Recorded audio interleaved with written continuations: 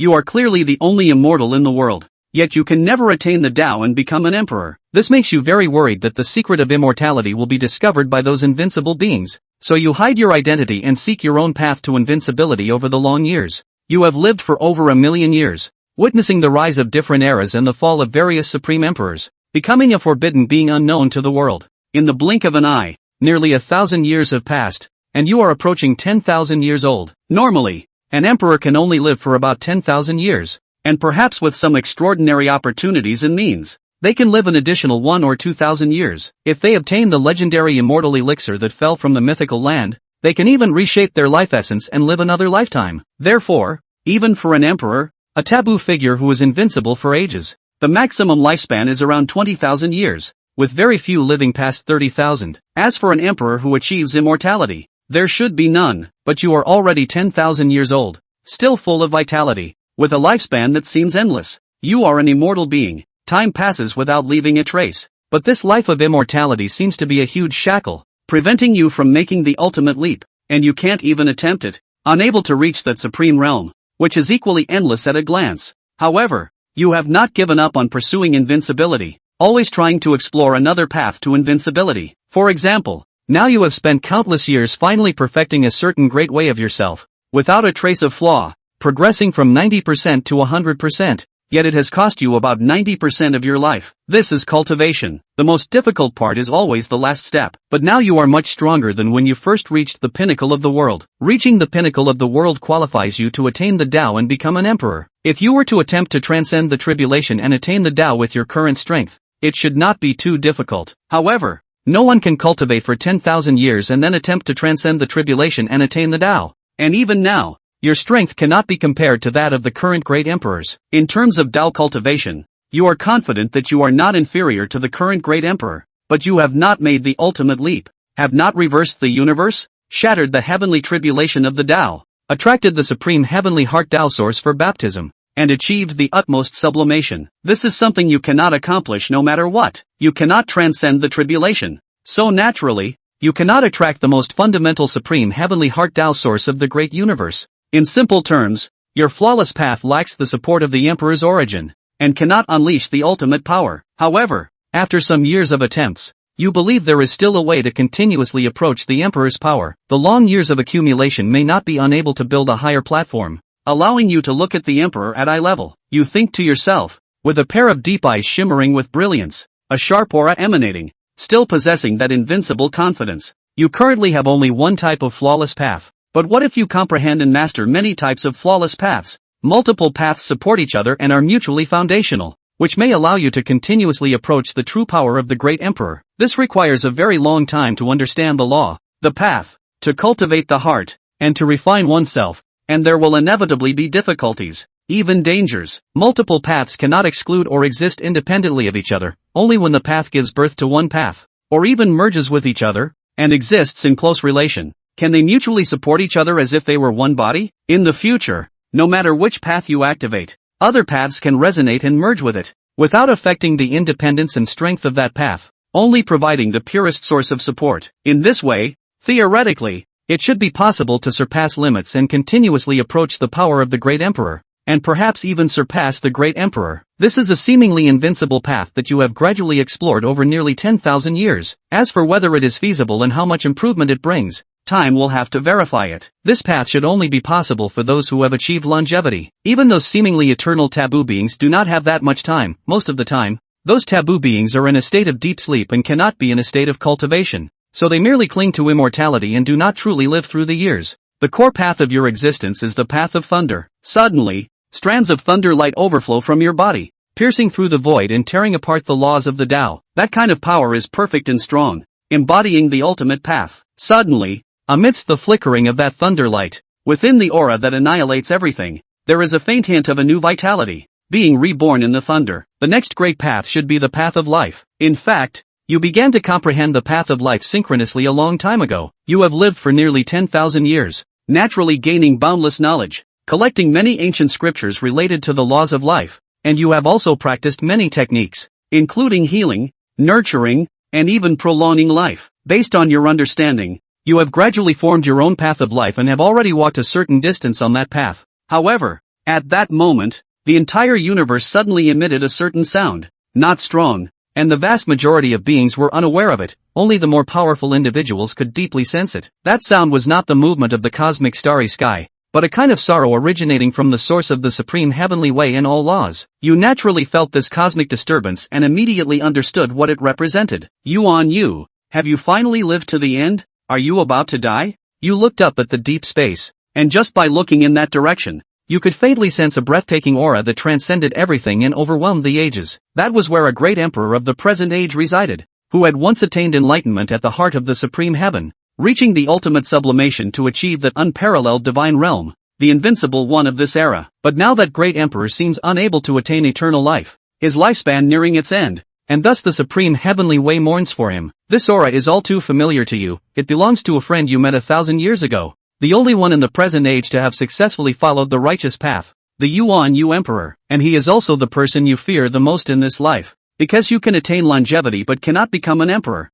cannot touch that unparalleled divine realm, and thus cannot be invincible. You will never be that person's match. What would happen if your secret to immortality were known by the invincible emperor of this world? You can't quite figure it out, so you hid away long ago. Fortunately, you naturally possess a passive ability that keeps your secrets hidden and your fate closed, which has a certain unsolvable quality just like your immortality. Coupled with some of your other methods, you have been hiding very well over the years. You often sigh, thinking this might be a joke from heaven. Once, a pair of good brothers who shared life and death, one became invincible but may not achieve immortality, while the other inexplicably became immortal but finds it hard to be invincible. Haven't you found a single immortal elixir? You feel a bit puzzled, although it is true that not all emperors throughout history have obtained the immortal elixir, and some have only lived one life before passing away. Most of the time, they can at least obtain one type of immortal elixir. Once the immortal elixir matures and is harvested, it does not perish and can grow again, which is why it is called immortal. Therefore, the number of immortal elixirs in this world theoretically does not change, and the difficulty of obtaining them remains constant. In recent years, you have read ancient texts and discovered a thought-provoking question. It seems that throughout history, those invincible beings could at most obtain one type of immortal elixir, and very few could obtain two or more. Although taking the immortal elixir a second time does not have the astonishing effect of reshaping one's life essence, it is still a supreme divine object, so having one more wouldn't hurt, right? It always feels like those immortal elixirs seem to avoid encountering the same emperor, and there may be some secrets you are unaware of in this. However, those immortal elixirs are inherently mysterious, and it is said that they fell from the land of myths, which is also regarded by the world as evidence of the real existence of that mythical land. In the depths of the primordial sacred land, in the creation ground, Yuan You was standing in front of a graveyard, looking at the more than 10 large tombs, and inevitably recalling some past events with a sense of nostalgia. But he was the great emperor. His mind was unblemished, and any emotions could no longer affect him. This is what is known as the great emperor's indifference. It is not that he lacks emotions, but rather that no emotion can shake his supreme state of mind. The more than 10 large tombs were all the comrades and close ones of Yuan You from his past. At this moment, Yuan You had white hair at his temples, and the marks of time could not be concealed on his dignified face. Even though his supreme body still possessed boundless power and could reach the heavens and the earth, it now exuded a sense of twilight. He was already very old, with little lifespan left, only a few hundred years remaining, but he had actually long obtained the elixir of immortality. He just was not in a hurry to use it. In this corner of creation, on a small puddle that emits a shimmering light and steams with misty clouds, grows a delicate purple lotus. The purple lotus is exquisite and enchanting, with petals as translucent as jade, radiating a purple sheen, each petal adorned with mysterious patterns that flow with extraordinary charm, giving a sense of complexity and vastness. All the petals are united, resembling a source of myriad paths, far from anything of the human world. This purple lotus is the legendary Tao origin lotus, which, according to mysterious ancient texts of unknown authenticity, floats out from the ocean that is the source of the Tao in the mythical land. Such myths are also standard for the supreme divine object that is the Tao origin lotus. Could there be fools deceived into coming out? At this moment, Yuan You gazed at the Tao origin lotus, contemplating how to make his near-death situation appear more realistic. He wanted to lure out those few great enemies who had been lurking and wanting to hunt him down during his weakest years. He understood better than anyone that beneath this seemingly clear world, there exist ancient supremes lurking in darkness, otherworldly demonic creatures, sources of great calamity, and undead beings, all of which are taboo beings that have strayed from the righteous path. That kind of darkness and filth made even this contemporary emperor feel immense pressure. In this life, Yuan You hadn't tussled with those forbidden beings. 6,000 years ago he had tracked down a forbidden being that had gone awry, and a great battle had broken out, ultimately destroying it. The last 2,000 years he had held down a demonic creature that had emerged from the demonic abyss and attempted to parasitize the supreme heavenly mind of the universe outside the domain. He stepped directly into the devil's abyss and turned it around, stifling some of the mischief at the beginning. Of course, there were places in the devil's abyss that he had trouble leveling, and if he really fought at all costs, there was a chance that he would end up in the same place. As a great emperor, Yuan Yu's divine might was overwhelming. He could sense some vague and cold malice from the darkness directed at him. There should be a forbidden being who had set his sights on him, but those forbidden beings had been hiding for an unknown number of years, and were hiding too well, based on some malice alone. It was also difficult for Yuan You to trace out its hiding place, for fear that he would not dare to show his face directly and hide it so well. Those forbidden beings were similar to Qin Feng. Forbidden beings, Qin Feng, will it be the same? Yuan Yu thought of Qin Feng for some reason. However, his great emperor intuition had always been sharp, and he was able to catch some obscure fluctuations in heavenly chances and karma, especially since he was originally a comrade in arms and good brother with Qin Feng in his youth, and had many karmic entanglements with each other long ago. His intuition was even more accurate, though that intuition doesn't reveal the truth,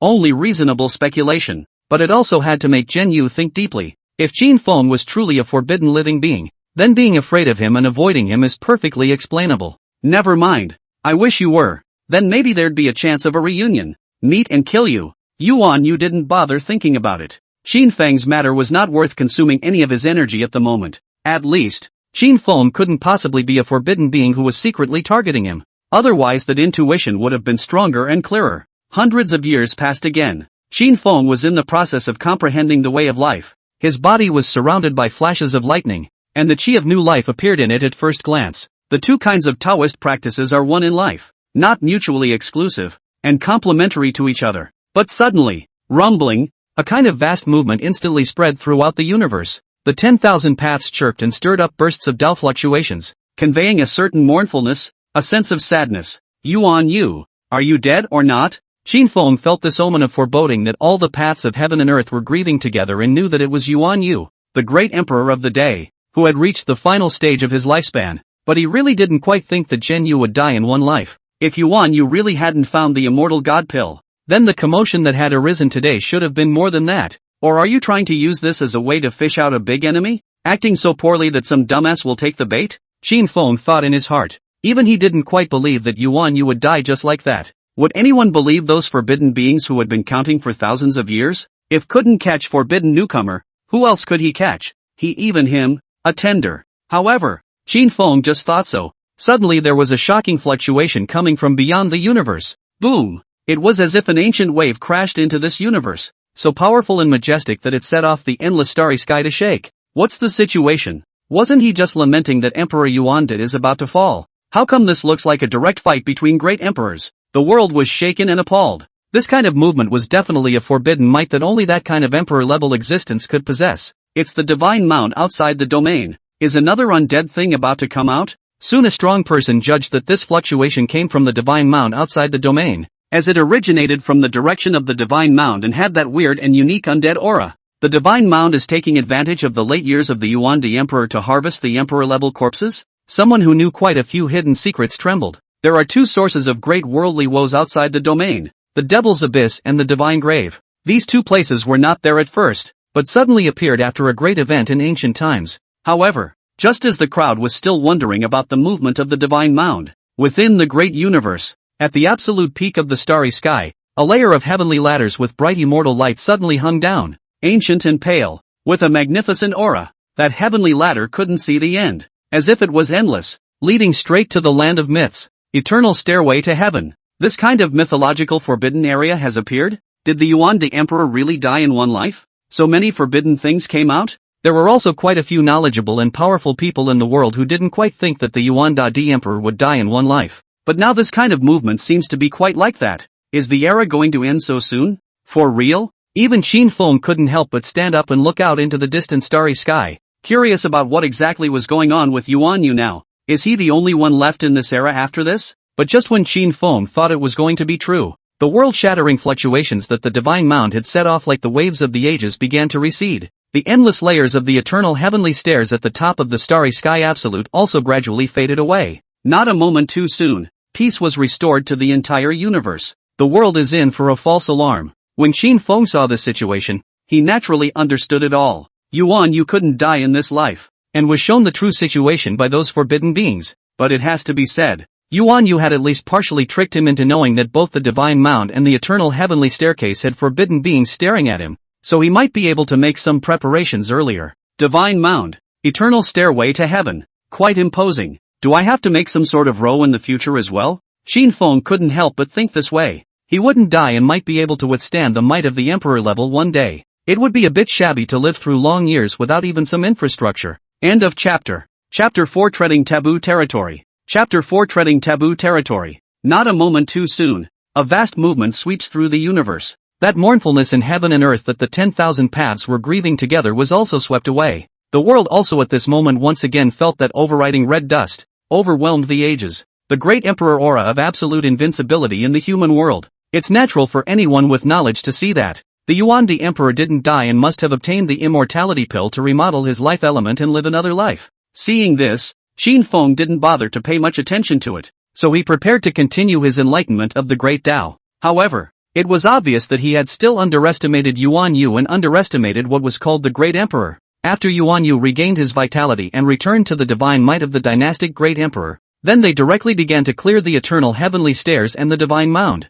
Both of these sources of great evil in mythological sanctuaries have made a great deal of noise. Yuan You naturally wouldn't be spoiled, and he guessed that the forbidden beings that had been secretly staring at him all these years to be malicious towards him were probably from those two places. Boom! Yuan You took a step onto the absolute top of the starry sky, his eyes blazing with might and piercing through the darkness, his world-defying aura permeating the entire universe and suppressing everything horizontally. He lifted his hand and then directly flung out the Yuan pole gun, and in an instant, the extreme and all-encompassing divine might erupted, overwhelming and overwhelming, as if it was going to tear apart the great universe. Boom! The Yuan extreme gun crushed a dark starry sky, directly forcing out that bright and splendid eternal heavenly staircase in the world's shocked gaze. Large swaths of the heavenly ladder steps were shattered, dissolving into light fragments that dissipated into deep space. Yuan You, on the other hand, directly stepped on the heavenly ladder, each step causing the universe to rumble and shake, and a large portion of the heavenly ladder steps to turn into pieces. Finally, Yuan You directly ascended to the top and did not enter the dark void at the end. Great Emperor Yuan. When the world witnessed such mythological and legendary worldly power, they were all shocked and invigorated. That kind of absolutely invincible power was what everyone in the world aspired to. In this red world, there's no place I'm afraid to go, no strong enemy I can't kill. So what if there are more forbidden beings living in the darkness, still scorned, feared, and avoided the emperor of the day, worthy of a great emperor? Qin Feng looked at Yuan You, that kind of supreme divine power, also for the small marveled a sentence, envy mostly, but not much jealousy. He naturally didn't have any grudges to speak of with Yuan You. Just for the moment, he and Yuan You were not on the same path. In the realm of the forbidden, the same path was a great enemy, and different paths were even more deadly. Subsequently, that dark void of deep space erupted with a terrifying movement that seemed to collapse the great universe. It was obviously Yuan Di who was in the middle of the battle. Not a moment too soon, a furious roar emanated from the absolute peak of deep space, interspersed with a kind of anger and unwillingness that seemed to have come from all ages and went straight into the heart, making people tremble, sweeping across the starry sky, as if there was a gigantic beast of all ages roaring at the earth. Finally, a humanoid being with an extremely terrifying and powerful aura crashed out from the deep void of the void, with that godless soldier Yuan pole gun still stuck in his body. The great Emperor Yuan De also stepped out with him, with several stones of hazy divine light suspended around his body, emitting a world-shattering forbidden might that caused forbidden beings to be alarmed and feel a strong and extremely dangerous aura. So your preparation for these 10,000 years was to refine that pile of rotten stones from the beginning into a forbidden divine object? Qin Feng couldn't help but glance at the pile of clutter behind himself. Among them were a dozen rotten rocks. It was found by him and Yuan You and another close friend at an ancient relic back then. The material was unique and seemed to have once undergone some kind of unique tempering, with a strange internal structure that could independently inscribe the Tao rules of heaven and earth and contain power, only to explode very easily and with great power. Yuan You had apparently refined that rotten stone into a forbidden bomb with even more exaggerated power. This is supposed to be Genyo's preparation for the great battle of his later years. Without this level of preparation, Yuan You probably wouldn't dare to easily wade into a mythological forbidden area like the eternal heavenly stairs. That forbidden being that was inserted out by the Yuan gun. Not too many surprises. In the end, he was naturally killed by Yuan You. Moreover, that forbidden being was also a peerless existence that had once succeeded in proving the way in this great universe. When he poured out everything he had to revisit his former realm, he was still absolutely invincible. It was just that in the end, the Emperor's body was rotten and his blood chi dried up, and his power was unsustainable, so the end could only be defeat. However, its final strike still crumbled the stars and the sky, exploring the terrifying might of everything, nearly sinking the great universe and causing even Yuan You to suffer a huge heavy blow. Qin Feng didn't have much interest in seeing this. Silently, he sat down and continued to enlighten the great Tao. Yuan You was a great emperor of the world. His power was endless, and the so-called suffering a heavy blow was not worth mentioning at all, far from being fatal. After such a great battle, Yuan You followed up by rushing out of the great universe and stepping onto the divine mound. A horrifying battle also erupted at the divine graveyard, and the commotion was transmitted into the great universe, triggering a great upheaval. Just how the battle went, no one knows. In the end, Yuan You returned to the great universe, and the world was unable to look directly at the great emperor, so naturally they were not clear about how his injuries were, and it was impossible to inquire about the outcome of the great emperor's battle. That's all. The universe is also gradually regaining its calm. In a flash, 8,000 years have passed. The Qin seal is 18,000 years old. He had already pushed the way of life to the extreme, only missing a few flaws, and spending more than 1,000 years would almost be enough to perfect it flawlessly. This way works. Qin Feng raised his hand and invoked a thunderbolt, then directly extinguished it. The power of thunder that blossomed in a flash, supported by the way of life as a pure Tao source. The power of the outburst directly climbed a notch beyond the limits of the past, horrifying beyond words. With that kind of terrifyingly forbidden aura, this one power, again, much more powerful than 8,000 years ago. It was almost considered a great realm beyond than when he first arrived at the world's supreme realm. Regardless of being in any era, except for the great emperors, he was confident that he could push everything across the board, and it was not too much to call him forbidden, or at least consider to have stepped into the forbidden realm with one foot. After all, this was a deep Tao precipitation of 18,000 years. Moreover, he was not that kind of mediocre talent, but originally possessed supreme talent. And his talent was not inferior to any invincible person in the ancient and modern times. It didn't happen overnight. Rather, it was the accumulation of long years and the continuous elevation of the steps under the feet that barely ventured into the forbidden realm. And in those 8,000 years, the Metature didn't miss a thing. Just by being sensed by Qin Feng, Yuan You had broken into 3 mythic forbidden zones, erupted into great battles, and captured forbidden beings in the depths of the starry sky. There was always a feeling that Yuan You was up to something. However, in the past 1 or 2,000 years, Yuan You has stopped, and it seems that he has not shown his imperial power in the world again. However, Qin Feng wouldn't pay too much attention to it, always immersing himself in his own cultivation. However, what Qin Feng never expected was, after hundreds of years, this era ended without warning, because the Yuan Daigong Emperor of the current generation faded away. Boom! There was a great commotion between the universe and the earth, the great Tao chirping, and all the laws unfolding, as if some kind of heaven and earth shackles were being opened. And that's the case. It generally means that the great emperor of the day no longer exists, no longer suppressing all paths in heaven and earth. The supreme yoke opens up, allowing the world to cross the threshold of the Tao, and new great emperors emerge. End of chapter. Chapter 5 The Great Emperor passes away. End of an era. Chapter 5 The Great Emperor passes away. End of an era. But really, even if someone now reached the world's top realm and was able to invoke the proof of the emperor's tribulation, they would still be very severely suppressed, making it extremely difficult to take that step. There was still a buffer period of quite a few years to go through, waiting for the complete release of all the paths of heaven and earth before one could properly cross the threshold of the Tao. Something's wrong. Qin Feng felt the opening of 10,000 shackles. That kind of commotion rippled throughout the universe, and there was a certain mournful undertone hidden between the chirping of the heavenly Tao. This situation, the vast majority of people in the world would think that it was the passing away of the great emperor of the day, and that all the worlds of heaven and earth mourned with him. Thus the visions shocked the world. But Qin Feng, as well as a handful of top-tier powerhouses in the world, still sensing something was wrong. At this moment, the fluctuation of mourning intent conveyed by that heaven and earth vision was not strong enough. More like some kind of sadness than a huge grief. It's like for an old mother. The difference in that kind of sadness between a missing child and a confirmed child's death is huge. Yuan You, have you also cut yourself and fallen into a forbidden being? Qin Feng's expression was solemn as he thought about this serious outcome. The forbidden beings that live in the darkness of the world. Most of them were invincible people who had succeeded in proving themselves in the great universe in the past. The invincible confused the supreme essence of the universe to quench the divine source, and conceal living beings so that their vitality will not dissipate, almost standing still for years. But this divine source could not seal the invincible one himself. Because they were invincible, their emperor level might could overwhelm everything, and a mere divine source couldn't seal their years that were also unrivaled. So, some people cut themselves, pay a great price to exit that godless realm, and then seal themselves in the divine source. The world believes that mythical places exist. Some of those forbidden beings also believed. They live in the world, waiting for the mythical land to appear, or simply wanting to verify whether the mythical land really exists.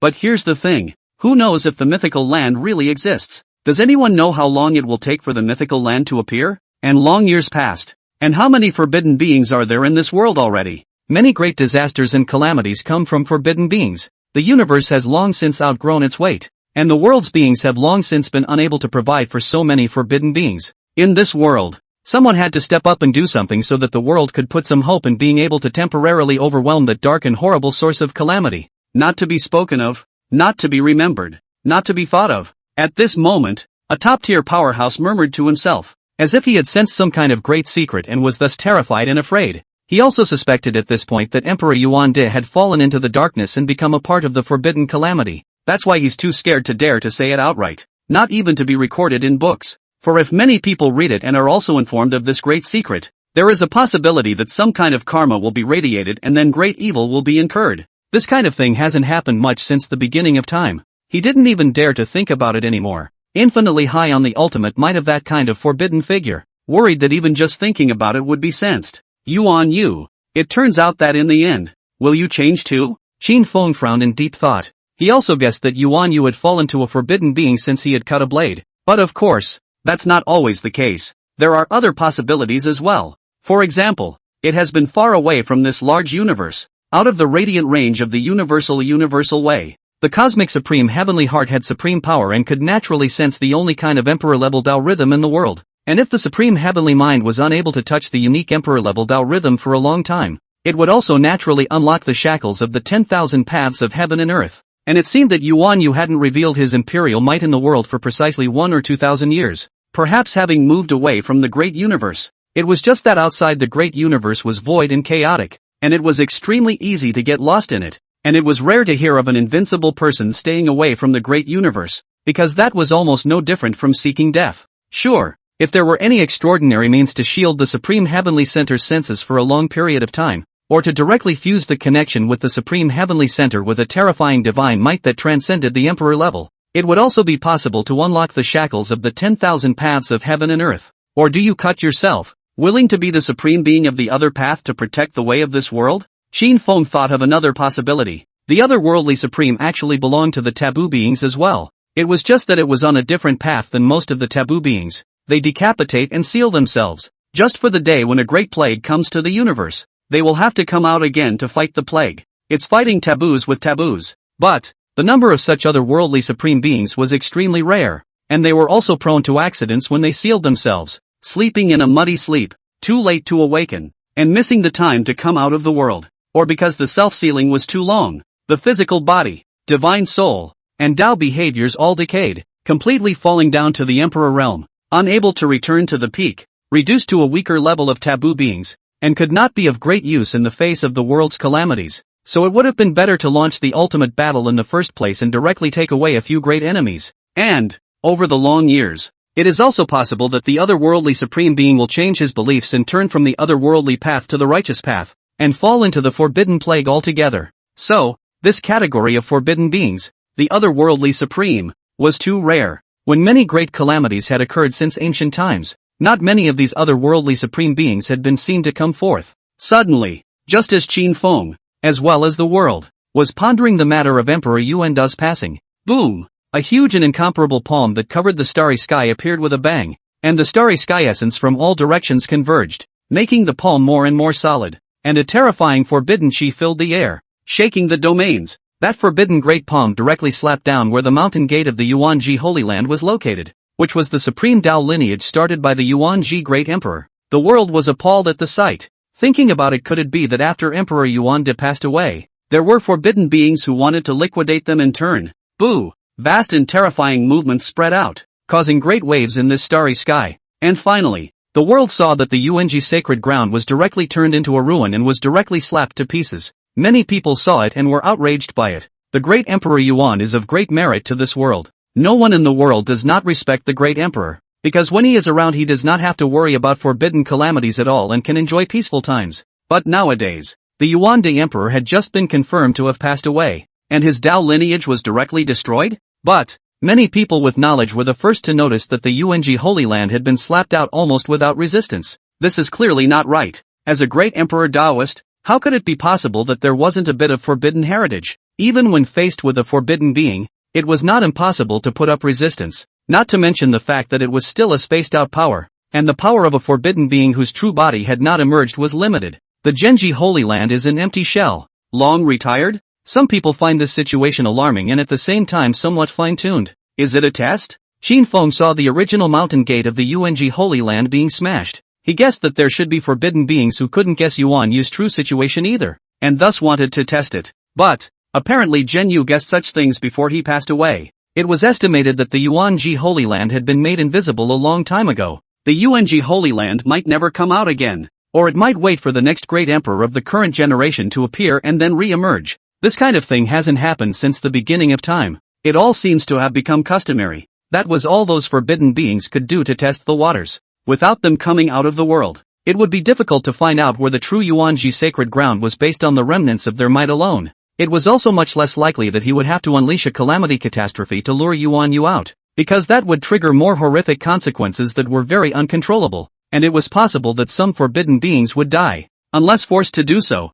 forbidden beings would easily not unleash the great calamity. Besides, they weren't sure of Yuan Yu's true situation, so aimlessly testing it would only be a waste of effort. What kind of choice did you really make? Or did you really just die? Qin Feng looked into deep space, and he was also unable to judge Yuan Yu's current true situation. But he couldn't care less about Yuan Yu. Both he and Zhen Yu had stepped out of their respective paths and had their own destinies. Just, from the looks of it, most likely scenario, it was possible that the two people who lived to the end of this era had both become forbidden beings, and at this time, the entire universe suddenly surged with some frightening, terrifying, forbidden fluctuations. It seemed to have lost the suppression of the great emperor of the day. There are forbidden beings that are beginning to be active in the world, and Qin Feng at this time also did not expect that he would be in the next directly and a taboo living soul to make a face. End of chapter. Chapter 6-3 Lives Divine Flower. Chapter 6-3 Lives Divine Flower. Phew! An inconspicuous stream of light suddenly passed in front of Qin Feng's eyes.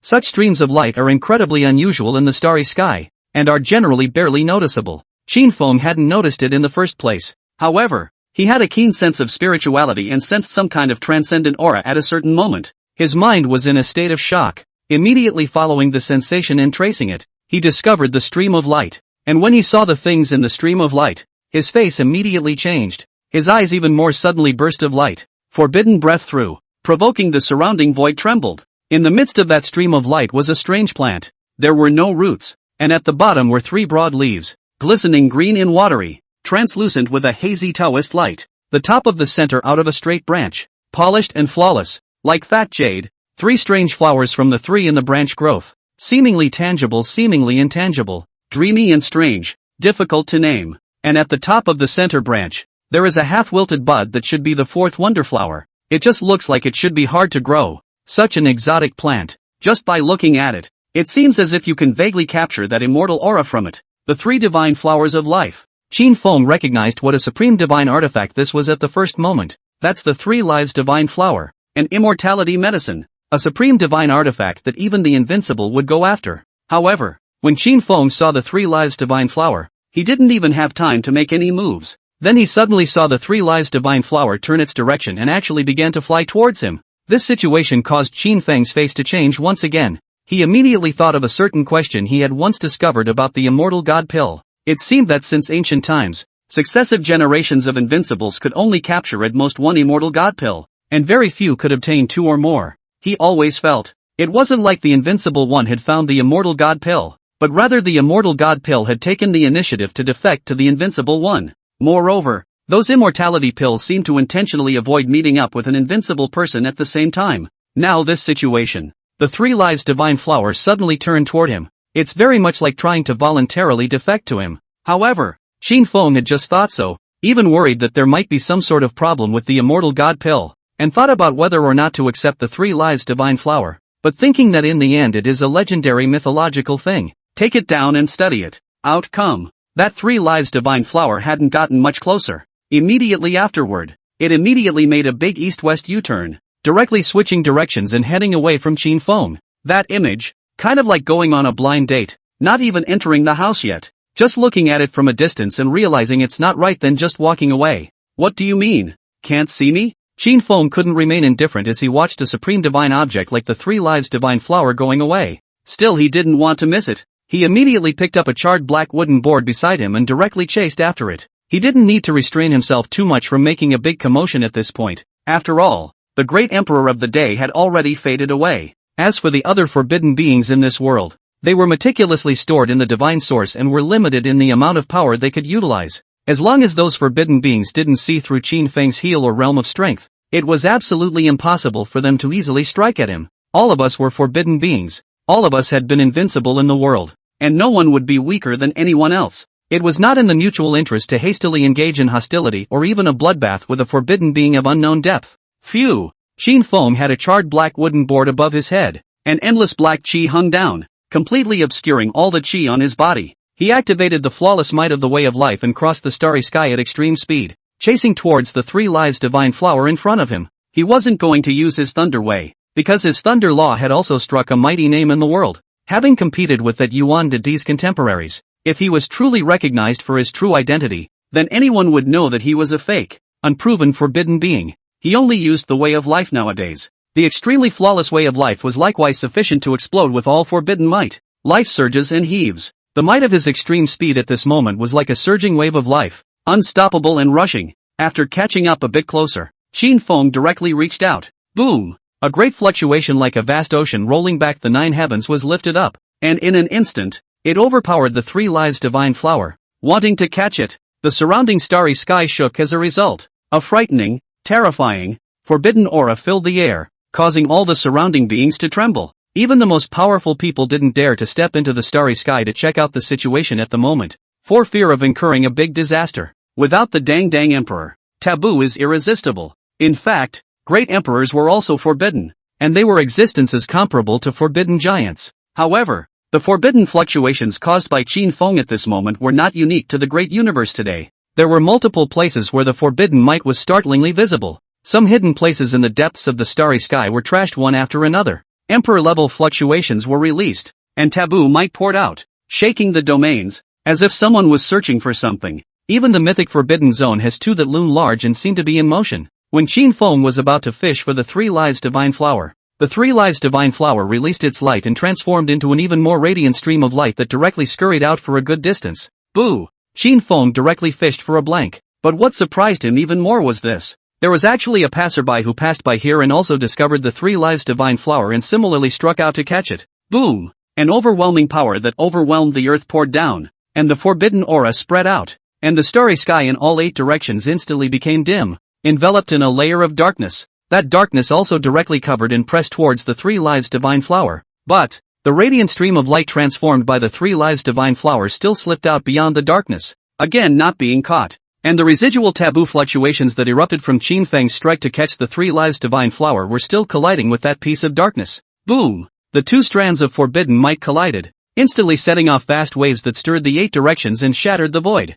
The terrifying commotion scared the living beings of this domain, as if there were really emperor-level figures going to war. Forbidden beings. Qin Feng looked at the darkness of the distant starry sky, and his complexion also turned grave and serious. Even the charred black wooden board overhead was getting darker and darker, with endless black gas hanging down, making it difficult for anyone to gain insight into the interior. The charred black board is a piece of lightning-struck wood, and it is from the lightning strike wood of the Ingu tea tree, which is a natural supreme treasure with overwhelming divine power. This reflecting ancient thunderwood was described as the most precious and powerful treasure that Qin Feng had obtained in his 18,000 years of life. Reflecting the ancient tea tree is not an undead cure, though, but it is also the supreme divine tree, and the tea leaves as well as the trunk can be harvested indefinitely, all of which are supreme divine objects. And what Qin Feng had gotten was still the trunk of the Yinggu tea tree that had withstood the blast down from the transcendental divine thunder, which was even more ancient and unparalleled. With his current ability, he couldn't even utilize the extreme power of the reflecting ancient thunderwood.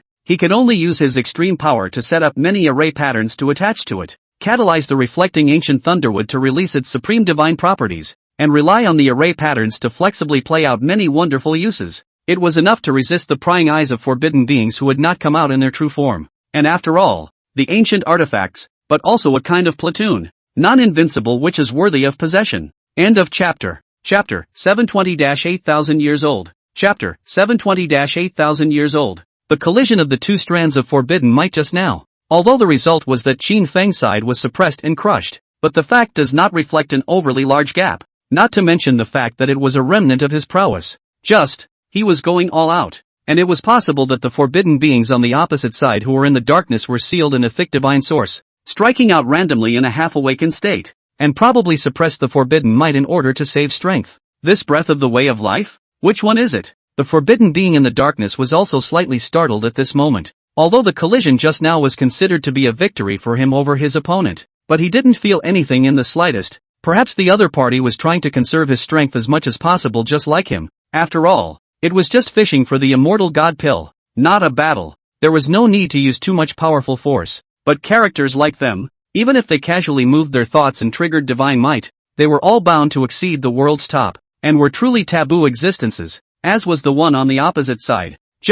He couldn't see through the other party, nor could he guess their identity. Not knowing the depth of the bottom, naturally the next will not be easy. The three lives divine flower that they wanted to catch also took the opportunity to run away in a puff of smoke. Unless they come out in their true form, to capture it with true emperor level divine might, otherwise it would probably be difficult to retrieve the trace of the three lives divine flower. Xian Huang clay coffin? Which ancient supreme being is this? At that moment, Qin Feng's gaze also passed through the darkness and saw the place where that forbidden being existed in the darkness. That turned out to be a party of earthen coffins piled up with Xian Huang clay, but the technique was rough and made it rather ugly. It was just that it was after all Xian Huang clay, with extraordinary divine powers. It was similar to his reflecting ancient thunderwood, which was also a supreme divine artifact that had many uses and could exert inexplicable might. In front of the basalt earth coffin were three equally crudely fabricated centaur figurines tugging and pulling. The coffin of the Xian Huang earth, pulled by men and horses, plus that dark way.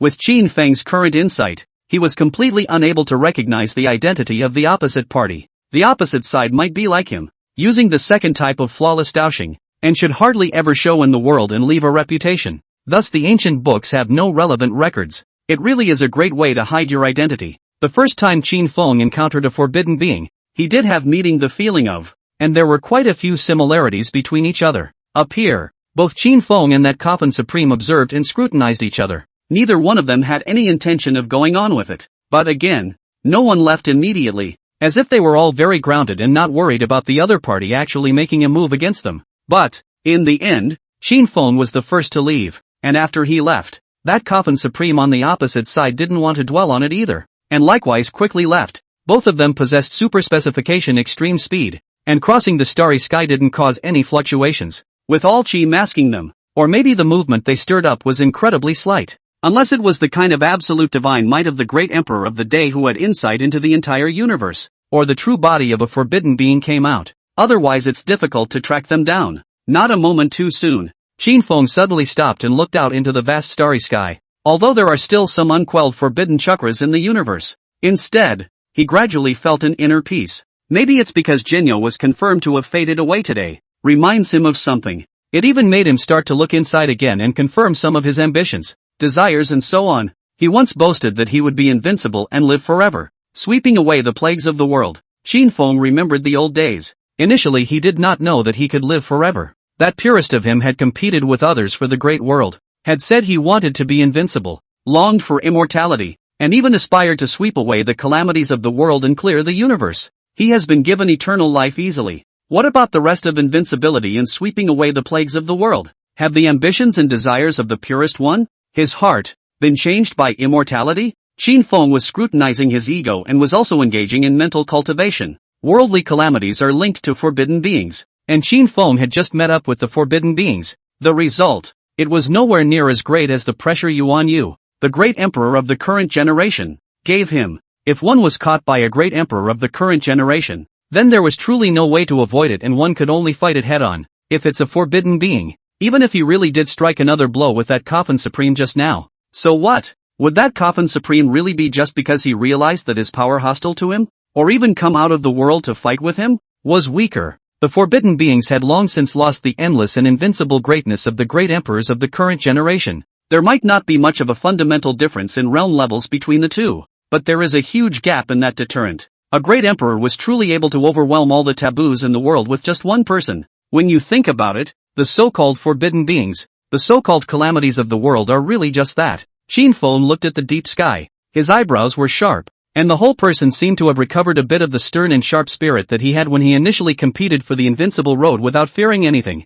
Unconscious, he was already fearless of those forbidden beings in his heart, and even dared to scorn them. Perhaps now he should rush out and slap one of those forbidden beings who were showing their prowess at the moment and see what happens again? But he was just thinking about it casually, remembering the youthful grandeur of the past and feeling something. In this moment, Qin Feng felt his mind becoming more and more flawless. Because his ambition has not actually changed, he is willing to follow through with the purest version of himself from the beginning. When you look at yourself and confirm your heart, the road ahead is naturally more stable. 4,000 years later, Qin sealed it for 22,000 years. The 3 lives divine flower reappeared. Still an unusual stream of light swept past the stars in front of him. And it's still the same script. That 3 lives divine flower suddenly turned toward him, followed quickly by a complete reversal of direction away from him. Qin Feng was puzzled when he saw this situation. He had once thought that the immortal god pill might have spiritual wisdom. After all, it was a supreme divine object. But now it seems more like some sort of unconscious instinct. How else could you do the same thing to him? At first glance I think he's okay and want to defect, only to realize at second glance that it's not, so then leave again. I'd like to see if you can show up a third time. Qin Feng didn't go out to chase and intercept the 3 lives divine flower this time, because he felt the results were still not catching up. And the fact that an immortal god pill like the 3 lives divine flower was useless to him. The only use would be to bring it back as a collector's item, as a kind of supreme divine object to study properly only. And he felt that the 3 lives divine flower would continue to come. Qin Feng at this time, both the way of thunder and the way of life had been extremely flawless. His third path is the path of silence. Thunder can destroy itself, and life eventually comes to an end. The way of silence could also be combined with thunder and life associations, and could be used as a source of Tao for each other. The Qin seal is 28,000 years old. 10,000 years had passed since the demise of Emperor Yuan. The shackles of heaven and earth and all paths had long since been completely released during these 10,000 years. Just, nowadays, the universe's fortunes are bleak, the celestial pride is withering away, and there are no worldly supreme beings who can even attempt to witness the Tao. And Qin Feng had already basically cultivated the way of silence to the utmost flawlessness. At this point in his life, the 3 main paths combine to support each other's Tao sources and push to a higher realm, out of the hand easily beyond the limits of the world. The divine might is vast, more than 10,000 years ago to a higher level, has been the first time to show that kind of horizontal pressure all the emperor level aura. 28,000 years of practice. Most invincible people throughout the ages have not been able to cultivate for this length of time. With Qin Feng's extreme battle power today, it should be enough to fight head-on against those forbidden beings that did not step out of the divine origin. Hiding under the reflecting ancient thunderwood, he walks the world. As long as he didn't run into a forbidden spirit that really attacked him viciously and forcefully, no one would be able to discover his true heel, and would basically assume that he was also a forbidden spirit. End of chapter. Chapter 8 Ancient Emperor Xianding. Chapter 8 Ancient Emperor Xianding. 1,000 years later, Qin Feng was implicated by a pair of siblings and was forced to blast a palm against a forbidden being. However, he didn't know yet that one of these siblings would succeed in the future in proving the Tao and become a great emperor of the world. That day, with their unique means, the 2 siblings broke into an ancient place of creation drifting in deep space. But they didn't know that this place was actually the depository of a certain forbidden being. And this forbidden being was falling into an ancient slumber. And it was almost difficult to wake him up if he wasn't attacked or erupted in a universe-destroying commotion. The vast majority of the time, the forbidden beings of the world were like that, deeply dormant and difficult to awaken, in order to seal in as much power and vitality as possible. So, after the pair of siblings stole a rare artifact, only then did it finally awaken that forbidden being in slumber. Subsequently, a heaven-shattering and earth-shattering forbidden divine might erupted, and terrifyingly majestic waves of berserkness were set off, provoking a large portion of the starry sky to undulate in turbulence. That kind of forbidden aura that overwhelmed everything poured down on the earth, leaving the world appalled. Those who know a little bit about the hidden secrets of the world are all horrified, knowing that it is a forbidden living being appearing in the world, and even worrying about the outbreak of a catastrophic catastrophe that will destroy all living beings and spirits. But this movement, it was actually a forbidden strike that erupted in anger after that forbidden being realized that his own divine artifact had been stolen. But that pair of siblings didn't have a bad chance. Their fortune was strong, and they had actually obtained a life-preserving emperor talisman that had been personally refined by a certain invincible emperor in the past. When they activated the imperial symbol, they disappeared in place in an instant. Under the wrapping of the emperor's talisman, they were about to cross dozens of star realms in almost an instant. But the terrifying strike that forbidden being had erupted at close range still shook that pair of siblings midway down. However, the siblings were sheltered by the emperor's talisman and did not receive overly serious injuries. Seeing this, that forbidden being had no intention of letting go, and then with a movement of his divine mind, the terrifying might instantly penetrated the starry sky and radiated into the distance, blasting out another palm across the distant distance. And in the star field where this palm blasted down, Qin Feng was unluckily looking at a piece of relics in some ancient land and participating in some kind of ancient Tao rhythm. Over his head, the piece of reflecting ancient thunderwood hung silently, 1,000 strands of black gas drooping down, covering all of its aura. But he was also instantly startled at this point. This Tao aura, it's the Xian Ding Ancient Emperor. Qin Feng captured a unique flawless Tao Qi from the astonishing might that was slapping down. The tripod is fixed in the void, and it is difficult for all laws to invade it. This kind of great Tao seemed to be possessed only by the Xian Ding Ancient Emperor since ancient times, unless there were even more ancient supreme beings or extraterrestrial beings that didn't exist in the ancient records that followed almost the exact same path of the Tao. Otherwise the moment is striking out. It should be the Xian Ding Ancient Emperor. Qin Feng was also the first to discover the culprit who had provoked the Xian Ding Ancient Emperor. It was a man and a woman, drenched in blood, but their qi was still vigorous, and their injuries were not considered too serious. Their bodies were shrouded in hazy light, similarly emitting a strong taboo aura, and even more so, a supreme great emperor aura. Obviously, that man and woman had emperor-level supreme treasures that resisted the Xian Ding Ancient Emperor's strike for them. Otherwise, under the Forbidden Realm are all ants. There is absolutely no one in the world who can resist, and they have long been slapped to pieces in an instant. And in the face of the Xian Ding Ancient Emperor's strike that fell at that moment, that man and woman actually had a second emperor-level supreme treasure and activated it in advance, evading several star fields in an instant. This time, they escaped in time from the terrifying range of might of that forbidden strike and quickly moved away, far enough to make it difficult for the Xian Ding Ancient Emperor to trace them with the might he could use at this time. The swiftness of that escape, even Qin Feng didn't seem to be able to make a move to stay. And in the face of the terrifying strike that the Xian Ding Ancient Emperor was blasting down, Qin Feng was able to dodge when he noticed it in the first place. But, and why is he avoiding it? Boom! Qin Feng directly raised his palm and pushed, and the starry sky in all directions immediately boomed. A vast and terrifying overwhelming might instantly erupted, and a forbidden aura filled the air, surging and rushing, crushing apart the void and collapsing the stars. Rumble! The two strands of forbidden might that overwhelmed the red dust and human world collided, triggering a great tremor in the starry sky, setting off layers and layers of world-shattering waves that traveled far and wide, as if there were supreme beings going to war, causing the living beings in the 8 directions of the starry sky to tremble in fear. The result of this forbidden collision was, Qin Feng did not appear weak. That strike from the Xian Ding Ancient Emperor was unable to suppress him, and he ended up being blocked. This way of life. Who is it? The Xian Ding Ancient Emperor also didn't expect that his slap across the distant stars would actually unintentionally force out another of his kind. It's not clear whether he can be said to be lucky or unlucky in this situation, because this universe is too big. Hundreds of starfields are still a drop in the ocean compared to the entire universe. All of them forbidden beings casually dodging around were less than a single water molecule in the ocean. The probability of such a blast being able to precisely cover the attack to a similar forbidden living being was minuscule, but it just happened. That life supreme should have been unintentionally awakened by him and had no choice but to strike back quickly. Just, with the long years that the Xian Ding Ancient Emperor had existed, with his insights, he still couldn't recognize who the one across from him actually was. But, the Xian Ding Ancient Emperor wasn't much surprised. Any taboo beings each had their own secrets. They were all difficult existences that weren't that easy to see through. And naturally he wasn't going to dwell on anything. He suppressed his anger at having just had his divine object stolen by 2 small thieves, and navigated his place of deposit to float into the depths of the starry sky, continuing to transform into a grain of water molecule in the ocean, hiding quietly. This big loss he could only endure for the time being. There was nothing he could do to find out the 2 little thieves without coming out of the world, and he didn't want to keep wasting his energy.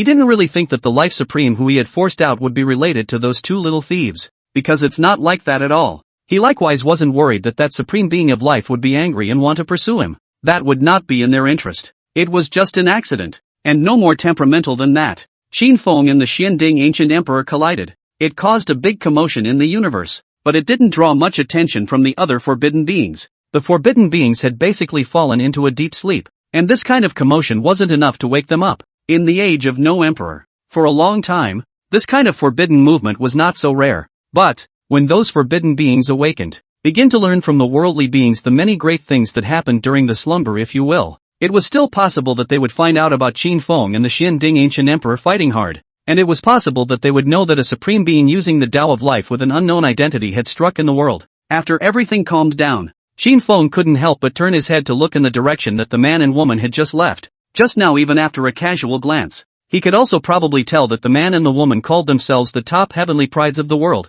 with that sharp and surging heavenly pride aura. And now that the universe's fortunes had completely turned back, there was a constant influx of celestial pride. So, Qin Feng estimated that a new Dangdang Emperor might appear soon, and once the great Emperor of the day appears, then he naturally had to be cautious once again, and could not easily divulge his own chi. Otherwise a great man of the moment catches him wildly. He couldn't have escaped if he wanted to. The same is true of other forbidden beings. But, at this time, Qin Feng also still didn't know. Soon after, that pair of siblings would also patronize his lair and steal the one peerless divine artifact that he had stored in his lair. End of chapter. Chapter 9 Hunters of Divine Objects. Chapter 9 Hunters of Divine Objects. Sister, did another forbidden figure just appear? After Lona Feng and his sister escaped to a safe place, there was still shock on their faces and they were slightly panting. Yes. Digging for a treasure actually unearthed an ancient supreme, and running halfway down the road to run into a second taboo existence. Lone Ezra's pretty face similarly carried a grave expression as he said,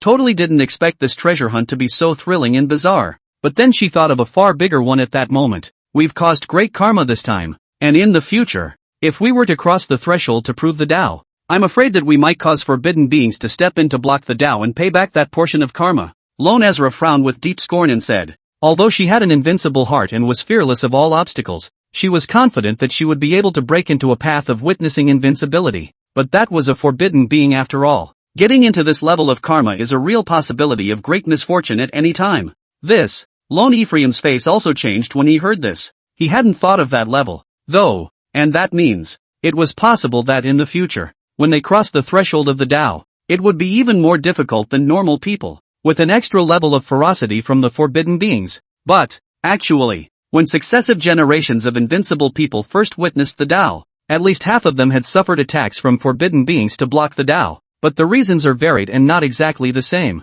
There might even be forbidden beings to protect the path of the witnesses and help them become emperors. The appearance of a great emperor of the day. It's actually not necessarily a bad thing for most forbidden beings. There are also many complex reasons for this. Things on the level of great emperors and forbidden beings transcended everything in the world, too terrifying and frightening to be resisted by the beings of the world, and no one could figure it out. Then do we still want to continue the treasure hunt? There's still a small section of the treasure hunting divine incense to be burned, so there's no guarantee that we'll still be able to find one or two divine objects. Even those invincible emperors of the past might not have been able to find so many divine objects until they died. Lona Feng was a little scared and scornful yet a little unable to hold back his greed, still wanting to continue searching for the divine artifact. After all, it was a divine object. Any kind of divine object has extraordinary power, a heavenly chance, a supreme creation. It was able to allow them to surpass their peers in this life, or even leave their peers behind, laughing at the top of the invincible road and leading this new era.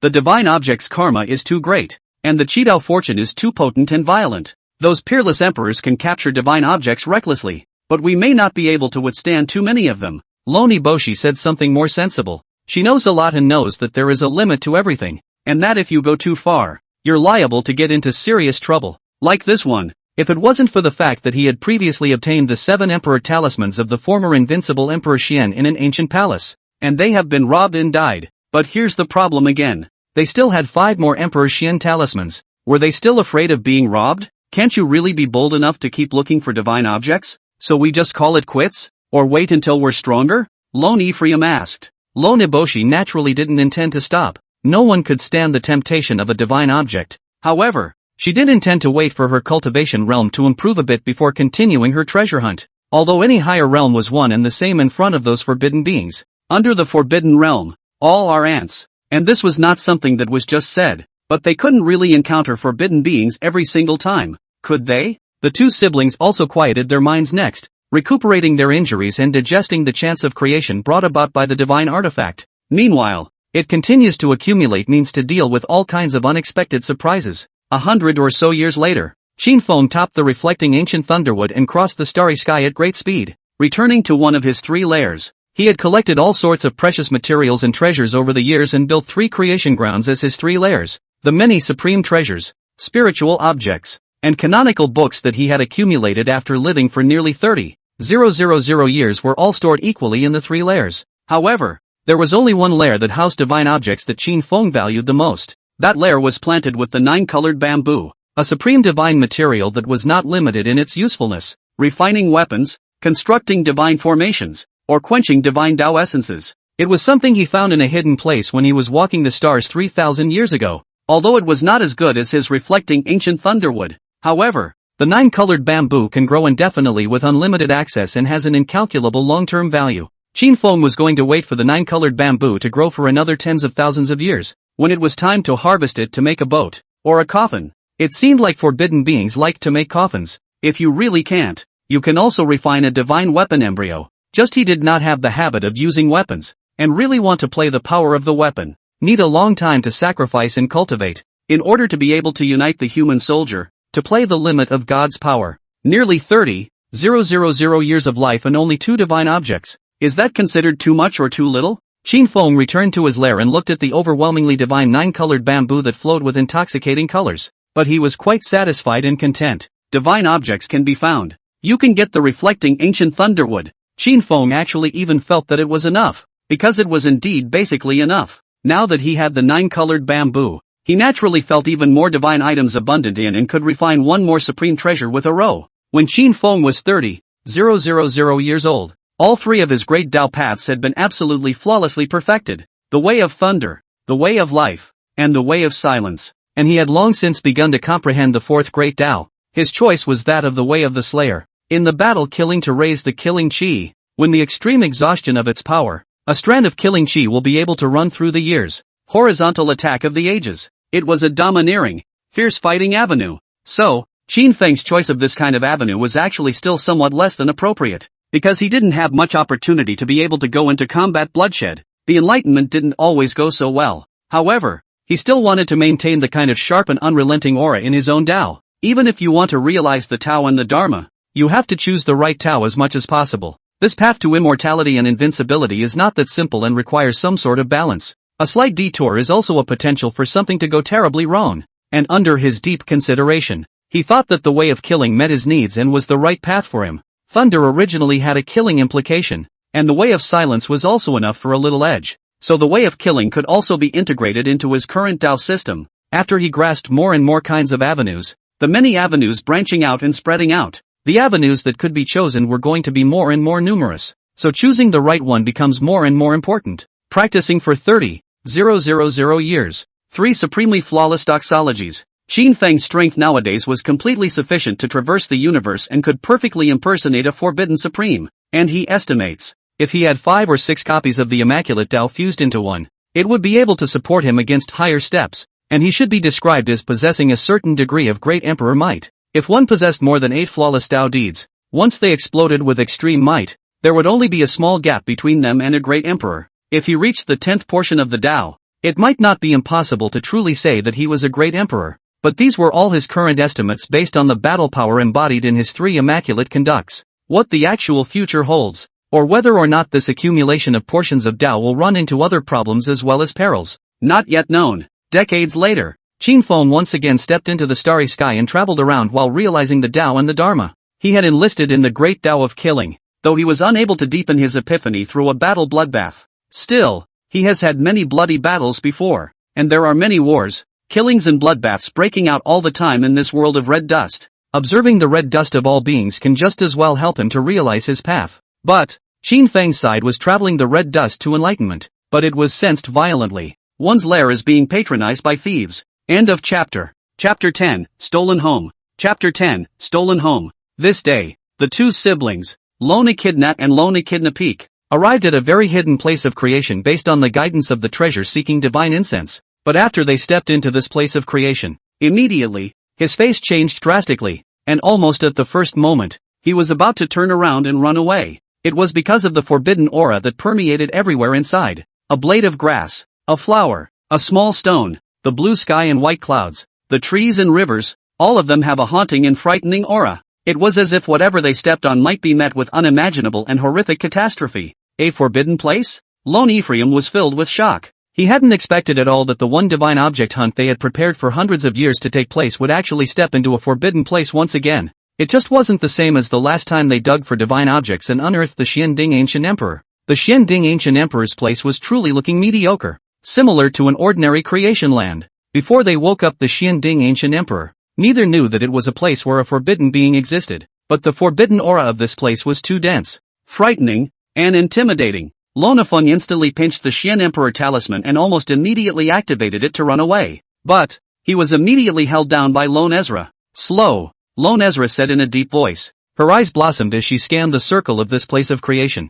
Moments later, she spoke. There may not be any forbidden beings here, or they may not have discovered us yet. It's not easy to light the treasure-seeking divine incense once, so we can't return without accomplishing anything. And the divine objects here may not be impossible to take. There was a sharp light in Lone Ezra's eyes. She was not afraid to take risks and still wanted to find the divine objects here. Since the treasure-seeking divine incense had guided them to this place, there must be a divine object here. And after escaping from the Xian Ding Ancient Emperor last time, she was then less afraid of the forbidden beings in her mind. As for invoking forbidden beings, he might need to repay the great karma in the future. It didn't matter to her anymore. She'd already messed with one anyway, and another one might not be as bad. Lone Ephraim didn't refute Lone Echo. Next, the two of them gradually penetrated deeper into this place of creation with their unique means, without triggering any of the forbidden arrangements here. They also grew a little more at ease. At least, there may not be any forbidden spirits in this place, or this forbidden spirit may be in a muddled slumber.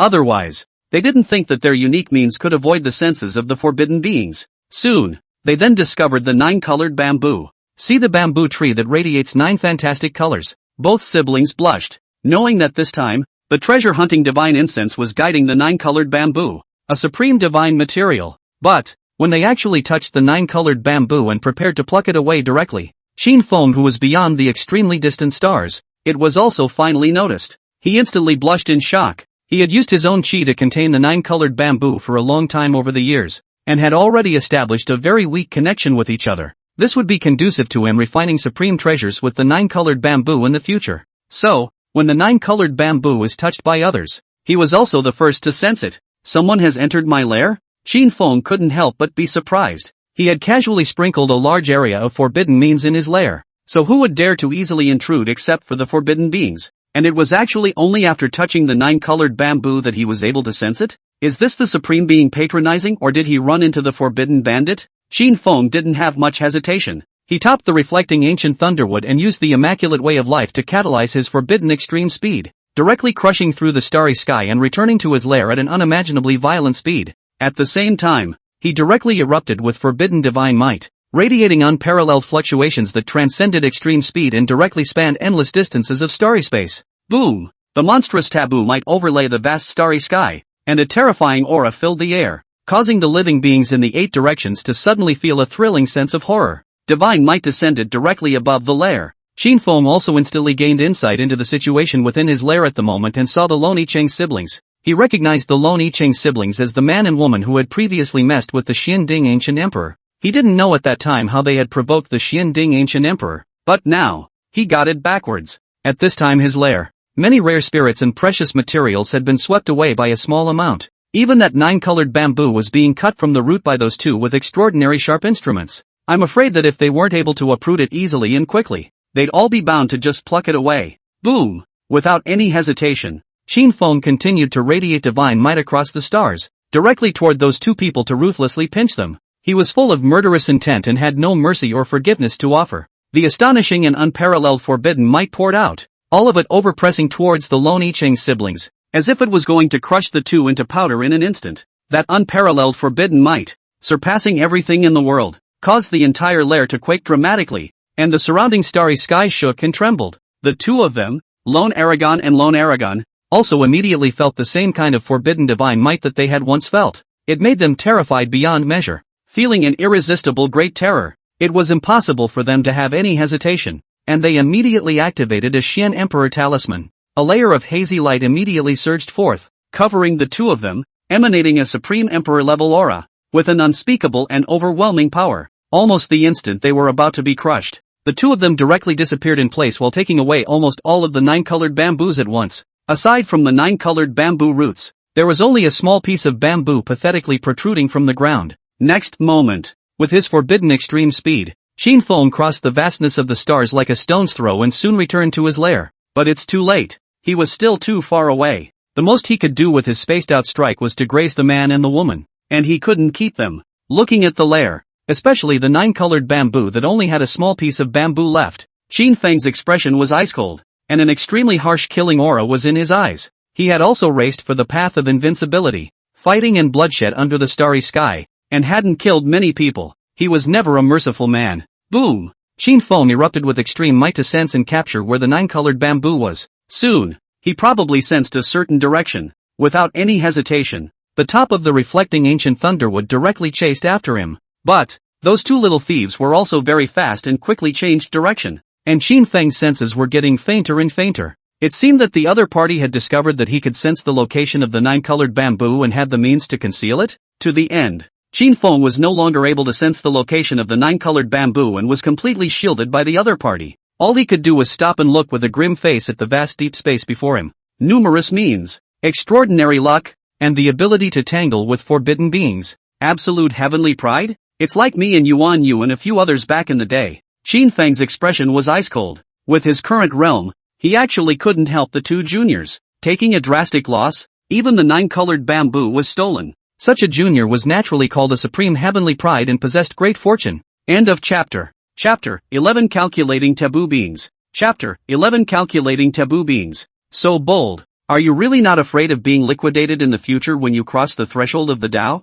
Qin Feng's eyes were deep, with a hidden cold light flickering, and a faint forbidden aura filled the air, pressing the surrounding starry sky to tremble lightly. Invoking taboos, stealing divine objects, gaining great opportunities and great creations. Whatever benefits one receives now, one is likely to be subjected to a great calamity in the future. There are positives and negatives and good and bad in everything. They obtained divine objects, and by virtue of supreme chance and creation, they could suppress their peers, walk at the forefront of the invincible path, and lead the prevalent world. But they may also repay this great karma in the future when they cross the threshold of the Tao. They may know that they may be liquidated in the future, but still dare to do so. It's like betting on your life to fight for the invincible road. If you become invincible and proud of the ancient world, if not, you will die. Qin Feng wouldn't just let it go. Even if those two really wanted to cross the threshold of the Tao in the future, they might even succeed. He will also still make them pay for this karma. This is what they messed with and are destined to suffer.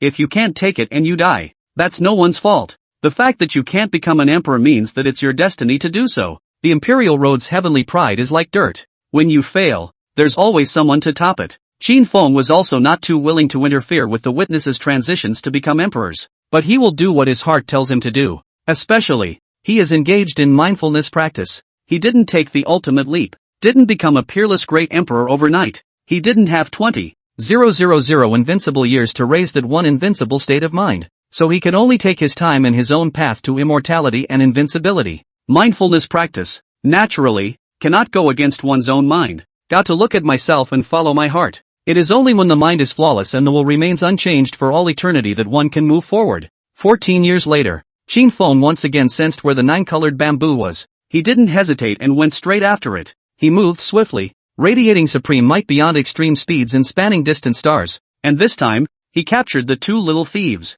But those two little thieves still had their emperor-level supreme treasures and escaped once again, and Qin Feng could sense that his chi on the 9 colored bamboo was much weaker. But he had been using his own chi to contain the 9 colored bamboo for a long time. It was his transcendent aura of 30,000 years of longevity, with a unique forbidden divine charm. Even though those two little thieves might have some extraordinary means, it was also difficult to wear out the aura belonging to him on the 9 colored bamboo for a short period of time. Somewhere deep in the starry sky, the siblings, Lone Ezra and Lone Ezra, hid deep inside some bleak planet with their bodies full of wounds. They had just escaped from the forbidden beings once more. This is the third time this has happened. The first 2 times had already made them famous in the world. It has caused the world to shun them, believing that great evil may befall them at any time. Sister, I'm sorry. I'm guilty of not controlling it for a moment and leaking the 9-colored bamboo's chi. But how is this 9-colored bamboo supreme different from the Xian Ding ancient emperor? And why is he still staring at us? Doesn't he continue to slumber?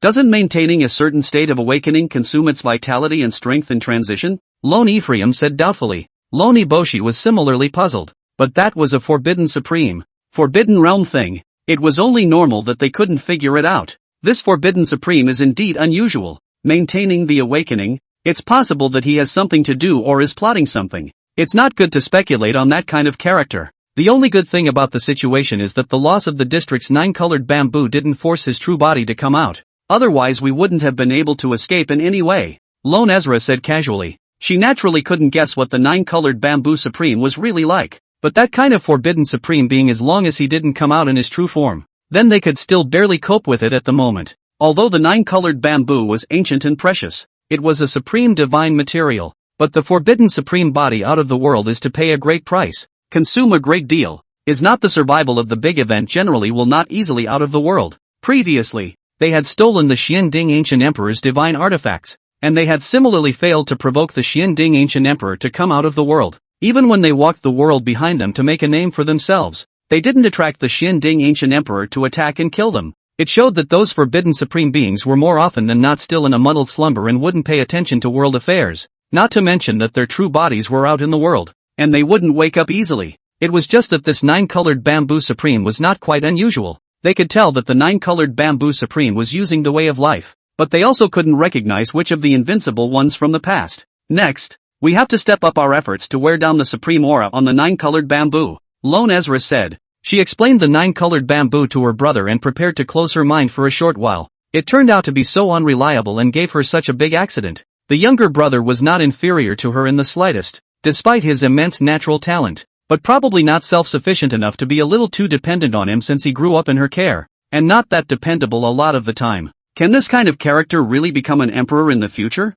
But now they had incurred a taboo and could not separate at will. If he wanted his brother to go out and become independent, I guess he would have to wait until one of them became an emperor, and then he wouldn't be afraid of the taboo. Or if she dies, then her brother is naturally independent. But, this time, Lone Ephraim, the younger brother, suddenly thought of something. He spoke. Sister, Song Huaxing told us earlier that he had discovered a forbidden being, and that he had come into close contact 3 times without awakening the other party. Do you think we can lure the 9-colored bamboo supreme into contact with that forbidden being? Is it possible for 2 forbidden beings to fight? Lone Feng's eyes revealed a brilliant light, and he said in a slightly revitalized manner. Lone Eboshi sniffed and frowned. It seems like that at first glance. But, this was counting on the forbidden beings. Wouldn't an existence of that level be able to be reckoned with by an inferior at will? It's a little too uninformed. Moreover, the forbidden being that Song Huaxing had spoken of didn't seem to have awakened. But there's no guarantee that there are any special circumstances that could be of great horror.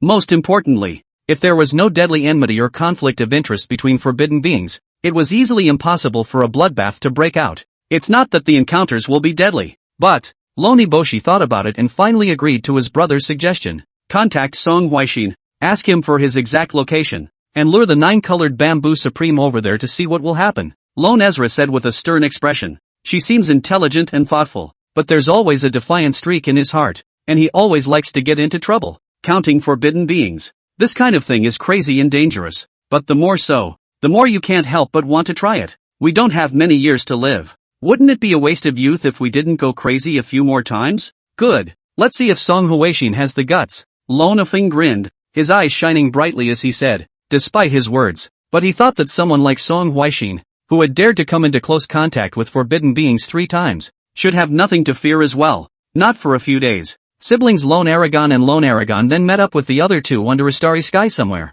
Those 2 were Song Huaxing and Zhong Wang, equally bold people who had also broken through forbidden places in Jedi, and come into contact with forbidden things. End of chapter. Chapter 12. A half-dressed man. Chapter 12. A half-dressed man. The 4 met, and after some exchanges, Lone Ezra and Lone Ezra's siblings were informed. The forbidden being that Song Huaxing had discovered was somewhere in the ruins of an unknown ancient battlefield. There was an area of blood-colored bane there that was very terrifying, reaching the level of forbidden might, and it was impossible for normal people to approach or go deeper. But Song Huaixin is not an ordinary man. He went in. After penetrating to a certain extent, a large chunk of divine source was vaguely visible, and a certain silhouette being was vaguely seen in it. But that's about it. He couldn't really get close to that divine source, because they're the blood-colored baleful aura of horror boundless, so strong that it is difficult to melt for ages. Even if it is the world's supreme person casually forced to break in only to be afraid of instantly dissolved, there is that kind of forbidden aura that overwhelms everything in the world.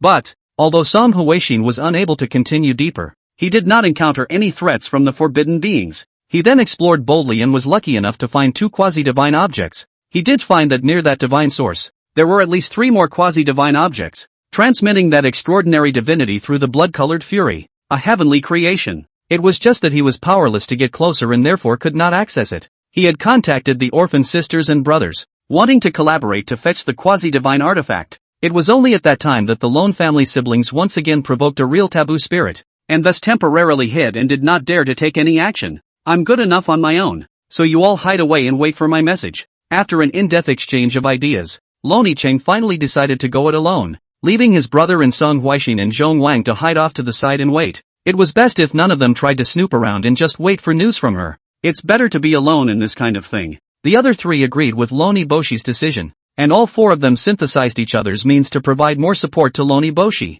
Since we are all going to cooperate, naturally we can't be too stingy and insincere. As for what they're going to do, it's to try and get 2 forbidden beings to meet and see what happens. They are not sure if doing so will be rewarding or even a bad one will be a big disaster, but they still wanted to take a chance on it. Let's see if it's possible to break through that blood-colored bane and obtain the many quasi-divine objects in the core area inside. Or simply figuring out the secret of that forbidden being inside the Scarlet Fury counted as a gain. Exploring the ancient secrets of forbidden beings is also a great joy in life, and with unusual methods they were completely unable to enter the core area of the Scarlet Bane, so you'll just have to try a little over-specification of the forbidden method. After making a decision, Lone Ezra had been preparing for another 3 years before he began to act. This day, she arrived at the ruins of the ancient battlefield that Song Huaixin had discovered. Upon seeing the scene here, she couldn't help but feel shocked with her current insight. This place is cohesive with the fury of the dead, and it will not dissipate for ages. The remaining corpses, weapons, and traces of battle were all too gruesome, and even though they were decayed and ancient, they still faintly transmitted a palpitating aura. She couldn't imagine what horrific bloodbaths had erupted here in some ancient age. It was as if an army of celestial soldiers and generals that had swept across the heavens of the universe in former years were conquering and waging war here. It was only possible that there might even be taboo beings who had died here. Lone Echidna quickly found that area of blood-colored bane and entered it directly. But, when he reached the core area, he felt the frightening might in it that could almost dissolve everything. It was just as difficult for her to keep going deeper, unless one was sheltered by a more powerful forbidden means, such as an emperor's soldier or an emperor-level supreme treasure or something like that. Lone Ezra did have the Xian Emperor talisman, but that was a specific life-preserving treasure, not for breaking in. The emperor soldiers in the world that were the world-suppressing objects of the major supreme Taoist systems, she can't afford to borrow it. But, she now had a supreme divine artifact, the 9-colored bamboo. Moreover, having been nourished by a certain forbidden being with its life essence, it didn't see how it could be too much worse than an emperor's soldier. I'd like to see what kind of special situation that forbidden being here is in, and I wonder what will happen if I lure that 9-colored bamboo supreme, Lone Eboshi thought in his heart, and a harsh, refined light flashed in his eyes. He and Song Huaixin and the others could tell that the forbidden beings in this blood-colored bane should not be quite normal. It may be in questionable condition and may be long dead. Of course it's also possible that nothing is wrong and it's simply just a muddy slumber. As for that 9-colored bamboo supreme, although it didn't look like an unusual taboo being either, it should be a genuine taboo supreme. I just don't know if I'll be able to get an insight into what's hidden here, and if that insight will lead to something big or something like that. Phew! Loni Cheng directly took out the 9-colored bamboo, temporarily waving it as a plank to disperse the rich blood-colored fury in front of him. The 9-colored bamboo had the marks of the Tao that she and her brother had inscribed on it, a way of cultivating the great Tao with the help of divine objects, and it was the result of their siblings' shared Tao, which could confirm each other and accelerate their progress. Lone Ezra urged the Tao marks on the 9-colored bamboo to resonate with it, and was able to slightly strengthen the 9-colored bamboo's ability to be that kind of divine object. Of course, it's not really strengthened much, nowadays. This 9-colored bamboo mainly relied on the might possessed by the divine object itself, as well as the forbidden living spirit chi remaining on it. there are 9 colored bamboo openings. Loni Boshi grabbed the time to quickly go deeper, as she was worried that 9 colored bamboo supreme would immediately kill her. And in fact, Qin Feng also did quickly sense the 9 colored bamboo. Only this one left him a little puzzled. It would be that careless to expose the 9 colored bamboo chi again after only 3 years? Accidentally or on purpose? But, although Qin Feng had this doubt, still, he moved at the first opportunity. Because he's not afraid of anything. The only ones who could pose a threat to him were those forbidden beings. And can 2 tiny mole crickets still invite a forbidden spirit? There is no possibility of cooperation when there is a huge gap in class identity. Even if they offered great benefits or supreme treasures, they would not be able to invite the forbidden beings and would only die faster. Griffins were equally ignorant and foolish if they wanted to try to induce grudges or outbreaks of conflict between forbidden beings. Qin Feng soon roughly locked onto the starry sky location of the 9 colored bamboo. Boom! He crossed the starry sky at extreme speed and radiated supreme might. His forbidden aura filled the air, and in an instant, he descended into divine might over that piece of starry sky. Then, the forbidden might swept through a side of the starry sky. He soon gained some insight. An ancient battlefield, a petty thief, a divine source, and a half-dead man? Qin Feng looked at everything there. He could tell that ancient battlefield ruin had once erupted in an overwhelming battle. It was probably possible that someone had once conscripted almost all of the top powerhouses of an era to go to war here in years past, to conquer and destroy some terrifying being or some forbidden force or something like that. Since ancient times, this kind of war, which is launched by pouring out the power of an era, is not really a rare occurrence. However, it would normally only be found in the kind of era where heavenly pride was everywhere and the strongest people were like a sea of stars in the golden age of prosperity. End of chapter. Chapter 13, The Wayfarer. Chapter 13, The Wayfarer. Qin Feng was likewise the first to see the female petty thief. His hand was still holding his 9-colored bamboo as a forbidden means to defend against the ancient fury chi in the very core area of that ancient battlefield. Rumble. The entire ancient battlefield shook under the unparalleled pouring pressure of the forbidden divine might. Many wrecks and weapons were also completely turned into dust under this forbidden pressure. Loni Cheng was also trembling in her heart and soul at the moment, able to feel the great terror that could annihilate her invisibly with a single thought. She also cupped an Emperor Xian talisman in her hand. However, she didn't flee immediately, but held the 9-colored bamboo in her hand steadily. Even, she dared to raise her head directly, looking in the direction of the source of this forbidden divine might. Her eyes were sharp, and then she smiled disdainfully, as if it was a provocation, especially when she realized that 9-colored bamboo supreme didn't immediately attack her. That provocation was even stronger. It was already even contemptuous of the other party. Contemptuous of a forbidden figure that might once have been invincible in the world. Have to say, young people nowadays do have fat guts and will not know the heights of the sky from the depths of the earth. Loni Boshi was actually waiting for the 9-colored bamboo supreme to launch an attack. It was because she wanted to try and see if she could awaken the forbidden beings in this ancient battlefield with the attacks of a forbidden supreme being. Wake up or not, that movement shouldn't even be small. Something big might happen. Perhaps it will reveal the true state of this ancient battlefield today.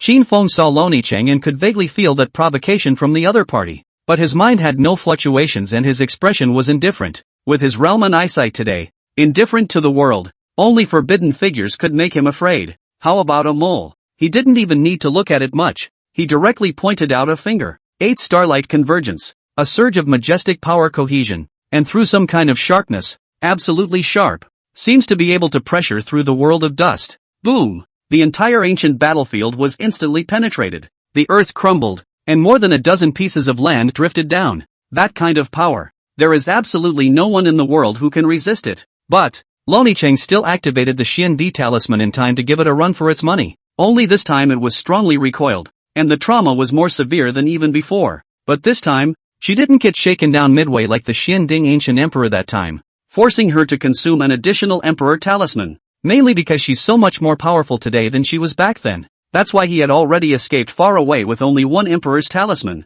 When Qin Feng saw this, he was no longer surprised. That kind of emperor talisman was originally meant for the descendant celestial pride to use to escape in the face of a forbidden being. It wasn't easy to trace with the power he had today. In the blink of an eye, Qin Feng had already crossed the endless stars and arrived at this place on top of the reflecting ancient thunderwood. At this point in his life, also curious about the half-dead man on the ancient battlefield. In the ruins of the ancient battlefield, the blood-colored baleful aura that was so intense that it would not be melted for ages had collapsed with a bang. And that kind of forbidden level of might gradually dissipated. The divine source of the piece in the very core area was also shattered by the impact. If that forbidden being within the divine source still possessed power, should have woken up and struck back long ago, but didn't. But that forbidden being finally awakened and inspired the last few moments of his power, barely maintaining his body from directly decaying into dust. Qin Feng also descended onto the ancient battlefield. He looked to the forbidden being and quickly gained insight into the general condition of this forbidden being. It was a man with withered white hair and an upright body. His face looked young and heroic, but his body was permeated with an aura of decay as if it were a dead thing. Phew! The winds of the ancient battlefield hunted, blowing over the man and constantly scraping away the dust, making his armor as well as his body gradually incomplete. A different wayfarer? Qin Feng looked at the man, indifferently transmitting some sort of forbidden fluctuation, expressing, in his opinion, the man across from him could be considered a forbidden being, but perhaps it didn't quite count, because he was not an emperor who had once proven invincible in a certain life. It was just a peerless powerhouse who was infinitely close to succeeding in witnessing the Tao, or partially succeeding. If there is a great emperor in the world, the rest of the world will not be able to succeed in proving the Tao and will be suppressed, and it is possible that they will die if they forcefully break through the emperor's tribulation. However, there were always people who were so overwhelmingly extraordinary that even with the suppression of the great emperors of the day, they broke through even more terrifying heavenly tribulations and were eventually recognized by the Supreme Heavenly Mind, receiving a small portion of the baptism of the Supreme Tao Source. Such people are generally known as alternative pathfinders. Although it was still far inferior to a great emperor, it possessed some of the might of the emperor level, and it was fully described as a forbidden being. For example, the man in front of Qin Feng, who was about to completely decay into dust, should be an alternative way of becoming a Taoist. Alternative achievers would generally be in the same era as a great emperor, so that man should have been sealed down with a divine source by a great emperor who was his contemporary. 900,000 years have passed. The man was feeling the world, and with the remnants of his prowess, he was still quick to calculate how much time had passed since he had been sealed. It seems that I was completely muddled, failed to wake up, missed the great calamity, completely decayed, and am already useless. The man murmured to himself, informed of his own situation. He had a complex look of bewilderment, as well as remembrance and regret. But, when he looked at Qin Feng, he saw the piece of reflecting ancient thunderwood and guessed that it was a forbidden being.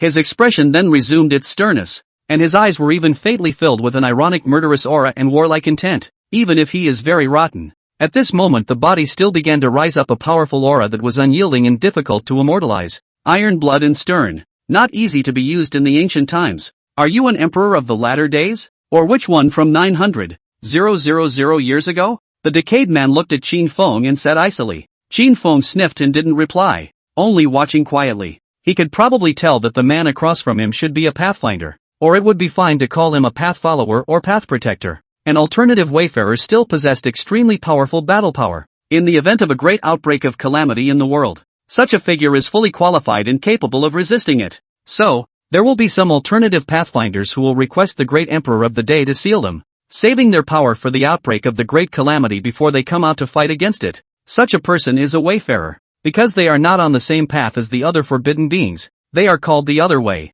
But it's obvious. The man in front of him probably already had more serious problems of his own before being sealed, so he was completely muddled during the sealing process and had no way to awaken on his own. Long years passed, and all of his divine source essence was exhausted, his vitality collapsing. Even without today's events, the man would die completely in the muddle for a century or two at the most, never to awaken. Taboo is a plague. I have one last sword. When the man saw that Qin Feng did not respond in any way, he was not annoyed, and his expression remained cold, while the remaining might on his body gradually coalesced between his fingers. A sharpness of the sword Tao that was permeated with a corrupted and ancient aura was then revealed. Although weak, there was an overwhelming sharpness, and even an ineffable imperial aura, as if it had also been unrivaled in the world. Qin Feng witnessed, still speechless, still silently watching. He had no ill feelings toward the wayfarers, and was even willing to pay homage to their kind, provided that he wouldn't provoke him, a forbidden being who had never done anything bad, for no reason.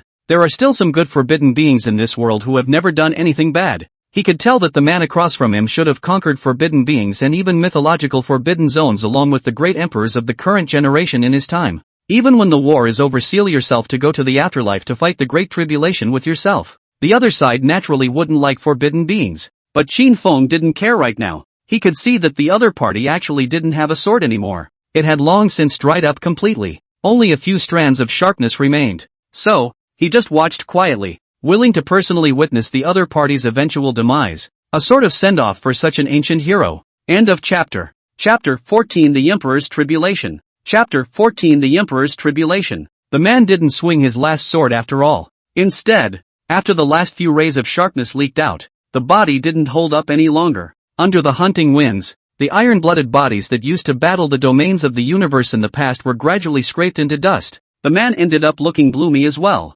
shaking his head with a sigh, still feeling unwilling and regretful. In the end, he was still unwilling to have witnessed the Tao and become an emperor, and did not really leave a brilliant mark in the historical years. Even if one becomes a wayfarer in the end, he or she will just rot to death without having exhausted the last of his or her strength. But when he was in the same era as a great emperor, the end might be predetermined. Even if he was sealed until he emerged in the later era, it would be equally absolutely difficult for him to witness the Tao and become an emperor again, because he has already lost on the path of proof. There will be no more opportunities, and in the dusty years, it will not be as sharp as before. Can cut down the ancient and modern. It should be a supreme figure from the era of the final Dust Emperor, probably that Fong Jing. Qin Feng watched the man completely dissipate. He thought back to the ancient times in the past, and the probability was that this man should be a Fong Jing from the same era as the final Dust Emperor. Although Fong Jing had not certified to become an emperor, he was still able to leave a few points of prestige in the history books all the same, because he was indeed too powerful. Even the final Dust Emperor was willing to regard him as a peer. The terminal Dust Emperor was even a terrifying emperor who was extremely powerful and invincible when looking at the past and present, for he had conquered the world's forbidden worlds and sunk a mythical forbidden zone. That mythical forbidden area was the Bronze Ancient Ship, which was originally a forbidden Jedi that had existed since ancient times, which could make the great emperors of the current generation shy away, but had not appeared in the world since then. But that's all nearly 1,000,000 years old. Many of the ancient books that have survived to the present day are blurred in content. There was no one who knew what the final outcome of an emperor giant like the final Dust Emperor, who was rumored to have possibly lived out his long life, would be, but the odds should be just as dead. Qin Feng briefly recalled that terrifying era that was once extremely glorious and seemed to be all about sweeping away the world's taboos. Then he left as well, collecting a few rare spirits and precious materials in his hand. Although they were still far inferior to the 9-colored bamboo, they were not so useless to him. The great universe has existed eternally for an unknown number of epochs. That one bright era since the beginning of time has been buried. Countless great figures, and even invincible people, their brilliant and wonderful life left in the end may be only a few lines of bland to the extreme text records. Only by digging up some real traces of the past in this world is it possible to see how brutal and horrible that era of yesteryear really was. But so what? Time moves on, and some things will eventually be completely buried, and some ancient histories and hidden secrets will completely dissipate without ever being uncovered again. Qin Feng continued to envision his slaying avenue. For those two little thieves who stole his 9-colored bamboo, he doesn't waste time actively tracking down or keeping a constant eye on the world about them. Such things were not worth bothering him with, nor could they disturb his mind. But if he still sensed something, or was passive enough to let him know where the two little thieves were, he also didn't mind stepping in to end the karma. It's like two ants crawling into the ground. He didn't want to waste his energy plowing through the ground in pursuit, but if the ants came out of the ground for him to see, he didn't mind stepping on them indifferently. With his current state of mind cultivation, idle things didn't really matter at all. Even if a supreme divine material was lost, he could also still maintain a perfect state of mind to enter the cultivation state. The other side. After Lone Ezra managed to escape, she hid for a few more years before carefully coming out and entering the stars to join her brother, Song Huaixin, and Zhang Wang. The four of them sent one person as a pioneer to explore the ruins of that ancient battlefield. After confirming that there was no longer any still active forbidden might there, they then all carefully stepped onto the ruins of the ancient battlefield and began searching for various treasures. This ancient battlefield had been shattered, the Scarlet Bane had collapsed, and there were no more forbidden things that could threaten them. They all gained tremendously. There are no sacred objects here though. However, there were many rare spirits that were hard to find in the world and were of great use to them. It would allow them to accelerate their progress, surpassing the others in the race on the path of invincibility and gaining the opportunity to be the first to witness the Tao and cross the threshold. The only thing they haven't figured out, it was the forbidden being that was originally on the ancient battlefield. What the hell was going on? But they guessed that it shouldn't be a normal forbidden being, and it was even possible that it had indeed died. They've been successful with this collaboration as well. Although once again, he had provoked the 9-colored bamboo supreme and used the other party to break through the blood-colored bane in the ruins of the ancient battlefield. But they were hugely rewarding and definitely worth it. And in fact, the four of them, Lone Eboshi, Song Huixin, and Zhang Wang. Indeed, he had already walked at the forefront of this era, and he had already left behind the other absolute heavenly prides by a small step. With their natural talent, they didn't necessarily have to be stronger than the other Jedi Celestials. If they were to steadily cultivate, there was still a greater chance that they would fall on the path of invincibility and be reduced to the company of the ages. But now, their crazy adventures put them above the rest. They could take the lead in spelling out that opportunity to witness invincibility. In a flash, 600 years have passed. Siblings Lone Echo and Lone Efan, plus Song Huixin and Zhang Wang. This group of four had all cultivated to the ultimate realm of the world, only missing the final ultimate leap to witness the Tao and become an emperor. And cultivate to this day. They had all accumulated incomparably deep, and their powerful auras were somewhat suppressed, leaking out recklessly, infinitely close to forbidden might, as if they were about to break through the realm and become emperors at any moment. But the four of them are just as much competition for each other. And among them, the Lone Sisters are actually a bit further ahead. They all want to be the first to witness the way. However, none of them will also attempt to witness easily, and will have to be more fully prepared to guard against accidents. And finally, siblings Lone Aragon and Lone Aragon were the first to start transmuting to witness the Tao. They invoked the proof of the Emperor's tribulation at the same time. On this road to invincibility, even affectionate siblings aren't about to back down from each other and fight for success or failure all the same. This era, at last the witnesses have appeared, and two at the same time. Rumble. Two vast and boundless thunderseas pressed down on the starry sky. Endless thunder flashes, illuminating through the deep sky, and the aura of destruction of all things swept through the entire universe. That was the proof of the Emperor's tribulation, the final barrier that blocked the ultimate leap of the world's supreme figures. Once it breaks through, it is a step to the very top, invincible in the world, with divine might that can overwhelm the ages. After the Lone Sisters began to invoke the Emperor's tribulation, Zhang Wang followed suit, similarly directly invoking the Emperor's tribulation in an attempt to witness the Tao. Knowing how powerful the Lone Sisters were, he was worried that they might actually take that step, and wasn't willing to gamble that they would fail. So he also witnessed directly and also had to fight for the last time. But this was not some impulsive behavior on his part. He had also been well prepared for a long time and was confident enough that he could break through the Emperor's tribulation. End of chapter. Chapter 15 The Tragedy of the Testimony. Chapter 15 The Tragedy of the Testimony. One time, the three Emperors' tribulation thunder seas boiled and churned, and a divine thunderbolt split the starry sky, tearing through the heavens, and the great universe trembled. Three witnesses appeared at the same time, and the world was shocked. That might mean, today it would be possible for a new great emperor to emerge, opening up a whole new era of splendor. Lone Aracle and Lone Feng siblings saw that Zhong Wang was also following them directly to cross the threshold of the Tao. They weren't too surprised, but Song Huixin actually didn't follow them directly, which was a bit surprising to them. Song Huixin was also definitely a powerful witness, not even the slightest bit weaker than the Lone family siblings. Rumble. The three great godless tribulations blasted down, shaking the starry sky of the various domains and shaking the world. Lone Aragon and Zhong Wang were unrivaled in their valor, going against the Qian and shattering one extinction divine thunder after another. They, too, soon suffered heavy injuries and were bruised all over. However, the aura of the body does not weaken in the slightest, always shocking, surging forward, the kind of potential to prove the sharpness of the road as if to run through the ages. The world felt it and was shocked by it, thinking to himself, perhaps this is the true supreme pride of the heavens, a character who is qualified to create splendor in this era. But, such a vast proof of the Emperor's tribulation shook the universe. Even though almost all of the forbidden beings were dormant for the ages, some of them were still awakened. Is that you guys? After all, you've come this far. So, it's time to return. The first to be startled was naturally Qin Feng, a forbidden being who had never fallen asleep. He looked out into the deep sky and watched the transiting figures of the Lone family's siblings, recognizing that it was the little thief who had stolen his 9-colored bamboo, a supreme divine object like the 9-colored bamboo, giving that siblings great benefits that could propel them to gradually surpass their peers and get ahead on the path to invincibility. But where there is gain, there should be loss. That 9-colored bamboo is in the end Qin Feng's thing. Not so good to take, some price still have to bear. Boom! Qin Feng directly slapped out 2 palms. In an instant, the vast forbidden divine might poured down. The void roared,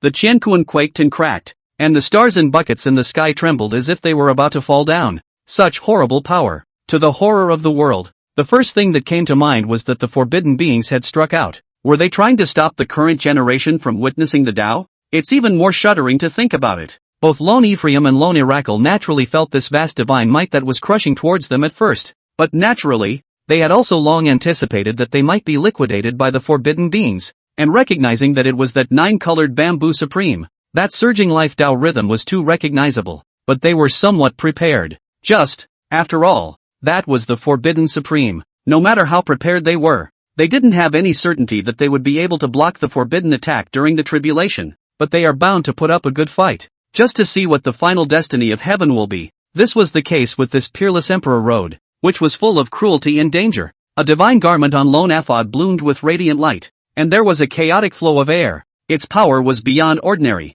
It was his hybrid stone suit, refined from a supreme divine object like the mixed Yuan stone. It was currently only an artifact embryo, but it already possessed super specialized divine capabilities. And this mixed elemental stone was exactly what he and his sister had dug out from the Xin Ding ancient emperor's place of existence. Lone Feng blasted out with a fist, and his body's hybrid stone clothes stirred, causing him to become more and more divinely powerful, shaking out monstrous ripples and stirring up the starry sky. But, rumble, Emperor Tribulation Divine Thunder, Taboo Attack. The two major killing tribulations came at him at the same time. Lone Ephraim couldn't resist them all in the end. His left shoulder was pierced by a divine thunderbolt, and blood and flesh flew everywhere, and his body was barely able to stabilize itself, almost falling down. Immediately after that, the palm of the 9-colored bamboo supreme was also overwhelming, directly shocking him back, his entire body shaking violently, blood splattering, and he was subjected to an unimaginably heavy blow. If it wasn't for the Emperor's Tribulation Thunder Sea weakening quite a bit of the Forbidden Supreme's attacking power for him, he would have had trouble continuing to hold on. On the other side of the room, Lone Eboshi was just as hard to top. She held a large ruler of 9-colored bamboo, its brilliant luster shining and spewing an extraordinary haze, similarly superb in divine might that could push across the world. But she was just as unable to resist the might of a true forbidden supreme being, and there was still a qualitative gap between them. But, the two siblings' accumulation was too deep, and releasing their own underpinnings, their injuries instantly recovered most of the way. A momentum is still sharp, seems to kill through the invincible road in one fell swoop. But soon, two more forbidden beings struck out. It was the same to prevent the orphan sisters and brothers from attaining the Tao, but that was all karma that they already owed. Boom! Boom! Two strands of forbidden divine might erupted in the depths of the two starry skies, and the monstrous divine might instantly spanned across the distant starry skies, carrying the terrifying power of destroying everything in the world as it pressed towards Lone Ephraim and Lone Icheng. Ancient Emperor Xian Ding, Luan Tianzuan.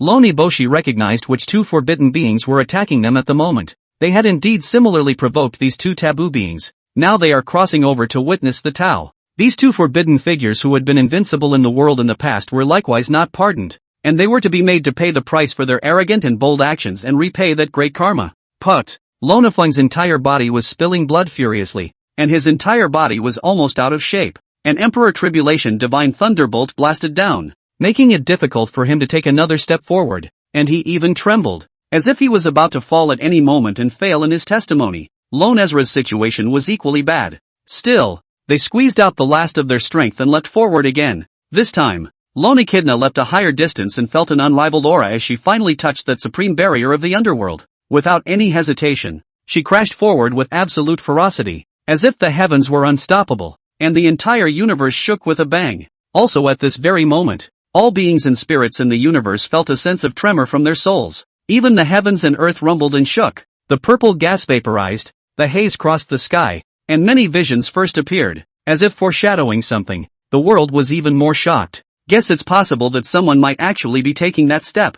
People were exhilarated. Were they going to witness the birth of a new emperor and the dawn of a whole new era? But, Lone Ezra was almost on the verge of complete success. Lone Ephraim, the younger brother, however, was also a complete failure. Though he fought tooth and nail to get to the next level, he ended up with nothing to show for it. Finally, Lone Ephod fell from the top of the starry sky. A terrifying divine thunderbolt drowned him, completely piercing him through and through. Even the hybrid stone clothes on his body were blown to pieces, turning into dozens of fragments of streams of light that scattered into the starry sky. Lone Ephraim, dead. Just like that, he died in the midst of the testimony crossing. When the world saw this scene, they also sighed with regret. This is called the first witnessing tragedy of the world. Lone Ephraim was indeed very powerful now, a worldly supreme figure, but he was actually attacked and killed by three forbidden beings. Even though he had ended up at the edge of that layer of supreme barriers, he still hadn't been able to ascend to it in a single step. In the end, he died. End of chapter. Chapter 1647,000 years old. Already a forbidden enemy. Chapter 1647,000 years old. Already a forbidden enemy. Brother! Seeing his brother's death, a blazing mighty light erupted in Lone Oracle's eyes. His anger was like fire, and his murderous aura boiled over. She had actually long considered the various tragic outcomes of today's testimony. It's just that when it does happen, there's still no one who's really okay with it. And, even if she has taken the most crucial step, as long as one could go one step further, one might be able to usher in the baptism of the Tao source of the Supreme Heavenly Mind, sublimating in the extreme and becoming a great emperor of the world, invincible throughout the ages. But she was also staggering at the moment, on the verge of her limit. A terrifying and monstrous emperor tribulation divine thunder rumbled, as if it just wouldn't allow her to easily take a step to ascend to the top, to make her fall and turn into thunder dregs. And at this time, boom! In the depths of the starry sky, the forbidden might erupted once again, crushing through the endless starry sky and instantly slapping towards Loni Cheng, to shake her down completely and not allow her to take the final step. Lone Ezra sensed this forbidden might and also vaguely felt despair. It was already absolutely difficult for her to resist another forbidden attack. That forbidden being had timed it correctly, and without wasting power. Just this one blow would be enough to slap her down. However, accidents happen again. Song Huaishan finally stepped forward. He also saw the right moment and blocked in front of Loni Cheng in time. He looked actually still torn and not determined enough. On this invincible imperial road, he shouldn't have to do that because he's on the road too, and he should have his own invincible heart too. Yet he couldn't help but step forward. A certain emotion in his heart, coupled with the sinister figure that was about to die a horrible death under the Emperor's tribulation now, let that purest instinctive mind in the midst of his entanglement make the decision for him. He was no longer some invincible heavenly pride. This moment became stupid. Pust. Song Huaishan erupted everything in himself and hardened himself against the forbidden supreme strike on behalf of Lone Oracle, his entire body nearly shattering and splattering blood and flesh. But even so,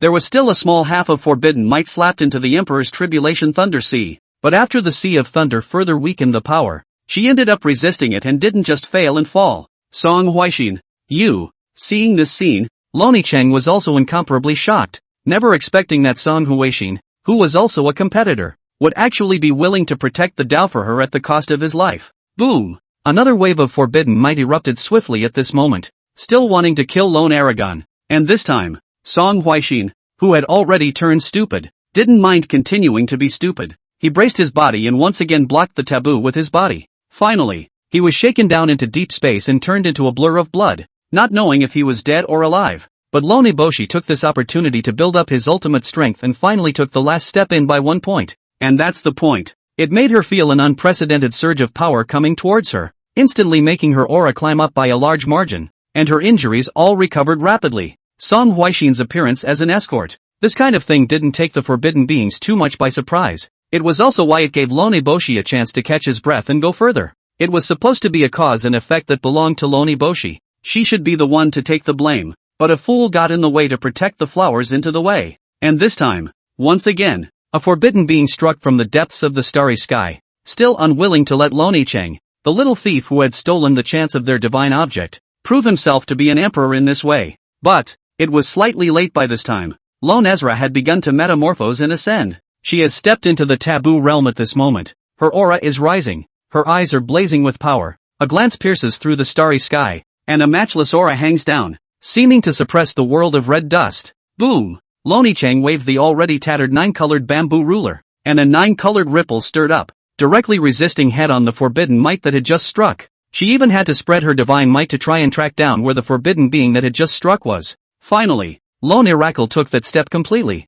invoking the supreme heavenly heart Tao source to rush through, and his entire aura climbed to the extreme all of a sudden. Her physical body, divine soul, and Tao rapidly metamorphosed and sublimated, transforming into one and realizing the ultimate leap. This process occurred swiftly, with the supreme Tao source pouring in directionally, an instantaneous ascent to the pinnacle. The realm stabilized, and the possibility of taking advantage of the opportunity to snatch the Tao fruit or to take advantage of the realm's instability to attack and kill was virtually non-existent. Rumble! The universe shook big time. A divine haze of order pierced through the heavens and earth, and thousands of rays of color hung down, seeming like ancient divine beasts roaming the stars in buckets. 10,000 visions surged out, the heavenly Tao roared, and the 10,000 laws shone. A kind of cosmic supreme yoke quickly formed, suppressing all paths in heaven and earth and lifting the world. The world was shocked beyond belief. At this very moment, cosmic stars. A person stood alone at the top of the summit. His green silk spread out and moved with the wind. A pair of exquisite eyes that had been tilted to the end of the ages blossomed with invincible divine light, and a great emperor's aura filled the air, seemingly piercing through the years and the red dust. Lone Oracle succeeded in proving the Tao and became the ultimate victor of this era, proudly surpassing the ages and overriding everything. She simply stood in the starry sky, her absolutely marvelous emperor body's light and splendor flowing, godless might released, and in an instant, she could overpower the entire universe, truly reigning supreme in the world, overwhelming the ages. The world's taboos must also be feared and terrified, and no one dares to take liberties in the world anymore. But even so, Lone Ezra couldn't save his brother either. Song Huaixin was not dead, and was very tenacious. Without the Emperor's Tribulation Thunder Sea to weaken the forbidden might, he had resisted 2 forbidden supreme attacks, yet he still hadn't died. He was saved in time by Lone Ezra, but he was also crippled. Cultivation Foundation, lifespan and vitality were almost completely lost. Even with the might of the great emperor that Kuyihara had today, it was impossible for Song Huaixin to restore everything. Song Huaixin would ultimately have a short life, not living long and struggling to regain his peak realm. As for Zhang Wang, he was certified at the same time as the Lone Sisters. He ended up dying as well, dying in the middle of the Emperor's Tribulation Thunder Sea, not being able to break through, mostly because he's so unrelenting. If he had known better and quit before he knew he wouldn't have an easy time breaking through, he might not have died. So, when they were a foursome, in the end, only Lone Yiqing as well as Song Huaixin remained. Ancient Emperor Xianding, Luan Tianzuan, and 2 others who don't know their true identities. Lone Ezra looked into deep space as the great emperor's divine might spread out, covering the world and pressing the universe to tremble. For the first time, the living beings of this era felt that kind of extreme power, and only felt that the description of the emperor in the history books was really not exaggerated at all, truly unparalleled. One person overwhelms everything in the world, and can look down upon the ages. Lone Boshi had already begun to hunt down the forbidden supreme beings who had had a hand in her certification at this point. The only forbidden supreme beings she could confirm had struck out were the Xianding Ancient Emperor and the Luan Heavenly Father. There were 2 others she couldn't tell the identity of. One was a supreme being who had stolen the 9-colored bamboo by her, using the Tao of life. One was a forbidden being that seemed to have never been touched before, using some sort of ancient weaponry sharpness, and it was equally difficult to discern the true body. But, those forbidden beings had been hiding in the world for so long that hiding was what they were best at. Even if Lone Oracle traced traces with his great emperor might, capturing heavenly chances and causal fluctuations, and still not much to show for it, with key traces being destroyed and erased. But there was no way she could just let those few forbidden beings off the hook so easily, even if the entanglement of mutual grudges was initially caused by their siblings. But there is no right or wrong on the road to invincibility. Lone Ezra didn't think he was at fault either. The road to invincibility, the road to immortality, is still too narrow. Walking up, even if you don't know each other or have a grudge, it's ultimately difficult to coexist. Not to mention the fact that they are siblings and have a strong bond with each other. How could Lone Echo not take revenge? Qin Feng also didn't expect that little thief to actually succeed in witnessing the Tao in the end. He had also underestimated his opponent to some degree, and had not expected an escort. But it's done. He could only fall silent for the time being and not go out to cultivate. Even without this little thief becoming a great emperor, there will always be others who become emperors as well. Qin Feng would still have to be just as silent when he arrived, and could not leak his qi at will. He continued to cultivate enlightenment and walk his own path to immortality and invincibility. Lone became an emperor with clearness, and his Taoist name was Lone Jade, and he was known as the Lone Jade Emperor in the world. The next years, she perfected her own great emperor Tao while pursuing forbidden enemies. Her character has always been a bit crazy, acting recklessly, not to mention unafraid to take risks, but she is also determined and resolute, and when she sets her sights on a goal, she goes for it. Xingdi in the 3rd millennium. Feeling that Song Huaixin was dying, she helped him to renew his life, and also borrowed his seed to leave her own heir, which was very strong and did not allow Song Huaixin to refuse. In the 500th year of Emperor Cheng's reign, Lone Ezra finally captured the location of the Xianding Ancient Emperor in a hidden deep space after long years of searching and projecting. She suddenly erupted with extreme divine might and killed in a brazen manner. In an instant, he crushed the Xianding Ancient Emperor's place of existence, forcing his true body to come out. A supreme battle broke out. The Xianding Ancient Emperor hadn't decayed too much yet. He was still able to return to his former invincible realm, able to fight the great emperors of the world in a bloodbath. If the forbidden supreme being's vitality was fast dissipating, then they would have to unleash a calamity catastrophe to make up for the vitality. If their emperor-level origin decayed close to collapsing, it was possible that they would completely fall off the realm and not be able to return again. Then they will hunt the current great emperor to make up for the fresh emperor-level origin. And hunting the current great emperor often do not need to meet will have many similar supreme beings tacitly cooperation. It is in this way that the forbidden beings use the world's beings to provide for their longevity. That is why they are the plague of everything in the world, including the great emperor of the day. The Xin Ding ancient emperor's restoration to his former invincible realm was indeed unparalleled, able to re-injure the great emperors of the current generation without losing the slightest bit of ground. But in the end, he was no longer the invincible man of the world who had endless power in the past. Finally, the Xin Ding ancient emperor was still killed by lone oracle. The universe and the stars, the red dust and the heavens and the earth were still filled with many visions, and the 10,000 paths cried out in sorrow, mourning for the former invincible person of the Xin Ding ancient emperor. Even a missing child, now rejoin and die outright. The supreme will of the universe still recognizes this child and mourns its passing. After this, Loni Boshi still didn't stop and had to pursue the enemy. She had even traveled to all the major mythological forbidden zones, and some great battles had erupted as well. Eventually, in the 16,000 years since she became an emperor,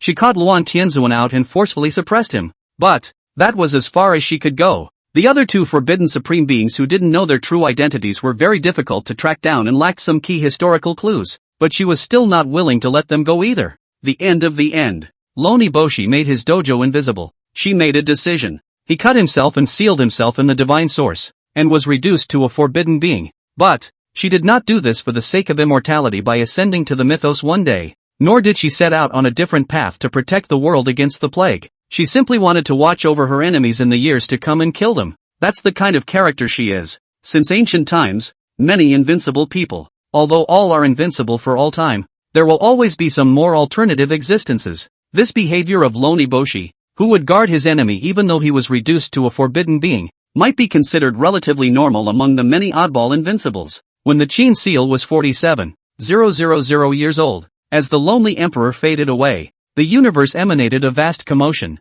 and heaven and earth mourned with the 10,000 paths. This era, too, came to an end. The little thief of yesteryear is still reduced to a forbidden being after all? Qin Feng could feel the wrongness of that sad vision between heaven and earth. This is not a vision of an invincible person dying. Instead, it should be the invincible one disappearance of. The kind of sadness that naturally spreads out from the heart of the supreme heavens when that soul emperor-level Daorein no longer exists and the shackles of heaven and earth are thus unlocked. It was just that ordinary people couldn't detect it, and would basically think that it was a vision of a great emperor dying. Qin Feng guessed that the lone Jade Emperor had also fallen to a forbidden being, but naturally, he couldn't confirm it 100%, and would have to wait until that solitary emperor appeared as a forbidden being in the afterlife. But this was not a good thing for Qin Feng. It was because he and the lone Jade Emperor actually still had a grudge, although it was the lone Jade Emperor who had provoked him in the first place. But by now, there's no point in arguing about right and wrong. No wonder the longer you live, the more grudges you have and the thicker your karma.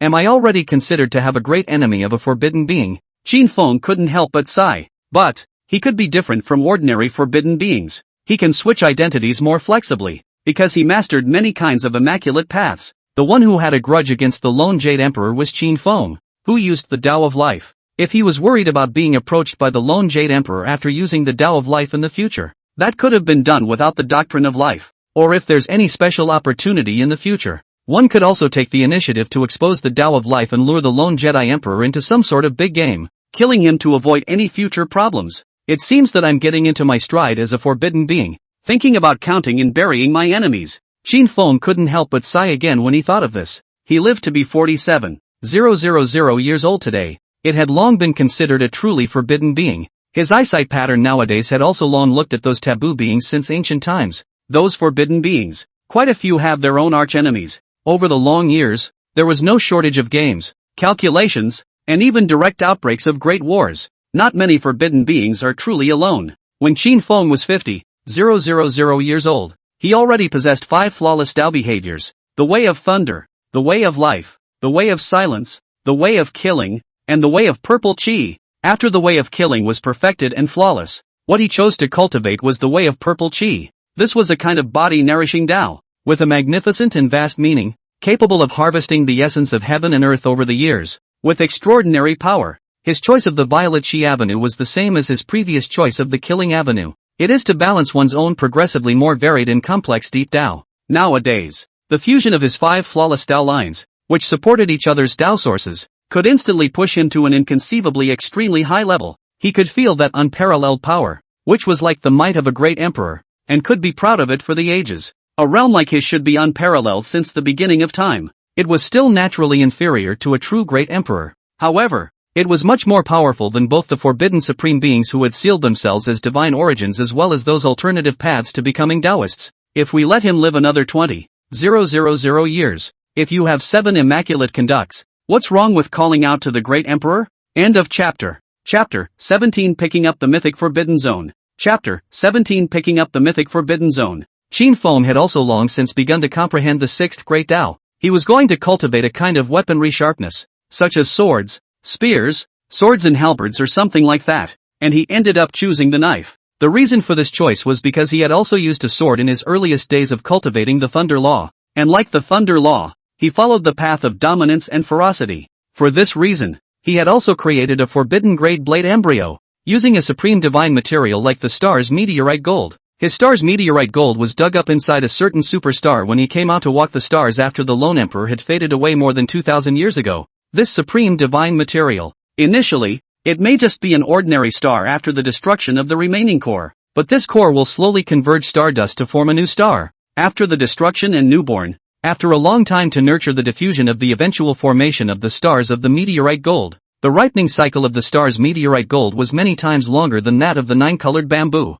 But the universe is so big that perhaps there are still a few stars that are in the process of being birthed and molded at this moment. So, on rarity, there wasn't much difference between the star's meteorite gold and the 9-colored bamboo, both of which were overwhelmingly divine. Qin Feng held the star's meteorite blade in his hand, and while comprehending the Tao of the blade, he incorporated many senses into the star's meteorite blade, refining the Tao of the blade with the help of this peerless blade embryo. This could accelerate his enlightenment, and at the same time, it could also quench the blade embryo with its own Tao, which could enhance it and should one day become an imperial weapon as well. And it was at this time, a stream of light suddenly flew past the starry sky in front of Qin Feng. Qin Feng sensed something and looked up to see the transcendent divine object in the stream of light. But he was calm, not wanting to make any movements even when he saw that divine object, because all of that divine object was considered his old friend. Yo, here it comes, fellow Taoist 3 lives divine flower. Qin Feng even opened his mouth to greet him. His tone still crisp and familiar.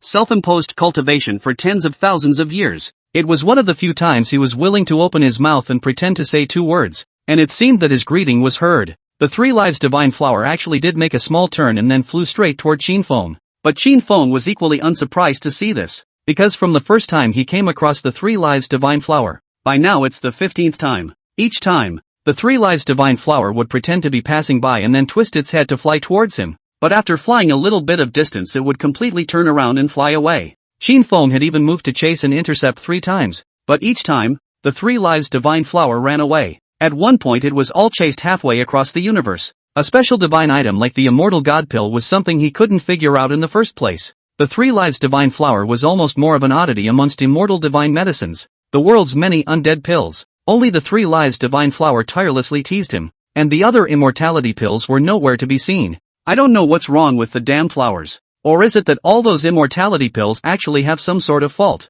The 3 lives divine flower felt like it was following some sort of rule of order, and every once in a while, it would do the same kind of teasing to him. However, this time, but it's not the same. The 3 lives divine flower flew straight toward Qin Feng at a very high speed, and it didn't turn around and leave even when it was almost in front of him. When Qin Feng saw this, he was shocked. Every time before, it flew a little bit away from him, and now it was almost in front of him. Could it be that he had perfected his 5 Tao acts and the 3 lives divine flower had finally looked at him? Phew! Qin Feng casually raised his hand and grabbed it, without bursting into full power. A faint vast powerful aura spread out. The surrounding earth trembled. The void tore apart. There was a kind of unspeakable emperor-level might. However, he made this grab, but he still didn't catch the 3 lives divine flower that was coming towards him. The divine flower flashed with light and directly avoided his palm. But the 3 lives divine flower didn't just leave either. Instead, after crossing an arc, it began to circle around Qin Feng. What do you mean?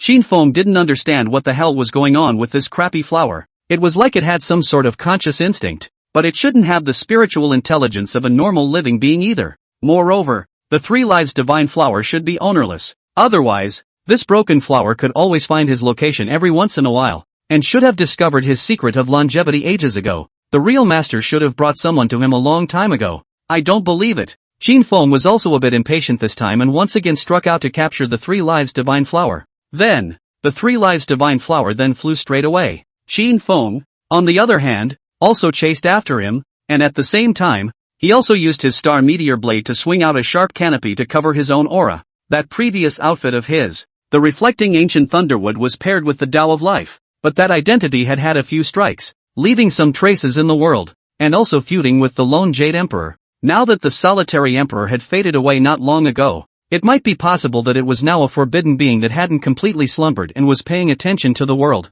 That was why he wasn't going to use the reflecting ancient thunderwood and the Tao of life for the time being. Changing one's outfit and switching to a different kind of Tao is the same as changing one's identity. However, he was now much more powerful than before, and he didn't need to rely on the reflecting ancient thunderwood to conceal his true body. It was impossible for those forbidden beings to see through him without their true bodies coming out. The main thing was that he couldn't let other forbidden beings find out how special and different he was, such as the fact that he didn't need to meticulously survive in the divine source and could exist alive. To fly out of the universe? Qin Feng chased after the 3 lives divine flower at extreme speed, capturing it several times without success. Not for a moment. He then chased the 3 lives divine flower to the cosmic barrier, and any further forward and he would be rushing beyond the universe. And beyond the universe is the endless realm of nothingness. Even invincible people could get lost at any time when they went deep into it. And finally, the 3 lives divine flower had really gone straight through the cosmic barriers and directly outside the universe. Qin Feng felt that something was not quite unusual.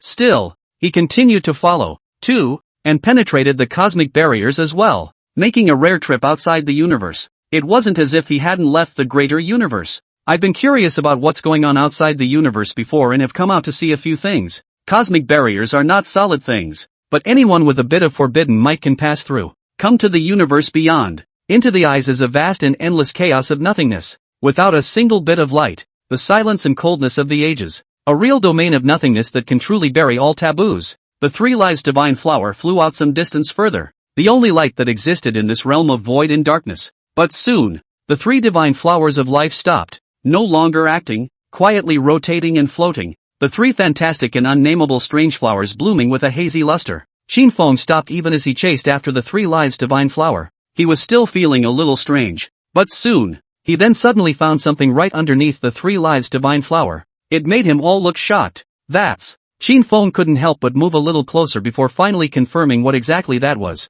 Surprisingly, a once sunk, mythological forbidden zone, ancient bronze ship. Qin Feng couldn't even believe his eyes. End of chapter. Chapter 18 Taboo Giant. Chapter 18 Taboo Giant. More than 900,000 years ago, that one mythical forbidden zone bronze ancient ship that was sunk by the final Dust Emperor then completely disappeared. It's actually just outside the great universe in the realm of the void? It's been so long? But the ancient bronze ship was indeed too well hidden. If it wasn't for the 3 lives divine flower leading the way, it was impossible for Qin Feng to find out. The universe is near infinity, let alone the realm of nothingness beyond it. Moreover, it was extremely difficult to radiate out even the universal manifestations here, and divine perception was severely hindered. If it's not close enough, with Qin Feng's current forbidden might, even passing by would probably be difficult to discover. The ancient bronze ship hangs here without any sound or light. The ancient ship was made of bronze metal, with a rusty appearance, revealing a kind of ancient grandeur,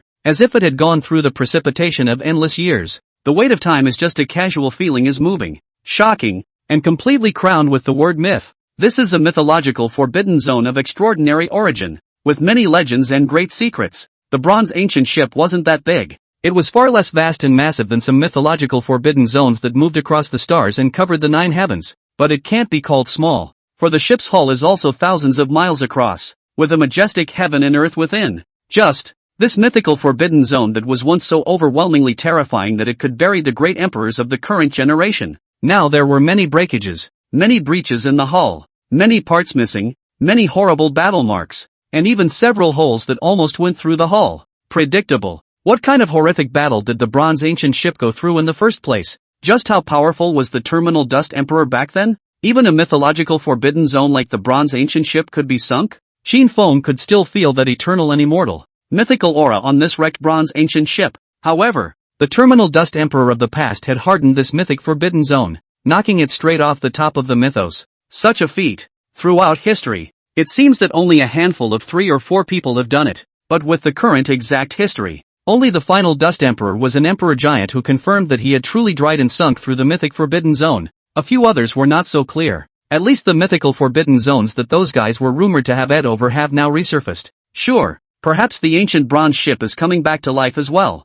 because it was discovered by Qin Feng. But, with Qin Feng's current ability to control a mythic forbidden zone? Also, what kind of things are mythic forbidden zones? This bronze ancient ship had disappeared for so long. Were there still forbidden beings on it? Going up there? Qin Feng thought for a moment. He finally decided to go up and see what was going on. Having disappeared for nearly a million years, even if there were still forbidden beings, they would still be corrupted existences that could only survive in the divine source. Not to mention that the one who sank the bronze ancient ship back then was the final dust emperor, an emperor giant who had conquered the world's taboos. Could he still allow taboo beings to continue on board? Perhaps he should be more worried about this possibility of the final dust emperor turning into a forbidden being staying up there. Finally, Qin Feng stepped directly into the inner world of the bronze ancient ship and passed through a thin layer of gas wall, similar to a cosmic barrier. He came in and only saw a very dilapidated heaven and earth without much life, not to mention noticing the presence of any forbidden beings. However, right about this time,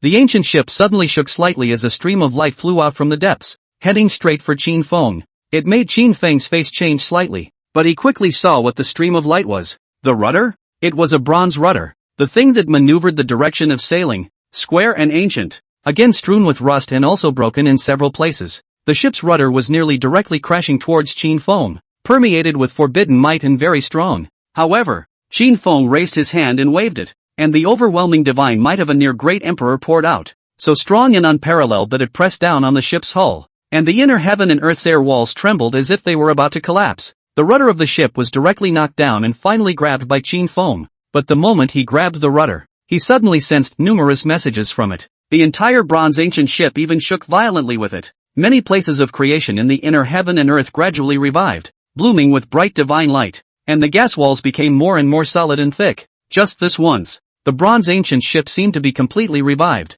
stirring up layers and layers of unrivaled mythological chi waves. But, it was also because of this vast movement stirred up by the bronze ancient ship. It allowed a demonic creature that was not very far away to sense it. That demonic creature, from the devil's abyss, had just been conceived and formed not long ago, and was about to go to the great universe to explore the situation. Previously, the lone emperor had only targeted forbidden enemies though, but as usual, he has also fulfilled a bit of responsibility in passing, entering the demon abyss to sweep twice, and destroying quite a few demonic creatures. The devil's abyss has a special environment, being outside the great universe. That rich and unique demonic chi would from time to time give birth to some demonic creatures, possessing extremely strong forbidden might, and was one of the calamities of the world.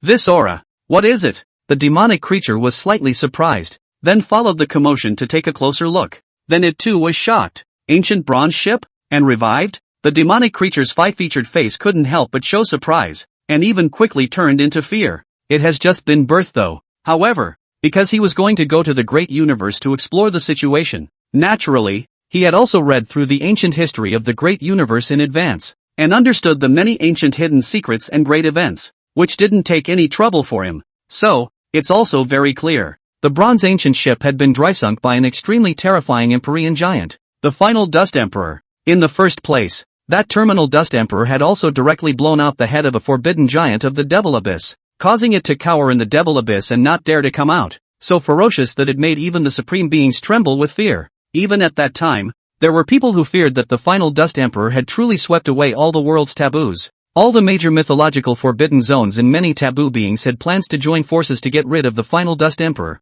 However, in the end, the final dust emperor disappeared on his own in the back, not knowing where he went, causing the worldly taboo to let out a huge sigh of relief. It can't be the final dust emperor, can it? When the demons saw the revived bronze ancient ship, the first thing that came to mind was only the final dust emperor, and in the meantime, Qin Feng held the bronze rudder in his hand and immediately felt everything about the bronze ancient ship clearly. He directly grasped all authority over the bronze ancient ship with this. He just simply became the new bronze ship owner. Suddenly, he sensed the presence of the demon. The unique aura of that demonic creature made it easy for him to recognize it. Qin Feng raised his head violently, and his deep eyes suddenly exploded with two blazing mighty lights that went straight into the realm of nothingness, illuminating the darkness of the 8 directions. Unparalleled emperor-level chi poured down, which could overwhelm everything in the world. Let not far away from the devil feel all immediately face changed greatly, and Qin Feng had already directly slapped out his palm. Boom! A vast and overwhelming purple aura surged forth,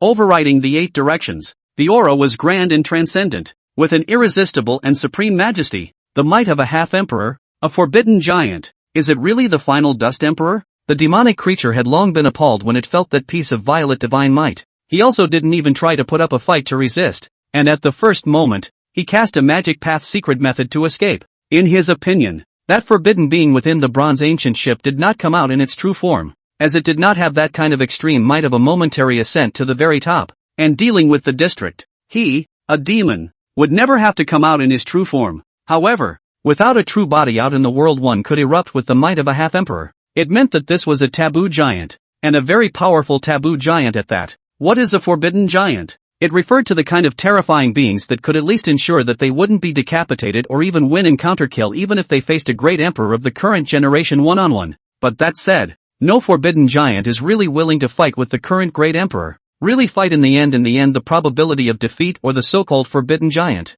However, the forbidden giants did have that supreme reserve and battle power of easily not being defeated and subdued by the great emperors of the current generation. In the eyes of the demons, if the final Dust Emperor had truly fallen to a taboo being, there was no way he wouldn't be a taboo giant. And they should all be very powerful and terrifying existences in the forbidden giants. Boo! The devil's entire body was directly shattered by that piece of vast purple chi in an instant, and the remaining devil's chi was all worn out. But, demonic creatures have unique secret techniques, and they can work wonders in this void realm. Therefore, before it was crushed, one of its true spirits disappeared, merged into the domain of nothingness, and returned toward the devil's abyss at great speed. It was prepared to report back to the forbidden giants of the devil's abyss, informing them that the bronze ancient ship had revived and a forbidden giant had already entered it. Moreover, this forbidden giant might as well be the former final Dust Emperor. If the final Dust Emperor has returned, would the forbidden beings that had existed back then and still existed today recall that heavenly emperor-level intimidation that had been pressed to the point of near suffocation? For example, there was a taboo giant in the Devil's Abyss who had his head blown off by the final Dust Emperor, and had cowered in the Devil's Abyss for hundreds of thousands of years before he dared to come out into the world to be active. Escaped? Although Qin Feng had shattered the demonic creature with his palm, he also vaguely sensed that something had escaped. But in this realm of nothingness, his perception was also greatly affected, and there was no way to pursue the capture in time. This bronze ancient ship has a great secret. It's better to hide and explore slowly. Qin Feng didn't bother to think too much. The bronze ancient ship, as a mythic forbidden zone, even if it was wrecked to this state, it still had extraordinary mythic might. At least there's nothing wrong with hiding it. Qin Feng grasped the bronze rudder and directly controlled the ancient ship to sail to the other side of the domain of nothingness and extinguished all the light to hide. He's going to take his time and explore a bit. This bronze ancient ship hides a great secret. It was because he had just discovered traces of the former final Dust Emperor. Perhaps he has guessed exactly where that one Emperor Giant has gone. End of chapter. Chapter 19 The Devil's Abyss. Chapter 19 The Devil's Abyss. Out of universe. In the realm of the void, there was a vast and boundless vortex of demonic chi, slowly rotating, dragging out countless long rivers of demonic chi at the edges, extending billions of miles away, majestic and intimidating to the extreme. The vortex of demonic chi sank extremely deep, like an endless funnel that could directly pierce through the great universe. Such a horrifying sight that should only be found in mythology. This is the Devil's Abyss, a place of terror more mythic than mythic forbidden zone. There have been more than one burial of the great emperor of the day. At this point, that demonic creature that had been crushed by Qin Feng had only one true spirit left to escape back to the demon abyss. As soon as it entered the Devil's Abyss, it crazily devoured the pure devil chi in all directions, allowing its true spirit on the verge of collapsing to quickly stabilize and begin to form a cocoon, to regrow its body. The Devil's Abyss was a special place, or it could all be said to be a special universe. The devilish chi here was endless, and there was also a unique heaven and earth Wan Dao. The beings here were birthed from many sources of demonic energy. Those that are flawed and have defects in their lives are called demons, and the unblemished and extremely powerful ones are called demon spirits. Demons weren't considered powerful, but even the weakest demons possessed the most basic forbidden might. As for the devil spirits, they were birthed in the Devil Abyss Supreme Tao source and belonged to the innate supremacy. so powerful that they could even rival the great emperors of the current generation. But the Devil's Abyss usually takes hundreds of thousands of years to spawn a devil spirit. Even from ancient times, the number of demonic spirits was small, but those demonic creatures can actually reach the demon spirit realm through acquired cultivation. So, the number of forbidden supreme beings within the Devil Abyss was definitely not small, and the power contained was terrifyingly boundless. It might not be too much to say that they were capable of conquering the great universe, but whether it is a demonic creature or a demonic spirit, there is also a limit to its lifespan, and when the time limit expires, it must also die. Therefore, many demonic spirits were similar to the forbidden supreme beings of the great universe,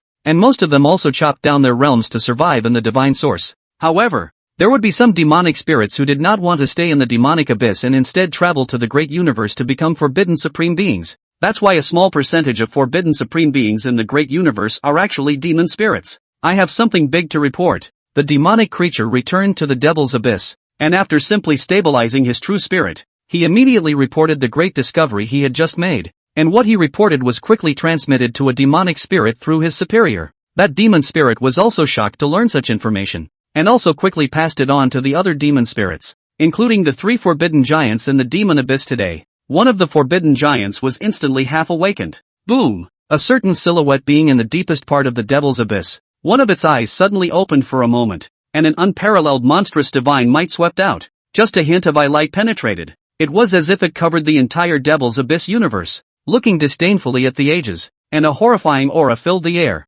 seeming to empty the Devil's Abyss of its demonic aura. Such unparalleled and terrifying divine might could only come from a forbidden giant. Bronze ancient ship. Final Dust Emperor. He didn't die? The words of the demon god emperor that carried the coldness of the ages resounded in the depths of the demon abyss. Its tone indifferent, but there were also a few moments of surprise, and a few moments of palpitations retained from yesteryear to this day. He was a forbidden giant of the demon abyss, and back then, he had teamed up with several other terrifying figures to lay down a mythic-level killing calamity to pit the final Dust Emperor. The result? The final Dust Emperor still smashed through everything and subdued many great enemies. The demon god emperor's head was blown off, and he couldn't even recover for a moment, dragging his headless body to flee back to the demon abyss in a sorry state. Fortunately, at that time, the final Dust Emperor had too many enemies to care about him. The demon god emperor. Otherwise, if the final Dust Emperor truly killed into the demon abyss and targeted him alone, the odds were that he would still have to die, and no one could protect him. It can't be him. At this time, the depths of the Devil's Abyss resounded with another voice, the same cold, withered and silent, as if from an ancient era, with a magnificent and heavy atmosphere of the years. Final Dust Emperor, it's impossible to cut off your own realm. That voice that contained magnificent years spoke faintly, with an unquestionable ancient majesty. The voice came from the Lord of the Abyss. It was also a forbidden giant of the demon abyss, and it was the oldest and most powerful one. The bronze ancient ship is revived and a giant is in charge. If it's not the final Dust Emperor, which one could it be? A demonic spirit was also awakened. One couldn't help but start thinking back to some of the powerful figures since ancient times to see which one would most likely be the one to enter the bronze ancient ship, but he'd thought it over and had no precise object of suspicion. Spread the news to the great universe, and someone there will be willing to investigate. As long as the bronze ancient ship has been revived and resurfaced, then he can't hide and will always be probed clearly. Another demonic spirit said.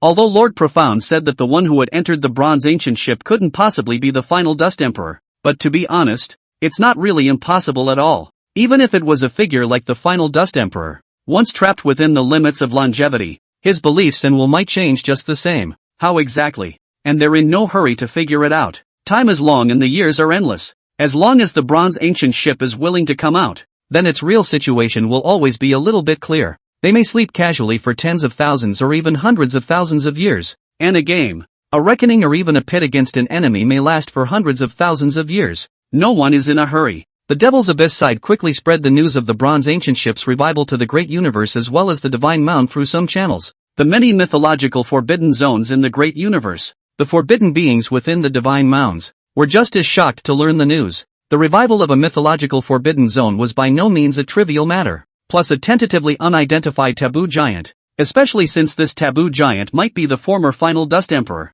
There weren't many forbidden beings who were able to take the news calmly, but they're just as much in no hurry to figure it out. No one was willing to go out into the world and risk their lives to explore the bronze ancient ship either. Mapping mythical no-go zones. This kind of thing usually has to be left to the great emperor of the day. In the meantime, Qin Feng piloted the bronze ancient ship to stay in a region of nothingness and merged into the darkness, not revealing his light aura. He first organized the situation inside the ancient bronze ship. First, the ancient ship has a triple mythological formation. The extreme power of each of these formations was enough to counteract the prime divine might of a great emperor of the current generation. With the triple mythic formation open in unison, even the great emperors of the current generation might falter here. The triple mythological formations within the ancient ship were all severely damaged today. The only thing that was in better condition was the innermost third formation, which was still able to explode 70% to 80% of its power, and was also enough to resist a great emperor. As for the first and second formations, they could only barely be activated, with no half of their power remaining. But the good news is, it wasn't difficult to fix the mythic formation. The bronze ancient ship, as a mythical forbidden zone, was already equipped with the ability to repair itself. The bronze hull in particular was like a divine material that could grow indefinitely, and as long as it was given enough divine Tao essence, it could slowly recover. Similar to the 9-colored bamboo that can grow indefinitely. End of chapter. Chapter 20, A Pagoda Body. Chapter 20, A Pagoda Body. But want to completely repair the mythic formation of the bronze ancient ship, Qin Feng couldn't just do nothing. He still had to replenish some rare spirits and even divine materials in the corresponding position of the formation, and repenetrate the various parts of the formation in order to truly restore the full peak of the formation's power.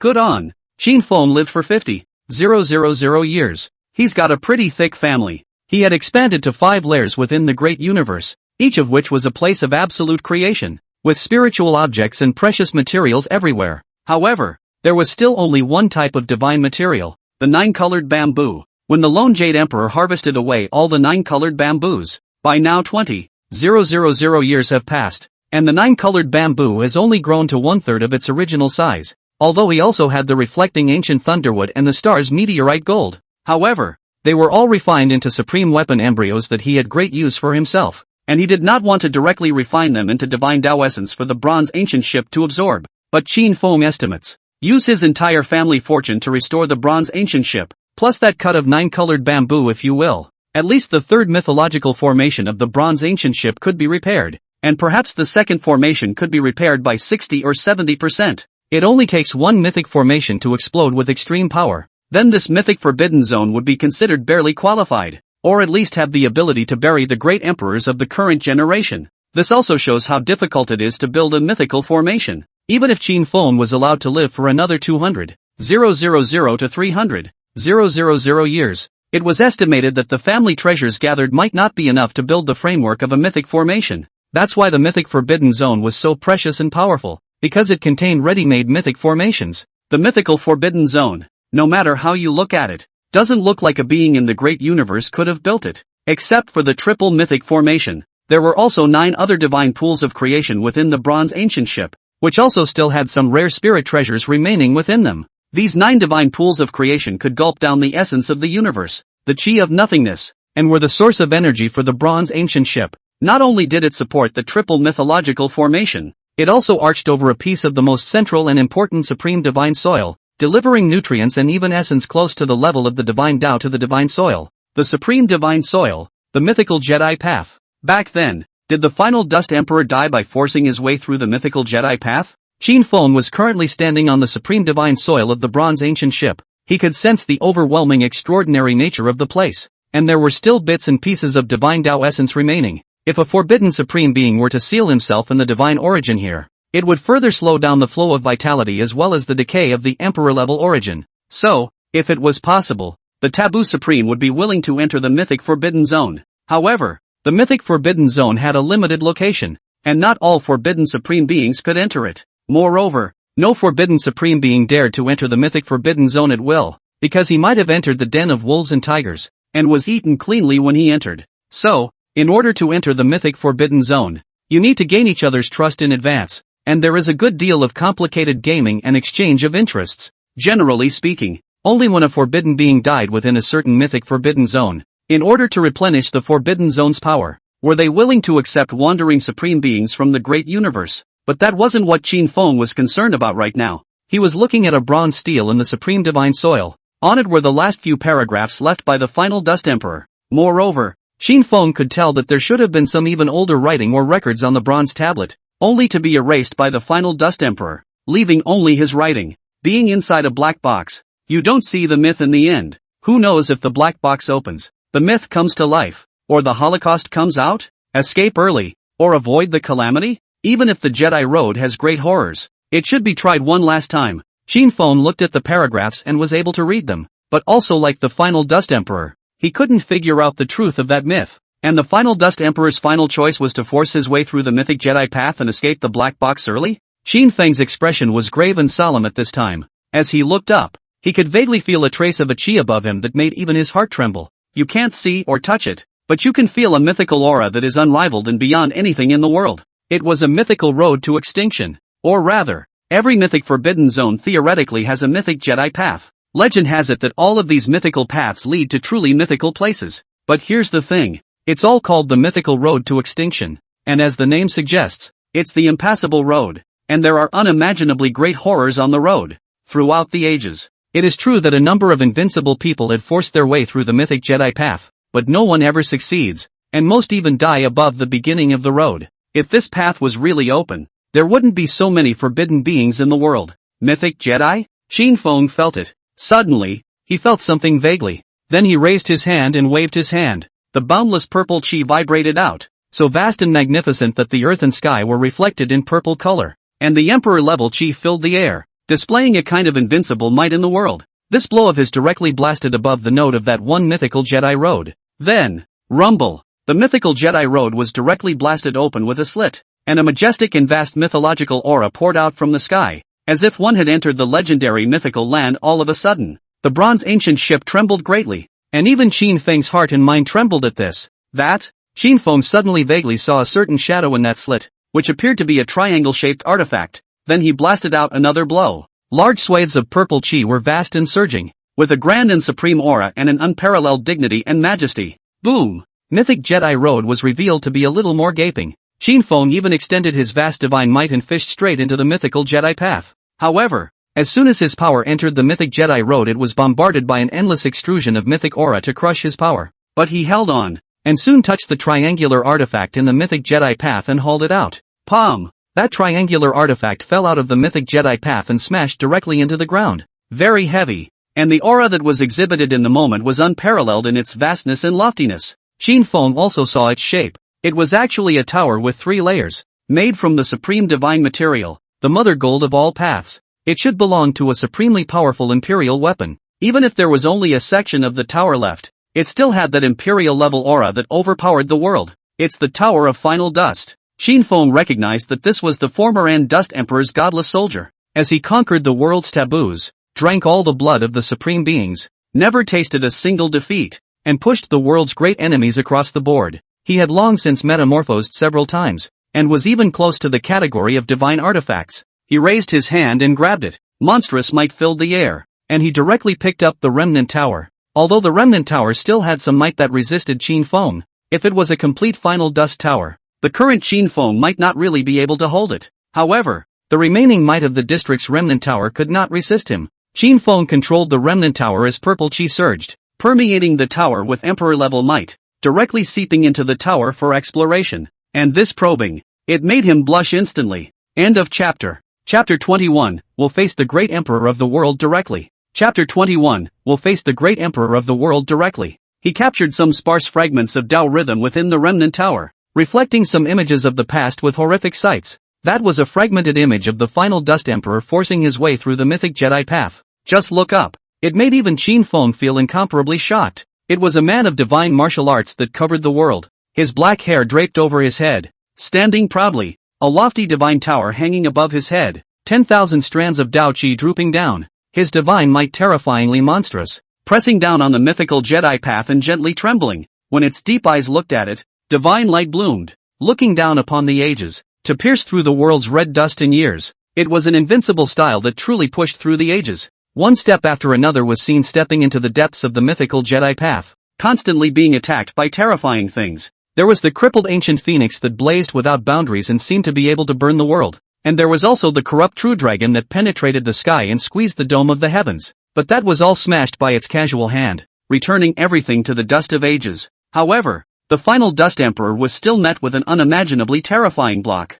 It's just that the image is blurry. Qin Feng couldn't see much either, and only roughly saw that the final Dust Emperor was also stained with blood, his imperial blood spilling and reflecting red on the mythical road to extinction. However, the final Dust Emperor was still advancing strongly, unstoppable, with the power of being invincible throughout the ages, until a violent crash. The Tower of Final Dust was all but dry-shattered, and all 3 levels of the tower were lifted off the ground, falling back to the beginning of the mythic Jedi path. And then the picture after that. Qin Feng naturally didn't see it again. So, he wasn't sure whether or not the final Dust Emperor had beaten this mythical path of extinction, but by the looks of it, the likelihood is low. The so-called Jedi Road is a real dead end, with death and no life. Even such a powerful character can't live forever in the world, and is not willing to cut himself off, and fights for the last peak to force his way to the end. Qin Feng tried to understand what the final Dust Emperor was thinking. The final Dust Emperor was unwilling to behead himself, because beheading himself was tantamount to giving up on becoming stronger and giving up on being truly invincible.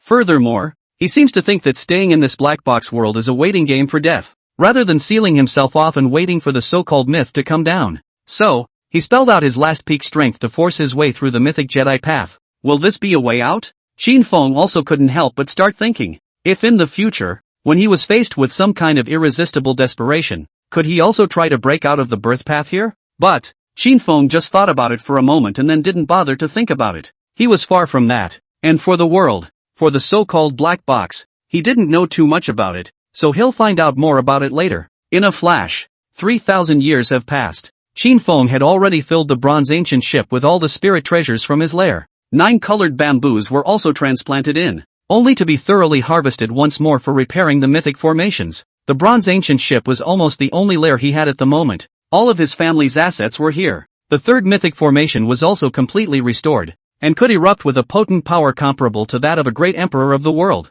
Also, does he also have an additional neighbor, best friend or that doesn't talk? Pet? That's the 3 Lives Divine Flower. The 3 Lives Divine Flower had also settled in the bronze ancient ship, but it's the same old problem. The 3 Lives Divine Flower wouldn't let Qin Feng touch it. Every time Qin Feng tried to grab the 3 Lives Divine Flower, it would hide. But Qin Feng was also completely patient as well as tolerant of the 3 Lives Divine Flower. After all, the bronze ancient ship, a mythical forbidden zone, was only found because the 3 Lives Divine Flower had shown him the way. Sanner, Shao San, Sanner, Sanner, Sanner? What's good to call you? Qin Feng tried to communicate with the 3 Lives Divine Flower, but it wasn't ideal, and unless he was going to touch the 3 Lives Divine Flower, the flower basically wouldn't react. Qin Feng hadn't come into contact with the 2nd Immortal God Pill yet, and he didn't know if the other Immortal God Pill was as special as the 3 Lives Divine Flower. Or is it really just this 3 Lives Divine Flower that's extra special? Thinking back to the many times in the past that the 3 Lives Divine Flower had teased him, the last one led him to find and revive the ancient bronze ship, and the 3 Lives Divine Flower took root right here in the process. That's what it always feels like. The 3 Lives Divine Flower was the one that had been searching for someone who could revive the bronze ancient ship, so that it could also peacefully reside within this mythical forbidden zone. But if that's true, there are some problems too. Why does it have to be Qin Feng? Can anyone revive the ancient bronze ship? Wouldn't it be more appropriate for those great emperors of the day who are overwhelming the universe and absolutely invincible? In addition to the great emperors of the world, the many taboo beings in the world and even those taboo giants couldn't? Or maybe it's not that complicated. There is also the simplest possibility. Qin Feng had chased after the 3 Lives Divine Flower 4 times, while the 4th time he had a few more moments of patience to directly chase it out of the universe before finding the bronze ancient ship. Perhaps the 3 Lives Divine Flower was not looking for the right person, but was simply waiting for someone who could chase it beyond the universe, where that bronze ancient ship was.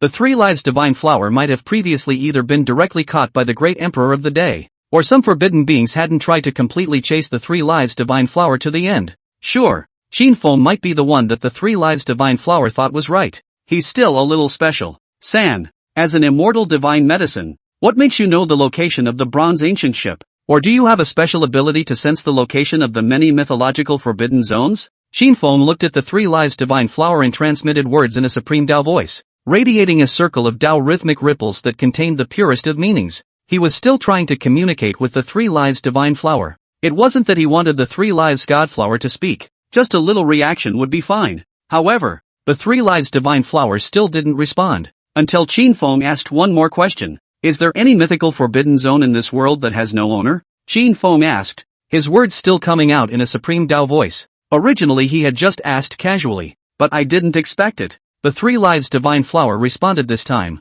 However, those 3 unnameable dreamy wondrous flowers suddenly shone with an even more brilliant light. Then the 3 lives divine flower directly left its pit in the bronze ancient ship in the supreme divine soil and flew up as a stream of light. No way! Qin Feng couldn't help but be shocked at the sight. Is there really a mythic forbidden zone with no owner? The 3 lives divine flower also knew the location and wanted to lure him there? However, he was soon happy for nothing, because the 3 lives divine flower hadn't even flown out of the bronze ancient ship yet, and in the blink of an eye, it turned around and came back, and retraced its steps back to its self-selected pit to continue rooting. What do you mean? Qin Feng once again felt inexplicable. Once again, he was teased and teased by the 3 lives divine flower. There are no mythical no-go zones without a master or not, after all, or was there indeed one? Only that the 3 divine flowers no longer knew its location? Qin Feng didn't get it. He next tried to communicate with the 3 lives divine flower, wanting to understand its secrets, but not much to show for it. He soon stopped tinkering with useless idleness as well,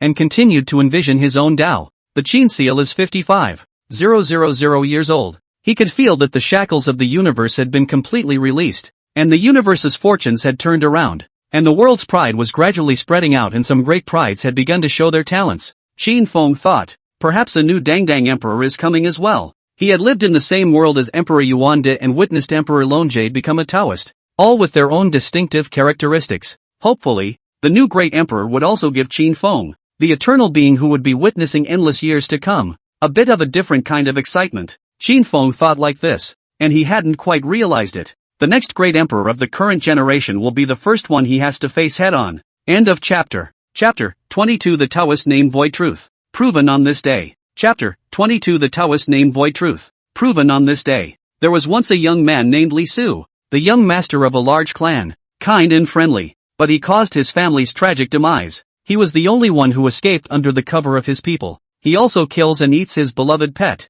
who was carrying him to escape, when he was finally at the end of his rope. It was such a drastic change. 1,000 people in the world have 1,000 choices. For example, they may fight for revenge, or they may give up or even kill themselves, or they may choose to forget their grief and live in seclusion. But Li Suzhen is not an ordinary person. He was so grief-stricken and broken that it was hard to bear the guilt that was going to crush him. In the end, he twisted and contorted himself. He began to brainwash himself that he was a ruthless and cruel man. The extermination of his family was done on purpose, just for the sake of thrill-seeking, wanting to find a pleasure for his boring life that would make him crazy and obsessed. Brainwashing to the end. Li Su himself was convinced, even completely transformed, and his mental state stabilized at once. He was free of grief and guilt because everything was what he had intended to do, without shame, which is what he was. And also from this successful and complete personality transformation, Li Hollow begins to switch personalities in order to get what he wants. And it's incredibly real, and the transformation is so complete that it seems like he's always been that way.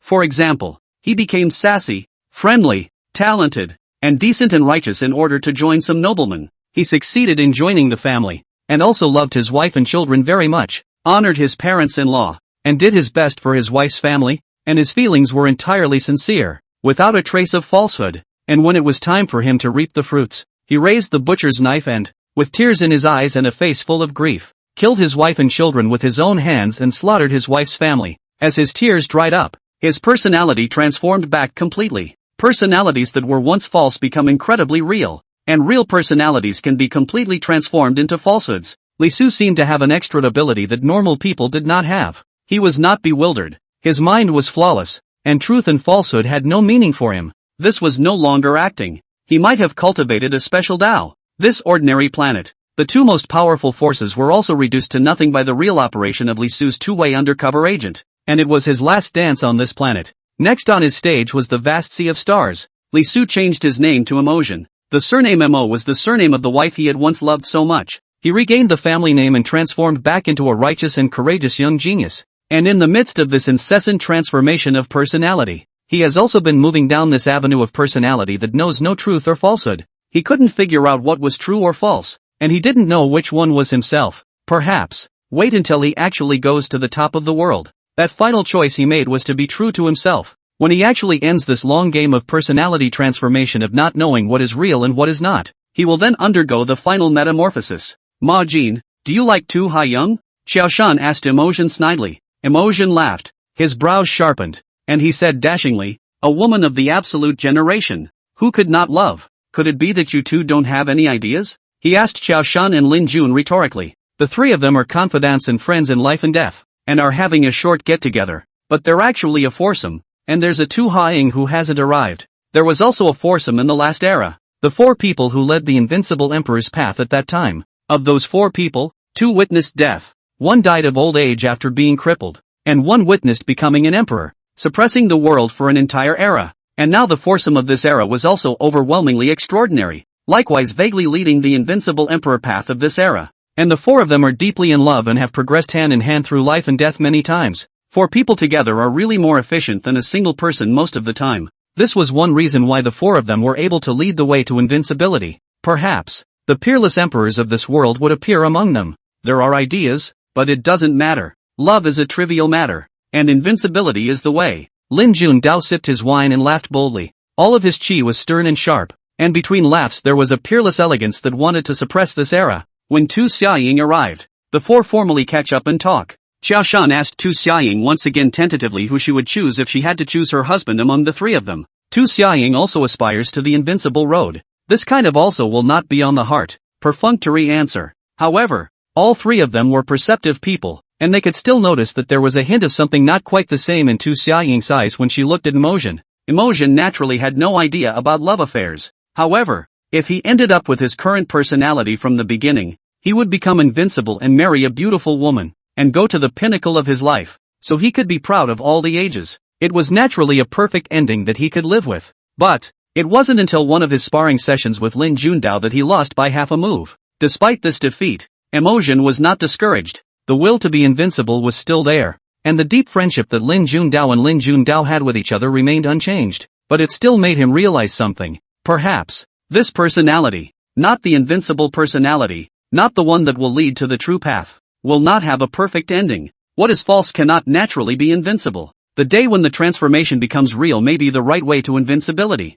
So, this time, Ma Jin changed again, back to Li Su, but he also felt a heavy sadness once again, and his heart mourned to the core. Will a confidant and two brothers die at his hands? Li Su laid out the killing robberies in the midst of his sorrow. First, he lured Tu Xiaoying, and suddenly set out to suppress and seal him. Then he invited Xuan and Lin Jundao to come here to search an ancient secret realm with him. But after doing it, Xuan was suppressed though. Lin Jundao, however, killed the forbidden formation controlled by Li Su because Lin Jundao had a more powerful forbidden means. However, Lin Jundao was still severely injured, and half of his body was ripped off by Li Su. Lin Jundao escaped, but it was able to capture Tu Haiyang and Xuan. Li Su thought it was enough as well, as he began to operate the forbidden formation and directly started refining Tu Xiaoying and Xuan alive. Transformation through forbidden formations. A pure and unsullied essence of origin continued to pour into Li Su's body, while everything in Tu Xiaoying and Xuan gradually dried up until they completely perished.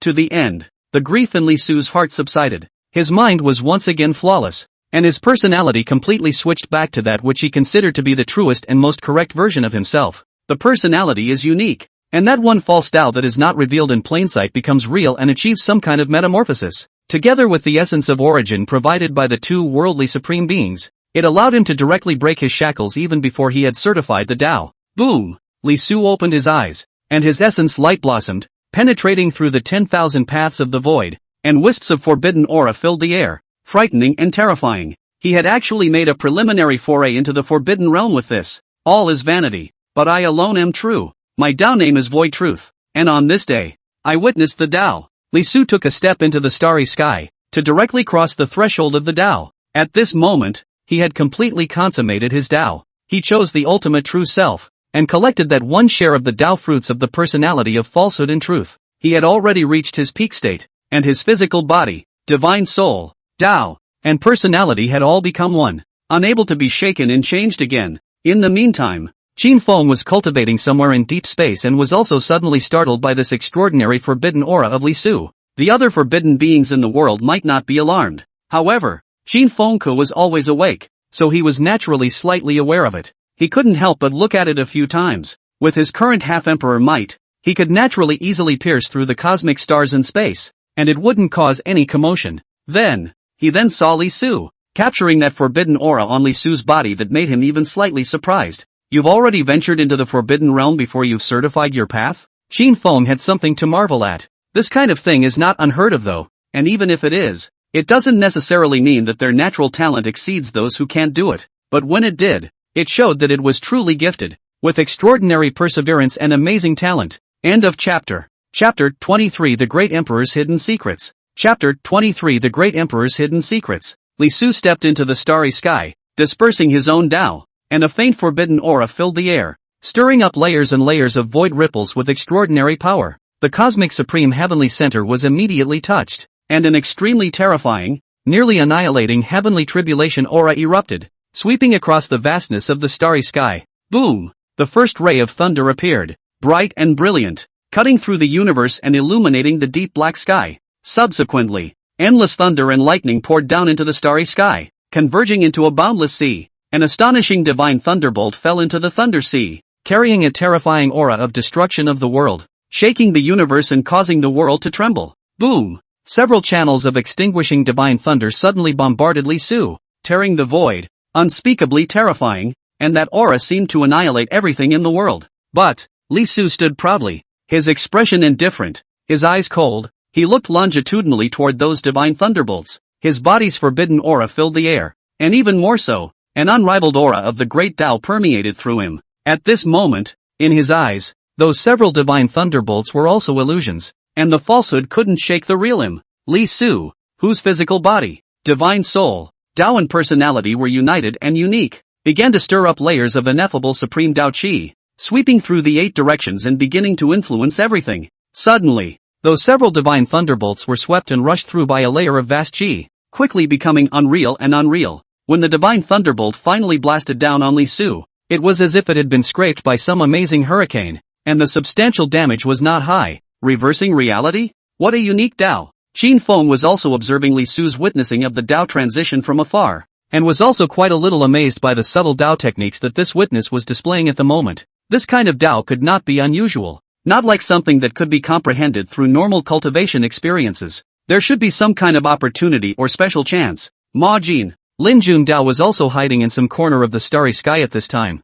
recuperating from his injuries while looking indignantly and sadly at Li Su, who was in the process of transmigrating to certify his path. He really never thought that Emotion would calculate and plot against them like this. They are hundreds of years of deep friendship. I do not know how many times they have accompanied each other through life and death, and they have saved each other's lives. Or maybe there was no longer any need for them to count on saving each other's lives. That friendship should already be untouchable. Yet the truth is just as cruel. And for Li Su, the personality that had accompanied Lin Jun Dao's trio for hundreds of years was false. A kind of cultivation for him. When he gives up this personality and takes back his true self, these hundreds of years of cultivation will also reap the fruits, allowing him to find out the truest self and realize his metamorphosis. The previous Li Su was defeated by Lin Jun Dao. However, he who retrieved the hundreds of years worth of false harmonized truth Tao fruits then completely surpassed Lin Jun Dao. The plot against Xiao Shun, Tu Xiaoying, and Lin Jun Dao was a ritual to switch personalities and harvest the fruits of the Tao, or a special kind of chopping road,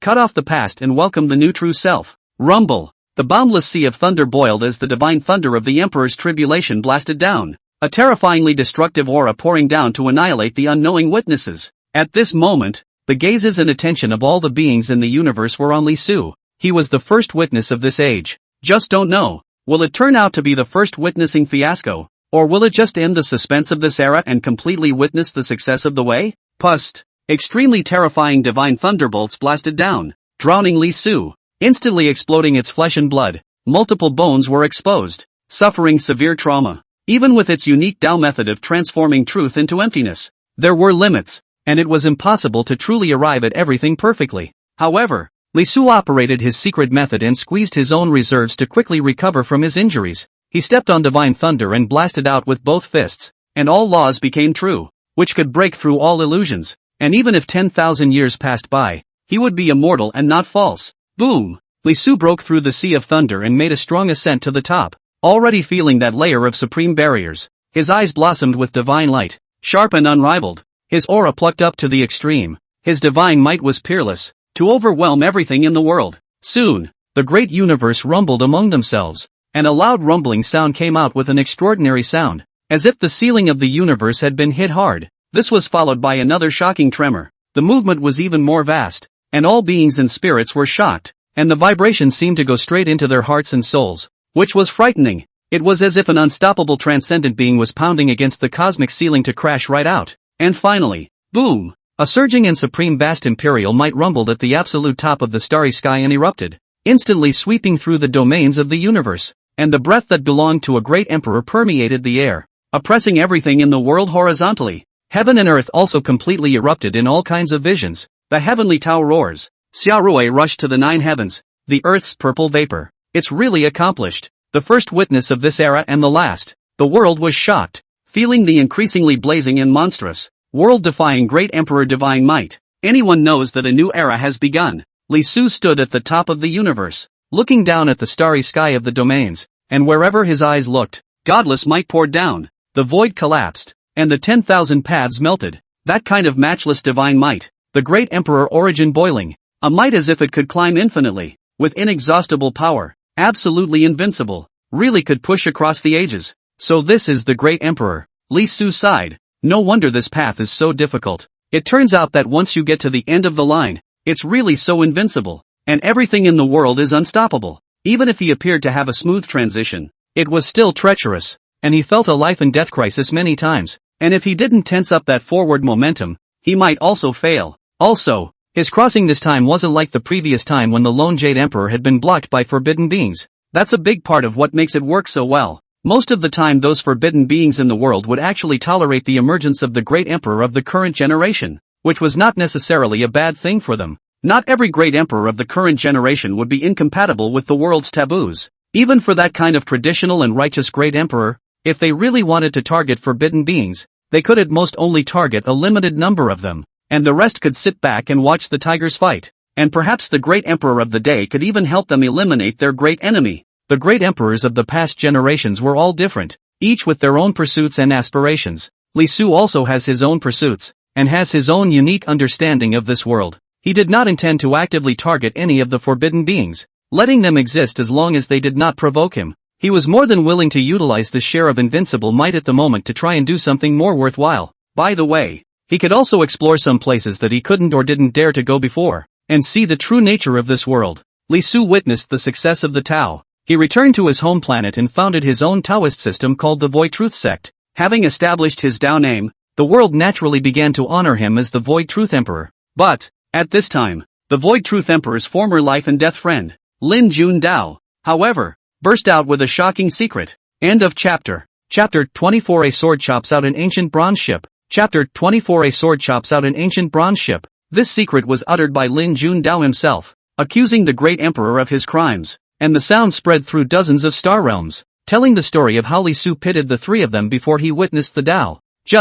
The world was shocked to hear it. No one dares to continue spreading the word at all, or even wants to or is afraid to believe it. It's even more unlikely that it will be recorded in the history books. After all, that was the great emperor of the day. If we were to say what are the most terrifying forbidden beings in this world, the great emperor of the day definitely has to be counted. It's a tough guy. Qin Feng also curiously paid attention to the new emperor, and briefly commented on it after learning its true nature. But he is not going to comment on it as a good or evil, right or wrong, or to be some kind of righteous messenger judging the great emperor of the day. There are 1,000 people in the world. At the end of the imperial road, on the road to immortality, it is difficult to assess right and wrong. Everyone has what they think is right. Whoever makes it to the end is qualified to judge right and wrong. If Qin Feng could walk through the path of longevity and invincibility and transcend the limits of the emperor level, perhaps he could also turn everything in the world into what he thought was right. With his current power, wanting to change the way of the world was still far from being able to do so.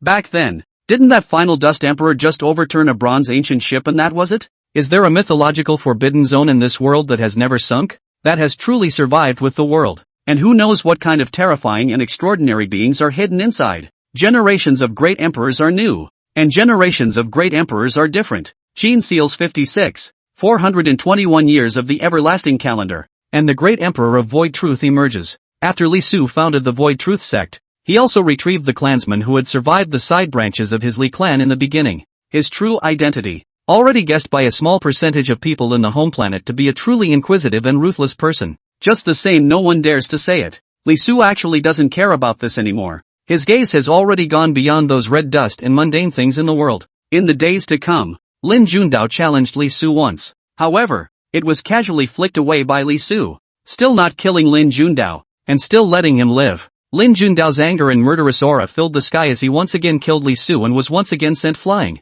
until Lin Jundao went completely insane and exploded his body. In the past, 3 of his closest friends, basically counted all, died in the hands of Li Su, but he remained indifferent. What he thinks about nowadays is how he can live forever in the red dust. All generations of great emperors had basically considered this issue, and it was also true that there had been people who had stepped out of the path of greater strength, breaking the shackles and gaining a new life. Li Su also had an idea in his mind and was trying to feel it out. When the Void Truth Emperor became an immortal for 4,000 years, he tracked down the location of the mythological forbidden area of the immortal realm, and ascended directly into it with unstoppable Geisher divine might, causing the universe to quake and the world to quake in horror. However, although extremely terrifying commotion emanated from the immortal realm behind it, seeming like a great battle had erupted, it ended very quickly, and after that, the Void Truth Emperor successively pursued the 3 mythological forbidden zones of the Eternal Celestial Staircase, the Tao Guarding Mountain, and even the Violet Divine Court,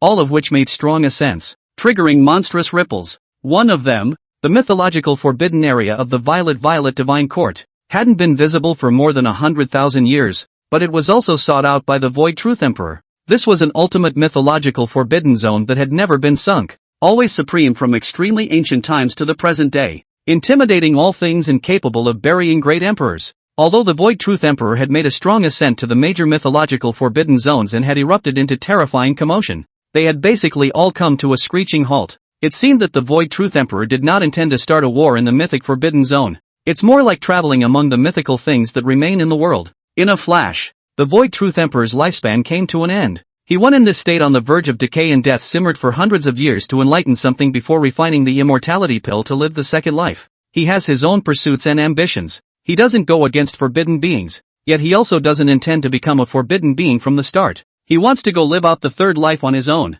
and in his mind, he had cut off all retreats and accepted death if he did not succeed. In the realm of the void, within the Devil's Abyss, many demonic creatures and forbidden beings were like enemies, staring at the Void Truth Emperor who was visiting this place. Even the forbidden giants awakened halfway, cautiously treating a great emperor of the current generation. After the Void Truth Emperor finished looking around the demonic abyss, he forced out 2 forbidden beings to casually test the depths. Still, he didn't hit the bottom. It was as if he had just come for a sightseeing tour and found an opponent to play with in passing. Void Truth, why don't you take a trip to the Bronze Ancient Ship? In the depths of the demon abyss, the ancient icy words of the forbidden giant demon god emperor came out, bringing out a vast might and provoking the demon abyss demonic chi to boil and churn. The Void Truth Emperor smiled at his words. He now also has insight into the pattern of the universe and knows many great secrets of the ancient and modern world. He knew that the demon god emperor was jealous of something, trying to figure something out. Earlier, when he went to the immortal realm, there were also people who wanted him to explore the Bronze Ancient Ship.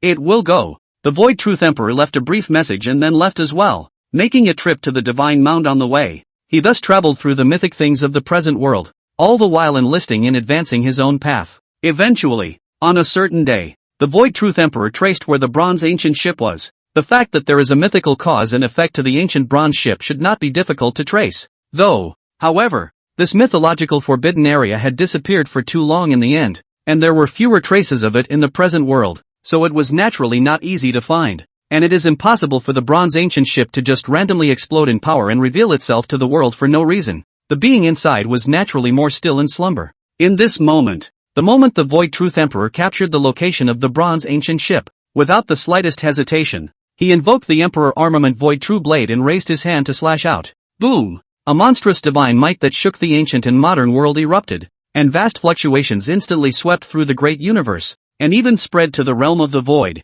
which could be felt by the Devil's Abyss and the Divine Mound. The Void Truth Sword's cold light shone like a galactic pike, illuminating through the ancient epochs. That momentary outbreak of sharpness, radiating a horizontal pressure of the aura of the 10,000 ways. Wherever it passes, everything is false. Only the blade is true, can cut down everything in the past and present. Also at the same time, Qin Feng sensed this extreme sharpness of chopping the void with the truth, when it was truly unparalleled in the ages and could make the world's taboos fearful. He turned his head to look. His eyes were stern and cold as he looked through the vastness of the starry sky, and the first thing he saw was that Void Truth Emperor, worthy of being a great emperor of the current generation. After all, he still pursued this mythological forbidden zone.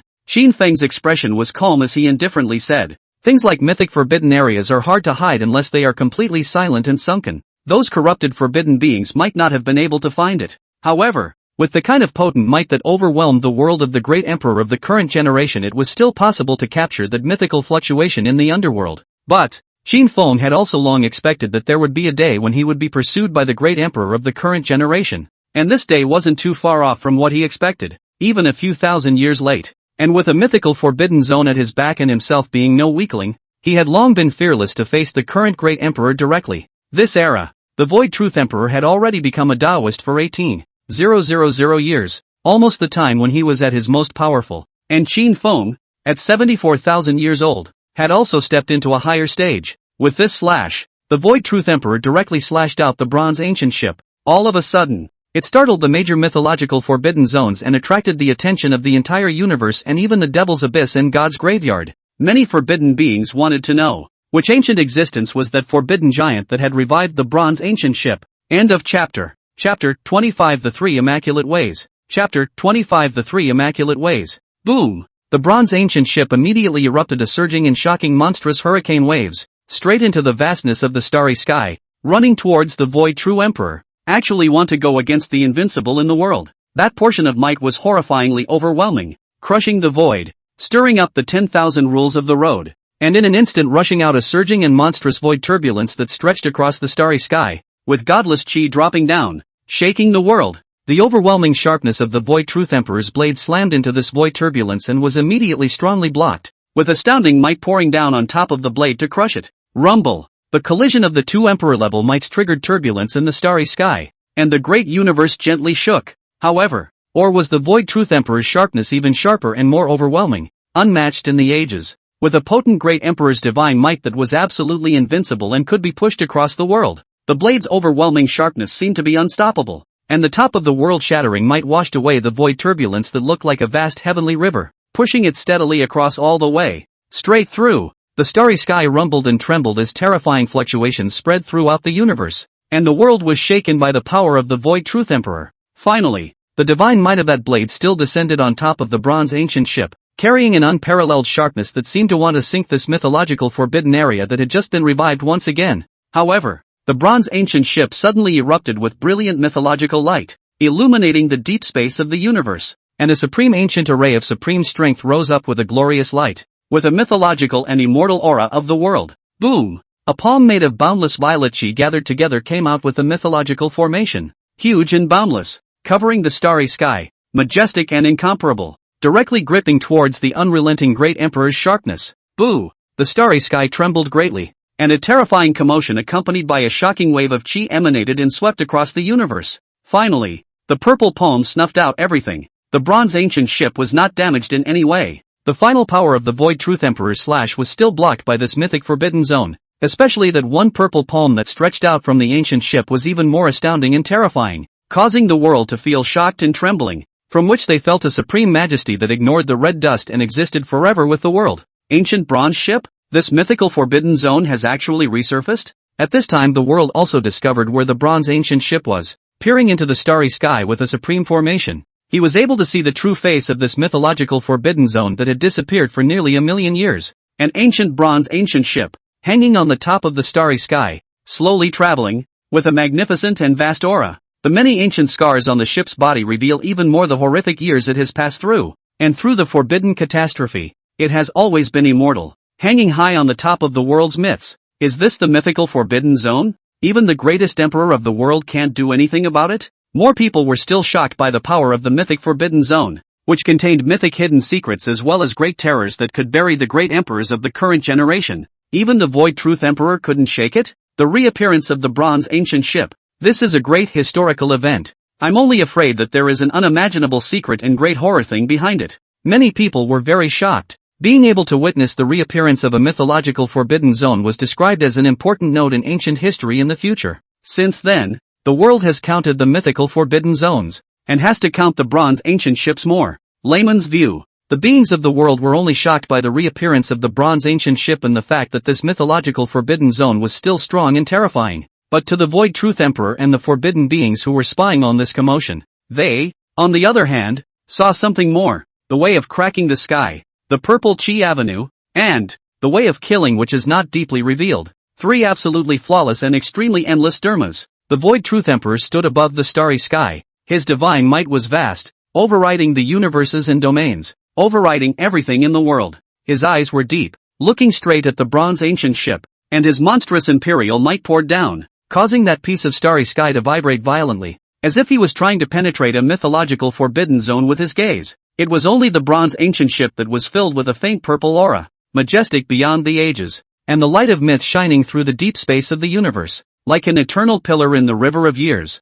Any time flow, it is immortal since the long existence, unshakable. The Void Truth Emperor couldn't help but have a bit more seriousness and gravity on his face at this time. There are 3 extremely flawless dharmas. This could mean a rather startling fact. The one inside the ancient bronze ship. It was possible that it was a supreme great emperor who had lived out the 3rd or even the 4th life in the past. This, not only did the Void Truth Emperor realize it, at this moment the rest of the forbidden beings who were paying attention to the bronze ancient ship could similarly see it. They were naturally surprised and deeply scandalized. But again, it doesn't really have to be too surprising. Hadn't the Devil Abyss long ago probed that the one who revived the bronze ancient ship was a forbidden giant? As a forbidden giant, could there not have been a glorious and terrifying past in the past? Except, there's another problem. Rift, purple and kill. These 3 doxologies, no matter how much they thought about it, they couldn't seem to come up with an ancient invincible who could correspond. Or was that invincible person too low profile in the first place, not revealing too much and leaving no excessive prestige in the world?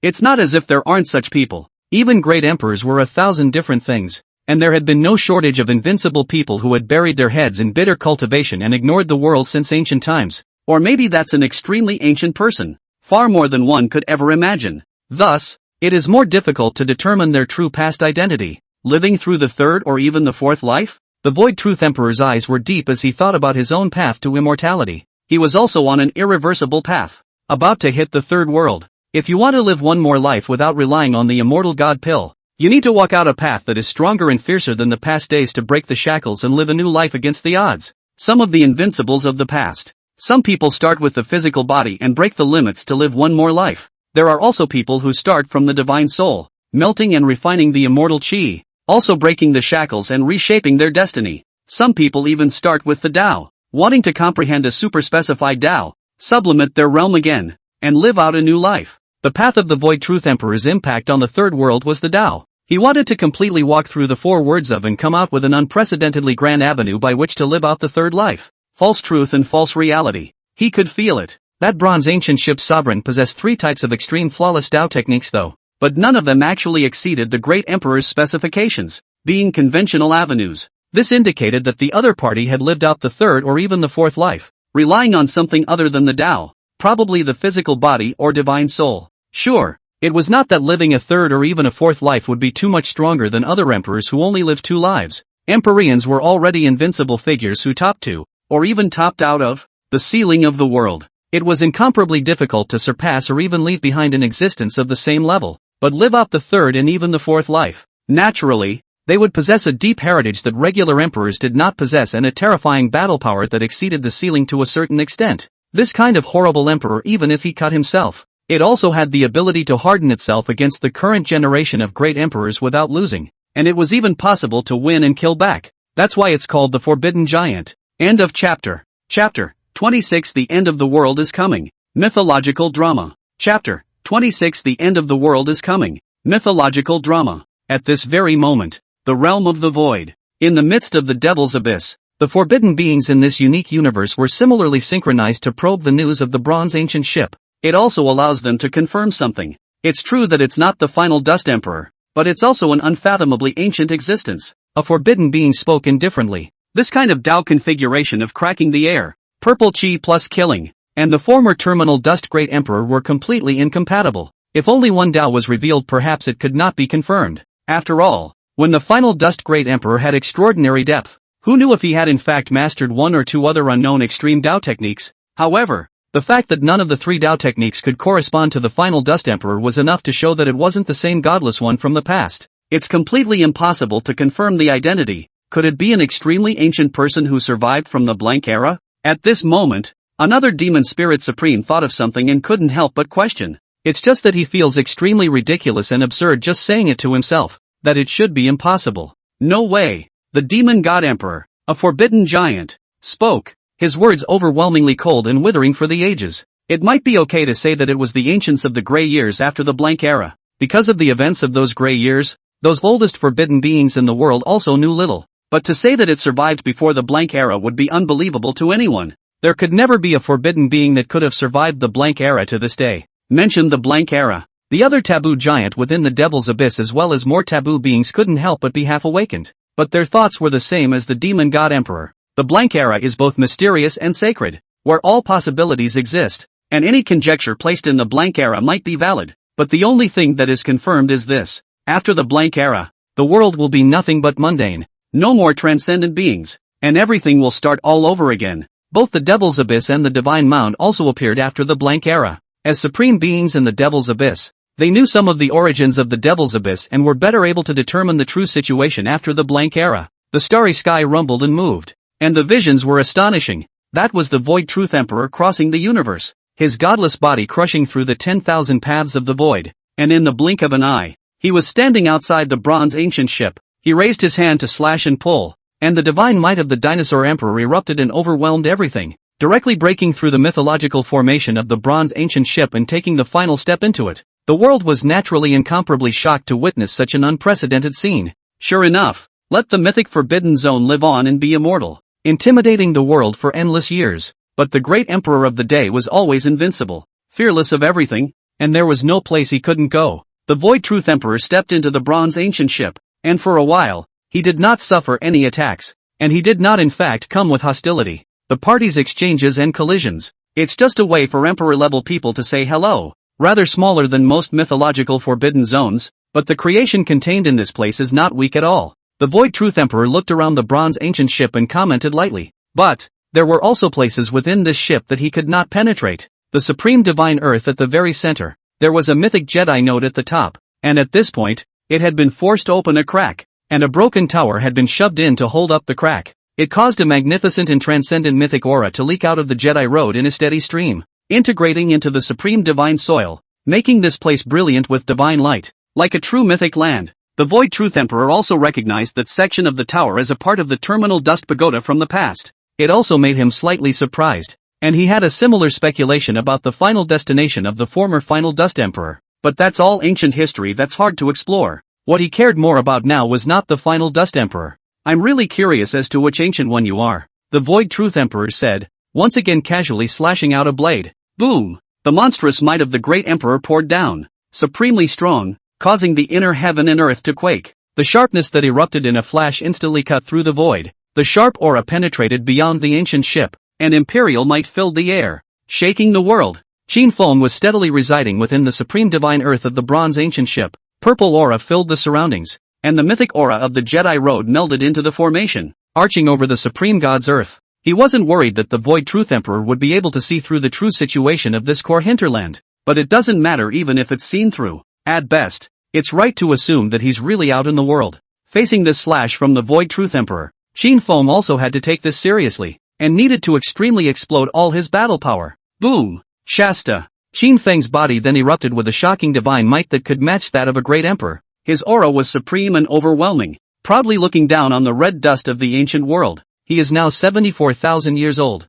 already possessing 7 portions of the Immaculate Conception. The 8th Immaculate Conduct is also at the end of the road, and needs only to make up for many minor flaws to become an Immaculate Conduct. Rounding, it is not too much to say that he possesses 8 portions of the Immaculate Conception. It's like 8 roaring S. And Qin Feng could still vaporize his own Tao source and continue to sublimate his battle power, just like a gale blowing towards firewood, making the fire more and more vigorous and fiery. Vaporize the Tao source and sublimate the battle power. This kind of tactic was generally exclusive to the great emperors of the day, because at that time, the great emperor's realm was flawless and hadn't decapitated himself. The great emperor's origin was thick and solid, and he could vaporize his origin recklessly to sublimate his battle power. And this was the main reason why the great emperors of the current generation were able to suppress the vast majority of forbidden beings in the world. It was because the emperor-level origin of the current great emperor could be tossed around recklessly. And those corrupt taboo beings cannot withstand the toss. Really toss words. A careless may be the origin collapse. Completely fell realm, reduced to a weak taboo beings, lose that part of the invincible competitiveness. However, Qin Feng had also not decapitated himself, and his entire Tao source was not a supreme bestowal that had been recognized by the supreme heavenly mind after he had succeeded in proving the Tao. This imperial-level battle power of his own nowadays was cultivated by his own hard work. His realm was just as flawlessly solid and untouchable. He could naturally vaporize the Tao source recklessly as well, sublimating his battle power. But Qin Feng could feel that his battle power was also approaching the ceiling, and it would probably be difficult to raise it in the future. It's like a cooker. From 1 firewood to 10, that fire is naturally a huge boost, the ultimate qualitative change. But the possible improvement from 10s to 20 or even 30 would be minimal. This is limited by the cooktop. If after the top to the ceiling, Qin Feng still wanted to continue to improve, so he would have to find a way to expand the stove, and would need to feel out other paths besides the Tao. For example, upgrading the physical body, metamorphosing the divine soul, and so on. However, he was able to continue on the path of the Tao for the time being, not reaching the final end. Instead, there is no hurry to find out the way to continue to grow and improve. Qin Feng wantonly vaporized the Tao source, sublimating his battle power to the extreme. Boom! He raised his hand and slapped out a palm. A piece of purple aura instantly surged out from heaven and earth. His majesty was supreme, his emperor-level might blazing and surging, almost indistinguishable from that of a great emperor. At the same time, the bronze ancient ship's heavy mythological formation also unfolded. A wave of mythological chi gathered up. Its might was terrifying and monstrous, waves of shock lapping at the ages, and that portion of divine might terrified the forbidden supreme beings. Boom! Terrifying commotion spread out, vast fluctuations swept across the starry sky, and the great universe shook. The Void Truth Emperor's slash was not a mere collision with Qin Feng. It should be considered a collision with the power of the entire bronze ancient ship. But the Void Truth Great Emperor hadn't actually exerted all his strength. Or at least he hadn't vaporized his own great emperor origin to sublimate his extreme battle power. But again, the bronze ancient ship didn't explode in full might either. There were triple mythological formations here, the second and third of which had been completely restored by Qin Feng. Just now, he had also only initially activated the second formation, and the true power of the extreme formation had not even fully exploded. Still can't read you. The Void Truth Emperor had also received a huge shock just now, and it had been enough to strongly threaten him. This mythical forbidden zone also had a share of terrifying depths that were enough to bury a great emperor of the current generation, not to mention a taboo giant. And in the case just now, he couldn't even tell if the other party had already recovered his former realm, or was he able to precisely control the recovery of only part of his realm. This kind of thing is actually not impossible to do, just need to be very deep and powerful control. If there is no preparation, even the great emperors of the current generation would not easily attack the mythic forbidden zone. There had to be preparations that were at least strong enough to temporarily block the mythic formation before the mythic forbidden zone could be attacked. The Void Truth Emperor actually had such a preparation, but it wasn't for attacking the mythic forbidden zone. It was a backhanded way for him to attack after he'd gone off the deep end himself. The end is coming, and the myths are changing dramatically. It's possible that you were the last emperor before that. Qin Feng spoke faintly. Naturally, he wouldn't mention anything about his own identity, instead mentioning a situation he had recently sensed. By the way, let's see if the greatest of the day has any unique insights on this. Is the end times, indeed, coming soon? The Void Truth Emperor didn't pursue Qin Feng's identity and took up the topic and mused. He had naturally sensed this a long time ago, and feel it more deeply than other forbidden beings. It started thousands of years ago. The cosmic supreme heavenly mind then vaguely showed signs of self-enclosure. And this, then it is also a harbinger of the end times to come. The so-called end times. It is the closure of the supreme heavenly mind and the withering of the Tao. Even if someone cultivated to the world's top realm, it would be almost impossible to succeed in witnessing the Tao. It was because the supreme heavenly mind had personally severed this extreme path to empire. No matter how magnificent you are and how much talent you have, it is almost impossible for you to walk through this imperial path again. But the end times, even though it was almost impossible for a great emperor to appear. But there will be special invincibles. And there will be excitement and splendor unique to the end times. The end times do not mean silence and boredom. I may not be the last emperor. There is still a period of final splendor on the eve of the end. And there may still be an emperor. The great emperor of Void Truth spoke the closest judgment to the truth of the future that he, a great emperor who could resonate with the heart of the supreme heavens from time to time, had arrived at. But, actually, he doesn't have to say it. The end times have been around since the beginning of time and the process is pretty much the same. Before the era of the last Dharma opens, there will be a warm-up period of 20,000 to 30,000 years, and this period is also considered the last Dharma. making it difficult for anyone to succeed in witnessing the way. However, after the end of the prelude, there is usually a period of final glorious bloom on the eve of the end of the world, similar to the return of the light, and perhaps the emergence of a very powerful emperor. After the last glorious days on the eve of the end of the law, there is the real and long era of the end of the law. It can last for at least 70,000 or 80,000 years time, and if it is long, it can last for more than 200,000 or 300,000 years. But none of this is really critical. The point is, end times often herald a dramatic change in mythology. It was possible that some kind of great change would erupt in this world, or even that the land of myths would descend. But, what does this have to do with the Void Truth Emperor? He accurately predicted the end times though, but he didn't care about that end time, and it didn't matter if the myths changed dramatically. He was currently concentrating on walking through the magnificent forward avenue of, completely unconcerned about anything else, and he could maintain a tranquil state of mind despite the huge waves of myths in the world, false truth and false reality. If he cannot follow this path, he will accept death. If he walks through, then he will have a wider world and be able to make more choices. Even if he was reduced to a forbidden being at that time, he could still be called a giant, with the same truly invincible might, to live the third life against the grain. Naturally, you have to go forward, and you can't hold yourself back. The Void Truth Emperor wouldn't have any extra useless thoughts at this moment, and only walked firmly towards the front path. Finally, the Void Truth Emperor chatted with Qin Feng some more words that weren't of much use, and then he left as well. He didn't forcefully attack this place. Entangling a taboo giant of unknown depth didn't fit his current plans. As Qin Feng watched the Void Truth Emperor leave, there was even less need to pester a current emperor. The bronze ancient ship is also gradually hidden, and regular people can't trace it easily, but Qin Feng didn't expect it either. Thousands of years later, he'll witness a late-life great empire fiasco. End of chapter. Chapter 27. No end in sight. Chapter 27. No end in sight.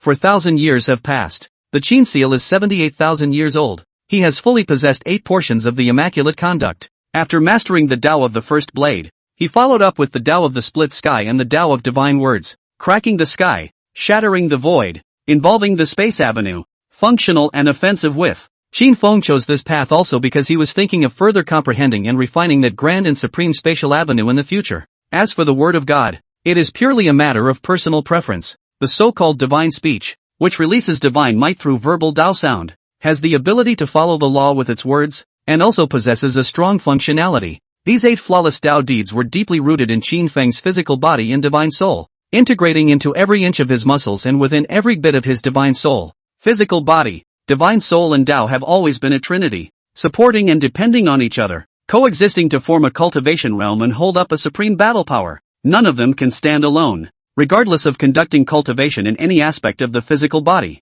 the divine soul, or the Tao, it was impossible to detach from the other two. With Qin Feng's current cultivation realm, once the Tao source is vaporized, the extreme battle power is sublimated. It was basically not much different from those taboo supreme beings who had recovered their realms as well as the great emperors of the current era in their unusual state. The ninth way, time and ease. Qin Feng also simultaneously established the ninth Tao that he would be comprehending. He sat down within the divine earth at the center of the bronze ancient ship, meditating on the Tao and comprehending that portion of the way of time alteration. With the 78,000 years he had truly lived through, he had long had many insights into time-based Tao laws, and now it was a matter of rearranging them and then selecting a direction to refine them. The word time, what it represented was also a grand avenue, and it was very difficult to completely realize it. Qin Feng also had an ambition for such a grand avenue as time, so he also dabbled in it through the way of time and ease. Going forward, there might be some more ideas and direction when figuring out how to explore the deeper path to immortality. After all, he was close to topping the ceiling, and it would be tougher to continue to improve in the future. So let's make some preparations in advance. But Qin Feng hadn't entered the state of enlightenment for a few years yet. Then he was once again disturbed by the cosmic commotion triggered by the Void Truth Emperor. Boom! The universe rumbled and trembled, and a roar emanated from the heart of the supreme heaven, with a strong sense of mourning, with which the 10,000 paths of heaven and earth resonated with the same sadness, shaking out a great commotion that swept through the universe. Such is the case. Not to mention Qin Feng, even a rookie who was new to the cultivation path could guess that it was the Dengshi Emperor who was about to die, and it was the kind that was incomparably close to death. Void true. Ambition is quite big. Want to live the third life against the odds? Hard to hold on for 1,000 years or still not dead. Indeed extraordinary. No turning back. The third life. Can you really pull it off? Qin Feng also couldn't help but focus on the Void Truth Emperor once again. He had actually seen the Void Truth Emperor's ambitions a long time ago. Break off the retreat and go forward to impact the third world. This kind of thing had been done since ancient times, and there were very few emperors who could do it. Qin Feng also didn't know if the Void Truth Emperor could succeed and was curious about it, so he had often paid attention in the last 1,000 years. Back in the millennium, the Void Truth Great Emperor had already entered his old age, and at that time, the Supreme Heavenly Mind had already begun to foretell the Great Emperor's imminent demise. Just 1,000 years have passed. The Void Truth Emperor was still holding on, still not dead. It had lasted hundreds of years longer than even Qin Feng had expected, but that doesn't have to be too surprising. As a peerless emperor, he naturally had many unconventional means, and finding a way to last a few more hundred years was not a difficult task. Not to mention that the Void Truth Emperor was unlike some invincible emperors in the past who often erupted into bloodshed, overdrawing their reserves and slightly damaging their life essence. That was why the Void Truth Emperor was going to live at least 2,000 to 3,000 years longer than some emperors in the past. Nowadays, the Void Truth Great Emperor had even become a Taoist for 22,000 years. The Great One would be excellent if he were to raise his life. The Void Truth Emperor was an example. He didn't go overboard with the sparring, using all of his emperor-level might to impact the third world. Qin Feng had already witnessed the rise of 3 great emperors in his life, each vastly different, each with their own splendor and characteristics. That good brother of his, Emperor Yuan was a typical example of that kind of traditional, decent human great emperor. After a lifetime of conquering and being busy all day long, I don't know how many great enemies he has caused. According to Qin Feng's guess, Emperor Yuan might end up chopping himself off and becoming the supreme being of a different path, to come out in the great calamity of the latter days to continue to protect the path for the world. As for that lone emperor afterward, it's just a crazy little thief. No judgment for now, and maybe there's a chance we'll meet again in the future. To this Void Truth Emperor today, Qin Feng did approve of his choice to impact the third world with all his might, and no matter how successful or unsuccessful he was in the end, he couldn't say that it was the wrong path to take. If Qin Feng lives like this for a long time, I'm afraid that not every typical great emperor has to be seen once. There is also the coming end times. Even if there were no great emperors, there would still be unique invincibles that would come out, with splendor and magnificence that belonged uniquely to this era. As for the dramatic change in mythology that accompanies the end times, Qin Feng then couldn't guess what it was. Smaller words might simply be a brand new immortality potion falling into the world, or a new mythological forbidden zone crashing down. To the greatest extent possible, it may be the land of myths that descends. At this very moment, the Void Truth Emperor was sitting on top of an unusual starry sky. His face was permeated with twilight, and the meaning of vicissitude and aging was very strong, but its eyes and eyebrows still have a world of invincible charm. Even if late, there is still a calm. There is a horizontal push, the world of the world style. His body at this time stirred a layer of extraordinary Taoism, radiating a grand might. The 8 directions of the starry sky have become illusory and unreal, while its own aura is more and more real and heavy. Seems to be the only real living creature in this world of dust and red dust. But then, it will become hazy and illusory, as if it does not exist in the human world, while the stars in the 8 directions and the sky, heaven and earth, under the influence of such a grand Tao rhyme vaguely transmits some kind of mythological chi, as if it is real enough to be close to the mythological land. False truth and false reality, a forward avenue, grand and transcendent, a super specification emperor level avenue. The Void Truth Emperor had indeed come to the end of this path, but he was on that end but didn't see the real end. It's like going down the wrong road, and although you get to the end, it's not the right end. Is it still off? The Void Truth Emperor sighed, knowing at this point that he might fail on this path, but his pale face remained calm, not lost or sad. It was a choice he had made for himself and accepted whatever the outcome, however hopeless. Life has come to this point, belonging to the truly invincible, and the splendor of might can be passed on for 10,000 generations. There is nothing that cannot be looked away from, but not much off, or there may be a chance of reversal. The Void Truth Emperor's eyes were firm, with an unstoppable 10,000 years of sternness. Even if his days are numbered, he will try again to adjust and continue to impact the third life. However, nearly 100 years later, the Void Truth Emperor failed once again. Moreover, forcibly adjusting and reversing the Tao had caused him to suffer a very serious backlash. Boo! It was as if something had exploded inside the Void Truth Emperor. The foundation of his Tao was damaged, and his already dying flesh and soul were also impacted, almost failing to hold on to the last remnants of his vitality and falling on the spot. The whole person's aura declined by half at once, and the aura of death was so thick that it was as if half of his body had already been buried in the grave. And just then too, a certain forbidden figure who had already been secretly spying on the Void Truth Emperor. He also saw the right time to brazenly come out and erupt with a shocking divine might, to directly attack and kill this great emperor of the current generation who was weakened to the extreme at the moment. End of chapter. Chapter 28 Palm 28 A palm slap toward Emperor Yuan You.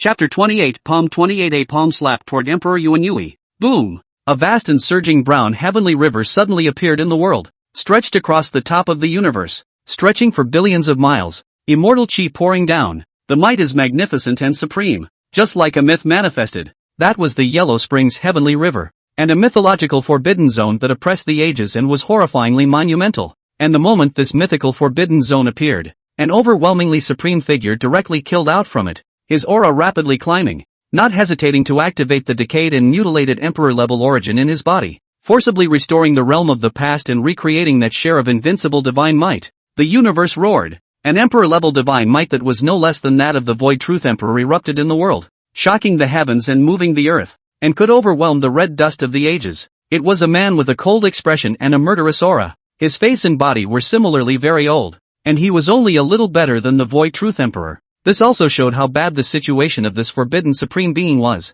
Whiskering Heavenly Father. Qin Feng was also the first to be startled by this kind of commotion, and he also instantly recognized that the person violently attacking the Void Truth Emperor at the moment was an invincible figure of the ancient era, the Whisking Spirit Heavenly Father. Whiskering Heavenly Father's state was obviously extremely poor. Not only was there very little vitality life element left, even that one portion of the Emperor-level origin was decayed and crippled, and it was almost as if it was about to completely fall off the realm. He had been in desperate need of a tonic for a long time. The previous Yuan You Emperor and the Lone Jade Emperor both seemed to have gone into hiding by cutting themselves at the right time, and it was impossible for the Whiskering Heavenly Father to keep a close eye on a current Great Emperor at all times. Moreover, he was unable to hunt down Great Emperors that still possessed prime might. The Void Truth Emperor came at the right time with this look. The Whiskering Heavenly Father was unparalleled in his hunger at the moment, desperately in need of fresh Great Emperor origin to stabilize his realm. Even more, he wanted to launch the Calamity Cataclysm at the same time to replenish his vitality life element. Boom! Boom! Boom! After the Whiskering Heavenly Father made a blatant move, in the depths of the starry sky, 3 more shares of world-defying divine might erupted almost simultaneously, all reaching Emperor-level might, terrifyingly monstrous, causing the universe to quake violently, and not feeling weaker than the Void Truth Emperor in the slightest. Ancient Emperor Xiyu, Great Emperor Yuan You, and a demon spirit? Qin Feng had extraordinary insight and quickly recognized the identities of the 3 forbidden beings that came out immediately after. The Heiyu Ancient Emperor and the Wanla Emperor were both very recognizable, and the characteristics of their Dao rhythmic might were so remarkable that they didn't do anything to conceal them. On the contrary, the last demonic spirit, Qin Feng did not know much about it, only that it was also thinly known in the great universe, and seemed to be named Battle Axe. But, although the Battle Axe demonic spirit's power was also comparable to that of an emperor, it was just that it was still a hair's breadth behind the rest of the group when they felt it in detail. Qin Feng could tell. The vital life element of the Xiyu Ancient Emperor, the Yuan You Emperor, and the Battle Axe demonic spirit were still relatively abundant, and it was obvious that they had left enough room to cut their own seals. It was just that their emperor-level origin was still corrupted and crippled after all, even if the vital life element hadn't dried up yet. However, it was also unacceptable to them if the realm fell completely. Losing this unrivaled competitiveness, it would be absolutely impossible to do many things in the future. The late greatest fiasco. Qin Feng had a solemn look on his face. Those 4 forbidden supreme beings shouldn't have discussed this in advance, yet they still struck out at the same time by tacit agreement. Although the Void Truth Emperor was incomparably senile, his vitality and life element had fallen to the bottom. However, its realm was still there, and its emperor-level origin was still fresh and surging, a great tonic for forbidden supreme beings, which was something that had little to do with vitality longevity. Its aging is the physical body and the divine soul, corrupted by the years. This kind of late-life great empire fiasco, the same has been true since ancient times, and sometimes it is accompanied by a catastrophic cataclysm of modest proportions. However, the Void Truth Emperor has to face but not only these 4 forbidden supreme beings. Boom! 2 strands of supreme might rushed into the great universe from outside the domain, and they were 2 strange beings with empty eyes and indifferent expressions, emanating a unique life aura that was not like the living, but more like the dead. 2 undead things. The world witnesses and recognizes what it is. Those were undead things that came out of the sacred mound, and 2 of them came at once. Obviously, these 2 undead creatures had come here because they wanted to collect the emperor-level corpse of the Void Truth Emperor. Void Truth Emperor. The world saw this situation. The Void Truth Emperor actually had to face so many terrifying enemies at once by the last moment. They shook, trembled, and lamented for this great emperor who had brought them peace for more than 20,000 years. Boom! Indescribably terrifying movements instantly erupted, and the universe roared. The center of the battle instantly exploded with a blazing light that overlaid the endless starry sky, transmitting terrifying and incomparable fluctuations. The starry sky shook, the heavens and earth shook violently, and the kind of movement was as if it was going to destroy the world and sink the great universe. This great battle broke out fiercely. Anyone who participates in the battle has no reservations about striking. Rumble! The great battle rages on. Terrifying waves that shook the ages impacted the great universe. Such a great battle, astonishing and unparalleled, can be called a mythical collision. Most of the major mythological forbidden zones and many forbidden beings were startled, but most are also unwilling to care or even intervene, choosing to remain asleep. This should have been a battle where the Void Truth Emperor was at an incomparable disadvantage. However, sometime after the outbreak of the Great War, a great body with unrivaled divine might was directly chopped apart by the Void True Emperor, whose bath of supreme blood came out, and monstrous imperial might poured down. Everything was false, and that blade was the ultimate reality. A forbidden supreme being was killed on the spot, judging from the image of its demonic aura surging wildly. The one who died was none other than that one battle-axe demonic spirit from the demon abyss. Qin Feng watched the great battle from the bronze ancient ship. He looked indifferent, with a certain coldness, a ruthlessness, but this indifference of his was not facing the great emperor of the day, but this world. This late-in-life great emperor fiasco. He could find reasons for himself to intervene, such as preventing these few supreme beings who had completely fallen into evil from getting fresh essence replenishment and continuing to wreak havoc on the world in the future. Still, at this point, he preferred to sit back indifferently and watch everything happen. The fiasco of the late great emperor. It's been around since the beginning of time and is an inherent problem in today's world. With Qin Feng's realm today, he didn't have the ability to change anything. If you intervene in the battle of the late great emperor, he was only afraid that he would immediately be targeted by the many emperor-level origin decayed taboo supreme beings, seen as a huge threat to block their alternative path to immortality, and it was hard to predict what kind of targeting and calculations he would encounter. There was infinite room for him to grow, and it was far from the time when he had to expose people to fight for his life against this cruel world. What's more, today's situation, the Void Truth Emperor must have expected it and indeed prepared for it. This was originally what he, the great emperor of the world, needed to face and was fully capable of facing. He was always the invincible one, so why should other unrelated people meddle in his battles? The moment the Great War broke out, the starry sky underneath the Void Truth Emperor's feet then shone with a brilliant chessboard, with the starry sky as the board and the stars as the children, with a majestic momentum and divine might, which could erupt for a short period of time to be comparable to the might of a mythological formation. Moreover, even though his vitality and life element had fallen to the bottom, his fleshly body and soul were aging and weak, and his battle power was severely affected. He was still able to continuously vaporize the emperor-level origin and sublimate his battle power, not losing to any supreme being. After the Void Truth Emperor killed the battle-axe demonic spirit, he also crushed an undead thing, and in the end, he was even more powerful in subduing the Shiyu ancient emperor, whose realm was unstable and had temporarily fallen below invincibility. Such heavenly divine power is invincible in the world. It shook the world and made the world's forbidden heart tremble even more. Let's reaffirm a fact. The great emperor of the day is not to be deceived at any time. However, the Void Truth Emperor was also at his limit, and it would be difficult for him to break out in his prime anymore. So I was afraid that this would be the end of it. But, it was also at this time. Accidents happen again. And the accident. It gave Qin Feng all the reason to strike, and the will was so strong that he wanted to explode into extreme might down the line. Because, that good brother of his, Yuan the Emperor actually also appeared. And once the scene was restored to the realm to burst the peak of divine might, confirming that it did indeed cut itself to the ground and fell into the forbidden beings. But, the good brother is not so much trying to intervene in the great war of the late years, but more like taking the opportunity to go and attack a great enemy of the past, while breaking off a small-scale catastrophic cataclysm. Qin Feng once again felt the invincible divine might of his former good brother. He couldn't help but think back to the hot-blooded years when they were initially competing with each other as celestial prides on the road to invincibility. It was only later that he was completely thrown off by his good brother's great imperial divine might, forcing him even more to not dare to show himself in the world. But nowadays, he could calmly level his eyes at those invincible figures. Then, now, both being invincible, why not continue that old rivalry between good brothers? Finally, Qin Feng also went down to do something that he had previously wanted to do so badly but couldn't. The matter had been repressed for nearly 80 000 years. The moment, Qin Feng's divine might erupted, shaking the starry sky, as a forbidden giant whose true body is not known to come down,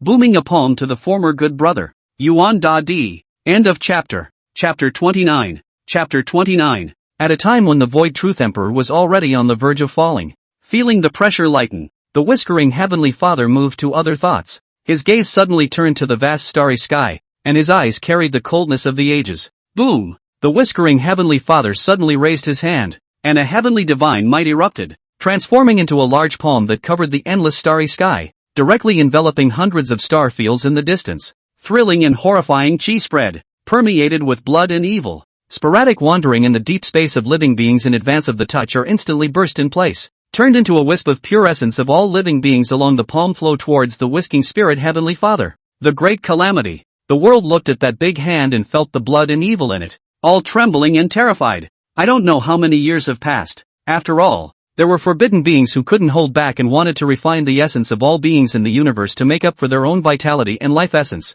Void Truth Emperor. The beings under the overriding pressure of that large evil palm had their hearts and minds trembling violently. The only thing that came to mind in the first instance was to call out the name of the great emperor of the day, praying that the great emperor would still be able to overpower all the taboos in the world and stop the plague. However, the Void Truth Emperor's face was withered, his body was all broken and tattered, and his emperor's blood was drained. He sensed what the whiskering Heavenly Father had done, and there was still the overriding killing intent of the ages in his deep, empty eyes, only that he already had the heart to do so.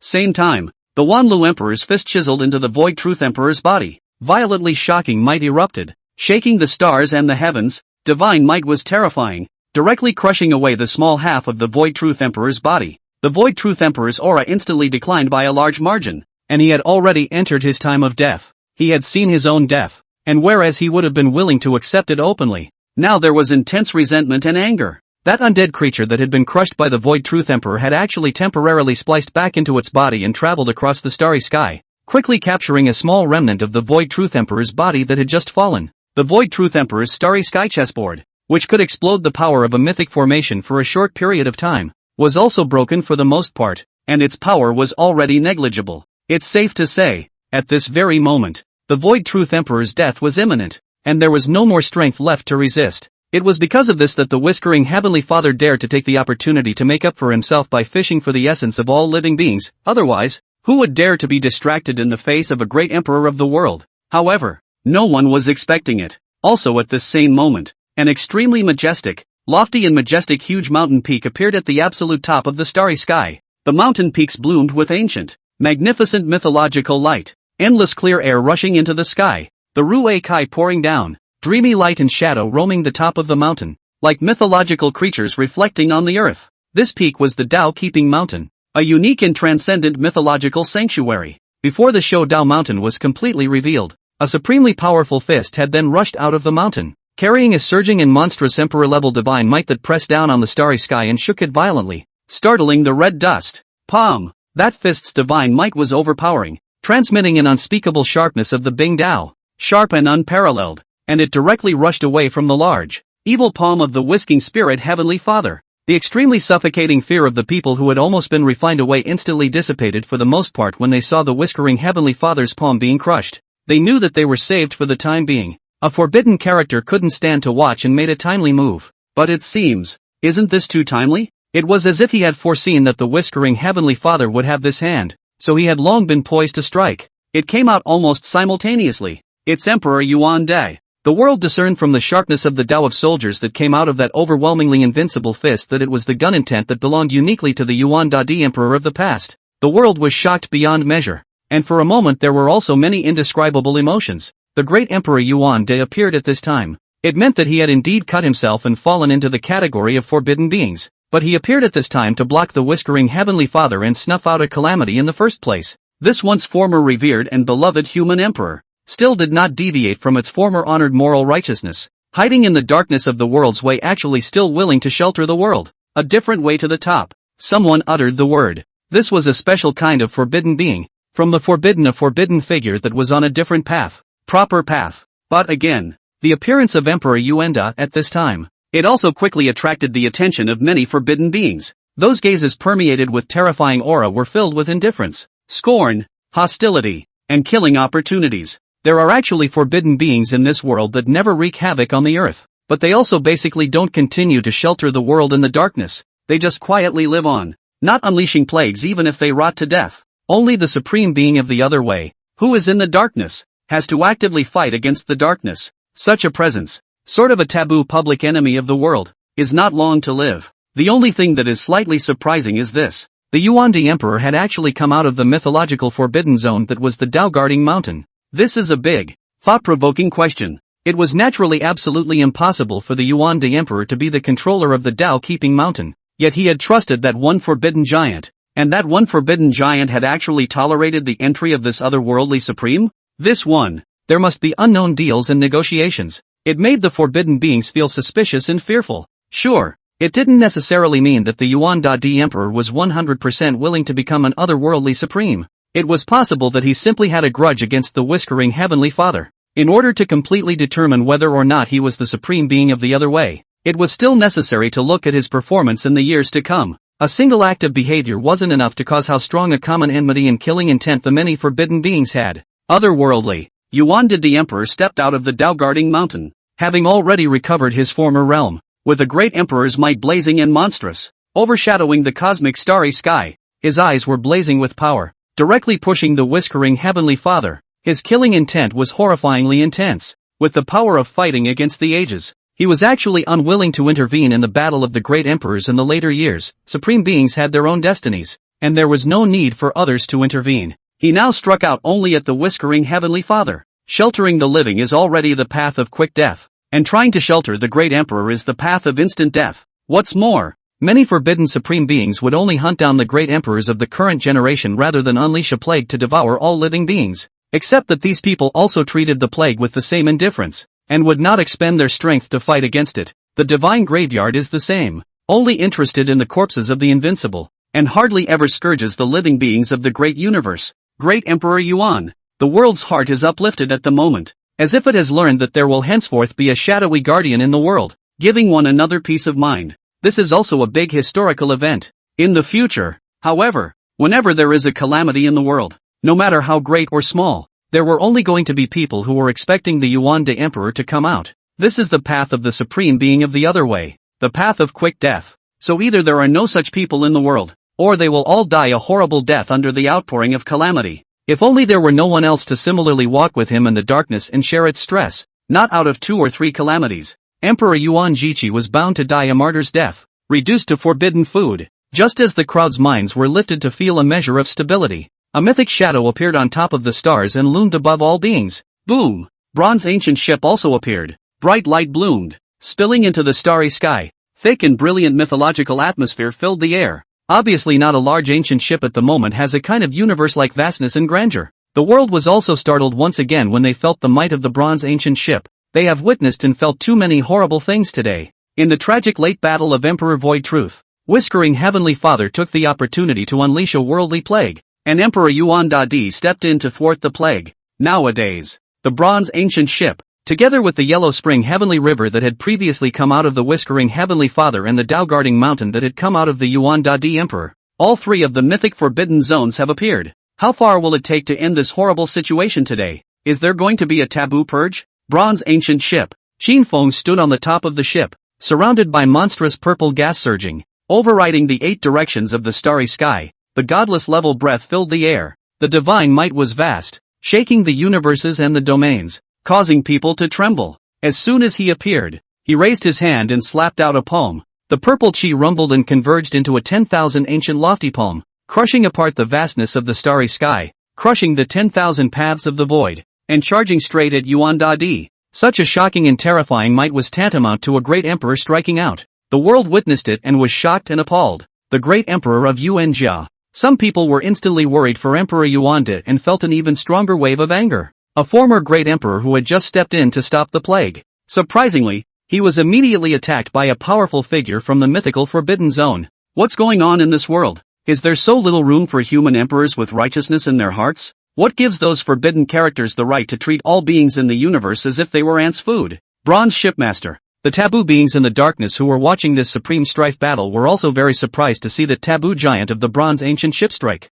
they're basically certain. The Bronze Ancient ship currently had only one taboo being, but at the same time, it was also a taboo giant whose depth was difficult to guess. So even if there is only one person, for the time being, no one dared to strike the attention of the Bronze Ancient ship, and even the great emperors of the world had to be cautious. They didn't expect it. This bronze boat owner would actually attack the Yuan Emperor at this time. Could it be that they have a grudge? Is it possible to speculate on the true identity of this bronze ship owner from this aspect? The great Emperor Yuan was similarly astonished at this moment. He also couldn't have imagined that this bronze ship owner, whose true form no one knew, would suddenly come out of nowhere to attack him. Boom! The Yuan Emperor stood in the starry sky, his emperor body reaching through the heavens and the earth, his divine might overwhelming the world. Since the decapitation is not long after he recovered his realm as almost a great emperor of the world, the emperor's might is excessively blazing and fierce. Burned the collapse of the void. Seems to melt the universe and the starry sky. He still has that invincible demeanor that defies any foe.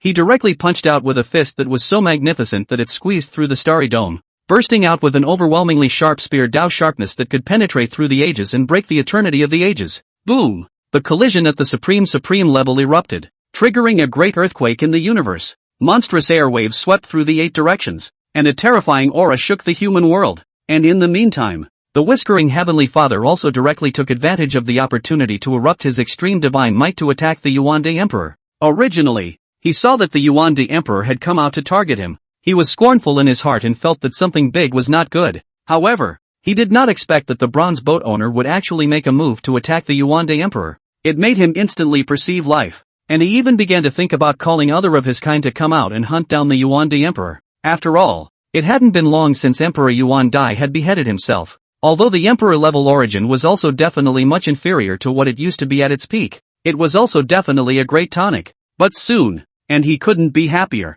because immediately after, that bronze shipowner also launched an attack on the whiskering Heavenly Father. End of chapter. Chapter 30 Endgame Preview. Unique Invincibles. Chapter 30 Endgame Preview. Unique Invincibles. Boom! Qin Feng stood at the top of the absolute summit, his violet aura monstrous and majestic, emitting a palpitating supreme aura. Suddenly, a large area of purple chi violently contracted, instantly fusing into a divine spear of brilliant purple light, brilliant and eye-catching, illuminating through the deep space of the universe. Qin Feng flung out his hand, and the violet light divine spear directly pierced through the void and came out. A shocking and overwhelming killing aura filled the air, crushing everything, and could cut down the ancients. Just for a moment, the violet light divine spear traversed the starry sky and broke through everything, striking directly at the whiskering Heavenly Father, the divine might surging through the heavens as if it was unstoppable. Such a scene, it made the forbidden beings who were watching the battle as well as the world feel shocked again. What the hell does that bronze shipowner mean?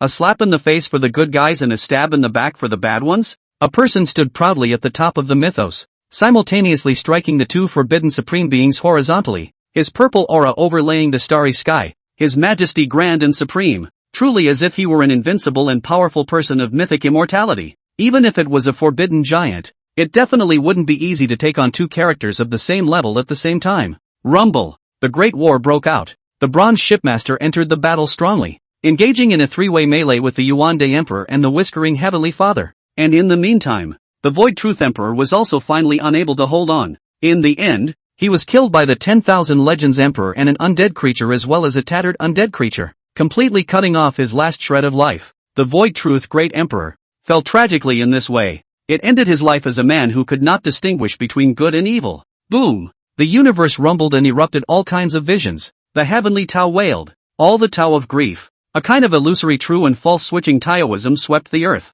with a strong sense of mourning, inducing a large area of the order of the blood flowers drifting down. Bright and tragic, the many visions were vast and intense, rippling through the realms of the universe. The world can feel that sense of sadness in it. A great emperor of the day is dead. The Wanla Emperor bathed in the blood of great emperors, appropriating the origin of great emperors, making up for his own realm, and washing away the aura of decay, allowing his aura to quickly and steadily climb, just like a newborn emperor. During this period, there were a few forbidden beings who wanted to hunt part of the great emperor origin midway. However, it was also impossible to seize the great emperor origin from the Wanla Emperor without his true body coming out and restoring his former realm. The great emperor of 10,000 Leaves didn't make a move to target the two undead things that dragged away the remnants of the Void Truth Emperor and the ancient emperor of Heiyu. Much less did he bother to intervene in the melee between the bronze boat owner, the great emperor of Yuan, and the heavenly father of the whispering spirit. Being a winner, he quickly disappeared into deep space and completely collected his aura.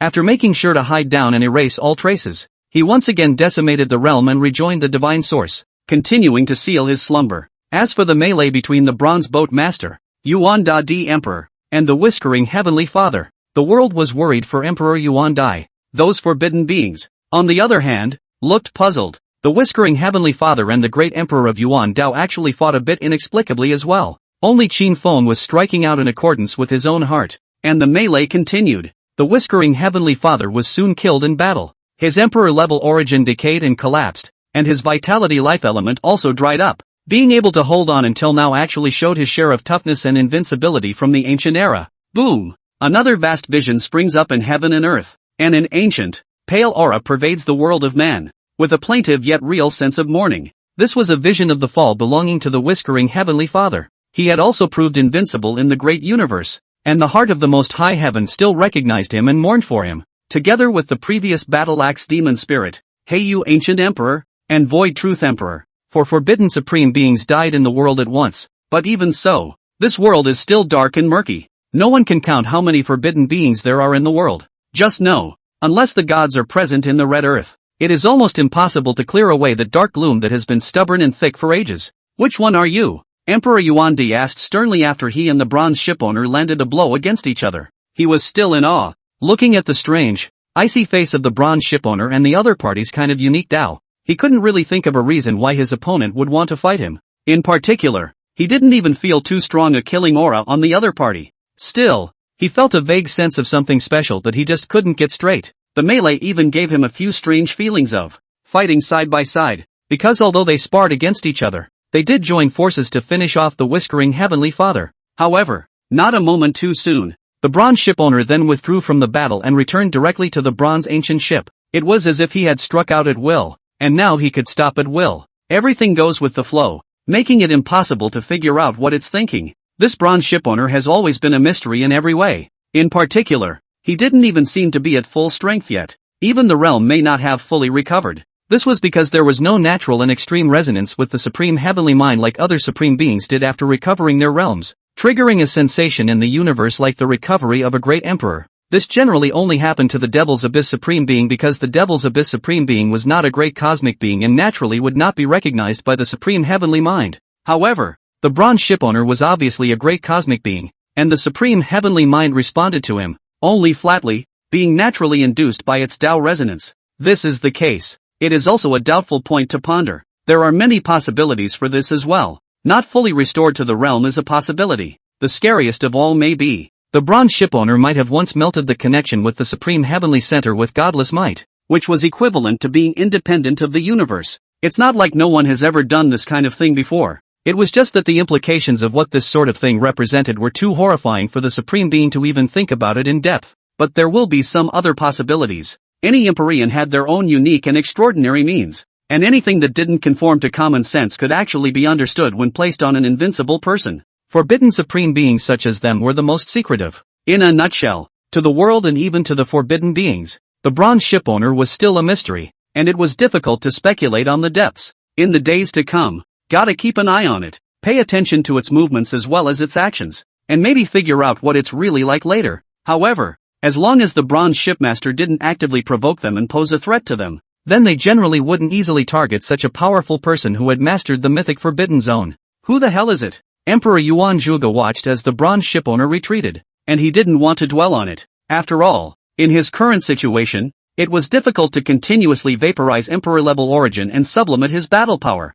and he categorically did not have the power to attack the mythic forbidden zone. Moreover, that bronze shipowner was indeed very strong and had a terrifying underpinning that shocked him. Its displayed battle power was not overly exaggerated though, maintained at a certain limit. However, the power was unceasing and magnificent and thick, as if it was unbreakable, giving him all great pressure. Also, he was also completely confused as to why the other party had struck out at him, and the identity of the other party was also a mystery. Although he vaguely had some kind of special feeling, he couldn't tell clearly what kind of feeling it was, and it seemed that he should really have a few karmic entanglements with the bronze shipowner. It's just hard to keep track of when the karma hitched. It's possible that it's not even direct causation, but indirect causation, and that's much harder to trace back and find out. Finally, Emperor Yuan did not dwell on it much. The world was full of mysteries he hadn't figured out. Those forbidden beings also each had a bunch of secrets, and no one could really figure out who. It was unlikely that an ordinary forbidden being would be willing to personally go on a bronze ancient ship to explore,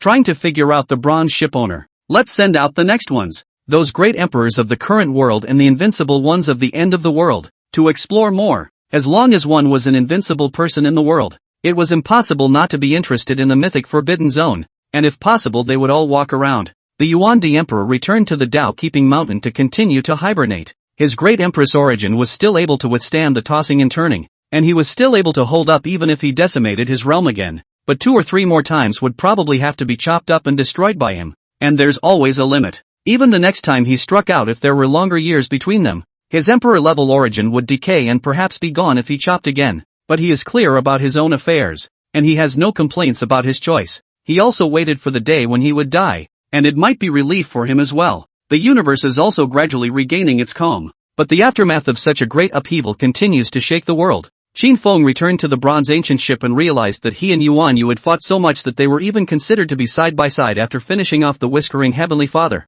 He didn't really have much of a free flow in his mind. There was no way he would expose his identity in front of Yuan You. That would be a big problem, and it was impossible to show trust in this former good brother in terms of immortality. And then he found out. There was in fact no one in the world he could trust. This was similar to most of the forbidden beings, all of them walking alone. They walked the alternative shady path to immortality. Qin Feng, on the other hand, walked the path of immortality that belonged only to himself and could not reveal his true body. He will keep a flawless mind and go forward, but he can't guarantee that he'll always make the right choices and have no accidents in the process, and he wonders what he'll be like in the future, and whether he'll encounter unexpected crises that he won't even be able to cope with. The future is equally unknown to him. Maybe you really have to be as powerful as a god to be able to act recklessly and manipulate the world and turn things back to the right way.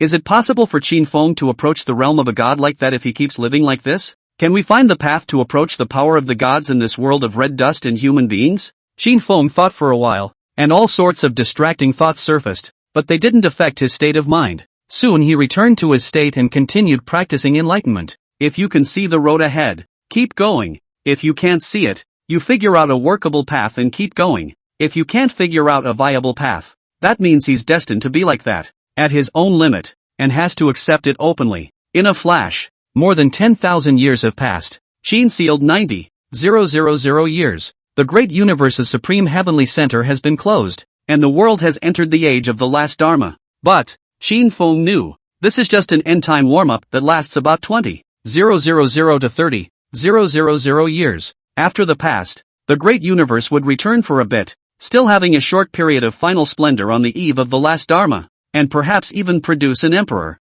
Then came the long age of the end. In this period of end-time warm-up, in fact, it is possible that the kind of invincible person that is unique to the age of the end will appear, but of course it is possible that they will not appear. And in fact, it's already happening. A unique young man came out of the world. He was a unique character of the end times. If he could grow up smoothly, he would become a unique invincible person of the end times in the future. This young man also knew his own situation and longed to be invincible and bring excitement and splendor to the end of the world. He had meanwhile begun to conceive his own grand ambitions. He if the first invincible one of the end times, then he might be able to start a long protracted war for those who come after him and try to take down a mythical forbidden zone. The other side, Qin Feng's Tao was further advanced, and he could level with the great emperor, but it also means he topped the ceiling of this world. Going forward, it would not be so easy to raise your battle power. At least any further refinement from the Taoist side will result in smaller and smaller enhancements. He'd have to consider other paths. Qin Feng began to think about the next step in his cultivation path. At the same time, he simply amused the 3 lives divine flower next to him that had been with him for tens of thousands of years. San, when will I become a god? The supreme Tao sound drove the wind in waves to blow past the 3 lives divine flower. Then, the 3 lives divine flower's own fantastic luster suddenly flickered and dimmed vaguely for a few moments, as if it had a spirit that was expressing some sort of disdain. Qin Feng naturally didn't understand what the 3 lives divine flower meant, but the fact that there was a reaction meant that there was indeed something very special about this immortality pill. However, but wherever there is an immortal pill, there must be a great secret behind it. After all, the legend is that it is a treasure dropped from a mythical land. It's just possible that this 3 lives divine flower is extra special. Is there a mythical forbidden zone in this world that has no owner? Qin Feng once again transmitted his voice to blow over the 3 lives divine flower. And this time, the 3 living godflower directly have action. Immediately pulled up the ground and flew up, rushed out of the bronze ancient ship, straight to the universe beyond. End of chapter. Chapter 31 The Northern Heavenly Court. Chapter 31 The Northern Heavenly Court. Qin Feng was able to find the mythical forbidden zone that was the bronze ancient ship in the first place. It was because of the pursuit of the 3 lives divine flower all the way to the domain of nothingness that he finally discovered the bronze ancient ship, and then easily entered into it. After that, the 3 lives divine flower also settled down and rooted itself in the bronze ancient ship and stayed there. This made Qin Feng wonder if the 3 lives divine flower had used him to revive the bronze ancient ship so that it could also move in within this mythical forbidden zone, and also as a result, he had speculated whether the 3 lives divine flower possessed some sort of ability to locate mythic forbidden zones. So when he was idle, he would occasionally try to ask the 3 lives divine flower if there was still a mythic forbidden zone without a master. And before that, every time he inquired about it, the 3 lives divine flower would react, but each time, it would pull up and fly, and then turn back before it could fly out of the bronze ancient ship. He didn't understand what exactly this reaction from the 3 lives divine flower was considered to mean,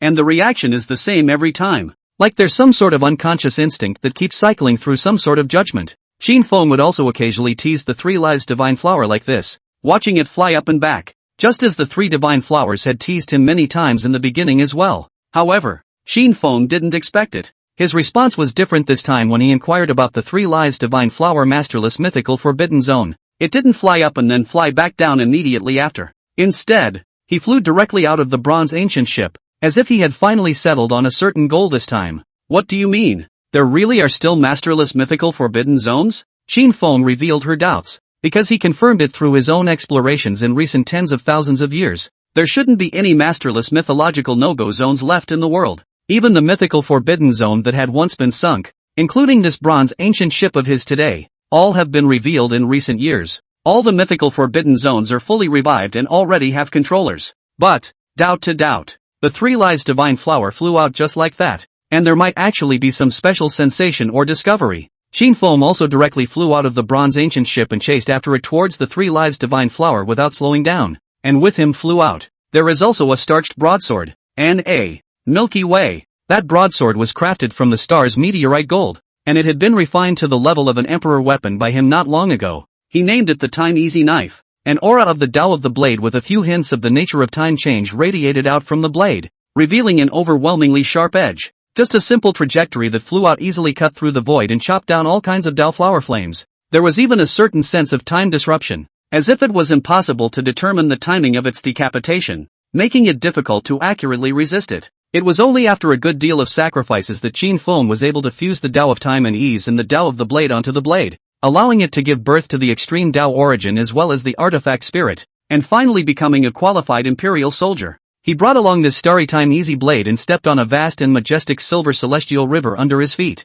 No chi is revealed. No extraordinary movement is caused, chasing after the 3 lives divine flower at an unusual extreme speed. The silver-colored celestial river he rode on was actually a special supreme divine artifact called the Milky Way Fountain. This divine object can be refined into an emperor's weapon. It can also be used as a spiritual field to cultivate divine plants and spirits, but actually using it as a formation route is the best. Therefore, Qin Feng was also prepared to gradually build his galaxy fountain into a mobile array. He guessed that mythical forbidden area called the Yellow Springs Heavenly River is presumably a mythological level super high quality version of the Galactic Springs. The Time Easy Knife, plus the Galactic Fountain. This was another forbidden supreme identity configuration that Qin Feng had customized for himself, and the Tao used was naturally the Tao of time and ease and the Tao of the blade. Before that, he also had a forbidden supreme identity configuration in the form of the reflecting ancient thunderwood plus the Tao of life. But, neither identity is quite ready to show up as a main combatant at this point. It was because whether it was based on the Tao of life or the Tao of the timeless blade,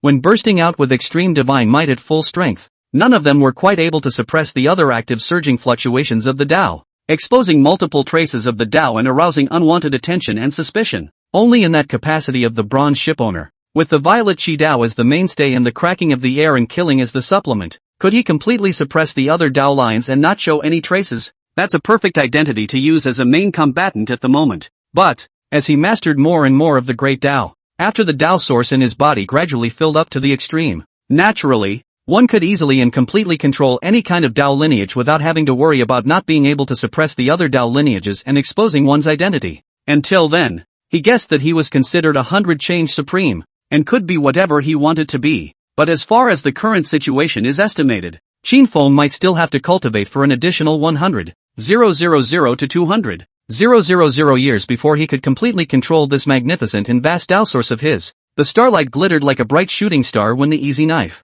plus a river of silver light and dreamy splendor in the sky. Qin Feng came out in this line, as if he were the Lord of the Stars, riding a starry sky out. Even if he came across any forbidden beings in an awakened state, he would not be able to judge his identity and would likewise not easily provoke him. Qin Feng chased after the 3 lifespan divine flower all the way beyond the great universe once again and into the realm of nothingness. But the 3 lives divine flower's speed did not decrease as it continued to penetrate deeper and deeper into the realm of nothingness. It made even Qin Feng gradually frown, and he couldn't help but start to be cautious, sensing the location of the great universe at all times. This domain of nothingness was truly nothing, and it was difficult for the heavenly mind of the great universe to radiate far and wide, and divine perception was greatly hindered. If it really goes too far, even invincible people could get lost and not be able to find their way back to the great universe, and then they might have to wander alone in the realm of nothingness until they died. Qin Feng and the 3 lives divine flower had known each other for many tens of thousands of years, although he had a few moments of trust in them, but he also didn't dare to completely trust the 3 lives divine flower to show him the way home in this realm of nothingness.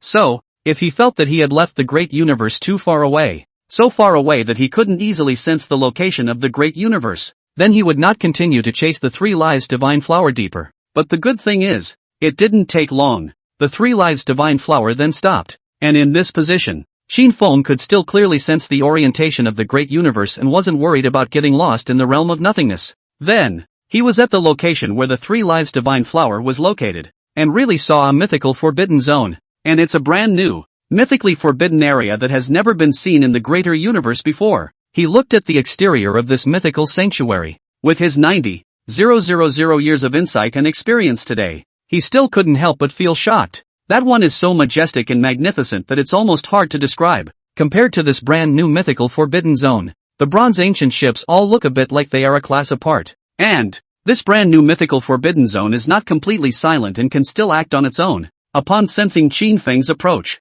this mythic forbidden zone actually headed directly toward the deeper realm of nothingness, seemingly resisting, or rejecting, Qin Feng's approach. This caused Qin Feng to be surprised once again. He knew that the mythic forbidden zone actually had a spirit, possessing the basic ability to function, and was capable of choosing its own master. For example, previously, the bronze ancient ship had not been picky at all and had directly recognized Qin Feng as the forbidden zone master. And this brand new mythical forbidden zone, it seemed that they were all a bit unable to look at Qin Feng, who was sufficiently equal to a great emperor nowadays. Or is there something else unique about this mythical sanctuary? Boom! Without much hesitation, Qin Feng immediately erupted into great emperor extreme speed, passing through each other's barriers in an instant and crashing directly into this mythical forbidden zone, forcing it to a halt. Then, on an ancient, magnificent gate through the heavens, he saw 4 large characters with Taoist rhythms that astonished the ancients. Beidou Heavenly Court. End of chapter. Chapter 32 Curse from the Divine Graveyard.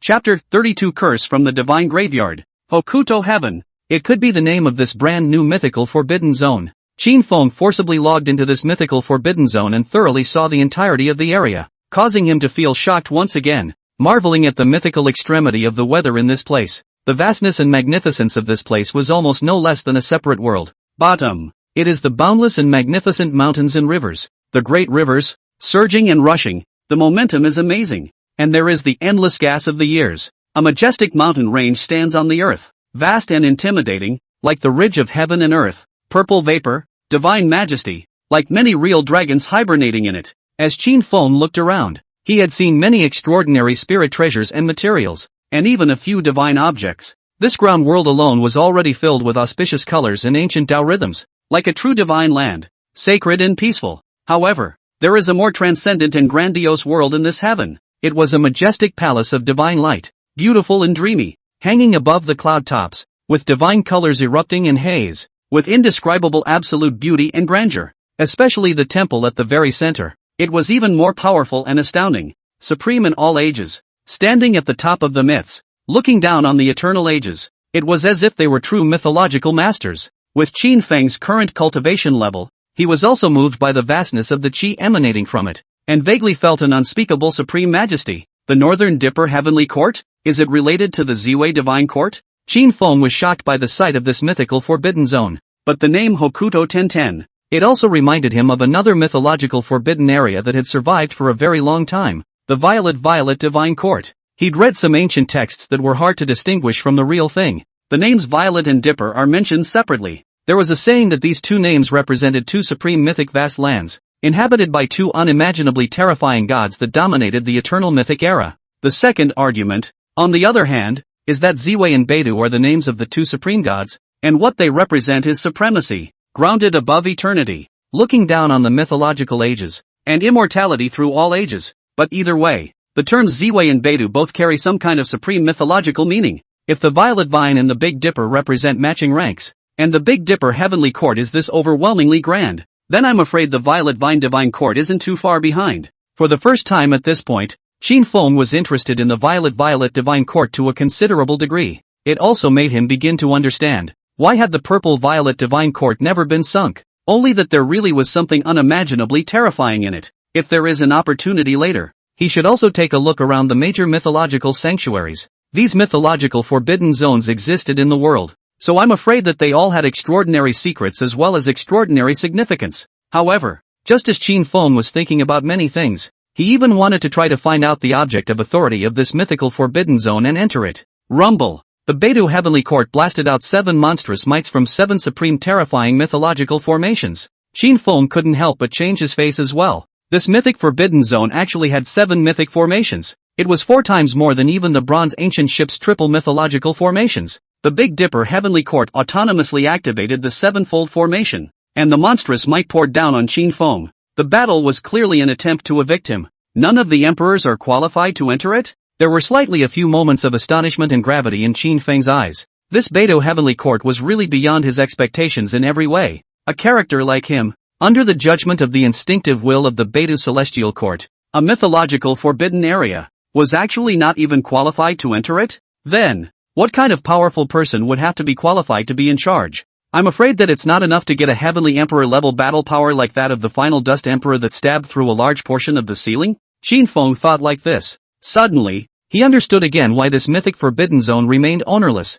straying deep into the realm of nothingness. That's a lot of eye candy, isn't it? Rumble! The 7 mythological formations cascaded towards Qin Feng and poured pressure. Each of these formations had a unique Dao rhyme, causing Qin Feng to read out 7 names from that one Dao rhyme. Tian Shu, Tian Xian, Tian Gui, Tian Quan, Yu Hong, Kaiyang, Shaking Wang. These 7 names all seem to represent some kind of supreme avenue, with an ineffable mythological aura. Qin Feng's expression was also cold at this time, his eyes shining with a sharp light. Boom! He directly erupted with extreme divine might, his body's surging Dao source steaming, a supreme great emperor's aura violently rushing out, strongly overwhelming the entire mythical prohibited area, causing the many majestic halls to lightly tremble. He stepped on the Milky Way and logged into the 9 heavens, slashing out bright starlight with his sword. The sharp edge of the ancient world erupted and struck across those 7 mythological formations. Pom! A horrifying and unspeakable collision erupted, shaking out layers of shocking airwaves.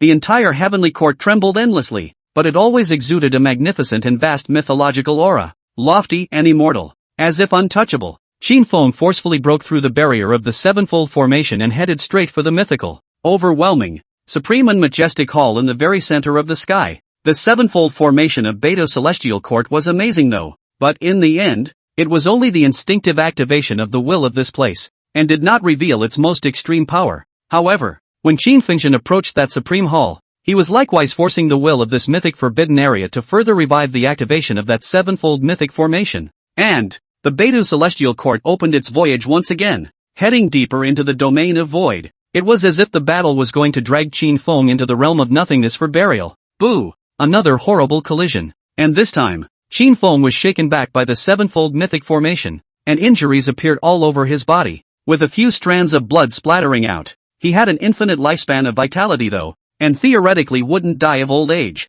but he can also be injured and theoretically killed. But he had lived for 90,000 years, and every inch and every bit of his flesh had already deposited a deep and terrifying life base. Not to mention a little injury, even if they suffered heavy blows one after another. he could all recover quickly and continue to explode with extreme battle power. But right now this mythical sanctuary is apparently starting to come true as well, to drag him into the very depths of the void realm. This caused Qin Feng to also begin to carefully consider whether or not he should continue to fight this mythical forbidden zone to the death. In case you still didn't end up taking this forbidden area and were instead forced to get lost in the middle of the domain of void, although he would not die in his lone life. Being trapped in the darkness of nothingness and wandering alone was clearly not a good position to be in. Even if he could entangle the Beidou celestial court, there was no guarantee that he would not be thrown off by it. Consider for a moment. Qin Feng finally decided to give up for the time being and exit this mythical forbidden zone for the time being. Anyway, the 3 lives divine flower seemed to be able to locate its position.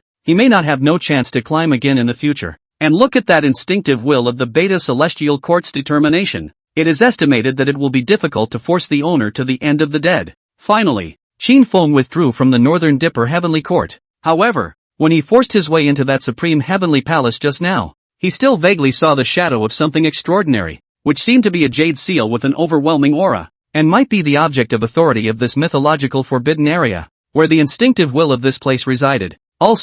He also saw an unusually rich and magnificent place of mythic aura in the deepest part of the heavenly court, where there seemed to be some sort of overspecified mythic thing, which seemed to be some sort of extraordinary mythic plant from the aura that came through. Qin Feng retreated and did not continue to pester Beidou Heavenly Court. The 3 lives divine flower was like him, similarly expelled and not allowed to remain in it. Without Qin Feng to fight against the pressure in the front, the 3 lives divine flower was naturally powerless to stay in the Northern Dipper Heavenly Court by force. But, to Qin Feng's surprise, the 3 lives divine flower didn't come out on its own. It also hooked a companion out. Qin Feng looked at the 3 lives divine flower and the little sapling that came out with it. Feeling that this 3 lives divine flower was really becoming more and more mysterious, followed the 3 lives divine flower little sapling that was very divine. There are a few scattered roots at its base, and the branches are straight and young, extending out into 4 well-directed branches, with a few tender green leaf buds growing sporadically on them as well. The most unique thing about it was its 4 branches,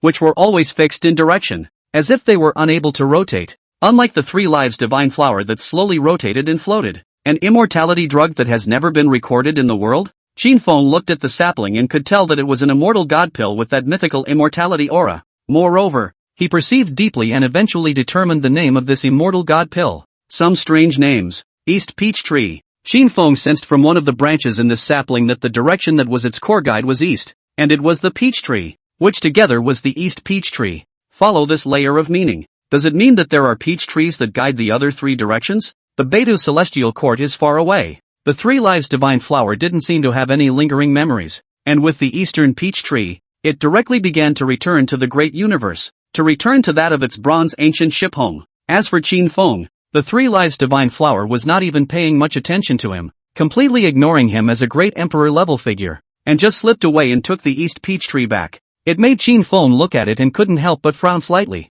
It always felt like this 3 lives divine flower was taking him too lightly. If he hadn't blocked that 7-fold mythological formation of the Northern Dipper Heavenly Court, how would that broken flower have had the chance to hook up with Sapling? However, it was also impossible for Qin Feng to argue anything with the immortal god pill that didn't really have a spirit. He also had no choice but to return to the great universe, and his trip was basically fruitless. Although that East Peach Tree was an immortal divine medicine, it was of little use to him. What was claimed to be rewarding was for him to learn of the existence of a supreme mythological forbidden area like the Northern Dipper Heavenly Court. It also made him interested in that purple-violet divine court that was supposed to be on par with the Northern Dipper Heavenly Court. If the violet-violet divine court's requirements for forbidden area sovereigns were also extremely high, then what kind of powerful figure must that forbidden giant who now ruled the violet-violet god's court be? Also, Qin Feng was also curious once again. Why are there so many mythical no-go areas in the world? Such unparalleled mythical things clearly could not have been crafted by beings of the human world. Based on evidence that has been more definitive,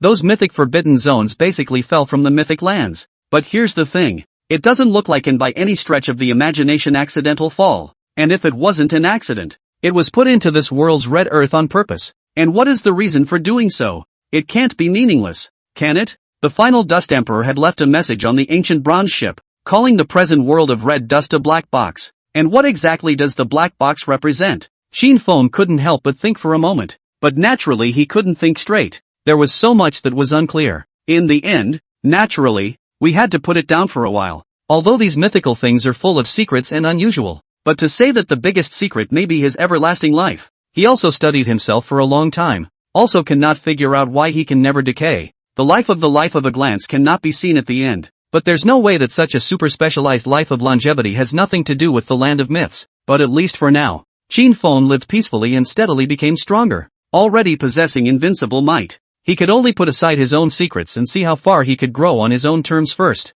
Qin Feng returned to the great universe, and the Three Lives Divine Flower and the Eastern Peach Tree were no longer in shadow. In his perception, those two goods had already returned to the bronze ancient ship. He was a little confused. The East Peach Tree let go of the clearly superior Beidou Heavenly Court and instead ran to his ancient bronze ship. What exactly is the consideration? Or is it really simply being fooled by the three divine flowers of life? Qin Feng thought about some idle matters. Suddenly, he sensed a certain kind of aura. Although extremely thin, it was somehow sharp, and vaguely had a kind of aura that was hard to distinguish between the real and the fake. So much for feeling. Qin Feng immediately thought of something. He followed this aura in pursuit. Sure enough, finally, on some wrecked planet, two broken blades were seen. The Void True Blade. Qin Feng recognized at a glance that this was the godless soldier of the Void Truth Emperor of the past, and with its wielder's participation in the Grand Tao, he eventually also advanced to an extremely high rank, belonging to a very powerful Emperor soldier.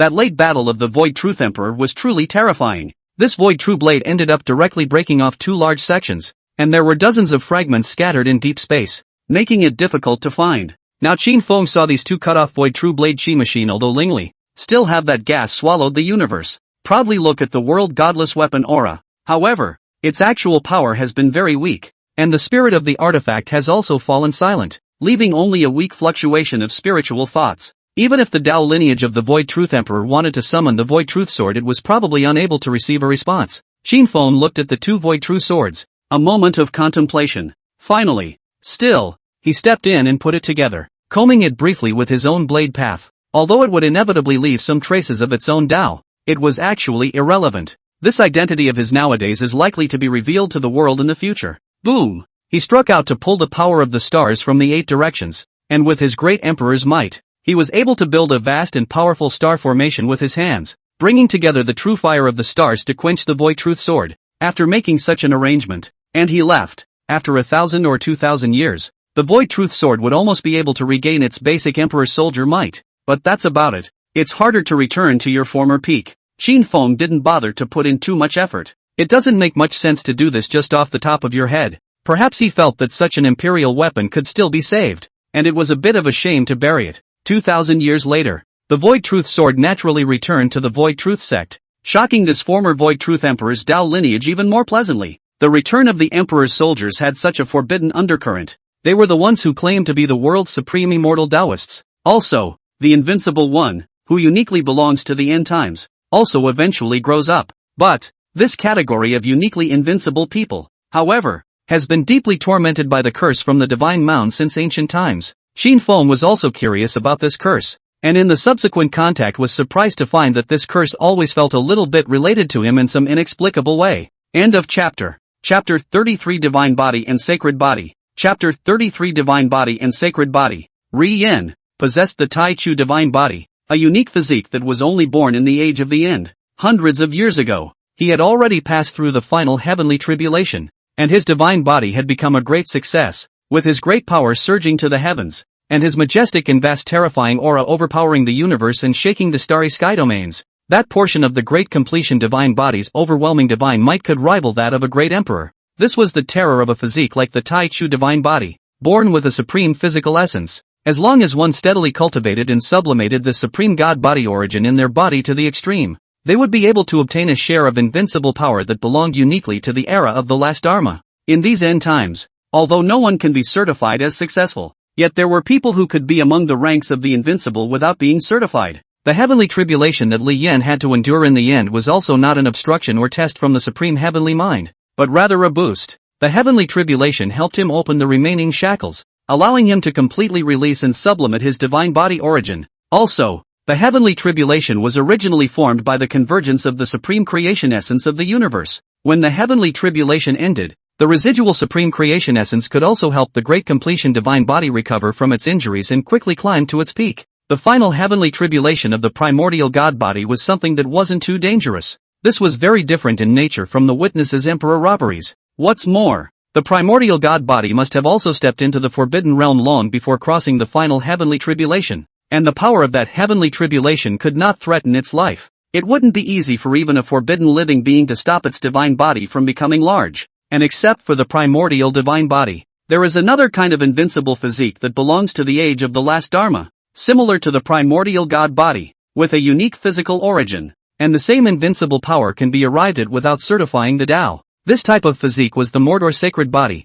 or known as the human sacred body, because the Mordor sacred body would only appear amongst the human race, and the primordial god body could appear in any race. Unfortunately, the primordial divine body, the holy body of the end, is the cursed, exiled, and disliked invincible one of the Orthodox era. Lai Yan was standing above the starry sky. His godly body was magnificent. The lofty and vast aura naturally dispersed from his body. There was an overwhelmingly terrifying and invincible light, which pressed the surrounding starry sky to tremble and the void to crack open. His expression was ice cold, and his deep eyes were looking away in a certain direction, with a shocking and monstrous aura of solemnity in his eyes. He had hate in his heart. There is reluctance. Thinking back to the ultimate tragic end of those great completion god bodies and great completion saint bodies since ancient times, even more so, he felt a monstrous anger that had been pent up for 10,000 ancient years. It's just that this anger can't be released. So, it also made him feel a deep sense of powerlessness and helplessness. Archive. Many great completion divine bodies and great completion saint bodies had fought defiantly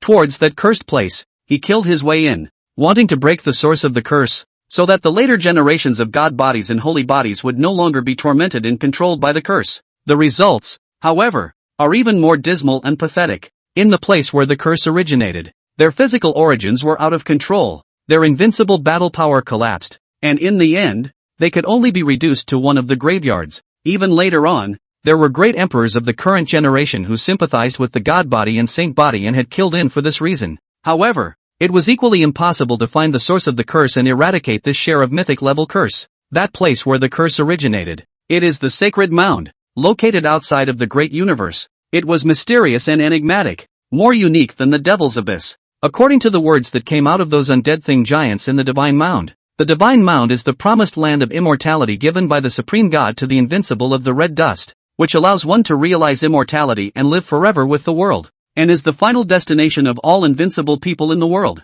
The primordial divine body and the eschatological holy body. This invincible physique unique to the age of the end was all cursed by the curse from the divine graveyard. Over time, or as they become more powerful, they naturally begin to take on a greater range of karma. This portion of the power of the curse would also grow stronger and stronger, and would eventually consume them. And that's exactly why they couldn't even seal themselves in the divine source if they wanted to, and would still be slowly eroded by the curse. Unless one could suppress oneself with the help of the divine Tao creation of the mythic forbidden zone, one could delay the erosion of the curse to a certain extent, but it only delays the curse for a certain amount of time. It can't end it. So, there basically wouldn't be any mythic forbidden areas willing to accept a great completion god body or a great completion saint body. What's more, usually, a great completion god body or great completion saint body would be slightly weaker than a true great emperor. Admitting a god body or a saint body was not as good as admitting a random forbidden supreme being wandering in deep space. What exactly is this curse root? Will there really be no end to it? Ri Yen sighed unwillingly while holding out a finger, and after he temporarily withdrew the supreme god body origin chi that was permeating his fingers at the moment, some faint bright red moldy spots suddenly appeared on that finger, emitting some kind of weird aura. Let Ri Yen gradually feel unable to completely control this finger. There are part of the finger function of the authority was inexplicably deprived. And when he reflushed it with the great completion divine body origin chi, he temporarily suppressed this curse again. But this curse will grow stronger over time, until he couldn't suppress it. Eventually completely stripped of all authority over his bodily functions, he was reduced to one of the undead creatures of the divine graveyard. Ri Yen couldn't isolate the diffuse penetration of the power of the curse. It's also unclear how the curse was actually formed. With his invincible might, one could also only sense the source of this curse, from the divine mound. This curse has entangled and tormented the god body and the holy body for long years, but there was nothing they could do about it. Not one iota. It can only be left to its mercy, gradually eroded and manipulated. That's why Ri Yen felt hateful and angry, and even more helpless. This grudge and hatred that had accumulated and settled for an incomparably long period of time. This cause and effect that had been thick and heavy for ages. When will we see liquidation? When would they be liberated from the lineage of the Tai Chu divine body and the human sacred body? So, it is only Yen who believes that people of their kind, deeply afflicted by the curse, are not only banished by the Orthodox age, but also disliked by this world. Their kind of physique can actually be inherited though. However, no matter how heaven-defying the descendants' children were, it would be nearly impossible to surpass them, and they would eventually end up in a mortal body. Only the god bodies and saint bodies that were naturally born in the great universe were the most perfect and flawless, able to arrive at that share of invincible battle power. And it is also the only one that is in the end times. It was only possible for the world to give birth to the primordial divine body or the modern sacred body, but it could not be inherited to other eras. It could only be unique to this era. So, what shall I do in this life? Yen was thinking about how to use this invincible battle power of his that belonged uniquely to the age of the end. How to bloom this unique splendor and brilliance.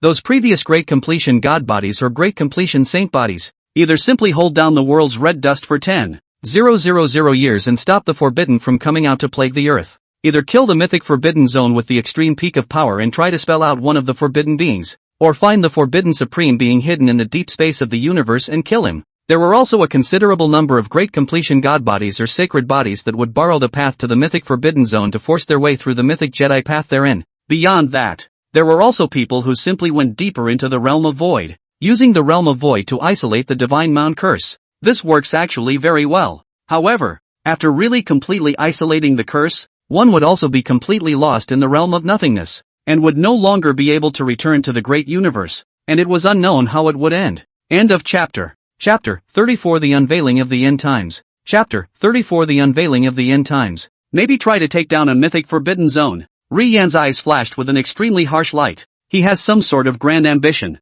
trying to lead an entire end times worth of invincible people to do something great. In the previous end times, there have actually been similar protracted wars. Generations of invincible people from the end times took over one after another to attack the same mythical forbidden zone and consume the power in that zone. And because it was targeted by the Great Perfection God Body and the Great Perfection Saint Body, that forbidden zone also has trouble replenishing its power. This was because there wouldn't be any forbidden beings willing to enter it at a time like this and risk being spelled out by a Great Completion God Body or Great Completion Saint Body. Such a protracted war. It was theoretically possible to capture this mythic forbidden zone in the later stages of the end times, making it the forbidden home base of the God Body and Holy Body lineages. But alas, since ancient times those end times, many Endbringer invincibles had never managed to take down any of the mythic forbidden zones, but it cannot be said that the efforts and sacrifices they made were meaningless. At least it does weaken the forbidden powers of the world. Moreover, not all Great Completion divine bodies or Great Completion saint bodies would be willing to take over the attack on the forbidden area.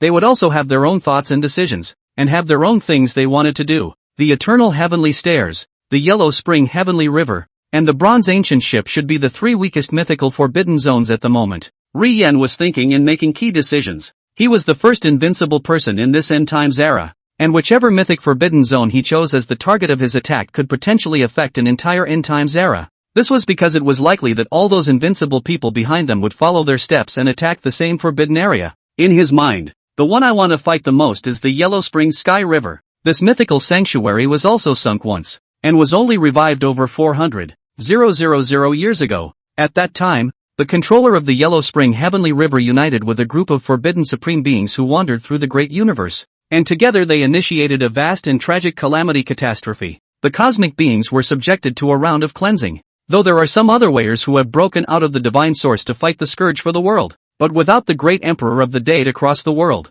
no one could withstand such a calamitous catastrophe. Quite a few former emperor-level Tao lineages were destroyed in the great calamity, though there were still individual forbidden supreme beings who died in the calamity cataclysm. But nothing can be saved from this catastrophe. The Yellow Springs Heavenly River had thus restored the terrifying intimidation and depth that belonged to the mythical prohibited area. This mythical forbidden zone represented evil and bloodshed in the recent past. After that cataclysmic cataclysm, Yongjing Emperor became the Tao. For the world to clear, 10 times to kill into the Yellow Springs Heavenly River, blood fight a heaven and earth, to suppress several evil supreme beings, so that the people of the future generations to feel that the light of the right way again. However, Emperor Yongjing was a short-lived emperor who had overdrawn all of his peak imperial power in more than 10,000 years, and in the end, he died tragically in the battle of his later years. And the Yellow Springs Heavenly River has survived long enough to stand to this day. But it's actually not just the Yellow Springs Sky River that has had such bloody crimes. Those mythical forbidden zones that exist to this day are not clean.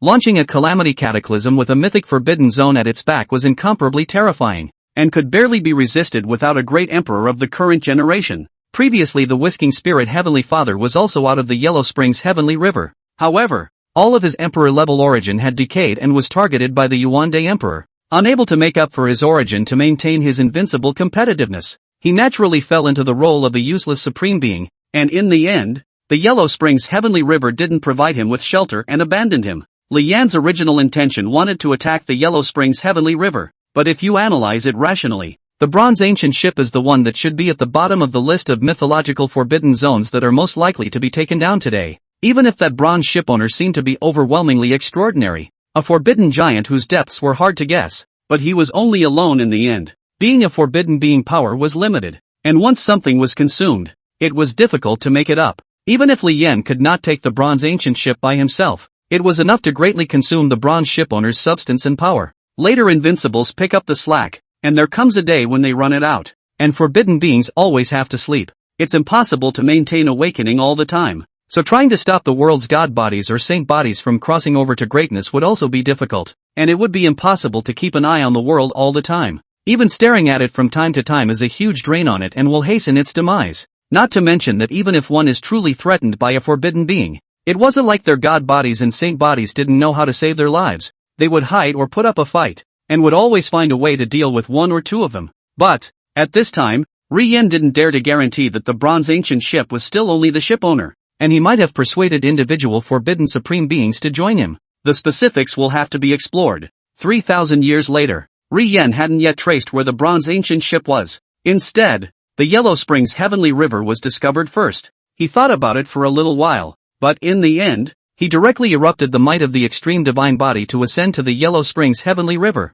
Boom! Li Yan's divine body displayed boundless might, vast and surging, only crossing the universe, crushing through the void, shaking the endless stars and buckets, and his divine might was monstrous, as if he wanted to lift down the stars. His divine might was overwhelming, and he strongly ascended above the Yellow Springs Heavenly River. Such a movement naturally shook the universe and frightened the world. Qin Feng was also startled and gave it a few moments of attention. He also understood the history of the primordial god body and the Mordor holy body. It seems that since the beginning of time, the god body and saint body lineages vaguely shared a dream of wanting a mythic forbidden zone to be controlled by them. Use this as a base camp to resist the curse of the sacred mound. He even wanted to accumulate power to counterattack the divine mound, break the curse, and have a great reckoning for the ages. But, in the end, it's a dream. Even the great emperors of the day could not help the divine mound. Not to mention the god body and the holy body? The Great Completion god body and Great Completion saint body were indeed powerful enough to be called invincible.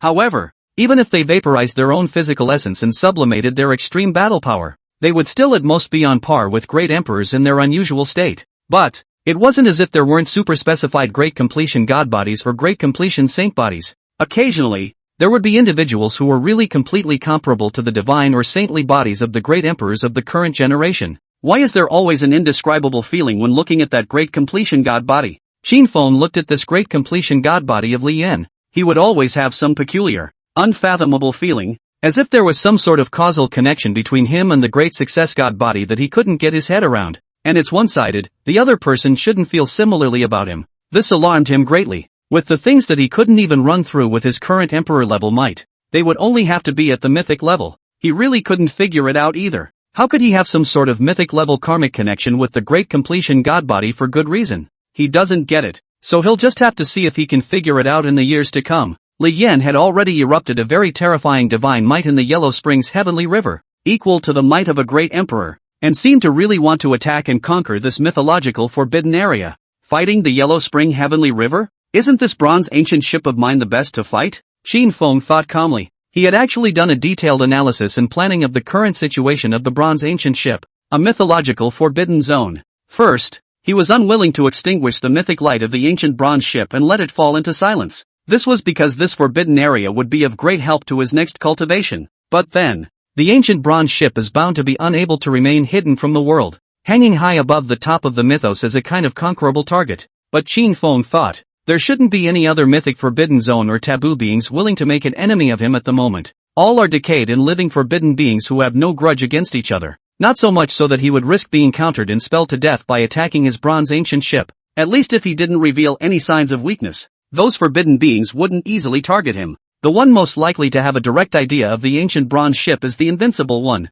But Qin Feng was now also fearless of the invincible people of the world. The so-called mythic forbidden zone was itself one of the burial places of the invincible of the day. He really didn't mind burying a few invincible people of the world here. In his planning, the identity of the bronze shipowner tries to maintain the image of a supreme forbidden giant who is as uncontested as possible, but at the same time extremely strong and nearly undefeatable. He also thought he could do that. This creates a supreme deterrent over a relatively long period of time. Let the invincible people of the world not dare to mess with him easily. He also does not unleash plagues on the world and maintains neutrality for long periods of time. As a non-evil taboo giant, it was natural that the invincible person of the day wouldn't target him too much, and would even ignore him. In that case, it allows the bronze ancient ship to avoid karma and grudges to the greatest extent possible, transcend the world, and survive for a long time. He could also use the bronze ancient ship to cultivate in peace. But this didn't mean that Qin Feng wouldn't get into trouble. He also had some things he wanted to do. Another 100,000 years or so, after he completely controlled his supreme Tao source, he could change his identity at will to walk the stars. Even if you have to do something then, the karma that was tainted with it couldn't be implicated in the ancient bronze ship. Boom! The Yellow Spring Heavenly River erupted with a vast and terrifyingly violent fluctuation that swept across the starry sky and shook the universe. Inside this mythical forbidden zone, Yen had already forced the Yellow Springs Heavenly River's triple mythological formations to all explode with absolute peak divine might. And any of the mythic formations made him feel intensely threatened and vaguely suffocating. A terrifying power that was sufficient to bury a great emperor of the current generation. But Yen, if he fought hard against everything and attacked strongly at any cost, it should be possible to force a taboo being's true body to come out and restore its realm to fight him in blood. But if he does so start a duel, his status as a hunter could then be transformed into prey. He was bound to be in a critical situation if he hardened himself against the triple mythic formation. And it was entirely possible that he would be surrounded and subdued.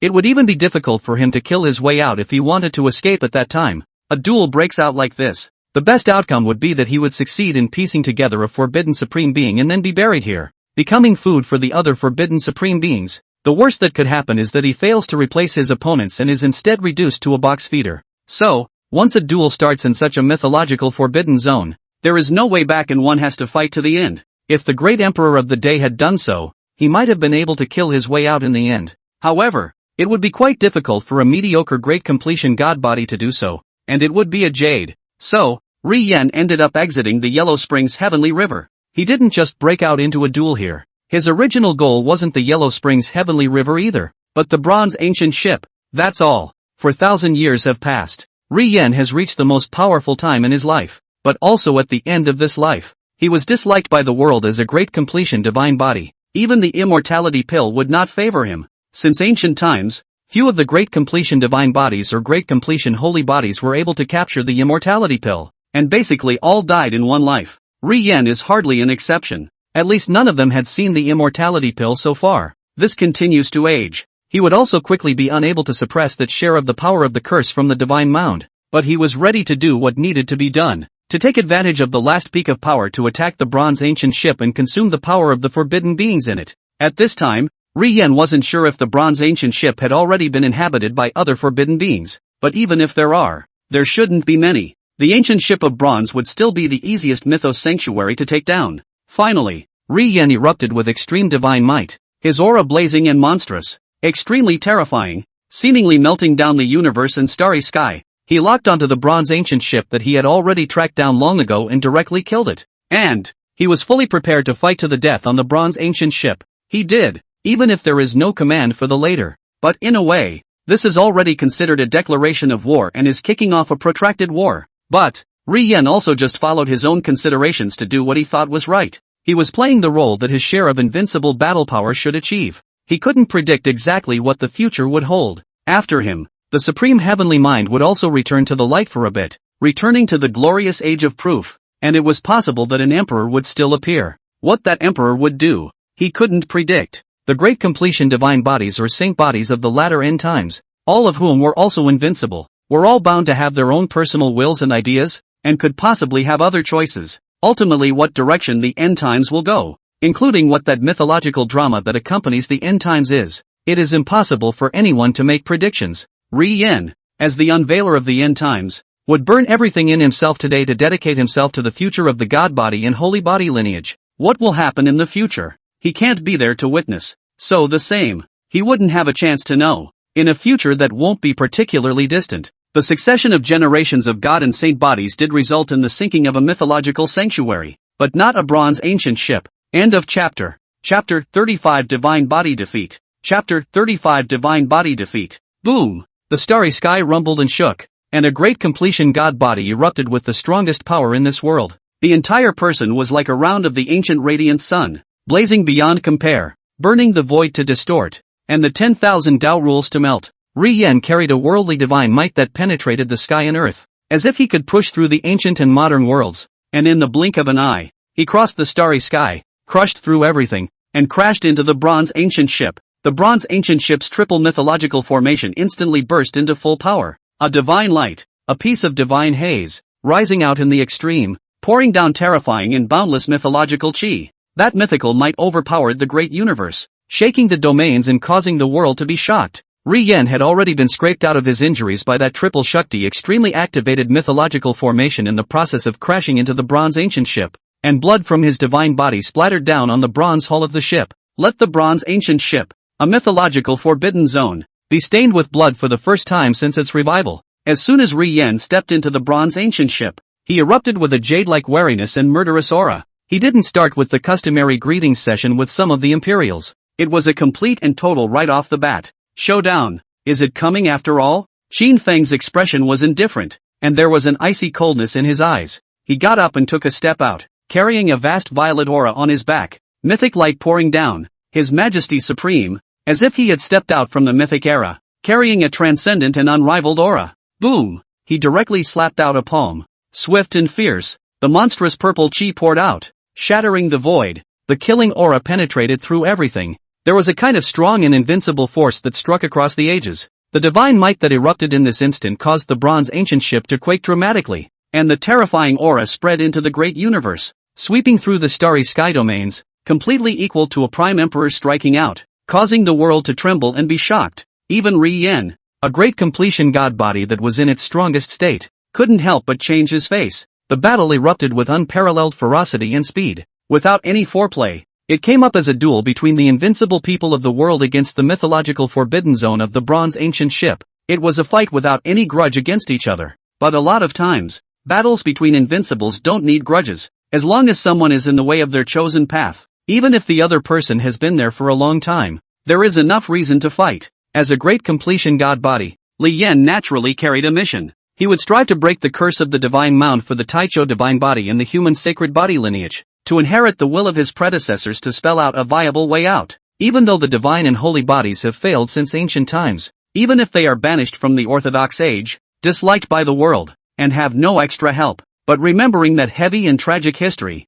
it was unlikely that they would willingly give up. Boom! An incomparably terrifying fluctuation of colliding emperors traveled out of the bronze ancient ship, setting off undulating waves in the vastness of the starry sky, entrapped with a trembling mythological aura. The world also finally reacted at this time. This was a duel initiated by the great completion divine body of the current generation to conquer the mythic forbidden zone. People were surprised and appalled, and they were also shocked by the strength of the great completion divine body. Not all of the great emperors of the current generation since ancient times had attempted to conquer the mythic forbidden zone either. Any mythical forbidden zone had a horrifying record of burying great emperors of the current generation, and conquering a forbidden zone like this was not something that could be done casually. Bronze ancient ship. There was a big boom. Yen's one grand fist, its divine might was unrivaled, squeezing the heavens and earth to shatter. This was true emperor-level might, enough to bloodily fight any invincible person in the past and present. But, boom, a terrifying and supreme collision erupted. Yen ended up being shaken back by Qin Feng's unrivaled palm,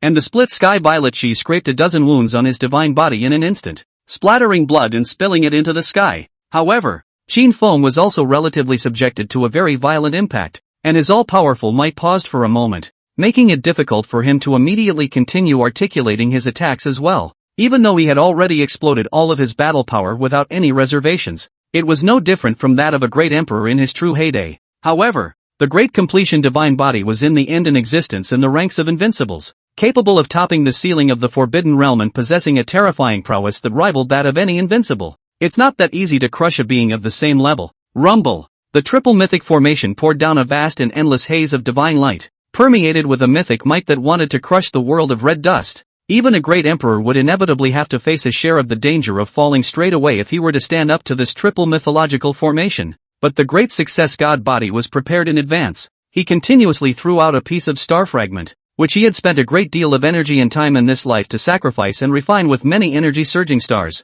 Each starry sky fragment had no less than hundreds of stars, capable of erupting a surging and monstrous amount of forbidden might at once. This is his preparation for this great battle today. These star fragments could largely help Li Yan resist the bronze ancient ship's mythological formation, allowing him to continuously fight the bronze shipowner head-on in a bloodbath. The Great War continues. Layer upon layer of astonishingly vast supreme battle fluctuations emanated out, and a terrifyingly overwhelming aura filled the air, causing the universe to tremble time and time again, and the world to be terrified. The great perfection god body. Will it win? Someone shivered and trembled as they felt the terrifying fluctuations of the great battle. The world naturally preferred to side with the great completion divine body. Even though the mythic forbidden zone was extremely terrifying and difficult to conquer, they would still have the luxury of wishing in their hearts that the great successful god body would succeed. But he had just finished this question. The fluctuations coming from the bronze ancient ship instantly declined by a large margin. It was as if the battle had come to an end and there was already a result.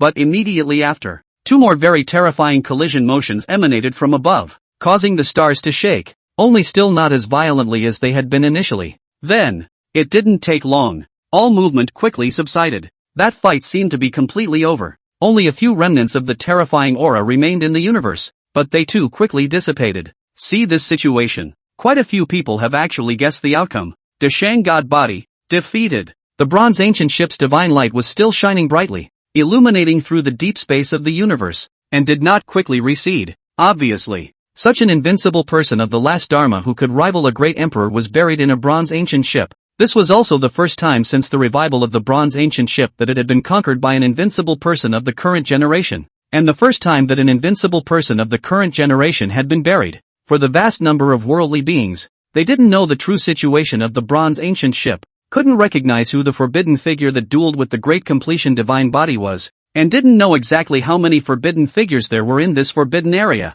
At this moment, they only felt that the bronze ancient ship was worthy of being a mythic forbidden zone, with the terrifying underpinnings of not being afraid of the invincible people of the world. And it was also true that the great success god body was disliked by the world. Their fall was not like that of a proven emperor, where there would be many heavenly heart visions, the 10,000 paths wailing, the universe grieving with them, and everything in the world mourning for them. When they die, they die. It doesn't seem to matter who. At this point, bronze ancient ship. Qin Feng looked at the remnants of the great completion god body that had already been killed by him and had fallen to the ground where its vitality had just been severed. Not much rippled in his mind. He knew the pathetic situation of the great completion divine body and sacred body lineages, and could understand their struggles and ideals, but it was out of his hands. There is a secular saying, if you are poor, you are alone, but if you are rich, you can help the world. But in the face of a world that has deposited darkness for ages, even the great emperors of the world couldn't be called rich. And no one cared about the issue of divine and holy bodies.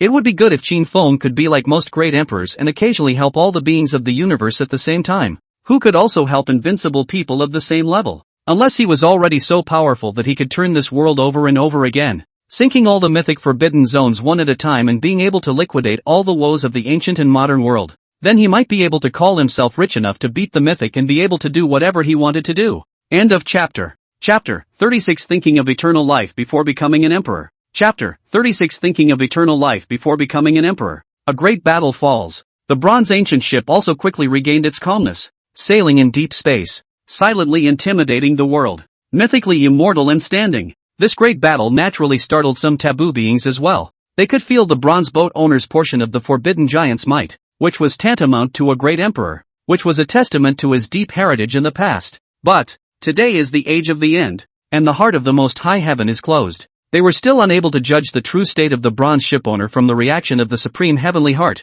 and there was still a share of the unknown. Only from this battle. They also didn't dare to fully judge the depths of the bronze shipowner yet, and could only say that it was indeed a very strong forbidden giant, but they were just paying casual attention. All of them are forbidden beings that live in the world, and no one will really be particularly interested in the affairs of non-haters. At this point, inside the ancient bronze ship, the remnants of the great success god body suddenly kept surfacing bright red moldy spots, which soon covered the entire body. And what's even more divine is that as the moldy spots diffuse and deepen, gradually forming a layer of bright red seamless moldy hairy skin, the remnants of the body also began to tremble in small increments, and even vaguely appeared some kind of unique breath of life. The curse of the great success god body. Is it going to become undead? Qin Feng indifferently watched the changes in the residual body of the great completion god body at this moment, feeling the changes in detail. The curse of the primordial god body and the mordant holy body. In fact, the simple fact is that they all evolve into undead things that belong uniquely to the divine graveyard at the end.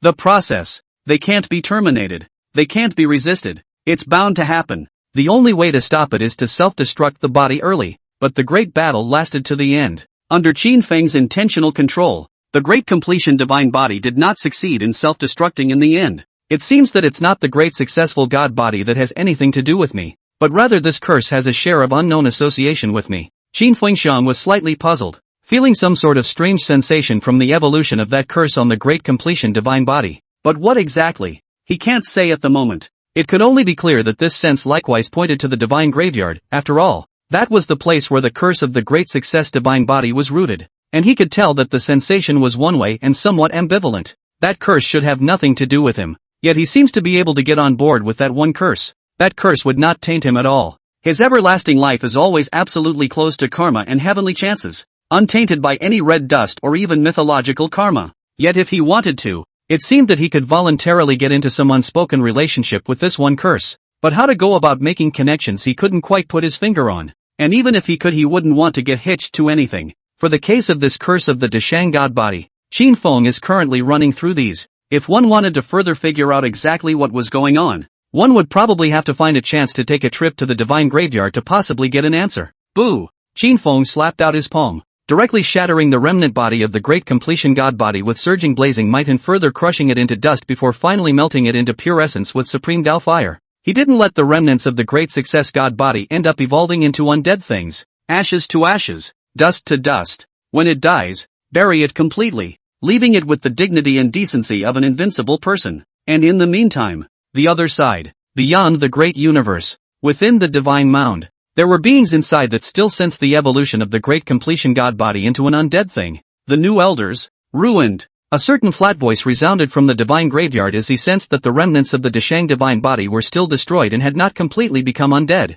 Normal. Another equally flat voice came out, devoid of any emotional fluctuations. They knew that that great completion divine body had died in the bronze ancient ship, and would naturally end up being completely buried by the forbidden beings there. A mythic forbidden zone, standing high on the top of the mythic summit, naturally would not send them a new undead creature out of concern for the divine graveyard. But it is only now that the end times are beginning. There was still a big chance that they would be able to capture the great completion god body and great completion saint body. It's not time for them to power up yet. Time passes. The Qin seal is 100,000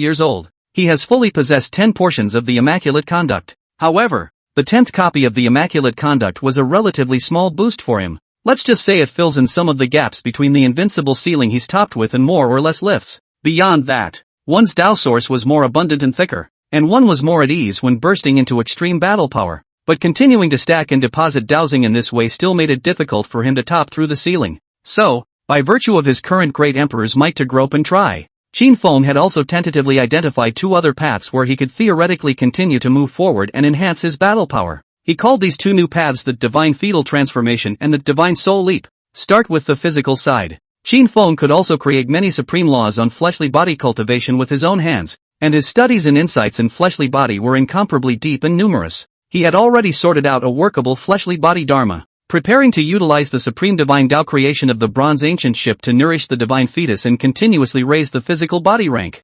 Currently, he had already begun the first turn of the divine fetus, and it was going relatively well. You could feel the flesh lifting slowly but steadily. This is the path that Qin Feng has figured out according to his own conditions and advantages. Long life and unlimited practice time. With the help of the divine Tao creation of the forbidden area, the fleshly body was slowly nourished and pushed beyond its limits and pressed through its shackles little by little over the long years. As for the corresponding fleshly body dharma, it was not difficult at all. On this path of breaking limits in the flesh, the fleshly body dharma was instead the easiest, and the hard part was possessing longevity and a mythic forbidden zone. For Qin Feng, it was enough that he was able to utilize his strengths and conditions essentially perfectly. But, Qin Feng had his share of rough spots. With the help of the mythic Forbidden Zone, the first turn of the divine fetus was already on its way, slowly advancing and ascending, always gradually breaking the shackles and surpassing the original rank. But the spirit leap is quite difficult. Qin Feng was going to perform the first leap of the divine soul,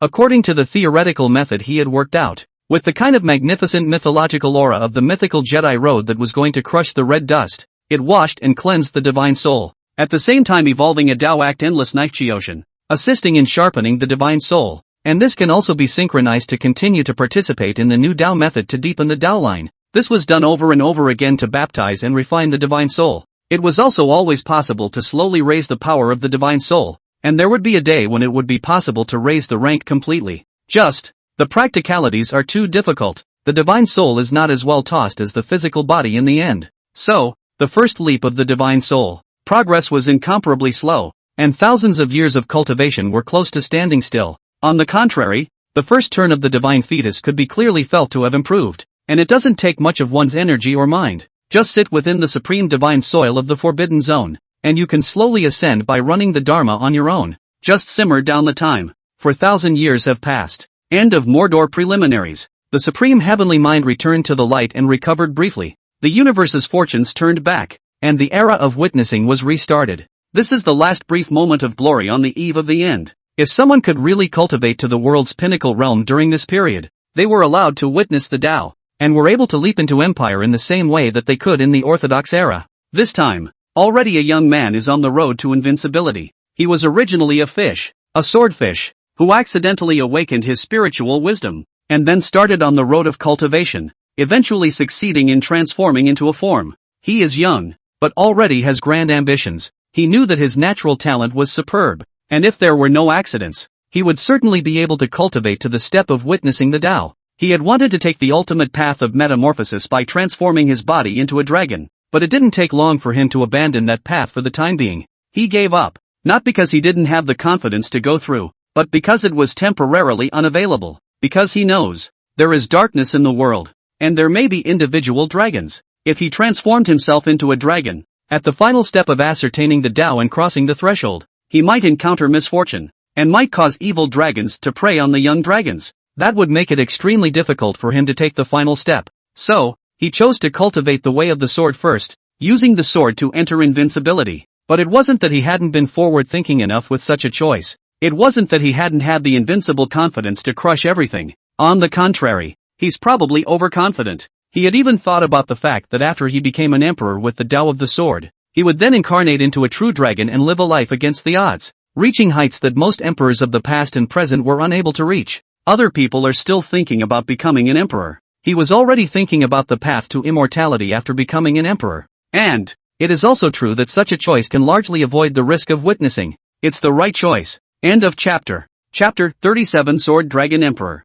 Chapter 37 Sword Dragon Emperor. East Green. This was the name given to himself by the young man who was transformed into a swordfish. The name already encompasses its ambitions. There are ancient myths and legends in the world. The green dragon came out from the east. Facts dragon rode in the world. From then on, any living creature in the world can understand the true dragon road, and more can be transformed into a mortal body for the true dragon. Beyond the red dust, Dongqing had the ambition of transforming into a dragon in his heart, but he put it aside for the time being and instead focused on practicing his sword. His body was a swordfish, so he was born with a share of the sword's fortune, and he had a unique talent in sword cultivation. Only a few hundred years, he has already crossed the universe. One person, one sword, defeated all his peers. That kind of world-class sword blade already has the invincible style of pushing across the world and setting a new era. Another 100 years or so, Dongqing had then arrived at the realm of the world's supremacy, and could attempt to prove the Tao, ask for the invincible path of the world,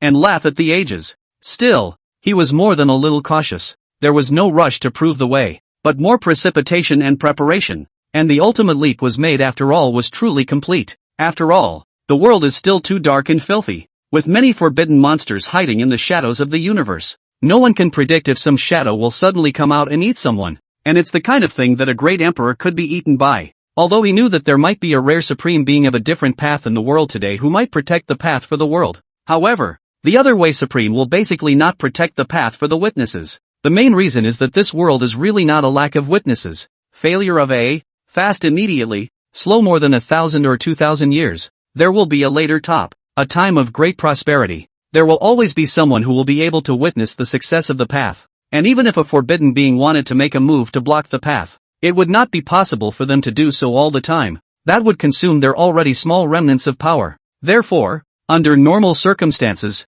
there wouldn't be too many forbidden beings who would step in to block the path. Similarly, there's not much practical point in giving witnesses protection. When Dongqing was 1,000 years old, he had settled down enough and was well prepared, and officially began to cross the threshold of the Tao. The Emperor's tribulation descended, and the Sea of Thunder was nearly boundless, overriding the starry sky, terrifyingly terrifying, as endless thunder sparkled and leapt, illuminating the deep sky and emitting a frightening aura like extinction. Dongqing against the Qian and up, a sharp to the top, sword chi vertical and horizontal, ravaging the Sea of Thunder. Thunder are as if transformed into swordlight, to evolve into its own home field. Each of his swords swept away a sea of thunder. In the end, he came out in a bath of blood and ascended to the apex of the universe. Stand up for this. He had already felt that unparalleled supreme divinity of a single leap that covered all ages. Even though he was bruised all over his body, his aura was still sharp and overwhelming, so sharp that he could strike across the ages. He gathered all his sharpness and exploded in the extreme,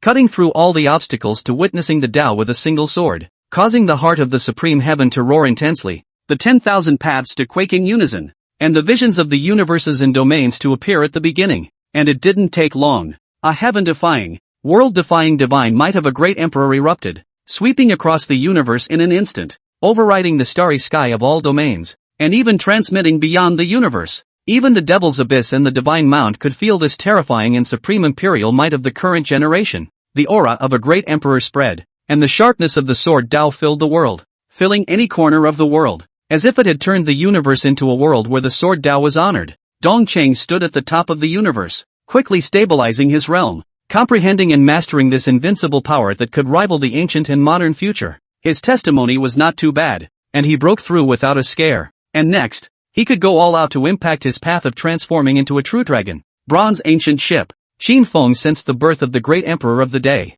However, he didn't pay too much attention to it, and only skimmed over the basics of this great emperor of the day, knowing that it was a rare demonic creature that occasionally opened its spirit and cultivated into an emperor. A new great emperor emerges in the world. It made all the beings of the universe exhilarated and excited, and it was an honor to be in the same era as the great emperor. But soon, the world is then questioned and confused. It was because the great emperor of the day did not establish an emperor's name for himself, nor did he open up a Tao lineage. This left the world at a loss as to how to honor this great emperor of the day. And naturally, they don't quite dare to shout at will, to name the great emperor. No one is qualified to do so, but then again there has to be a title. So, over time, thousands of years down the line, quietly or privately, many different names for the great emperor have emerged in the world, such as the East Green Emperor, the East Emperor, the Green Emperor, the Demon Emperor, and so on. And in this case, the great emperor of the day is also the same as always, basically indifferent to the world's affairs, and rarely shows his power in the world. That's all. It has been 13,000 years since the great emperor of the day became an emperor, and during this time the great emperors of the current generation had all apparently captured the immortality pill and lived one more life with it. It was also at this time, the great emperor of the day finally made a big move. There was no warning. The great emperor of the current generation went directly to the Divine Mound and erupted in a terrifying and overwhelming battle there. The commotion was vast and shocking, incomparably horrifying. This all woke up quite a few forbidden beings, including Qin Feng. However, Qin Feng and the other forbidden figures could not figure out why the great emperors of the current generation would suddenly forcefully attack the Divine Mound, erupting as if it were a great annihilation-like movement that shattered the ages. That had all been called a crusade against the Divine Mound with the might of a dynastic great emperor. But this kind of thing is even stranger, because few great emperors of the current generation would attack that Tai place, the Divine Mound. The Divine Mound was only interested in late-life great emperors as well as divine and holy bodies, and would hardly ever plague the beings of the universe. That was why the vast majority of the time, the Divine Mound would not be targeted by the great emperor of the day. But this dang emperor just went and hit the Divine Mound. It couldn't be to seek justice for the lineage of the primordial god body and the modern sacred body, could it? It didn't take long.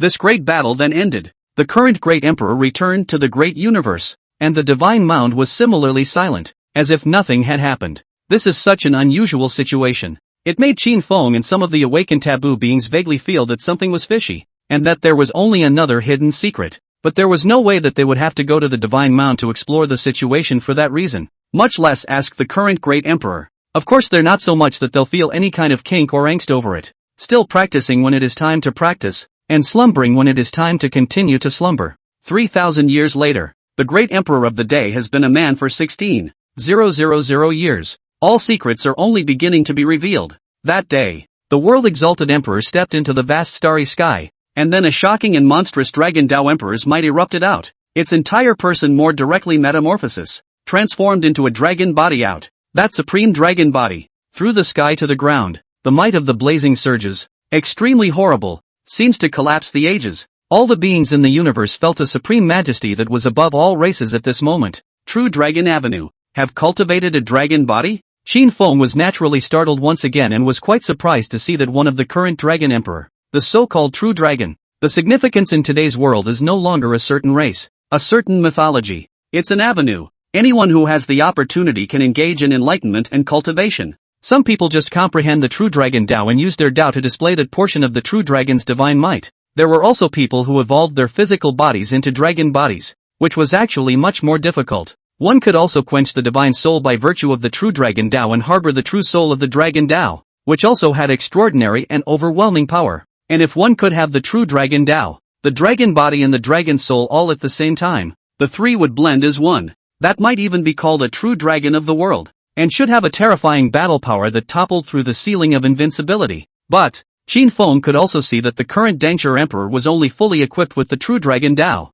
and that the dragon body was only initially metamorphosed into a dragon, which was not complete enough. But even so, this great emperor of the day was also very impressive. If he could evolve his dragon body to perfection in the remaining time, and if there was a breakthrough in the true soul of the dragon Tao, he might be able to live another life with it, and one life would be comparable to the second. After all, the path of a true dragon's complete metamorphosis was incomparably difficult. But even if he doesn't quite live out the next life, this true dragon metamorphosis path to this point, also enough to have a more abundant longevity life element. The war power can also be a certain degree of top through the ceiling, becoming an emperor before taking the path of the true dragon. There's enough caution, but it's not a problem.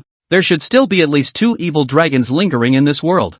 Qin Feng looked at this great emperor of the day who had become an emperor with the Tao of the sword but had now transformed into a dragon, and vaguely guessed the prudent considerations and ambitions of his former self. The great emperors of the time should have felt their own existence of the opportunity to transform into a dragon before they became emperors, and it should be very strong and clear. But he held back. Not a single bit of the true dragon Tao was involved, and he insisted on relying on the sword Tao to become an emperor. It is the fear of being hunted by the evil dragons in the darkness of the world at the time of the testimony. It was also worthy of being one who could become an emperor. This natural talent and heart was impeccable, no less than any invincible person in the past or present. The true dragon is always the only one. Now, it's the turn of the evil dragon to be terrified. Qin Feng thought calmly. If he is the great emperor of the day, most wanted now, it is to go and kill all the evil dragons that have survived in the world, bathed in dragon's blood, baptized with the true soul of the evil dragon, and raise one's own true dragon on the path of complete metamorphosis. And in fact,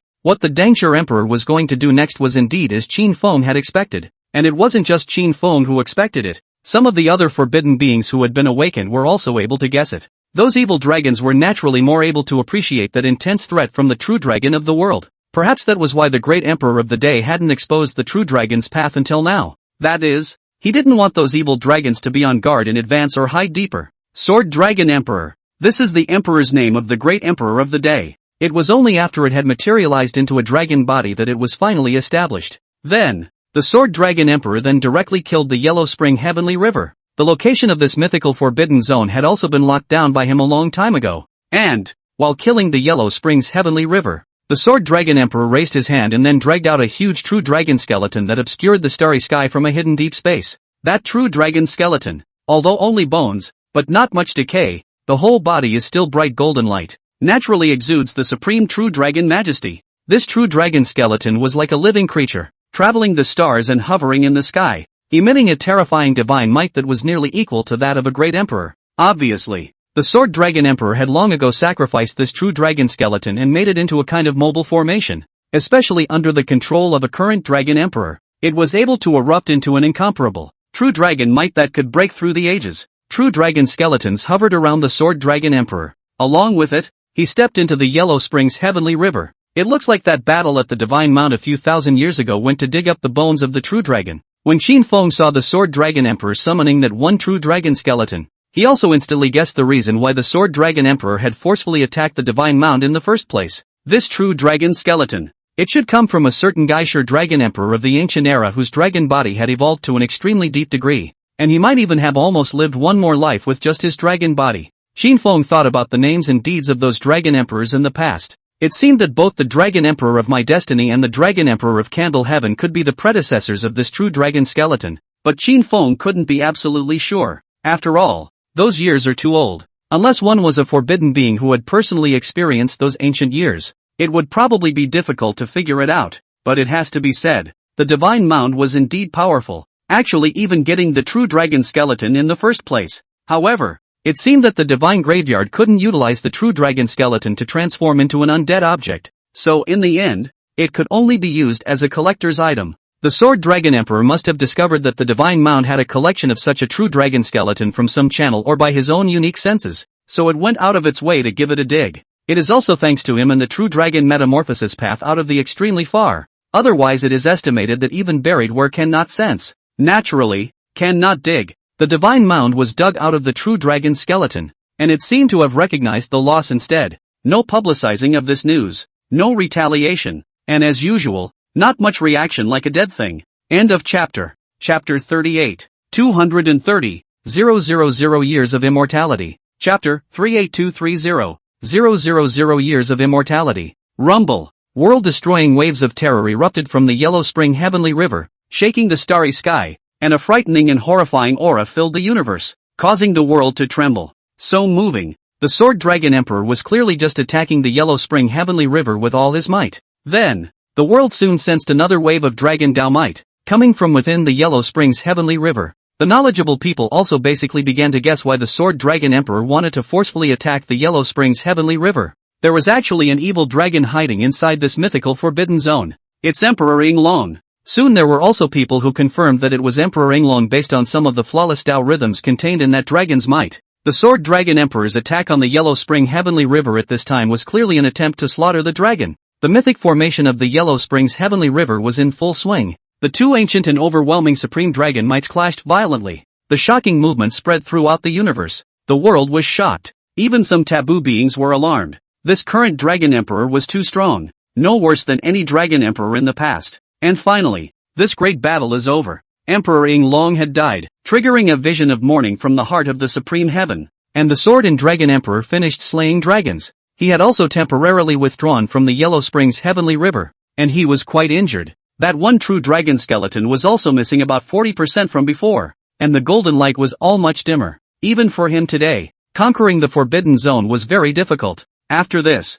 Emperor Sword Dragon began to establish his own immortal Dao lineage. It was only when its exclusive emperor's name really began to be passed down that it shook the ancient and modern future. But he didn't stop at all. The next thousands of years continued to be conquered. He first identified the true Soul Dragon Emperor that was hidden in the deep space of the universe and forcefully killed it. After that, he once again killed the Yellow Spring Heavenly River and killed the Peak Spirit Emperor as well. Because the Peak Spirit Emperor had hunted and eaten a Dragon Emperor in his later years, he also possessed his share of true dragon heritage in his body. One last time, he killed into the Immortal Realm, a mythological forbidden zone, and subdued a demonic Dragon Emperor from the demonic abyss. However, the skeleton of the true dragon that he had grasped was also completely destroyed in the Immortal Realm. So much for taking turns in the battle. The Sword Dragon Emperor had succeeded in slaying dragons several times, and the path of true dragon metamorphosis had gone further and further. But, in the 24,000th year of his attainment, he still hadn't succeeded in completely metamorphosing into a true dragon. Wanting the trinity of dragon body, dragon soul, and true dragon Dao line to completely metamorphose was still too difficult to allow any deviation. And once it succeeded, the first life would be comparable to the second, and it might even be the strongest dragon emperor in the ancient world. At the time when Emperor Sword Dragon became 25,000 years old, he knew that he was at the end of his road, unable to completely metamorphose into a true dragon. In the end, he was partially short, even if his lifespan life element was still sufficient, but he has had a hard time wrenching back the wrong path. Finally, he also chose to decapitate himself and fall into the category of forbidden beings. But, even if he didn't completely metamorphose into a true dragon, with this part of his heritage, he could still be called a forbidden giant. Moreover, He had long ago established trust with a mythic forbidden zone and obtained some of the zone's authority. Finally, he entered the palace of the ancient gods, a mythological sanctuary that had never been sunk. He didn't try to attack the bronze ancient ship. Maybe it's possible for him to succeed, but it's not necessarily a sure thing. In his considerations, putting all his efforts into attacking the bronze ancient ship, even if he captured it, it was not necessarily better than entering the ancient god palace. Controlling a mythic forbidden zone wasn't that simple, especially a mythical forbidden zone that had just been revived and whose forbidden power wasn't considered strong. Not to mention that bronze shipowner couldn't even see through him. He also boarded the bronze ancient ship to say hello and could feel the terror and power of that bronze shipowner, a true taboo giant. And the bronze shipowner had a vague sense of transcendence, just him alone, high above the myths. Even though he might have been targeted by the Endbringer invincibles, he had no intention of taking refuge for that, and seemed to be fearless of everything, able to resist the threat of all the invincibles of the Endbringer. That was why the Sword Dragon Emperor didn't want to attack the bronze ancient ship in the end. One is that there is not enough interest to make it necessary at all. Secondly, it is quite difficult and may fail, allowing itself to be overly depleted or even fall in it. The ancient divine palace had left him a position and he had promised to go. This mythical forbidden zone, standing alongside the violet divine court, the Taichu ruins, and the sea of chaos stars, all of them had never been sunk. That part of the mythological underpinnings therein was incomparably terrifying, immortal for all ages, and extremely difficult for even the most powerful of the current great emperors to conquer. Holding a steady seat in the ancient god palace and holding some of the forbidden region's authority was not seen to be any worse than having sole possession of the bronze ancient ship, and one basically didn't have to worry about being conquered by the great emperor of the current generation. The Sword Dragon Emperor had already beheaded himself into the ancient god palace, and at some point in the future, the Supreme Heavenly Heart was unable to perceive the unique emperor-level Dao Rhyme for a long time, and it eventually unlocked the 10,000 Paths shackle. The heavens and the earth gushed forth with many visions. It also allowed the world to confirm that the Sword Dragon Emperor, a peerless dragon emperor of the ages, had also faded away. This era is over. The last splendor of the eve of the last days is consumed. The age of the end also came down completely soon after. Will last at least 70,000 to 80,000 years, and possibly even more than 200,000 to 300,000 years. Sword Dragon Emperor was not strictly speaking an invincible person of the end times. Still, his appearance had a very profound and tremendous impact on the end times. The biggest share of the impact lies in that he had twice forcefully attacked the Yellow Spring Heavenly River, killing Emperor Ing Long and Emperor Peak Spirit, forcing out quite a few taboo beings, and greatly depleting the taboo power of this mythical prohibited area. This also caused the invincible ones of the later end times to gradually begin to consider changing their target of attack to the Yellow Springs Heavenly River after they lost their conquest of the bronze ancient ship. Since the Sword and Dragon Emperor faded away, 90,000 years have passed since the end times. These 90,000 years, 3 great completion god bodies and 3 great completion saint bodies appeared. All of them were unique Endbringer invincibles, with divine might that rivaled the great emperors of the past and present. They all wanted to take over a mythical forbidden zone to deal with the curse from the divine mound.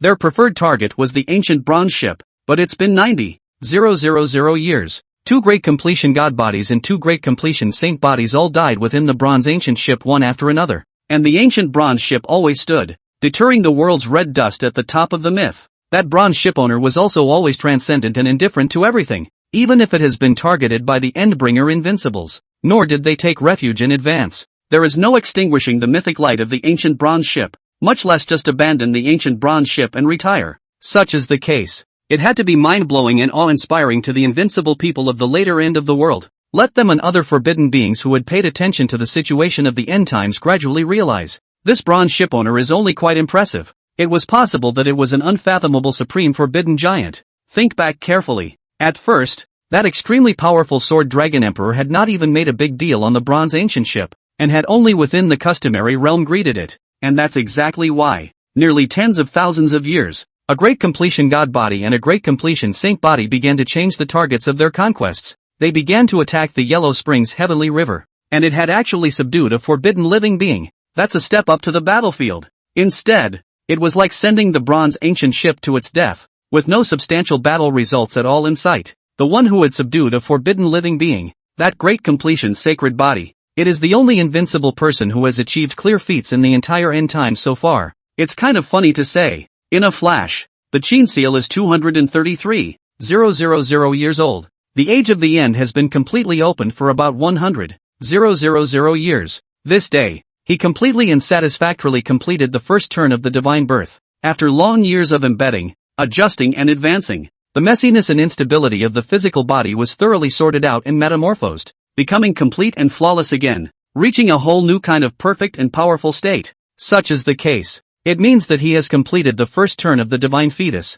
He could feel the overwhelming power of his own emperor body, and the sheer might of his fleshly body was not much worse than even the sword dragon emperor who possessed a peak dragon body in the past. But the divine fetus turns this path of ascension. The later it got, the harder it would naturally be to ascend, and the years it would take would be incomparably long, unless he had a way to get his hands on that beta celestial court. That should be able to enhance the efficiency of cultivation. But he had asked for the 3 lives of the divine flower quite a few times over the years. I don't know if this broken flower dropped the chain, or if the Northern Dipper Heavenly Court intended to hide it even deeper. The 3 lives divine flower basically didn't react and no longer guided where the Northern Dipper Heavenly Court was. But Qin Feng wouldn't think too much about it. Utilize whatever conditions are available, and let go of what you can't fight for the time being. As for his Taoist aspect, he already possessed 21 flawless Tao deeds. His Tao source was abundant and magnificent, and he was also beginning to enter a state of flawless perfection. Even if either individual Tao is the main one, it will not trigger any other Tao dissimilarities and can be completely suppressed.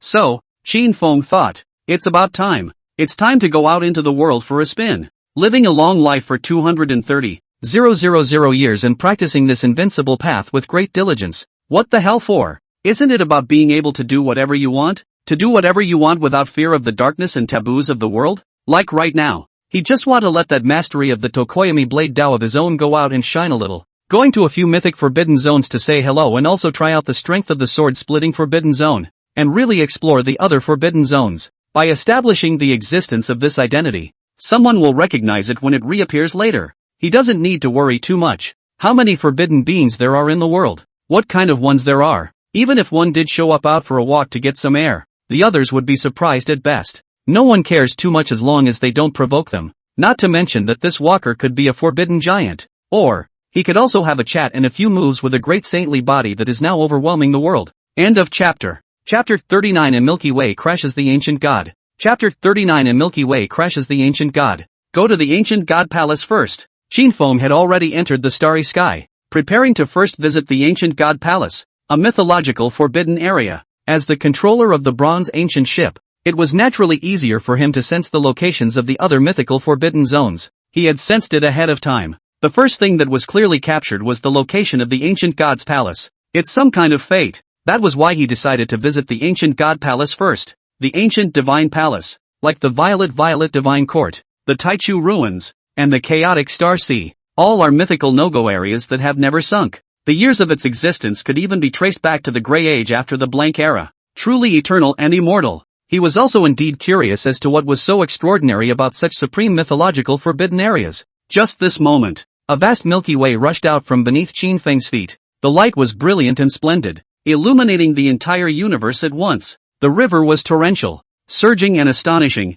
overriding the vastness of the starry sky, permeated with an unparalleled majestic might, as if unstoppable, seemingly to break through the red dust years, straight to the top of the myth. The universe trembles lightly for it. The world also felt the ancient surging might of that silver celestial river at this moment, which was instantly shocking and astounding. Is that the Yellow Springs River of Heaven? It doesn't seem to be. People looked at the Milky Way that illuminated the universe, and their first reaction almost mistook it for the Yellow Springs Heavenly River. But feel it carefully. Although this Milky Way was also terrifyingly powerful, crossing the starry sky, bright and dazzling, with that supreme might that overwhelmed the world of red dust and overrode everything. However, compared to the eternal transcendence of the mythical forbidden area of the Yellow Springs Heavenly River, which was immortal for all ages, it still seemed to be a step behind. Nowadays, this is the time of the end of the law. The Yellow Spring Heavenly River and the ancient bronze ship are considered the most known mythological forbidden areas in the world. There are a ton of fresh historical accounts and legendary battles.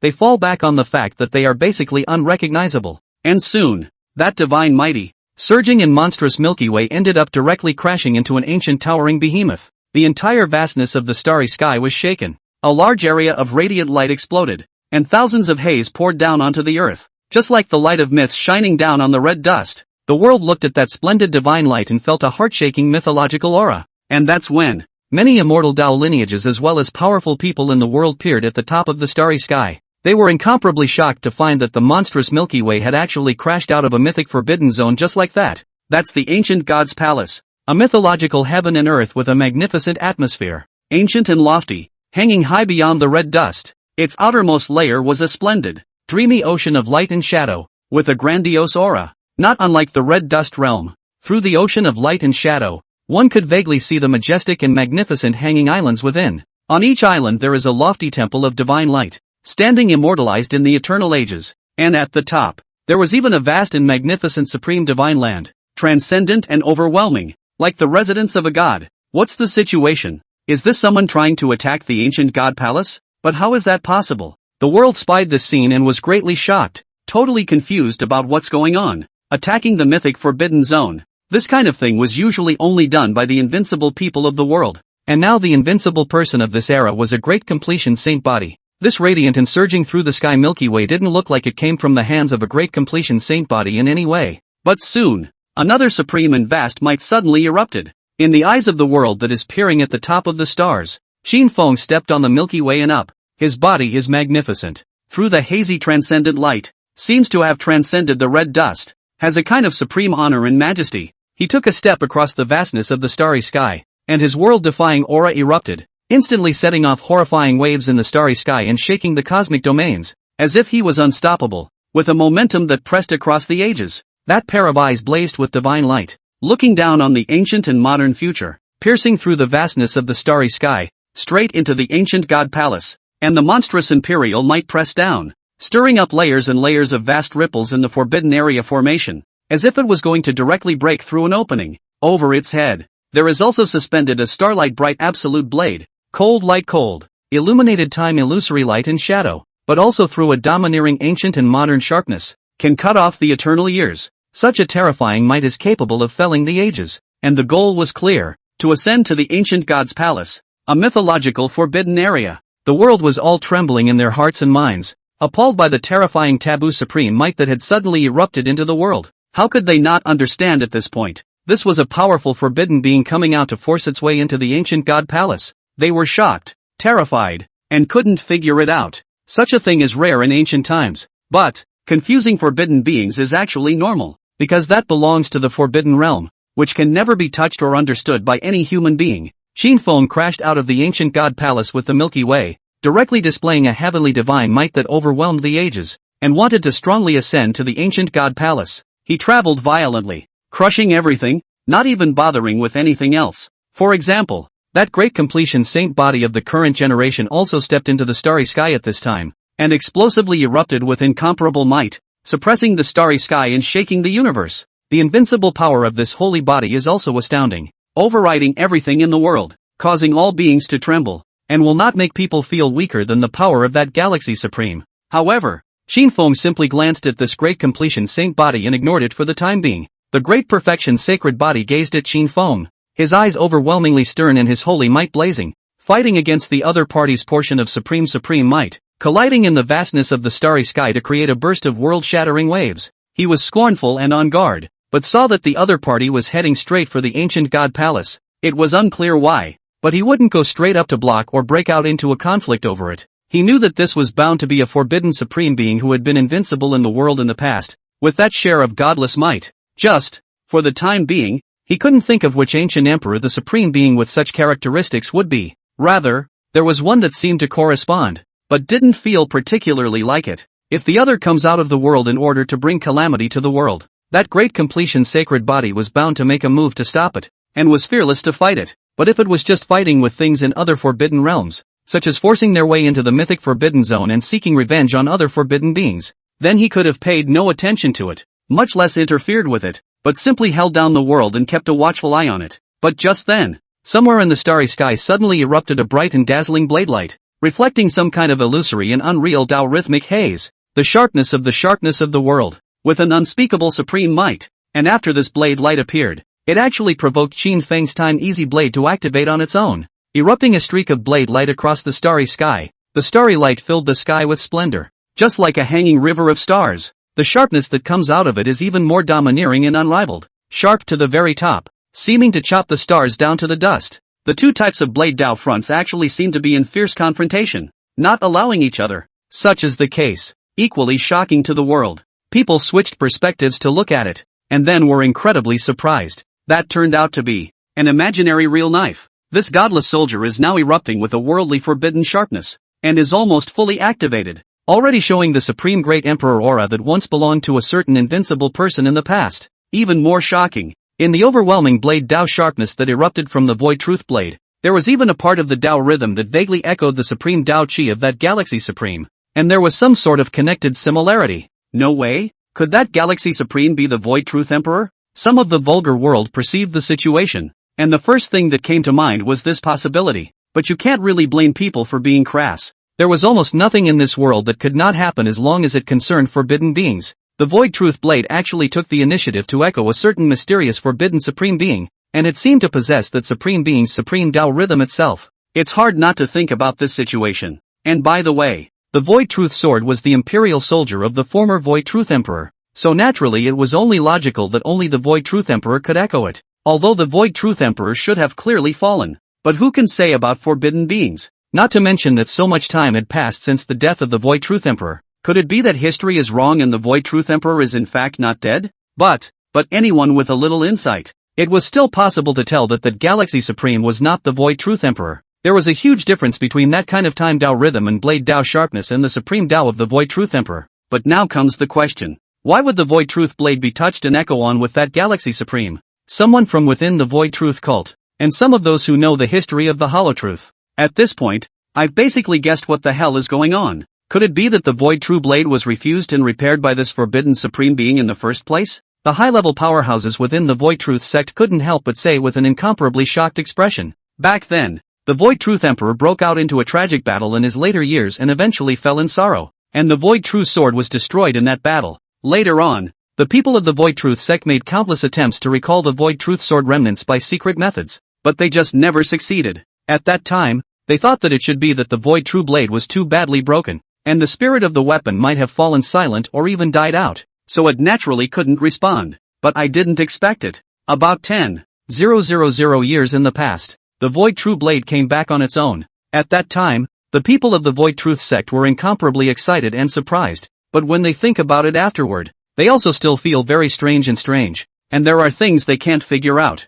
But the return of the void true blade was an excellent thing no matter what, and they couldn't quite see what was wrong with the void true blade completely possessing that portion of the godless soldier's might. And then until today, the people of the void truth sect saw the strange movement of the void truth blade and then felt the sharpness of the blade Dao possessed by that galaxy supreme. Naturally they quickly guessed a certain fact. It even basically confirms that this is the truth. A mysterious and powerful forbidden supreme being helped them repair the broken void true blade. End of chapter. Chapter 40 asking for 2 words. Chapter 40 asking for 2 words. This, a void truth sect powerhouse couldn't help but look a bit grave at this moment, and even had some fear. Because this truth is only another great horror. The void true blade and a forbidden supreme being hitched an inseparable connection. And their void truth sect even had to rely on the void truth sword as their strongest backbone to survive in the world. Wouldn't this mean that their void truth sect was also indirectly tied to this forbidden supreme being in a karmic relationship? Hitching a karmic ride with the forbidden supreme. That doesn't necessarily mean it's a good thing. It might bring about the destruction of the void truth sect in the future. But it was again impossible for them to abandon the void true blade no matter what. For the time being, it seems that the status quo will have to be maintained, and it is hoped that it will be business as usual in the future, and that no trouble will be incurred as a result. Mending the void true blade? This kind of time method in blade way. Which one is it? At this moment, there were also forbidden beings who were startled and couldn't help but pay a little attention. With the eyesight and insight of a forbidden being, one glance could conclude that the void true blade at the time was bound to have been repaired by this galaxy supreme. But this kind of thing isn't really worth mentioning. He cared more about which ancient figure this galaxy supreme was. Moreover, this galaxy supreme had at least come out to actively walk shortly after the fall of the void truth emperor. And now more than 100,000 years had passed. Now that he suddenly erupted into full might to ascend to the ancient god palace. What was his intention? Qin Feng caused such a big commotion. It would naturally attract the attention of some forbidden beings. But naturally he didn't care. Doesn't he likewise pay slight attention when other forbidden characters cause a commotion? So it's all the same. There's always someone making noise for some reason. And everyone is looking at each other. If it doesn't concern itself, it will basically be high on the list of things to see. At best, and perhaps some ancient secrets. The Void True Blade? Qin Feng also saw the Void True Blade, but to be honest, he could even be said to have somewhat forgotten about the matter of him fixing the Void True Sword in the first place. He had done it casually in the first place, with little effort and not the least bit of concern. However, the traces of Tao rhythm he left on the Void Truth Sword were permanent. But Qin Feng was similarly too lazy to bother with a mere imperial soldier. He directly ignored the Void True Blade and did not respond to it in any way. Completely indifferent, he crossed the starry sky and stepped on the Milky Way, and had already arrived near the ancient god palace. Boom! The ancient god palace's mythic formation naturally unfolded, surprisingly translucent with 5 layers of divinity, layered on top of each other, not conflicting with each other, as if they were one, and blossomed with a palpitating light of myth. Qin Feng could feel from it a mythic grandeur that was lofty for ages, as if it was untouchable for eternity. However, when he held the sword and chopped, a dominating ancient sharpness rushed out, violently heaving and shaking the universe, as if it was going to split the ancient god palace in half. Boo! This blade directly tore apart the 5-fold formation divinity of the ancient god palace, shaking out a layer of world-shattering waves and diffusing a terrifying and incomparable aura, causing the starry sky to quake dramatically and the world to tremble. Finally, Qin Feng walked directly within the ancient god palace and was not strongly resisted by this mythical forbidden zone. It allowed him to feel a piece of the transcendence of this forbidden zone as well, eternal with the world, mythic and immortal, fearless of anything in the world, can face all challenges with ease. And this transcendence was also what Qin Feng wanted to show on the Bronze Ancient ship. It always felt like the Bronze Ancient ships were still missing the point. Although it was a genuine mythical forbidden zone with supreme divine Tao creations that could propel him on his path to immortality and invincibility. However, it was still indeed inferior to the ancient god palace, and the ancient god palace now seemed to be similarly slightly inferior to that Northern Dipper heavenly court. In the end, Qin Feng was still oblivious to that Northern Dipper heavenly court. I also don't know when I will be able to ascend to it again, and I don't know if I will have the opportunity to actually enter it in the future. Because of Qin Feng's ignorance, the Void True Blade ended up restraining its own sharpness, just that the blade softly chirped, more or less a bit lonely and sad. The initial master died in battle, and it also broke and fell silent, and later regrouped the true spirit to return, only that the supreme being who repaired it well did not take care of it, and the other party also had a very powerful sword, which seemed to look at it. At this point, inside the ancient god's palace, I've wanted to be here for a long time. Indeed, it is beyond the red dust, close to a real mythical place. Qin Feng stepped on the supreme divine soil on the topmost floor of the ancient god palace. Feeling the thick and supreme divine charm of creation, he faintly said. It was true that this place was somewhat beyond than the Bronze Ancient ship, but it was still considered a bit of a created thing. Not to mention that Qin Feng was enjoying the creation alone in the Bronze Ancient ship, which was naturally better than sharing it with a large group of forbidden beings here. At his first glance, he had already discovered 2 supreme divine objects, and both were divine trees. An immortality medicine, the Jade Dragon Fruit Tree. The other is to reflect the ancient tea trees. Both trees were planted on top of an airy, superb mountain. Their spiritual springs steam and dense, oddball bloom, charm flow around. There are all kinds of Taoist rules appear, turned into a number of amazing extraordinary mythological beasts phantom, traveling in the void, dropping thousands of subtle rules of God. The top of the mountain in that place, a small platform, as if a unique heaven and earth space, there is a certain sense of unreality. It made Qin Feng unable to fully see through it for a moment. It only felt that it possessed the characteristics of a separate heaven and earth, and should belong to some kind of foreign space. That jade dragon fruit tree was extinct in the earthly world because it settled eternally in the ancient god's palace, similar to his strange 3 lives divine flower. As for that ancient tea tree of reflection, it might not have been the property of the ancient divine palace initially, because Qin Feng had gotten a piece of reflecting ancient thunderwood at an ancient relic. That was obviously once broken down by some extraordinary change. It was a masterless object and did not have the karma of the ancient divine palace. As for why the Minggu tea tree was here now, he then did not know. Even with his current realm, it was by no means possible for him to know all the forbidden events throughout the ages. The arrival of Qin Feng, it awakened many forbidden beings who were in the ancient god palace. Many cold, indifferent gazes, permeated with frightening and terrifying auras, swept down on Qin Feng. They were also scrutinizing Qin Feng. In their opinion, Qin Feng was naturally a self-decapitated forbidden supreme being, and could not possibly be any great emperor of the day. And for a self-decapitated forbidden supreme being to inexplicably ascend to the ancient god palace was truly a bit strange. Is it really possible that you're just here for a simple tour and sightseeing? It's still strange, but the truth is that the reasoning isn't unreasonable. After all, when they first ascended to the top and were invincible. They also visited many mythological forbidden zones out of curiosity. Is it really still necessary? And which one is this time Tao plus Sword Tao? What about today's realm of strength as well as state of vitality? Many forbidden beings scrutinized a bit. Soon, 2 words came out of a certain character. Medi? The voice was very plain, but it also stirred up layers of Tao rhythms, and had an astonishing supreme aura. Clearly also a certain invincible person from the ancient era. And to hear the word Medi, the other forbidden beings were also slightly startled. A name they knew. Medi was a great emperor with a very weak presence in the past. After its attainment, it faded away in just under 3,000 years. The reason for this is unknown. I don't know if it beheaded itself or left the great universe or some other unknown circumstance, but this one great emperor was just gone, never to appear again, but even with a low presence. But in the end, it was an invincible person who had once succeeded in witnessing the Tao. And this piece of splendor was absolutely difficult to erase from the years of history. And what Mei-Di had mastered in the past was a time type of Tao. Indeed, it was like the forbidden supreme being at hand,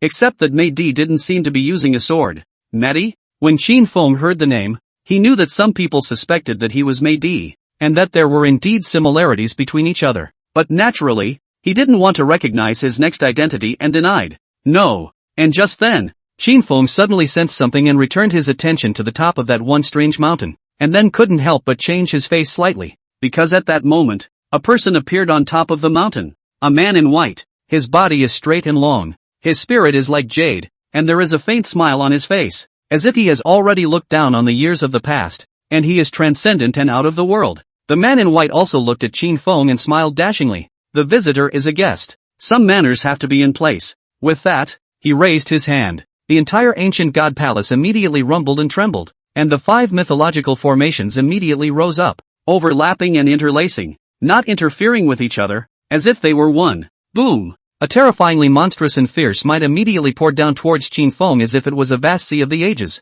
Qin Feng frowned slightly. His intrusion into the ancient god's palace already counted as a greeting completed, but the greeting from the ancient god's palace to him was a drop late. But he's good enough to deal with it is all. The Milky Way under Qin Feng's feet once again rushed out, the river waves rushing skyward, reversing the role of the Qianquan. The divine might was vast and terrifying, with a monstrous momentum that broke through the ages. He raised his hand and chopped out a blade, and the brilliant blade light immediately pierced through the void, reflecting the arcane and extraordinary time light and shadow, as if time was misplaced, making it impossible to confirm the true timing of the blade's chopping down. Palm! An overwhelming collision that was vast for all ages thus erupted within the ancient god palace. Qin Feng's sword light hard in a heavy mythological formation tore an opening, to show that the domineering ancient and modern unrivaled sharpness. He carried the water of the Milky Way to shake all the mythological formations head on, eventually lifting down everything and completely blocking this greeting from the ancient god palace. Without this Milky Way that was sacrificed into a supreme formation, Qin Feng would probably have to suffer a considerable amount of injuries from this wave. But there is this galaxy formation. Then can be more relaxed hard to shake the mythological forbidden area. Just for this galaxy more or less will have loss. Of course, the ancient god palace did not unfold that share of dueling might either. Feng had that one attack. Although it was enough to heavily damage a great emperor, it was in fact not enough to seriously threaten the great emperor of the current generation. Giant? The taboo beings within the ancient god palace were also slightly surprised and grave when they saw Qin Feng's performance. That amount of battle power and thick and solid realm underpinnings could fully be called a giant. Even when faced with a great emperor of the current generation, he was not afraid. It's just that it's also alarming. Wild giants aren't really too surprising, but forbidden giants that are hard to identify are still a bit surprising. But it's not as if there are no unrecognizable forbidden giants, and you can count several. For example, the current ruler of the ancient divine palace. Even the forbidden beings who had stayed here for a long time were unclear as to who that one actually was. Another example was that abyss master of the devil's abyss, who was clearly probed to be a supreme being belonging to the great universe, but whose true body was also unknown. Closer to home, the identity of the person in charge of that bronze ancient ship was just as unknown. In addition to the giants, many of the forbidden beings in the world also had unique means of hiding their identities, making it difficult to recognize their true bodies. But it doesn't really make much practical sense to identify its true nature, unless they have a grudge against each other. What goes around comes around. Great! The man in white glanced at Qin Feng and faintly praised him. Afterward, he touched a black seed from the black jar on the nearby go table and shot a stream of light directly to land in front of Qin Feng, and said, "Want to join?" Qin Feng looked at the black seed that landed in front of him and could feel a power aura from it that belonged to the mythic Forbidden Zone. This black seed represents a copy of the Forbidden Zone authority. One can control the mythic formations here to a certain extent with this. It meant that other than the controller of the ancient god palace, other forbidden beings who even held equal authority could not help him. As long as one could trust the ancient god palace master, it would be enough to stay here with peace of mind. Qin Feng didn't really think too much about it. This white-robed man in front of him actually directly wanted to invite him to join, and the other party should be the ancient god palace master. It seemed that this ancient god's palace was indeed grand and transcendent, and there were extra spots to accommodate more forbidden beings. Qin Feng still didn't know that the Sword Dragon Emperor was the one who had entered the ancient god palace in the first place. There are many forbidden spirits here, and many of them don't reveal their aura, hidden in the magnificent and supreme divine Tao creation of the ancient god palace, making it difficult for people to peek. Back then, the Sword Dragon Emperor then also came here to say hello, and then similarly received an invitation. Finally the Sword Dragon Emperor agreed after thousands of years of consideration. For the ancient god palace master, Qin Feng had actually seen that the other party did not have a real body to reveal, and what appeared in that strange mountaintop space should be described as an existence similar to an avatar. This should still be mainly thanks to that mountaintop strange space, which had the extraordinary ability to allow one to evolve an avatar to appear there in a sealed state. But all of these incarnations also possessed a considerable degree of forbidden might, and were perhaps perfectly capable of fighting as well. Which one is your honor? Qin Feng did not respond to the ancient god palace master's invitation and asked in turn. The ancient god palace master then faintly returned. Forgotten. Qin Feng sniffed and didn't expect the other party to reply like this. If the same question had been given to him, he might have made one up at random or simply not answered it. He was really just asking casually, not expecting any answers. But the fact that the other party answered so calmly and even with a few moments of certainty forgot was also startling. Sitting in this position, who I am is no longer relevant. The ancient god palace master laughed sparingly, seeming to have truly forgotten who he was, and also seeming to no longer care who he was. But it's even more elusive when he says things like that. It didn't matter if it was for Qin Feng or the other forbidden beings here. This ancient god palace master was always shrouded in a heavy mystery, making it impossible to see clearly. But what other forbidden beings can confirm is this. The ancient god palace master, indeed, was extremely powerful, and no matter if he faced any Empyrean throughout the ages one-on-one, he would not necessarily lose. Qin Feng and the ancient god palace master continued to chat for a few more meaningless sentences, getting no useful information. Finally, he asked, what is the point of the mythic Forbidden Zone's existence? For that matter, the ancient god palace master still answered questions and returned Qin Feng's 2 words. And Qin Feng ended up leaving the ancient god palace with these 2 words of indeterminate significance. He ran into that great completion sacred body in the starry sky, and then sparred with the other party in passing. End of chapter. Chapter 41 The Promised Land of Eternal Life. Chapter 41 The Promised Land of Eternal Life. Qin Feng walked out of the ancient god's palace and stepped into the starry sky, his overwhelming imperial might once again pouring down on the domains of the universe, so vast and majestic that it startled the world of red dust and people. He stood here, and as far as his eyes went, Supreme Great Emperor Qi hung down, causing the stars to shake and all living beings to tremble. The light of the blade on his head shone, illuminating through the deep space, and the sharpness of the blade crossed out, sharp and shocking, seeming to cut through the great universe. This portion of divine might was blazingly terrifying and surging to the heavens. It was as if he was a great emperor of the world, pressing down horizontally on the earthly world, proudly looking down on the ancient and modern future. Perhaps this is what it feels like to be a great emperor. In the past, emperors have stood at this height at an average of more than 1,000 years old, and I am 230,000 years old. Qin Feng looked down at the vast starry sky and couldn't help but sigh slightly. Looking back on this life, it seems that there are still a few regrets about not being able to witness the Tao in the first place. Although certifying or not certifying was no longer of much significance to him, but not able to experience that kind of witnessing the success of a leap to heaven, the heart always have a little hidden regret. It's just that this is a point of regret that I don't think I'll ever get to experience unless I can turn back time and lose my immortality. At this point, boom! A fierce and supreme might came crushing down,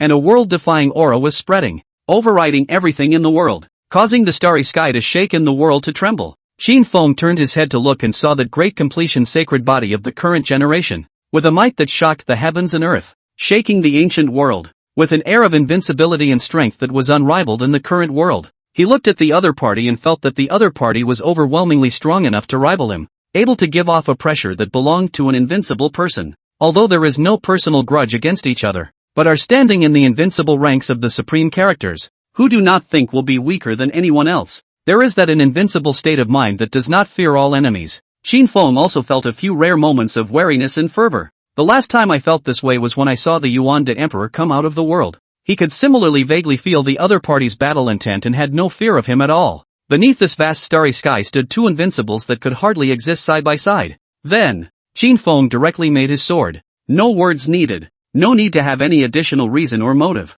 Invincible people met. Emperor-level figures greeted each other, and neither one's invincible divine might could be shaken by the other. Boom! Qin Feng chopped out a knife. In an instant the knife light cut through the vastness of the starry sky and came out, dazzling and cold, illuminating the deep space of the universe, reflecting the shadow of the time chaos. The divine power is mysterious and unfathomable, although it looked like Qin Feng had struck first. However, as Qi intertwined between invincibles, battle intent leaked out, and they faced each other head-on. There was no such thing as who would strike first or who would sneak up on whom. The Great Perfection's sacred body also struck out at the exact same time, able to sense that part of the enemy's battle intent and the timing of the strike. His aura rumbled and exploded, his body's muscles and blood vaporized, and his might was fiery and monstrous, as if he wanted to melt down the ancient blue sky. Boom! A light-blazing mighty fist directly blasted out. The fist intent was magnificent, squeezing the void to shatter, the 10,000 paths to break. As if nothing could block its invincible fist might, the two invincibles simultaneously erupted with world-defying might. In an instant, it set off monstrous waves in the universe, startling the red dust and shaking the ancient and modern world. The world was also appalled and trembled. But, right after that blow, the battle seemed to be over. That galaxy supreme no longer made a move. A bright and splendid Milky Way then rushed out in a volatile manner, the river rushing unceasingly, with horrifying waves, reversing the Qiangkungxian and arriving directly outside the universe. The world naturally couldn't see who won or lost in this sparring match, because no matter whether it was the Galaxy Supreme or the Great Sacred Body, both always had undiminished aura, blazing beyond compare, and divine might that could overwhelm the ages. But, there are immortal Tao lineages in the world, peering into the starry battlefield with a supreme taboo array, and some people vaguely saw a slice of golden light shining blood, suspected to be the blood of the holy body. It's too shocking and appalling to look at more than one thing, too much to speculate on, and even less to spread recklessly. But really, even if this was the blood of the sacred body, it didn't necessarily really mean anything. Finally, Qin Feng rode the galactic starlight and left the great universe. He's heading to the Devil's Abyss. Fong had just sparred with the Great Perfection Saint Body. It was a collision of invincible might, testing each other, testing themselves, and also sympathizing a bit. It would be too vulgar to judge winners and losers with just this one strike, and it would be a loss of the honor and majesty of the invincible one. Qin Feng could only say that this great completion saint body of the current generation was indeed extremely powerful, a few points more powerful than those great completion god bodies or saint bodies that he had encountered previously. Not a moment too soon, Qin Feng then saw the Devil's Abyss. It was a vortex of demonic qi that was so huge that it could not be described in words, with the edges dragging out a long river of demonic qi that stretched out for an infinite amount of time, to be even more vast and exaggerated than the Milky Way under his feet. This volume is enough to be compared to a large universe, and this could have been regarded as a unique universe, because here in the Devil's Abyss there were also natural living beings as well as the most important soil for becoming an emperor, except for the natural-born demon spirit supreme. Those twisted demons, by their own cultivation, can also remake their flawless lives and become supreme. The Devil's Abyss also had its own unique and extraordinary features, with a supreme mythological underpinning that was no weaker than any mythological forbidden zone. Some of the supreme beings within the Devil's Abyss would choose to go to the great universe to sleep and survive, and it seemed that there were invincible people in the great universe who were willing to go to the Devil's Abyss to sit for an eternity. There are just as many unknowns and hidden secrets here. Qin Feng opened the way with the Milky Way and entered the Devil's Abyss. His vast divine might poured down recklessly, covering every inch of space in the Devil's Abyss, shaking heaven and earth, and shocking the devil's chi through the sky in a hurricane wave. His arrival also awakened some forbidden beings. He could feel individual very strong, icy gazes from it that made him vaguely feel the pressure. However, his raging and surging radiant Milky Way still forcefully crashed into the deepest part of the demon abyss, splashing up monstrous demonic chi, interspersed with shattered light and shadows. An overwhelmingly terrifying sight. A quick hello. Once again, 100 million giant waves of demonic chi were stirred up. The demon abyss shook violently, and the many demonic creatures trembled. Finally, Qin Feng also faced a forbidden giant of the Devil Abyss straight on, and found that this forbidden giant is actually also an invincible person from the great universe. underworld Heavenly Father. And as far as he knows, it was rumored that that giant lord in the Devil's Abyss, the Abyss Lord, was in fact a supreme emperor of the great universe, plus this Hades Heavenly Father. In the Devil's Abyss, there were actually two forbidden giants from the great universe staying. This place is raging with demonic energy, dark and filthy. Can we really stay here? This, of course, is the idea of the world's vulgar eyes. Actually, here, the extremes of things were reversed, and the endless deposition of demonic chi gave birth to a portion of divine Tao creation that was no less than that of any mythological forbidden area. Why does the Devil's Abyss exist? Qin Feng and Hades' Heavenly Father chatted idly for a bit. He wasn't here for a fight, and there wasn't much point in starting one here. Underworld Heavenly Father's aura of ancient vicissitudes, as well as cold indifference, but the moment of awakening after a long period of slumber, but also willing to talk to the same level of characters to dispel a few points of loneliness. For that last question from Qin Feng, the Hades Heavenly Father also uttered two words. The meaning of these two words was clear, unlike the two words of the ancient God Palace Master that were somewhat difficult to fathom. Subsequently, Qin Feng also left the Devil's Abyss with the two characters and proceeded to the Divine Mound on his way. The Divine Mound, on the other hand, is rumored to be the promised land of eternal life given by the supreme gods to the invincible of the red dust. This promises the statement of the land of everlasting life. It's too vapid, too mythical, and naturally no one believes it. However, Qin Feng always felt that these words also contained some kind of deep meaning and big secret. It reminded him of the strange sensations he had felt in his share of the curse of the god body and the holy body. If there was any connection between him and the Divine Mound, perhaps it was in the word, everlasting life. He was meant to live forever. And the Divine Mound, the promised land of eternal life for the invincible of the red dust. End of chapter. Chapter 42 Divine Body and Sacred Body Dual Invincibles in One World. Chapter 42 Divine Body and Sacred Body Dual Invincibles in One World. Qin Feng arrived at the Divine Mound and saw the pale and endless piece of withered earth in front of him. Even at his current level, he felt a palpitating eternal coldness and deathly silence. This place, it just doesn't feel like it's for the living. Perhaps it's for the dead. When a dead person comes back to life again, there is no longer any concept of death in his body. So naturally he will not die again, which is the so-called eternal life. Qin Feng made a rough guess like this, and when he stepped onto the Divine Mound Earth, he once again felt that strange fluctuation of karma. That karmic connection seemed to pass right over his head. He can touch that karma, and that karma can never stain him even by a fraction of a second. To be precise, it should have some unknown connection to his long life. Qin Feng had studied his own life of longevity for many years, and this one longevity trait also had a certain supreme independence, incredibly transcendent, beyond the earthly, even beyond the mythical. No matter the red dust karma or mythological curses, none of them could taint this supreme quality of longevity. Even now he was standing on the ground of the Divine Mound. The source of the curse, that ancient, monstrous, horrible curse, that shadowy wave that swept through the red dust of karma and tainted the summit of mythology, even rushed over Qin Feng's head in a vast wave, and couldn't splash up a single strand of karma onto his everlasting life. But Qin Feng would also never want to take the initiative to touch this extremely dark and cursed portion of the divine grave. He hadn't even figured out the secrets of the Divine Mound, so there was no need to mess with such unnecessary risks. Rumble. Qin Feng harnessed the heavenly Milky Way and entered the depths of the Divine Mound with great vigor. The overwhelming divine might filled the air and overwhelmed everything, and the pale earth shook dramatically. An undead thing also awakened to this, and then a wave of heaven-defying, world-defying might erupted. Such a scene, it made even Qin Feng's face change. Then he realized why none of the great emperors of the current generation would be too willing to come to this place. He also couldn't help but admire the sword dragon emperor who had hardened himself and plowed out a true dragon skeleton here in the first place. Boo! The radiant Milky Way rushed unceasingly, unrelenting, and the surging river rolled up 10,000 waves, directly crashing through the three undead creatures with unparalleled emperor-level might. Those three undead things were not flawless undead things, and had defects that prevented them from fully recreating the invincible might of the past. But these undead things were indeed truly immortal, and even if they were torn and destroyed, they could still eventually recover slowly, forcefully destroying multiple times or giving extremely heavy damage. At most, it could only cause its power to be damaged and fall, and it still couldn't either kill, because it's true that undead things don't die again. Qin Feng wielded the time-easy blade, slashing down an undead thing with a single slash, his sharpness dominating the ancient world and his divine might overshadowing the world. And in the end,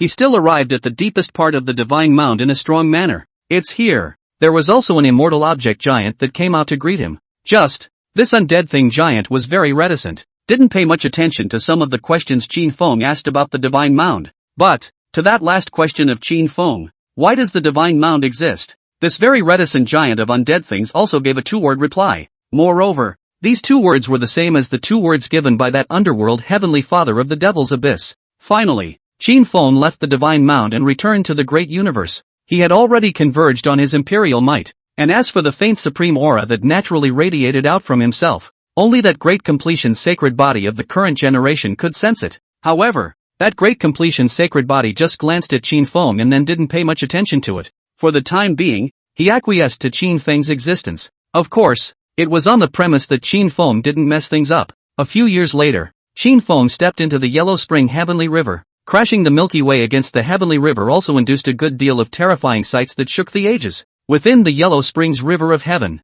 he found a situation. That was the supreme divine earth here, shrouded in the extreme divine Tao creation, with a triple formation always guarding it, and a monstrous yellow spring suppressing it. It makes it almost impossible to explore the situation. But, the more it made Qin Feng suspect that there might not be many forbidden beings left in the Yellow Springs Heavenly River nowadays, which was why he was trying so hard to cover it up. But, the remaining forbidden beings within the Yellow Spring Heavenly River might also be engaged in a competition of the leftovers, though subject to the attacks of the Endbringer Invincibles. However, the end of the world Invincibles were not as good as the great emperors of the current generation, and would basically burn with their jades and fight to their deaths in the Forbidden Zone. In that case, the surviving taboo beings could devour the dead taboo supreme beings as well as the Endbringer Invincibles, making up for some of their power in the end. Even though the Yellow Springs Heavenly River had always had forbidden supreme beings spelled to death, this goes on until the end. The remaining forbidden supreme beings might have to be even more abundant in life essence and have a more solid realm base than at the very beginning. The forbidden beings that were staying within the Yellow Spring Heavenly River at this time, probably all betting that they won't be the next to be spelled. Although each other is located within the same mythological forbidden zone, they are by no means in a cooperative relationship, only that their interests are not in conflict for the time being. Finally, Qin Feng left the Yellow Spring Heavenly River. He hadn't asked anything here, and no forbidden characters were willing to talk to him much. There was no presence of a certain or even multiple super-specialized taboo giants here like in the ancient Divine Palace, the Devil's Abyss, and the Divine Mound. The Yellow Spring Heavenly River. The current power of this mythological forbidden zone was indeed rather ordinary and average. Several more years passed. Qin Feng stepped into the Dao Guarding Mountain and sensed the aura of his former good brother, Yuan Dd. It was just impossible for there to be any recognizable catching up sessions. He also asked for two words here, which were again different from the two words from the ancient Divine Palace as well as the Devil's Abyss and Divine Mound. Further back, he had gone to the Sea of Chaos Stars, and the transcendence of this mythological forbidden zone was in no way inferior to the ancient God Palace. And that Chaos Star Lord here was extraordinarily cold though, but it returned Qin Feng's two words all the same, two and completely different words. To this point, Qin Feng went to the ancient God Palace, the Devil Abyss, the Divine Mound, the Yellow Springs Heavenly River, the Dao Guarding Mountain, and the chaotic Star Sea one after another. The trip was enough to rock the world. It caused many great waves and startled many forbidden beings. The living beings in this world basically knew that there was a forbidden supreme being who had somehow come out to travel. Qin Feng also thought it was enough for the time being and could stop here. Finally, he returned to the bronze ancient ship and organized the proceeds while starting to enter the cultivation state. What kind of identity does what kind of thing? In his planning, the bronze shipmaster is responsible for towering over the rest of the world. Galactic Supreme then gets involved in some of the big scenes that bronze shipowners are not comfortable meddling in. As for his initial life supreme identity of that reflecting ancient thunderwood, perhaps it would be better to use it to be a different path supreme, keeping a reasonably low profile and stepping in when it mattered. Garrisoning, everlasting life, protecting the way, avoiding the havoc. Qin Feng thought about the two-word phrases he had asked from the major mythological Jedi and put them together for a moment. The two words garrison were given to him by the ancient God Palace Master. Mythical exclusion zones exist to garrison? It's hard to figure out how to think about it. Garrisoning what? Qin Feng thought of several possibilities that didn't make sense. As for the given by the Devil's Abyss and the Divine Mound word, it was much more decent. Everlasting life. Who in this world of red dust beings does not want to live forever? The Devil's Abyss and the Divine Mound existed to bring longevity to the spirits of the world. It's also strange, but it does allow those forbidden beings to alternatively live forever. The reply given by the Dao Guarding Mountain was protecting the Dao. Just as peculiar, but inexplicably fitting the name of this mythological forbidden area. Only I wondered which kind of Dao was being protected by this Dao Guarding? It ended with a two-word reply from the Chaos Star Lord, avoiding the havoc. This one was honestly a bit easier to understand. It was just that Qin Feng didn't know if he was right. Wasn't the world's forbidden beings entering the mythic forbidden zone actually avoiding the calamity? Avoid the calamity of life and death, the calamity of the invincible man of the world, and even the unknown mythological holocaust. Avoiding robbery plus longevity is a more decent answer. When the final Dust Emperor left a message in the bronze ancient ship, one of the reasons for forcing his way through the mythical Jedi path also seemed to be to avoid in advance some sort of great calamity that was uncertain to appear in the future. However, the ancient God Palace Lords and Dao-guarding Mountain Lords' replies were bound to be not casual either, and should have a deeper meaning as well. As for what exactly that is, I'll look for the answer in the future. In a flash, Qin sealed 280,000 years, and this life. There is a whole new wave of awesomeness in this end times. It made the world's forbidden beings and even the mythic forbidden zone feel a threat that was even greater than that of the current great emperor. That is, two invincibles appeared in that world. The primordial god body and the human saint body came out 1,000 years apart before and after. In the same era, this is the case. It seems to have only appeared once or twice since the end of time. And this one is more special than ever. Because this time the god body and holy body that appeared at the same time happened to be a man and a woman. End of chapter. Chapter 43. The only thing that answered their call for help was the cursed land. Chapter 43. The only thing that answered their call for help was the cursed land. When the world became a great godly body, Yao Fu, she had just ascended to the peerless realm, shaking the ancient world with might and pride. However, it wasn't long before she realized that another human sacred body had actually appeared in the world. And this human holy body, even when there was an invincible person oppressing the world horizontally, it also remained a low-key cultivation, not revealing itself, maintaining a sense of scorn and wariness of the forbidden beings of the darkness for fear of an early strangulation. Finally, the human holy body, Yi Qi, was also growing up, completing the final metamorphosis and sublimation,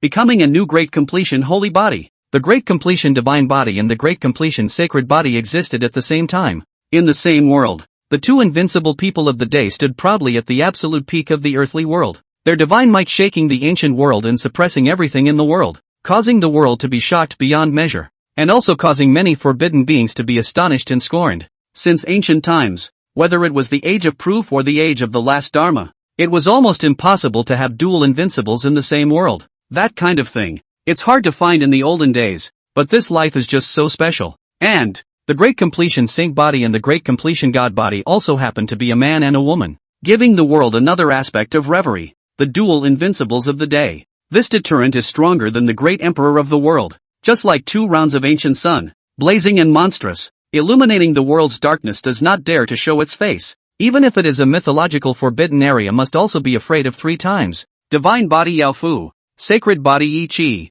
Both of them were invincible, and being in the same world, it was natural that they would inevitably fight and spar, wanting to determine the true invincible of the day. They broke out in the world quite a few times in great battles, all of which shocked the heavens and shook the earth, but only 2,000 years later, the two invincibles still conformed to a certain conjecture of the world's mundanes and still came together as husband and wife. They got married, except that it has indeed played out emotionally and recognized each other. There is another aspect to this. They also knew that a situation where a divine body and a holy body were in the same world was rare in the ages, so perhaps it was some sort of opportunity. They also wanted to see if the union of the god body and the holy body could give birth to offspring. However, the couple Yao Fu and Yi Qi have been working on this for thousands of years. There was never some sort of right place, right time, right place to actually bond and successfully conceive a fetus. They were even absolutely well prepared during this period, forcibly attacking the Yellow Springs Heavenly River once, suppressing a forbidden living being and retreating in one piece. For this attack on the mythical forbidden zone,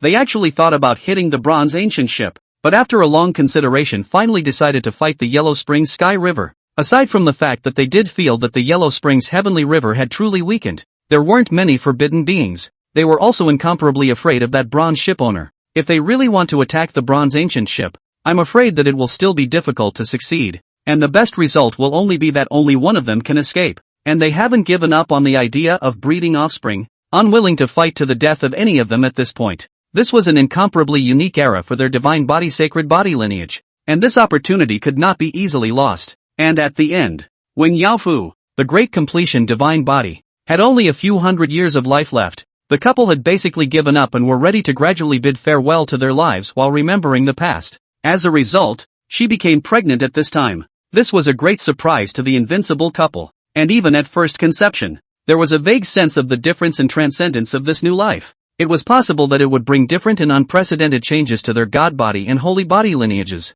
But, after the euphoria, the couple was soon overjoyed, full of sadness and stony faces, even feeling resentful and angry, because Yao Fu's lifespan is insufficient. After carrying a child, the essence of the body accelerated depletion. The death aura is getting thicker and thicker, has gone to the edge of death, cannot hold out for long, and the child in her womb is obviously still a long way from being born. Moreover, due to Yao Fu's weak aging, the child in her womb was also gradually becoming more and more shriveled and unstable. It seemed that at the drop of a hat, Yao Fu could refine the fetus in her womb at any time and return it to herself, allowing her to renew her life for a period of time. But obviously, they were never willing to give up the fetus. I'm going to beg for the immortality pill. Yi Qi stood up, a holy might surging and blazing, supreme, shaking the ancient world. He still has the last of the power of the prime years. He had also long ago already refined his own essence blood many times to renew his wife's life, but it had been ineffective. Because there are many things that his essence and blood cannot give to make up for. His wife still has too much of an overdraft deficit to maintain fetal stability and normal gestation. There had to be a more powerful mythic level creation thing, such as the immortality pill. However, their god bodies and holy bodies carried curses on their bodies and were disliked by the world. The immortality pill has an instinctive will and will not favor them. It was also extremely difficult for them to actively pursue the traces of the immortal god pill. But there are some mythological forbidden areas where there are rooted immortal pills, and that's the only immortal pill that can be located with certainty. They are so high and indifferent to the ages that they will not be willing to help us. Yao Fu's qi wasn't particularly strong, and she said in a slightly weak manner, though she also knew that the immortality pill was the optimal solution to her current predicament. But the immortality pill inside the mythic forbidden zone was not easy to obtain. If the great emperor of the day hadn't captured the immortal god pill and boarded the forbidden zone to claim the immortal god pill, perhaps the forbidden spirits of the forbidden zone and even the will of the immortal god pill itself wouldn't refuse. However, although they were invincible people of the world, they were not great emperors, carrying a share of the curse of the ages. There were too many places where they were inferior to the great emperors and would not be valued by the mythic forbidden zone. You always have to have been there to know. Yi Qi knew it was hard, but one had to try. Finally, husband and wife teamed up to pursue the mythical forbidden zone. The location of the ancient god's palace was sensed within a few years. And based on the known ancient records, it was clear to them that an immortal divine medicine, the jade dragon fruit tree, clearly existed within the ancient god palace. Boom! Yi Qi didn't hesitate for a moment at all and directly stirred up the shocking and monstrous waves, breaking into the ancient god palace. But, when he stood in front of the ancient god palace master, all he saw was indifference and coldness. The ancient god palace master was dressed in white and stood at the top of the mythos, absolute and transcendent, not like a person in the red dust. He looked at Yi Qi indifferently and emotionlessly, and said coldly, "Those cursed by myths do not deserve to be in possession of divine objects." Then, the 5 mythological formations poured down towards Yi Qi with the gigantic waves of the vast sea of the ancient heavens. Expelling him, Yi Qi came out bathed in blood, carrying injuries on his body, but the grief in his heart was greater than the injury. Although he had expected it, feeling the attitude of the ancient god palace master still made him feel a sense of sadness, even if he still has the power of his prime. His figure at this time is slightly depressed and withered. The divine body and sacred body lineages, which were banished and disliked, would not receive help and seemed to be left to fight alone. But he didn't give up. A dozen years later, he ascended to the violet divine court. But this time he hadn't been in for long, and after 2 hard blows, he was forced out. That divine court lord didn't even give him a chance to voice his request. A few years later, he ascended the Tao-keeping mountain. Although there was no exact information on whether or not there was an immortal god pill here, but thinking of the mysterious power of the Tao guarding mountain, he still came in. Then the answer given to him by the lord of the Tao keeping mountain was, "There is no divine medicine here." Perhaps it was because the Tao guarding mountain lord pitied Yi Qi and could see his sadness and despair, and did not take the initiative to expel Yi Qi. However, Yi Qi did not seek the immortality pill here and would not linger. He said goodbye to the lord of the Tao keeping mountain, giving the other a token of respect. Because this was currently the only forbidden giant who was willing to communicate with him in a peaceful manner. "Help me again." Since the location of the bronze ancient ship, Yi Qi said to his wife, although there are a few tired vicissitudes in his eyes, but his look is resolute, his aura is always stern, and his will has not wavered. Yao Fu sniffed and knew what her husband meant. Before them, there had been quite a few great completion divine bodies and saint bodies that had attacked the bronze ancient ship. It has already been explored that there also exists an immortal divine medicine there. A rarely found 3 lives divine flower. Just With the grudge between their god body and saint body lineage and the bronze ancient ship, it was even more unlikely that they would be able to obtain the immortal god pill from it, right? Yi Qi, forget it there. Yao Fu looked at the exhaustion and determination in her husband's demeanor and said with slight heartache, she was afraid that instead of obtaining the immortal god pill, she might be subdued in it by the bronze ship owner.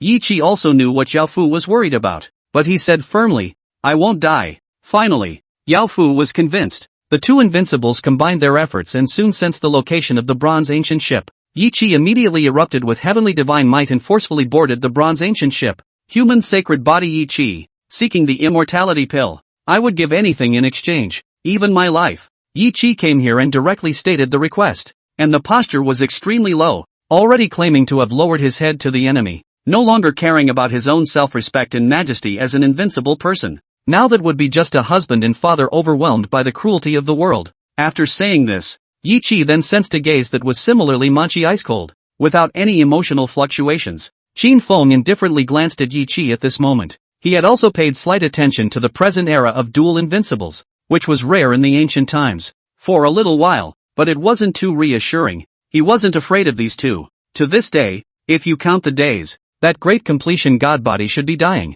So Yi Qi came to ask for the immortality pill as a way to renew his wife's life? Is that really necessary? Or is it something else? Qin Feng thought about it casually, but no matter what the reason was, it would be in vain to try to come to him to obtain the immortal god pill, not to mention the fact that this thing, the 3 lives divine flower, had pressed on and not submitted to him so far. Even if he could forcibly collect the immortality pill from the 3 lives divine flower, it would be bad if this forced the 3 lives divine flower to abandon him. He was still waiting for the 3 lives divine flower to position the Northern Dipper heavenly court for him. Moreover, it was unknown whether collecting the immortality pill from the 3 lives divine flower would affect its share of the power of tracking down the mythic forbidden zone. The will of the 3 lives divine flower itself would naturally be even less likely to assist Yi Qi, a great completion saint body. As for the East Peach Tree, it was completely a 3 lives divine flower junior brother, and the situation was the same as the 3 lives divine flower. Also, the tree is not yet mature enough to bear fruit on a regular basis. So,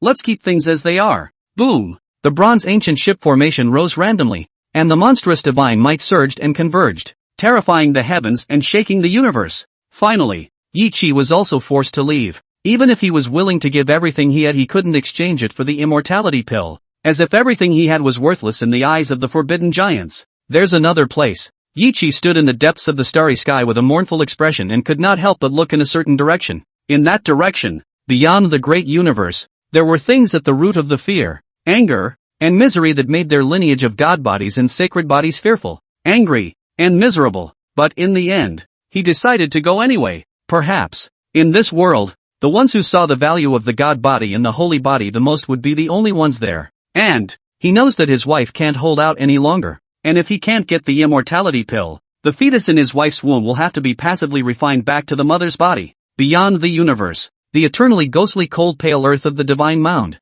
Yi Qi came here, and when he stepped onto this land, the saint body origin in his body began to go out of control. Even though he extremely exploded his divine might, shocking the world and shaking the divine mound, he still couldn't stop the bright red mold spots that were madly spreading and growing. And those undead things within the divine mound awakened one after another, displaying their worldly might, but looked at him as if he were looking at a kindred spirit and did not attack. Finally, Yi Qi maintained a sobriety, and with a body full of moldy spots, he arrived at the deepest part of the divine mound. May I offer everything for the pill of immortality? He spoke in a deep voice, his face already covered in moldy patches 7 times over, and one eye completely transformed into a translucent red void, with only the other eye remaining clear and rational. And this time, he finally got the response he had hoped for. Yes. A withered and flat voice came from within the divine mound, then a bead of divine splendor flew out. It was permeated with a transcendent and overwhelming immortality aura, and one could feel a piece of the world's creation. It was a copy of the immortality pill that had been picked and melted and refined in advance.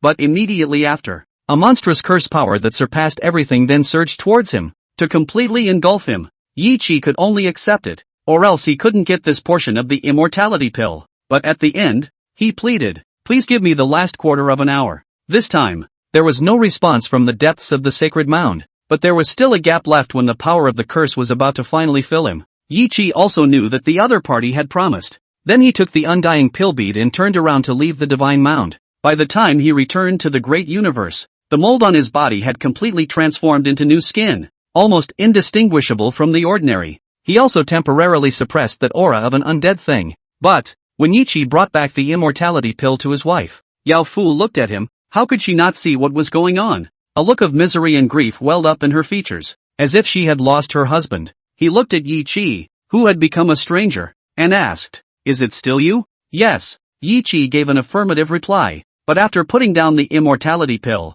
he turned around and walked away without looking back. Even if he still had something to say, he could no longer spit it out. It seemed that the time left to him by the sacred mound was only up to this point. Yao Fu didn't stop her husband from leaving. Looking at the portion of immortality medicine in front of him, he only felt endless mockery and grief. Out of the great cosmos, sheltering the worldly redness of the end times, in this all around to ask for help, all they get is cold response. The world beings can't help them. The forbidden beings don't care about them. The last to actually respond to their pleas for help. It was actually the divine mound that had given their divine body sacred body lineage an endless curse. Yao Fu knew what her husband had sacrificed to get this copy of the immortality pill. She had endless pain in her heart, but she had no choice but to refine this portion of the immortality medicine in the end, regaining her abundant vitality and life element. She also immediately felt the fetus in her abdomen stabilize and continue to grow rapidly by fiercely drawing on her mother's essence. But, wait until the day she is to give birth to the fetus. The Yellow Spring Heavenly River,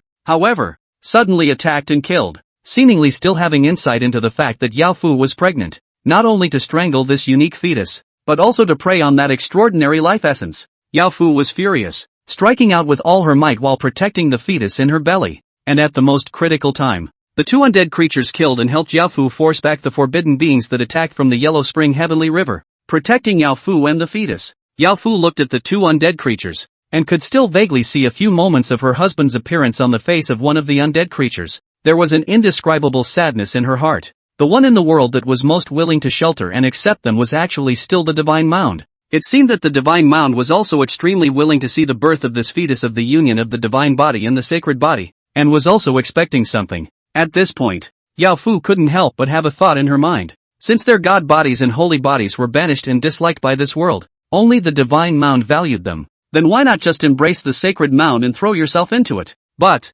and the thought flickered, Yao Fu was still by no means willing to throw herself into the divine graveyard, lose her true self, and be reduced to a heartless and withered undead thing. Finally, Yao Fu successfully delivered the fetus. A girl. She named her daughter Yi Yao, without thinking too deeply about it. It was the combination of the couple's surnames that represented them, to inherit everything from them. And, Yao Fu realized that the cursed chi on her daughter's body was extremely thin, and the speed of deepening was incomparably slow. This is the case. It means that the daughter can be sealed by the divine source and re-emerge at some more appropriate time in the future. On the day of the end of the last Dharma, the Supreme Heavenly Mind's fortune will be extremely eruptive, and there will be a golden age of unprecedented pomp and circumstance. Yao Fu thought for a long time. Finally, after raising his daughter until she was 8 years old, he stayed with her for 8 years. Still, he sealed his daughter and arranged for a guardian to unseal her in a later life. That great golden age after the end of the end times. According to the past, I'm afraid that there would only be many unrivaled people's children coming out to ride on this golden monstrous fortune,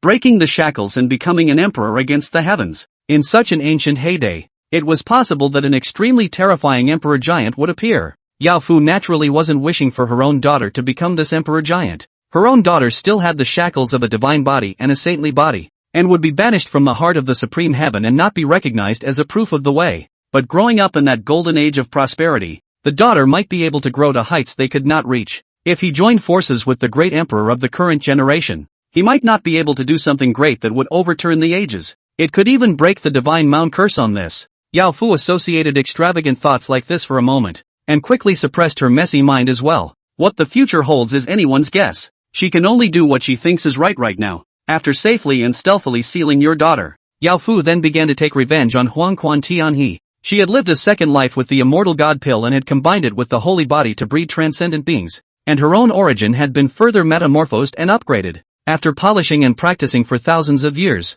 her strength was also a step stronger than before, and she was almost indistinguishable from the great emperors of the world. She had killed the Yellow Springs Heavenly River twice, and each time, she had subdued a forbidden living being. But in that final battle, she still fought to the point of burning the jade in stone, with no way to retreat, and held on strongly until the end to spell the enemy to death. but she was also powerless to leave again and died within the Yellow Springs Heavenly River. To this point, the end of the era of this unique endgame duel invincibles. And after that, a precursor to a mythic and dramatic change erupts. The great universe shook violently and greatly, as if it had been pierced by something, instantly alarming the major mythic forbidden regions. Even the instinctive wills of the mythic forbidden regions vaguely trembled in fear. Some supreme forbidden giants awoke and examined the world, suspecting that something out of this world had fallen. It could be an immortality potion, an alternative divine object, or even a garrison being, and no one knows at this point, the advance harbinger of this mythic upheaval that is about to hit the ancient bronze ship.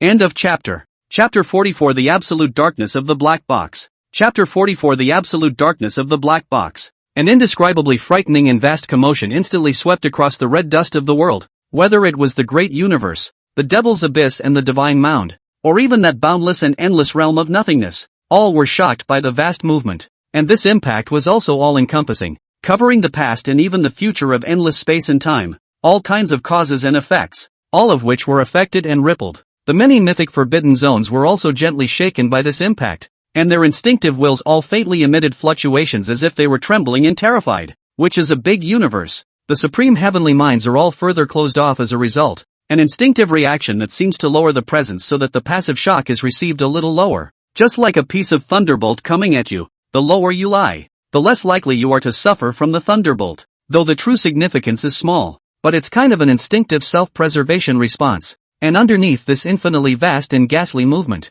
there was also an unusual and definite violent vibration, originating from the great universe, as if something had struck through the side of the supreme universe. And this abnormal vibration, what's more, it directly awakened some supreme forbidden giants who truly stood at the very top, proudly exceeding the red dust of the ages. Those few transcendent mythological forbidden zones showed up on their own initiative. The ancient god palace, enveloped by a vast and magnificent ocean of mythological light and shadow, suddenly appeared on the top of the starry sky, with a transcendent breath and an astonishing scene, like a myth manifesting itself. Subsequently, a supreme giant might came out from the sky, sweeping the earth of the ages, with a terrifyingly transcendent aura, and even more so, an icy coldness of indifference to the living, causing all spirits to tremble. And except for the palace of ancient gods, that even more mysterious and transcendent purple-violet divine court also appeared, transforming into a fantastic heaven and earth and coming out, dropping billions of divine lights and colorful haze. The magnificent and supreme mythological aura spread,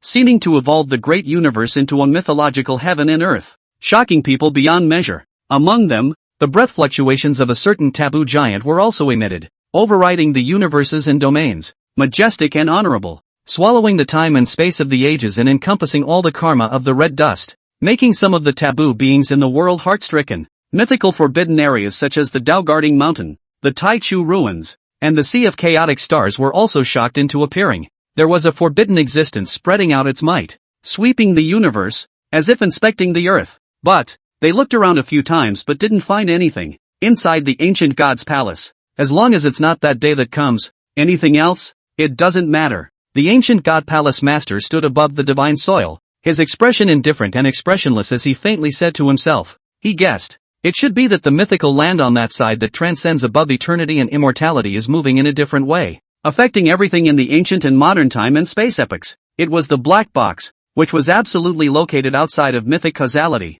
that was impacted. As for the unusual vibrations in the greater universe, then there are more possibilities, but whichever is possible, as long as it doesn't destroy the order and absolute darkness of the black box, then it's all okay. The ancient god palace master, as a garrisoner, he needed to pay attention to this. But really, he was not originally a garrisoner, but had become one willingly after learning some of the great secrets of the source. The meaning of this garrison cannot be called righteous. It has nothing to do with the beings of the world, nothing to do with the peace and stability of the great universe, and there are no external enemies. This garrison, it was purely the ancient god palace master who was pandering to those terrifying beings outside the black box that didn't even know he existed in order to avoid the calamity. In volunteering to help those horrible beings keep the black box in order, he only wished, when that day comes, he can thus avoid falling into the void. In the meantime, inside the purple-violet divine court, the lord of the divine court, seated in a lofty and majestic palace, his eyes are deep,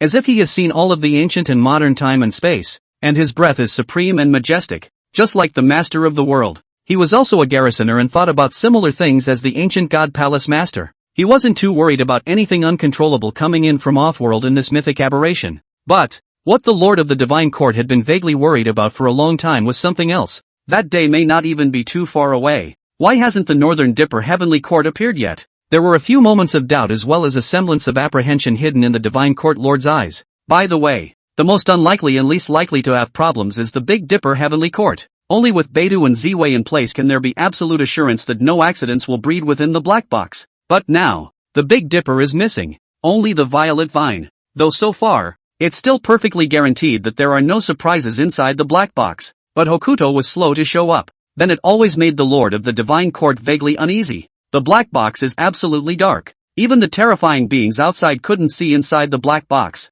Or didn't dare to or couldn't. There was a copy of the supreme rule that needed to be obeyed. So, no accidents will come in outside the black box. And the ones that do won't be accidents. All the garrison has to do is to make sure that there are no accidents inside the black box. Though normally it is also almost impossible to have accidents. But it's said to be an accident. So naturally it's not normal. For example, hundreds of thousands of years ago there was a Dragon Abyss Emperor that was close to becoming an accident. But it was good that this Emperor Giant ended up beheading himself into the Forbidden Zone and didn't continue to grow. But before the Dragon Abyss Emperor, having a final Dust Emperor had already been called an accident. If the Terminal Dust Emperor was allowed to continue bouncing around and getting stronger by a large step, there might really be a chance that he would stab the karma within the black box to the outside of the black box. Once that happens, that black box will be meaningless. A black box is one that is absolutely closed, absolutely dark, absolutely unreadable, with no leakage of any cause or effect. For those horrible beings out there,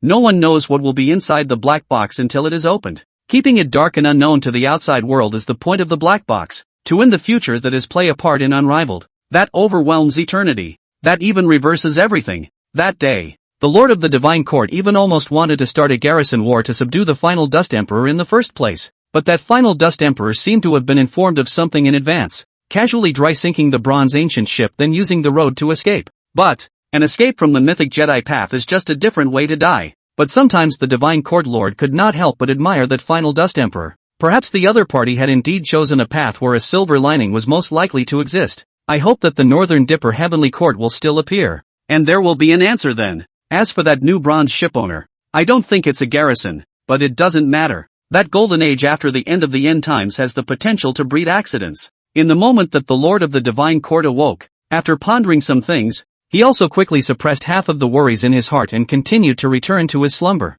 Inside the ancient bronze ship, Qin Feng also felt that vast and overwhelming thrilling movement. And from the bronze ancient ship's object of authority one could feel that the instinctive will of this forbidden area also seemed to have some kind of hidden manifestation of trembling fear. As for the subsequent unusual vibrations that exploded in the great universe, Qin Feng was even more uncertain. Although he had lived for 300,000 years, he still knew little about the fundamental secrets of this world. End of chapter. Chapter 45, Another Identity Revealed. Chapter 45, Another Identity Revealed. Qin Feng is now over 300,000 years old. He had already completed the first leap of the Divine Soul more than 20,000 years ago, although Divine Soul Leap was the most difficult to cultivate. However, as one's own Dao lineage underpinnings continued to improve, the ocean of blade chi evolved by the Dao lineage origin would naturally become thicker and stronger, and the efficiency of the refining of the Divine Soul would naturally increase slowly. The enhancement of the Divine Soul's first leap was still relatively large, as it was equivalent to quenching and combing the Divine Soul anew,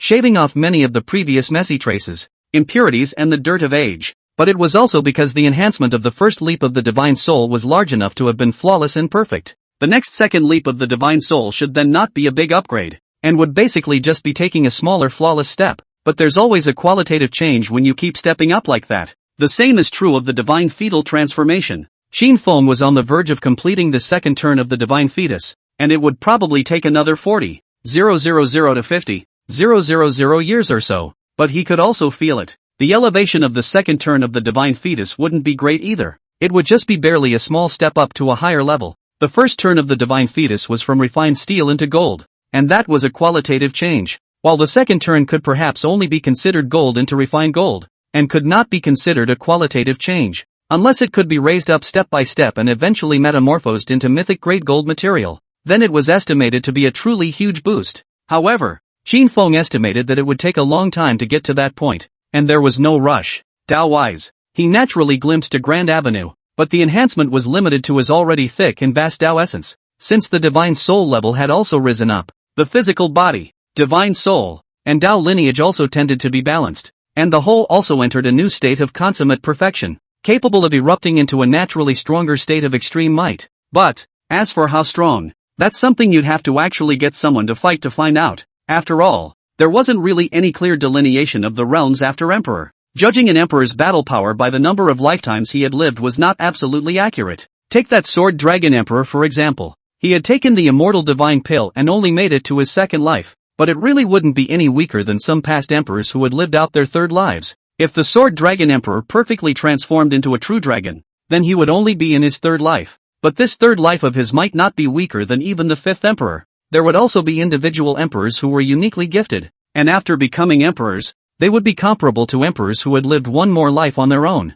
Or maybe the path someone takes to live one more life is so extraordinarily powerful and unique that it's comparable to someone else living two more lives. Each Empyrean had their own different natural conditions as well as unique chances. Naturally, the path taken by each person will not be the same. Everyone has the potential to go down the wrong path or break out onto a stronger, more curious path. This includes Qin Feng as well. For the invincible, there is no point in counting each other's chances and talents. If you want to win or lose, just fight to the best of your ability. More than 1,000 years later, Qin Feng was suddenly startled. He realized that the Three Lives divine flower inexplicably bloomed with an even more brilliant dreamy divine light, and its roots toppled out upwards as if it was about to break through the earth and fly out. What's going on? Sensing something again? Qin Feng felt alarmed. This Three Lives divine flower itself was going to be more mysterious than the other immortal god pills, with some inexplicable might. Now that the Three Lives divine flower was acting differently, it naturally made him take center stage. Then, the Three Lives divine flower really did just pull itself up and fly towards the outside of the bronze ancient ship. Seeing this, Qin Feng also silently got up to follow. As for the other immortal god medicine within the bronze ancient ship, the East Peach Tree, it was currently not yet grown, and should still be more than 100,000 years away from the stage of a mature tree that was able to bear fruit on a regular basis. This point actually caused Qin Feng to feel a few doubts. The Eastern Peach Tree only began to grow after it left the Northern Dipper Heavenly Court. Is it possible that the time inside the Beta Celestial Court is not long at all? Or are they not allowed to grow and have to maintain some sort of initialized state? Qin Feng was also uncertain. Within the vastness of the stars, Qin Feng chased the Three Lives divine flower to a very ordinary living planet. He then saw the Three Lives divine flower enter the depths of a jungle in a clear direction, and finally came to a willow tree located by the river. Along this river, there are a few willows growing sporadically, all of which are quite ordinary and unusual. If Qin Feng was just passing by this planet, he might not be able to sense anything, but now that he was up close and personal, he still discovered something extraordinary about the willow tree that the Three Lives divine flower was near.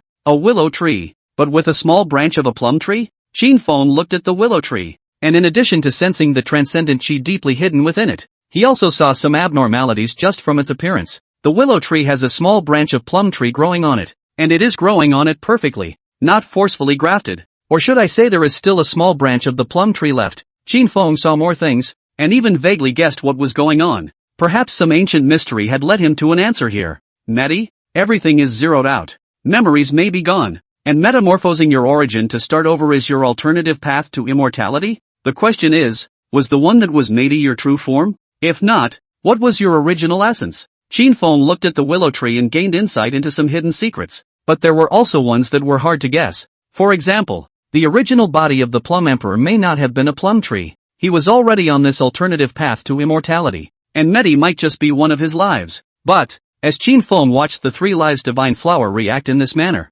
it made him unable to help but speculate that Medi's original body might have been an immortal divine medicine as well. With the mystery of the immortal god pill and the power of unprecedented creation, it might also be possible to evolve into a true living being. This possibility is not necessarily nil. He was also a little curious as to why the Three Lives divine flower had somehow sensed the location of this willow tree. Could it be that the galaxy supreme he was in the first place was mistaken by the world for Medii, thus fishing for a few karmic moments in the world's discourse on the Plum Emperor, scattered throughout the world and captured by the three divine flowers of life? Qin Feng thought about it this way and couldn't be sure. He could only say that the claim could also be justified. Then, what happened next? It was the Three Lives divine flower that had somehow done something to hook this willow tree suspected to be the predecessor of Medi back into the bronze ancient ship. Qin Feng has another neighbor. It just made him feel slightly weird. After all, this new neighbor could be a great emperor from the past, but he didn't really care. This willow tree was currently in the plant muddy stage, with no consciousness or spirituality,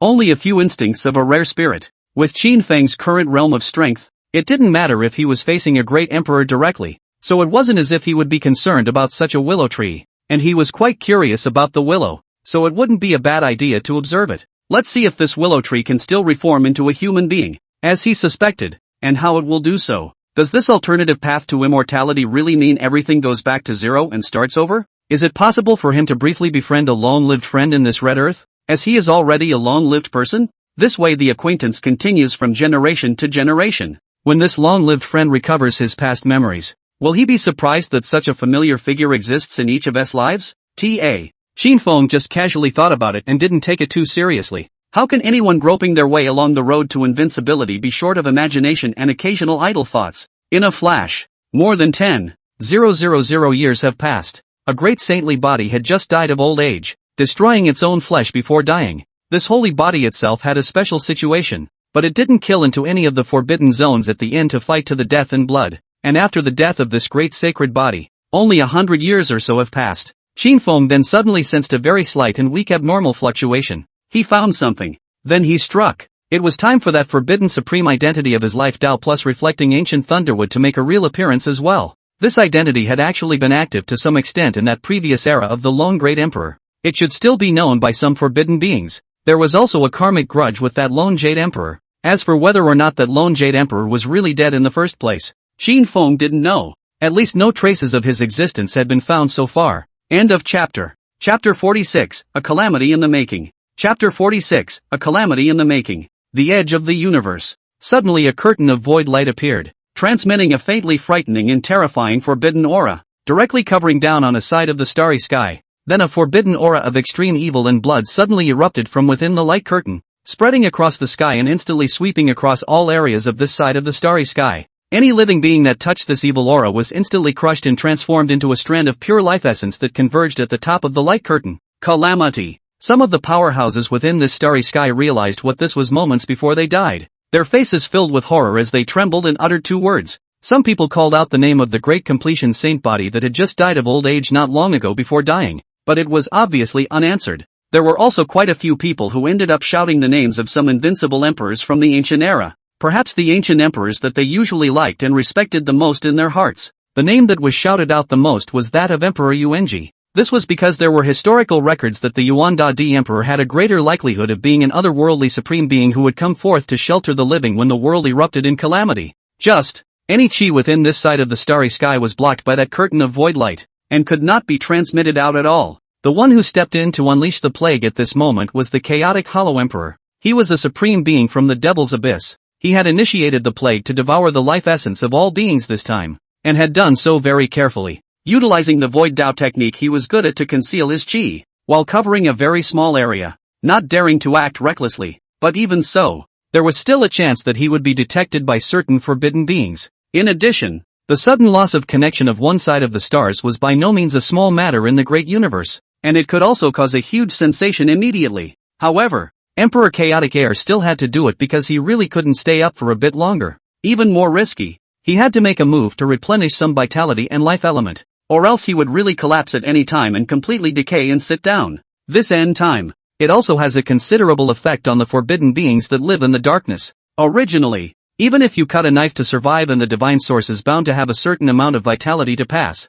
the end of the era also let their vitality to pass slightly faster. In fact, there had long been forbidden beings who wanted to start a plague. It's just that there are invincibles in the end times, enough to suppress them. In particular, there was also a Yuan You Emperor who had entered a different path, which made many forbidden beings not dare to launch a catastrophic catastrophe alone or in threes. An otherworldly supreme who dared to fight the scourge with Jade still possessed no small amount of deterrent power. But, it was clearly impossible for just one other way supreme to suppress all the darkness in the world. Many forbidden living beings whose vitality life element was on the verge of drying up or hardening up, waiting for a time when a full-blown calamity catastrophe would break out, preferably with a mythic forbidden zone at their backs to unleash the highest level of calamity havoc. The longer the world is peaceful now, the more horrific the final outbreak of catastrophe will be. Those forbidden beings on the verge of decaying to death couldn't just sit back and wait for death no matter what. They're waiting for a moment. With the way things are today, the timing could potentially be that coming mythic upheaval. It is also possible that it will be a golden age after the end of the last Dharma,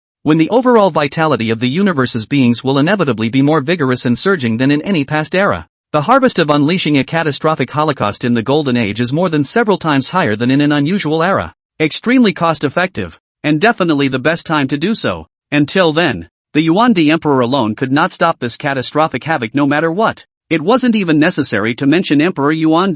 Even if an emperor giant like the past Long Yuan Emperor or the final Dust Emperor were to return again, they wouldn't necessarily be able to block it, and would have to be crushed by this catastrophe just the same. But now, the Emperor of Chaotic Air couldn't wait for that ideal catastrophic holocaust. He wouldn't be able to survive for many more years if he didn't make up for his vitality life element. He strikes very carefully and is not greedy, controlling a very small scale. However, just as the Chaotic Sky Emperor was about to continue striking out towards the next side of the starry sky, his face instantly changed, and his mind shook slightly, sensing a monstrous, undisguised threat from an opponent of the same level. He also realized instantly that he was still being detected, and the same level of existence that had discovered him actually didn't ignore this behavior of his to intervene and stop him. Boom! A man with a magnificent and overwhelming body, black hair spread out, and eyes blazing with power and terror suddenly descended from above with a life fluctuation that surged through the ages. He directly swung a large black ruler, and extremely terrifying supreme divine might erupted, crushing all paths of the void in an instant, smashing everything to wither away, like a heavenly god of the Geishur, wanting to sweep across the world. The monstrous life fluctuations rose and fell like a vast ocean, sweeping through the universe, shaking the starry realms, and shaking the living beings. It instantly caught the attention of the entire universe. The Chaotic Sky Emperor looked at the forbidden supreme being who was holding a large black ruler and erupting with the might of the Tao of life, and was unable to figure out who the other party was at all. And the other party actually seemed to not bring hesitation and directly erupted full might to kill him. He couldn't think of a time when he'd had a grudge against such a character. What's the other guy got to do with his little disaster? Could this also be an otherworldly supreme being? When did there become more otherway supreme beings in this world? The Chaotic Sky Emperor was born with many questions and thoughts in an instant. However, facing the full force of an attack from a character of the same level, it was naturally impossible for him to stand still. Boom! The Chaotic Sky Emperor revived the silent and decaying Emperor-level origin in an instant. An overwhelming supreme might rumbled out in full force, a horrifyingly monstrous aura spreading out, that one might through the heavens and through the earth that could rival the ages. The Devil's Abyss Supreme was also a supreme, and similarly belonged to the invincible, having the power to overwhelm the world's 10,000 passions. He raised his hand and slapped out a poem, a layer of void light curtains superimposed, blooming with brilliant light, illusory and hazy, seemingly creating a supreme time and space independent of the world, to transcend everything in the world into it. Boo! The terrifying collision at the supreme level erupted, endless light exploded, instantly illuminating the deep space of the universe, and world-destroying fluctuations swept across the vastness of the starry sky, crushing the 10,000 paths of the void and causing all beings to tremble. The one who struck out to attack the Chaotic Sky Emperor at this moment was naturally Qin Feng. He sensed the faint aura of the Chaotic Hollow Emperor and quickly gained insight into what it was. He didn't have any hesitation either, picking up the reflecting ancient thunderwood and directly killing. Sure, the reflecting ancient thunderwood had long since been refined by him into an extremely powerful imperial weapon that looked like a narrower coffin board on the outside. Or it could be said that it was a large ruler. He also named this imperial weapon the reflecting ancient thunder ruler. Palm! The Chaotic Sky Emperor's piece of worldly space-time light curtain was directly smashed apart by the reflecting ancient thunder ruler, turning into fragments of light scattered throughout the sky. The reflecting ancient thunder ruler's divine might was immense, and the life fluctuations were monstrous as it continued to send the Chaotic Sky Emperor flying. Pus, blood splattered on the Chaotic Sky Emperor's body, and his originally lofty and heavenly emperor body was now constantly retreating under the pouring pressure of that monstrous life might. Every step he took back caused the starry sky to shake violently, like an ancient giant shaking the universe, while imperial blood spilled, reflecting red in the vast starry sky. End of chapter. Chapter 47 The Two Children of the Bronze Ancient Ship. Chapter 47 The Two Children of the Bronze Ancient Ship. Rumble. This great battle broke out and shook the universe, immediately awakening some forbidden beings. But the first time they saw the situation on the battlefield, they were also a bit baffled. The Chaotic Sky Emperor possessed a certain degree of popularity, and many forbidden beings were aware of it. That forbidden supreme being who held a large black ruler in his hand and displayed a surging and astonishing life Tao. Not many people knew about it. However, there were still very few taboo beings who recognized that life supreme being as having been somewhat active in the era of the solitary great emperor. The Emperor of Chaos and Air has unleashed a minor plague. Soon, A forbidden being saw an empty and abnormal starry sky on one side, captured a few strands of bloody aura from it, and instantly understood what was going on. Boo! Qin Feng as another ruler swept down. The world of gods might erupted, suppressing the ancient red dust, reflecting the ancient thunder ruler. The stars and buckets seem to be lifted off. The universe trembles. The chaotic Sky Emperor was once again lifted off the ground by a single foot, blood staining the starry sky, and the image shook the world, causing the forbidden supreme beings to be slightly shocked. But really, Qin Feng hadn't even exploded his true full might. He was just using a share of his ceiling battle power that was at its basic limit. But even so, it was already comparable to the might of a great emperor of the current generation.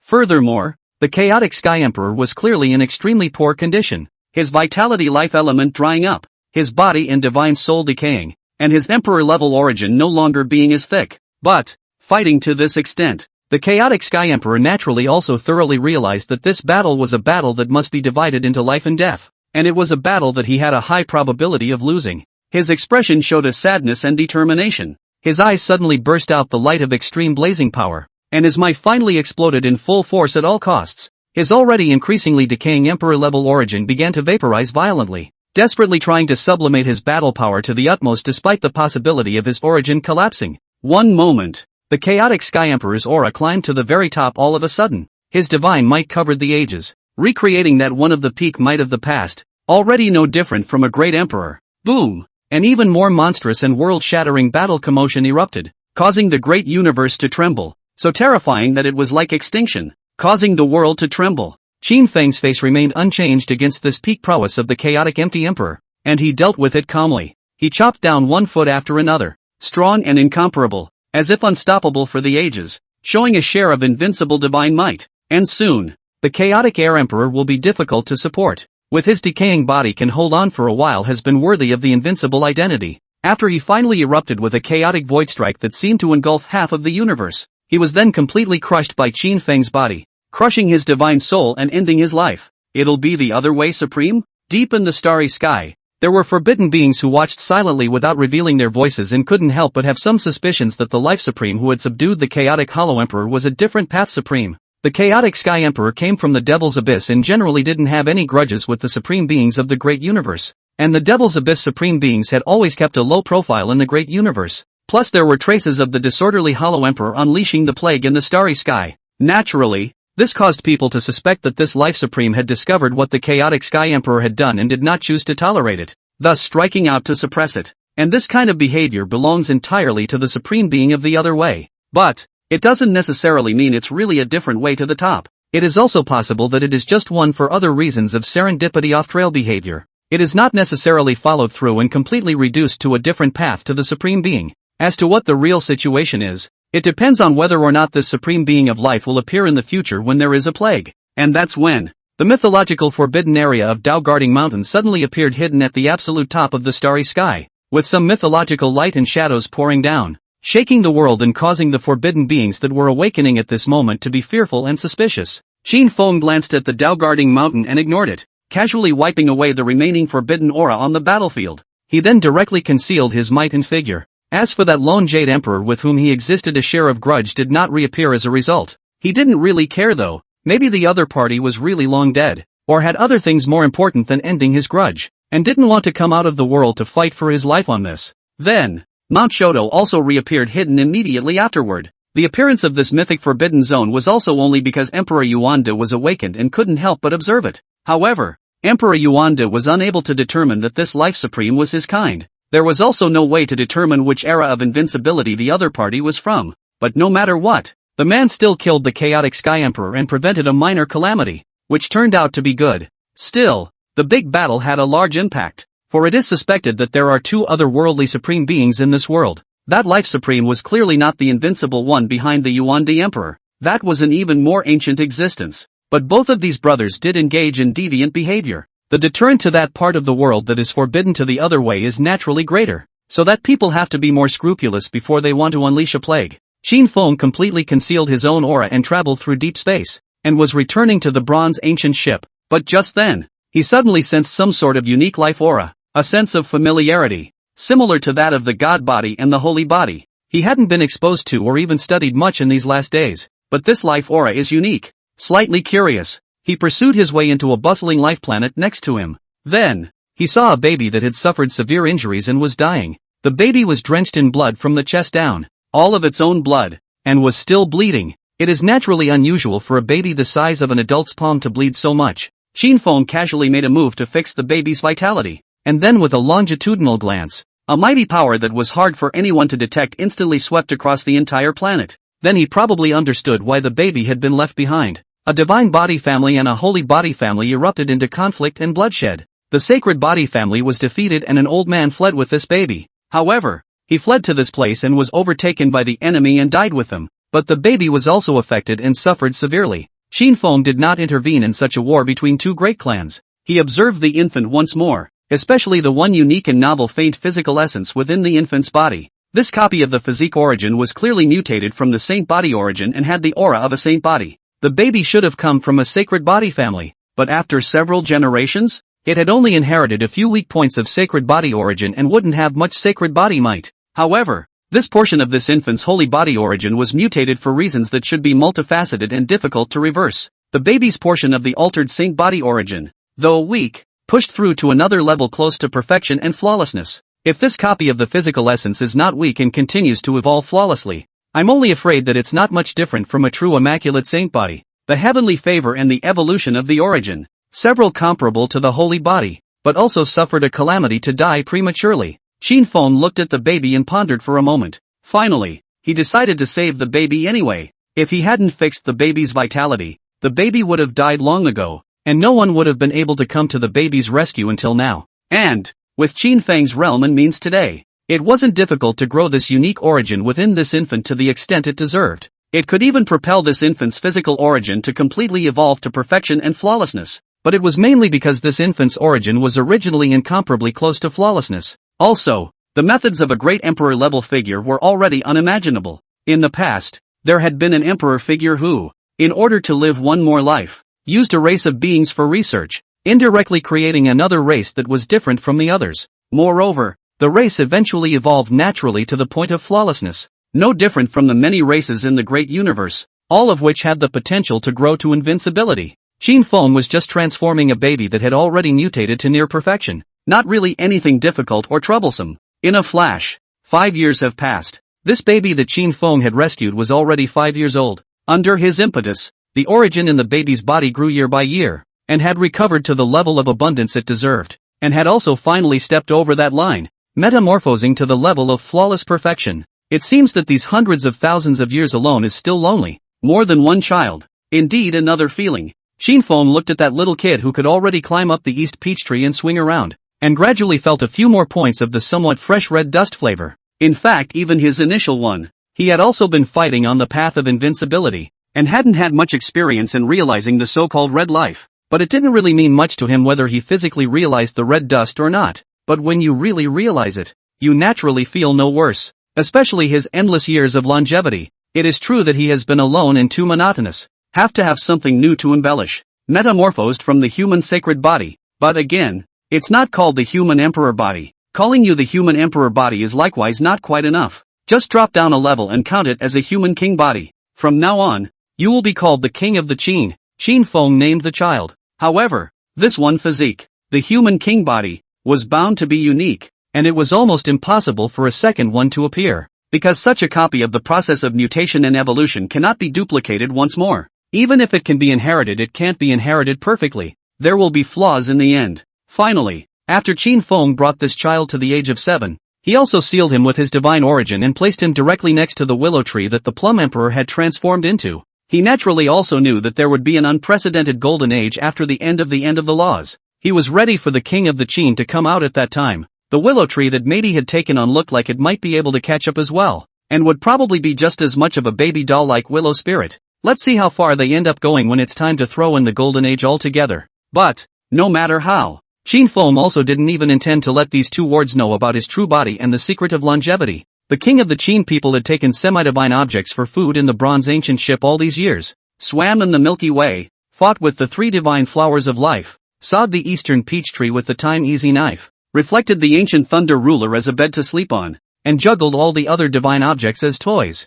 But Qin Feng actually did all of this to a certain extent to cover it up. It didn't matter if it was a semi-divine object or some rare spiritual object. It didn't need to be covered up. Nibbling would be the end of the matter. However, that large number of divine objects had been covered up by Qin Feng, losing that portion of divine light, and looking at most about the same as some rare spiritual objects. Because in the future, when the Qin human king grew up, he might guess from these divine objects that the Bronze Boat Master, the Galaxy Supreme, and the Life Supreme were all the same person, and it was possible that he would learn quite a few of Qin Feng's secrets. Qin Feng could let the king of the Qin people know that he came from an extraordinary background, but he could not let him know that he himself came from a mythological forbidden zone. Same thing with that willow tree. End of chapter. Chapter 48 Visiting the Northern Dipper Heavenly Court again. Chapter 48 Visiting the Northern Dipper Heavenly Court again. In a flash, 30,000 years have passed. Qin Feng was more than 340,000 years old, and was not far from the perfection of the second turn of the divine fetus.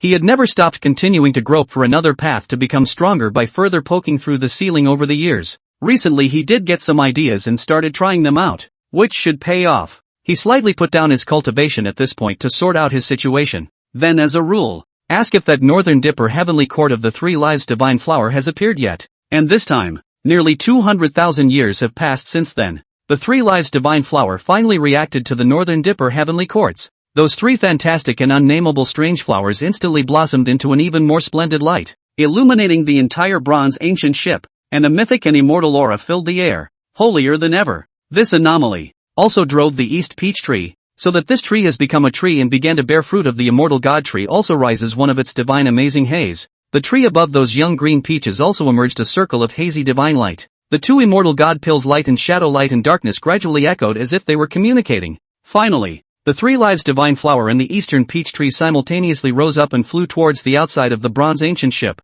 Seeing this, Qin Feng immediately followed. In these 30,000 years, two great completion divine bodies had come out within the great universe, and both fought to the death. There are no current invincibles. This movement of the Three Lives Divine Flower and the Eastern Peach Tree would not attract the attention of the forbidden beings. What's more, Qin Feng was right behind him and casually covered up some of the qi that had spread out. Nowadays he naturally wasn't afraid of things, but didn't want to be nosy. Outside the great universe, Qin Feng had been chasing the Three Lifespan Divine Flower and the Eastern Peach Tree into the realm of nothingness and was rapidly going deeper. With his current realm of battle power that topped out the ceiling by a hair, it was natural for him to go deeper into the realm of void than in the past with greater ease. After traveling quite a distance deeper into the realm of the void, Qin Feng was also finally able to once again see the supreme mythological forbidden area that was so lofty and magnificent that it looked like a real myth had materialized in the red dust. Beidou Celestial Court. Qin Feng did not hesitate for a moment. His feet violently rushed out a bright and boundless volatile Milky Way,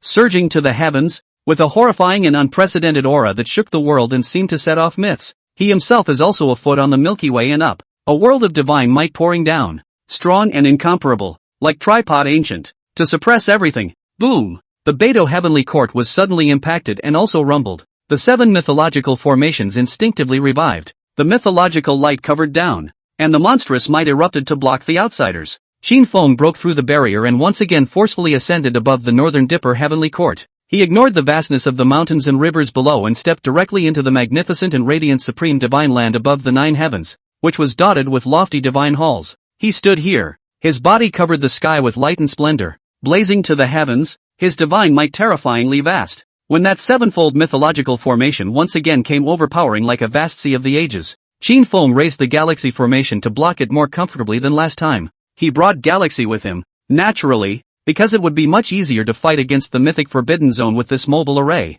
Subsequently, that sevenfold mythological formation was further revived, and its power instantly rose by a large amount. Astonishingly terrifying, like a giant wave of myths pouring down. To Qin Feng are very huge pressure, even vaguely feel the power of life. However, with his current strength and over 300,000 years of heritage, he was also strong enough to fight against it. Not to mention that this was only the instinctive will of the Northern Dipper Heavenly Court reviving the mythic formation, which still hadn't truly erupted with its extremely all-encompassing terrifying mythic might. Qin Feng resisted while continuously penetrating deeper and deeper into the Northern Dipper Heavenly Court, to reach the true core of this place. After he blocked another wave of boundless and terrifying mythic formation pouring pressure, the instinctive will of the Beidou Heavenly Court finally stopped its attack slightly. A radiant divine light suddenly flew out from that supreme temple, scattering a grandiose aura. With a supreme and unspeakable supreme honor and majesty, as if it stood above eternity for the mythological lord. Qin Feng also stopped his pace when he saw this radiant divine light. In that radiant divine light, there is an unparalleled grandeur. Mythic light rhythms flow, reflecting the hazy and transcendent mythological scene, seemingly walking through endless eternal years, witnessing the rise and fall of the supreme myth. It was a jade seal, radiantly beautiful and supreme, seemingly the most perfect and flawless thing above the myth. It made Qin Feng feel a sense of shock and amazement from a superb mythological thing at the first sight. The jade seal of heaven. Qin Feng looked at the magnificent jade seal and sensed that this was the supreme object of authority in the mythological forbidden area of the Beidou Heavenly Court. But, even if this jade seal took the initiative to show up now, it was still strongly rejecting and resisting him, and it looked like it was obviously still difficult to let Qin Feng enter this place. The Heavenly Court jade seal unabashedly rejected Qin Feng. However, there was also a vague hint of scorn, and there was no confrontation with Qin Feng at all costs like before. Showing up proactively now is more like trying to make a simple negotiation, a bargain. I'm not qualified to enter the Lord and ask me to leave? Qin Feng combed through a pure message from the fluctuations of will that the Heavenly Court jade seal was transmitting at the moment.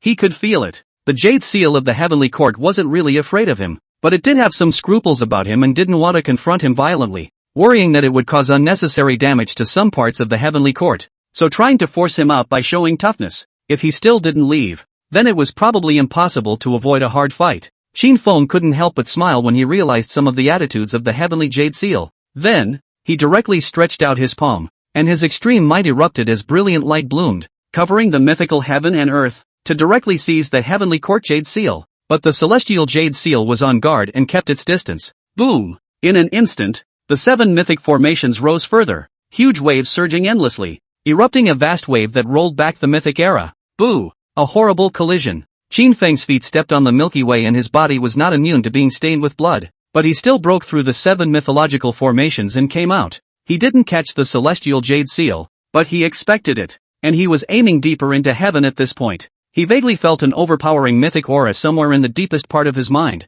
which made him both alarmed and intrigued. The Jade Seal of the Heavenly Court catalyzed the 7 mythological formations to block it, but it was already a little too late, and it was difficult to force a block. This intruder was very strong, and even though he had shaken the 7 mythological formations and suffered heavy injuries, he didn't see his aura decline in the slightest. Finally, Qin Feng stepped into the deepest part of the Heavenly Court somewhere within the extremely dreamy and beautiful divine earth. It's here. He also finally saw what that mythical airy, superb thing was. A ginseng tree? Qin Feng saw an ancient stone monument flowing with a thick aura of age, on which were engraved 4 large characters, although he didn't recognize the 4 words. The chief fluctuation from the words already contained the purest information, which was Jinsang Fruit tree, and there is indeed a supreme tree of surpassing and supreme mythic beauty here. The branch trunk bark, like inked jade carving, flickered with the light of the divine Tao, and the extremely ancient atmosphere of the ages sunk in and out, as if it was immortal and timeless for ages. This tree is not big,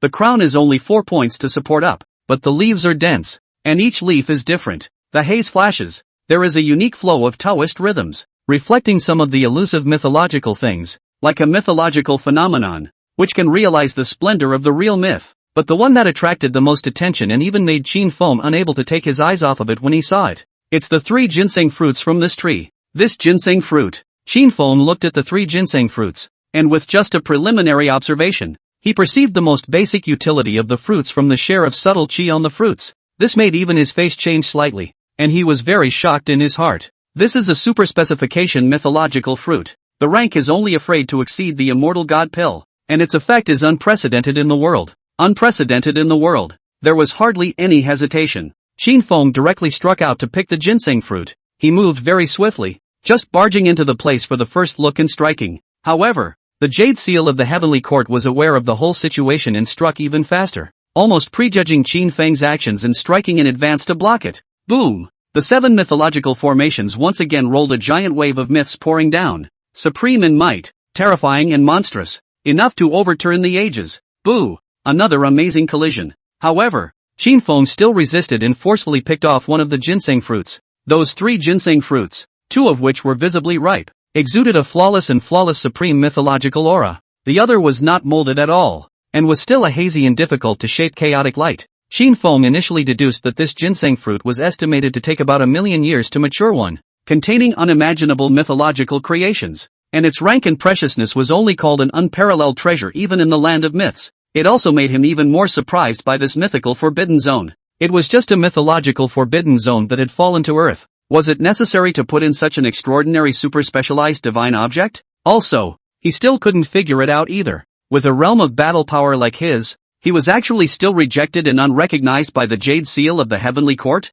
It made him speculate. Maybe it's not necessarily that he really isn't good enough. It's possible that it's just because he's not the right guy. The Northern Dipper Heavenly Court is not looking for a qualified lord, but is waiting for someone who was promised to show up but hasn't yet. Boom! The sevenfold mythical formation once again gathered the monstrous momentum of the ancient world and once again crushed towards Qin Feng. Qin Feng had already put away the ginseng fruit he had just picked. He had been thinking of forcibly collecting another ginseng fruit, but the Jade Seal of Heaven has gone out of its way to banish him. And the ginseng fruit tree is not an extraordinary thing. There is a self-preservation instinct. Took the initiative to hide the remaining 2 ginseng fruits, and the light and shadow change between the beginning of the shrinking. Seems to want to escape. If there is no heavenly jade seal in the way, Qin Feng could naturally stop the ginseng fruit and find out its hidden ginseng fruit. But here and now, the Beta Celestial Court had long since been heading towards the depths of the domain of nothingness at full speed, to drag him into the nothingness and bury him, or use this to force him away. Qin Feng had long been aware of it and was also always sensing the location of the great universe. Previously he had room to maneuver and was able to circle and tangle for a while, but now, he had to leave as well. He still didn't want to go deeper into the void and get lost in the great cosmic orientation. There wasn't much point in staying on the Beta Celestial Court and wearing it out hard, unless he could find a practicable way to really enter this place, or really overwhelm everything and forcefully claim this place someday in the future. Finally, Qin Feng still left. Before leaving he also smoothly blasted a path for the 3 lives divine flower in the eastern peach tree, otherwise they wouldn't have seen it easy to leave at this point. He saw that the 2 immortality medicines seemed to be hooking up with a few other saplings in a garden somewhere, but the saplings didn't react much. Qin Feng also didn't want to interfere with the 2 immortal god pills, and was just making way for them in passing. And seeing that he was leaving, these 2 immortal god pills didn't continue to linger and still followed. Qin Feng didn't have too many lingering thoughts as he watched the Beta Celestial Court continue to penetrate deeper and deeper into the realm of nothingness.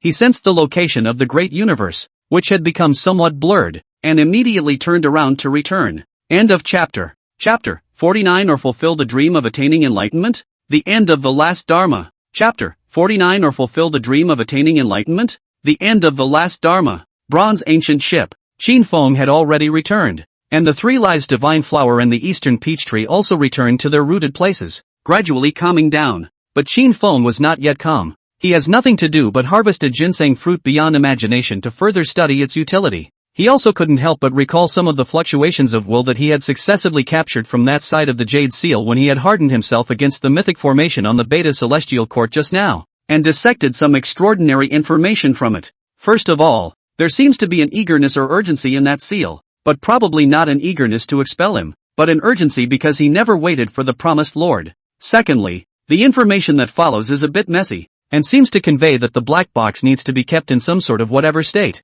and thus not allow a certain type of person? Qin Feng combined this information and recalled what he had previously obtained from exchanging with the major forbidden giants. Add to that the great events and personalities that have stirred up the world since the beginning of time. Gradually his look grew more than a semblance of gravity, and he had a few guesses in his mind, perhaps approaching some truth, but we have to explore more and observe exactly how. Now, it's time for this ginseng fruit. Qin Feng suppressed some of his thoughts and began to look at the ginseng fruit that was like a human fetus in shape and size. Its appearance was crystalline like jade, translucent with mythological light, and its aura was astonishing, with a unique creation that overrode the red dust. It's true, this ginseng fruit can probably cultivate a flawless doppelganger. Only, even if this bilocation is cultivated, I'm afraid that it won't be able to witness the Tao, and there's still the limit of longevity, so its usefulness may not be much. Qin Feng's eyes were brilliant, with supreme qi pouring down, observing and dissecting the wonders of the ginseng fruit, to gain insight into all of its might. This ginseng fruit is of an extremely high rank and its creation is amazing, yet it was not a mythological thing entirely beyond his understanding of extreme complexity and sophistication. With his divine thought sweeping and detailed experience, he was still able to gain a basic insight into all of its circumstances. If one continues to chop out one's own soul and integrate it into the ginseng fruit, after cultivating a long period of time with divine Tao creation, one could obtain a bilocation. The bilocation is an extension of the main body and remains as one. If the doppelganger could be certified as an emperor, it would be an emperor-level battle force that would naturally be of great use. But here's the thing, In Qin Feng's judgment, the doppelganger cultivated by the Jinsang Fruit is not seen to be able to witness the way, because in this big universe, the supreme heavenly mind overrides all, and there will be a set code for the witnesses that cannot be exceeded. At least, Qin Feng then knew that there were 4 types of people who were extremely difficult to succeed in certifying the Tao, or were unable to do so. The first group of people can be called the non-naturally talented,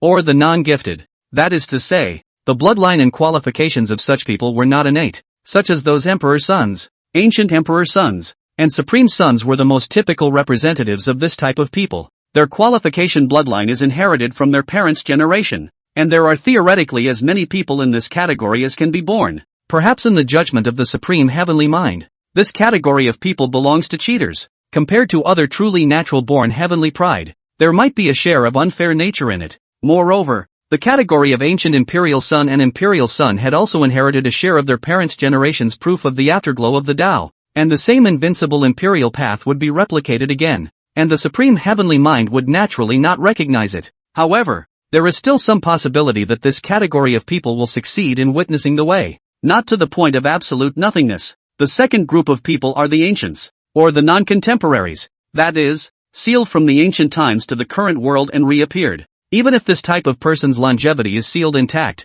he or she is bound to have strong traces of ancient age. It was almost impossible for the ancients to succeed in witnessing the Tao, and it was difficult to be recognized by the supreme heavenly mind, and that portion of the terrifying emperor's tribulation was absolutely difficult to break through. Perhaps the supreme heavenly mind thought they were robbing the dang of their chances. But those young imperial sons, ancient royal sons, etc., are not actually included in the ancients, because they were young. Even after being sealed for long years, they continued to grow after re-emerging and were able to wash away the aura of age and become able to be recognized as people of the current world. The third category of people, the lineage of the Taicho divine body and the human sacred body, were unable to witness the Tao, and the descendants who inherited the origin of their physique would not be able to witness the Tao easily either. As for the final fourth category of people, it was Qin Feng himself, who had been unable to witness the Tao in the first place. Maybe it can't be certified. Or maybe it's also halfway possible to be certified. Or maybe it's some other unpredictable situation.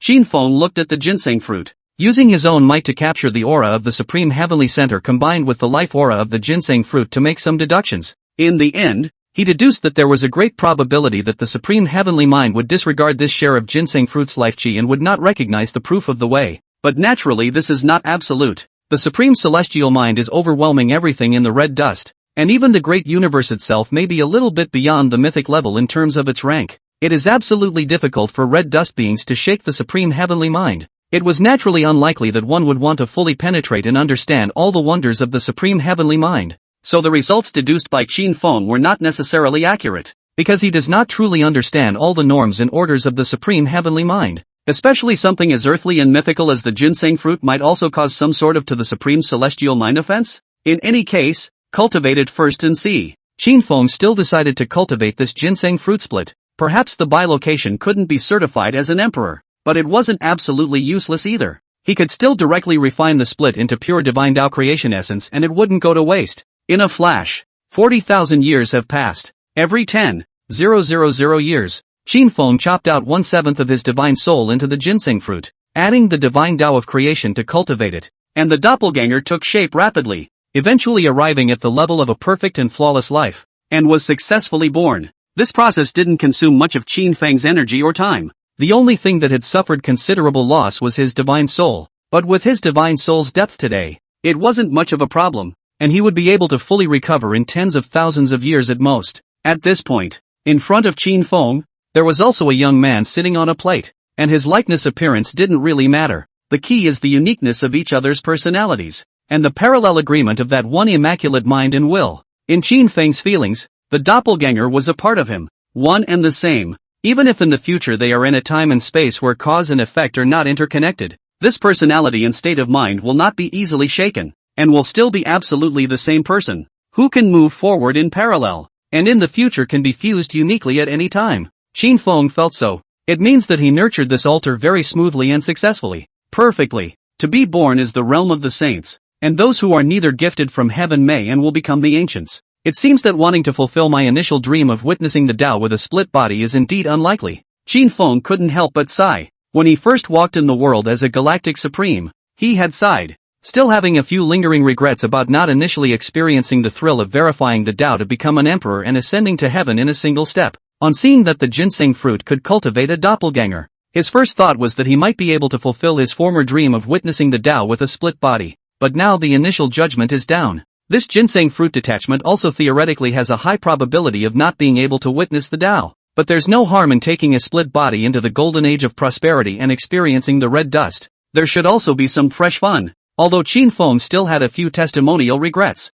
However, with his current state of mind, he had naturally long since looked down on everything. Moreover, this bilocation was similar to an ordinary living being. It also had a lifespan limit and would decay until it was on the verge of death. This was perhaps a fresher and rarer experience for Qin Feng. Sure, not being able to testify is not necessarily an absolute. Perhaps he had deduced incorrectly that the split could still be witnessed? Or maybe it will be some kind of special case unprecedented in the ages because of the uniqueness of the ginseng fruit itself? If the doppelganger could really go to the step of certifying as an emperor, Qin Feng would naturally not easily let his doppelganger die of old age, and would find a way to make his doppelganger go even further, even approaching the battle power of his main body. That way, the split can be mostly useful, but exactly how? It would have to wait until the end of the end times, so that the doppelganger could actually take that step to witness the Tao before it could be revealed. The doppelganger was already at the Saint realm, and after cultivating for 300 or 400 years at most, he could directly attempt to witness the Tao.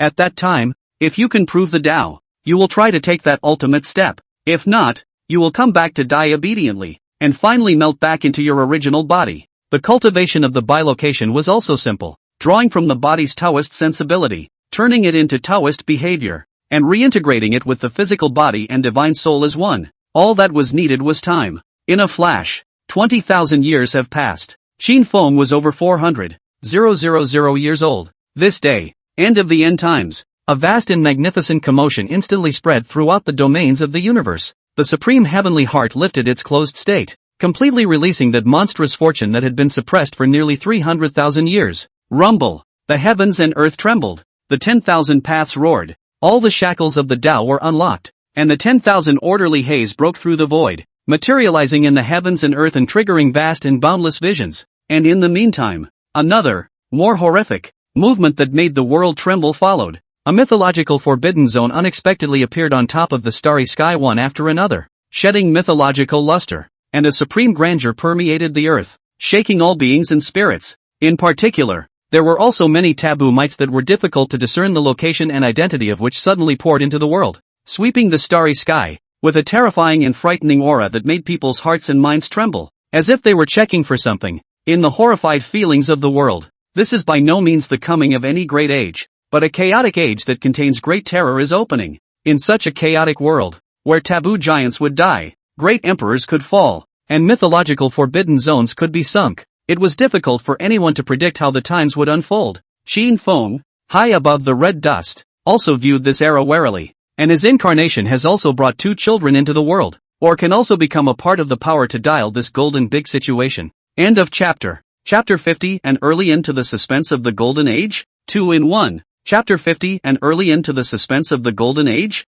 2 in 1. This big universe. Since ancient times, there are 9 great emperor star, high above, not sunk for ages. Convergence of the universe domains of the monstrous fortune. The avenue of Qiyun steam, extremely prosperous and prosperous, is the conquest of invincible road of people cannot be bypassed by the 9 major battlefield. Each emperor star is a vast and boundless starry sky. A starry ancient road that had existed since ancient times linked these 9 great emperor stars together, and together, the 9 emperor stars could be called the true center of the great universe. Most of those invincible people throughout the ages had followed this ancient road, killing their way through the 9 great emperor stars, sweeping across the world, ascending to the very top, setting an entire era in motion, and shaking the world with their might. Now this golden age opens. There will be countless geniuses emerging, killing their way out of their respective star domains, converging on the 9 great imperial stars, and competing on the path to ultimate invincibility. Only 10 years have passed. On the 9 great emperor stars, there are already many supreme prides that have spread their fame across the stars, making people feel very shocked just by hearing about them. What great emperor's talent and ancient emperor's style. The emergence of any of the supreme celestial pride was rumored as if there was no suspense left in this era, and it was destined to be the one who would witness the Tao and become an emperor. For example, Xuan Emperor Star. Some people are born with different pupils, can see through the time and space of the wonderful, a young age, will already be able to just cross the void, raise their hands to wave the time of the wonderful method, as if in charge of the time and space between heaven and earth authority, known as the time and space god Sun. There are also people who, when they come out of the world, attract heaven and earth visions, and the sky descends in splendor, and the purple energy comes from the east, as if the emperor of the ancient times has been reincarnated. There are also people who are born with two souls, possessing two superb natural talents, but seem to share a personality, dual natural talents as one, also known as the world's most unprecedented. Beyond that, there were also some ancient imperial sons, and other sons of former invincibles that came out, all of which were also superbly gifted, a true continuation of the elegance of former invincibles. Other things aside, the appearance of an emperor's son immediately drew great attention from the entire Xuan emperor star and even the domains of the outer stars. It was because he was the final dust emperor's son, the personal son of that supreme great emperor giant of yesteryear who had almost toppled the darkness and taboos of the world. Even the appearance of the final dust emperor's son also seemed to have drawn the attention of certain forbidden beings. Several frightening and terrifying forbidden chi auras appeared on the Xuan emperor star, with the spearheads vaguely pointing at the final dust emperor's son. However, the final dust emperor's son did not suffer from the attack of the forbidden beings. Those terrifying forbidden auras still retreated, not knowing if they were disdainful of strangling an emperor's son or if they were afraid of something. If my father were still around, I wouldn't have to carry all this, and my life would certainly be much more comfortable.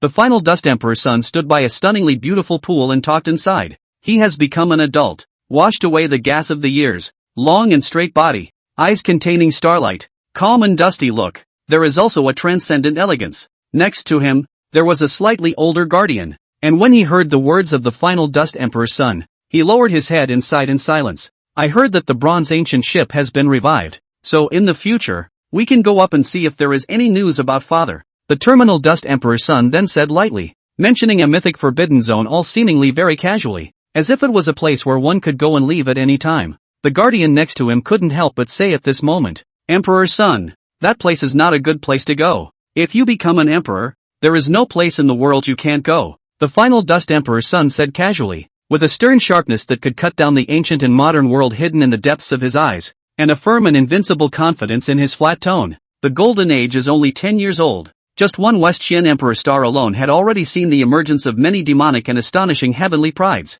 The situation of the other emperor stars was also not too different. In the past, the absolute pride that was not encountered for 10,000 years. Now, not to say that a bunch of them came out. At least 10 fingers are not quite enough to count. Eastern Imperial Star. Qin Feng's doppelganger came to this Imperial Star and took up a small city as a landing place and renamed it Longevity City. He also brought down the two waifs from the ancient bronze ship. One was the king of the Qin people, with a unique body origin that had evolved from a mutation of the pale human holy body origin, a situation that was considered a divine miracle, unparalleled in the ages. In Qin Feng's deduction, this copy of the physique origin of the Qin human king should be no less than the human sacred body, but the probability was that it would not be able to certify the Tao either. Although the theory of sublimating the physique origin to the extreme could also be amongst the realm of invincibility, but it's just a theory. Exactly how it will be and whether there will be any accidents, that still depends on the growth of the king of the Qin people down the road. The other Hua is the willow tree that the Meidi had morphed into in the past and morphed into,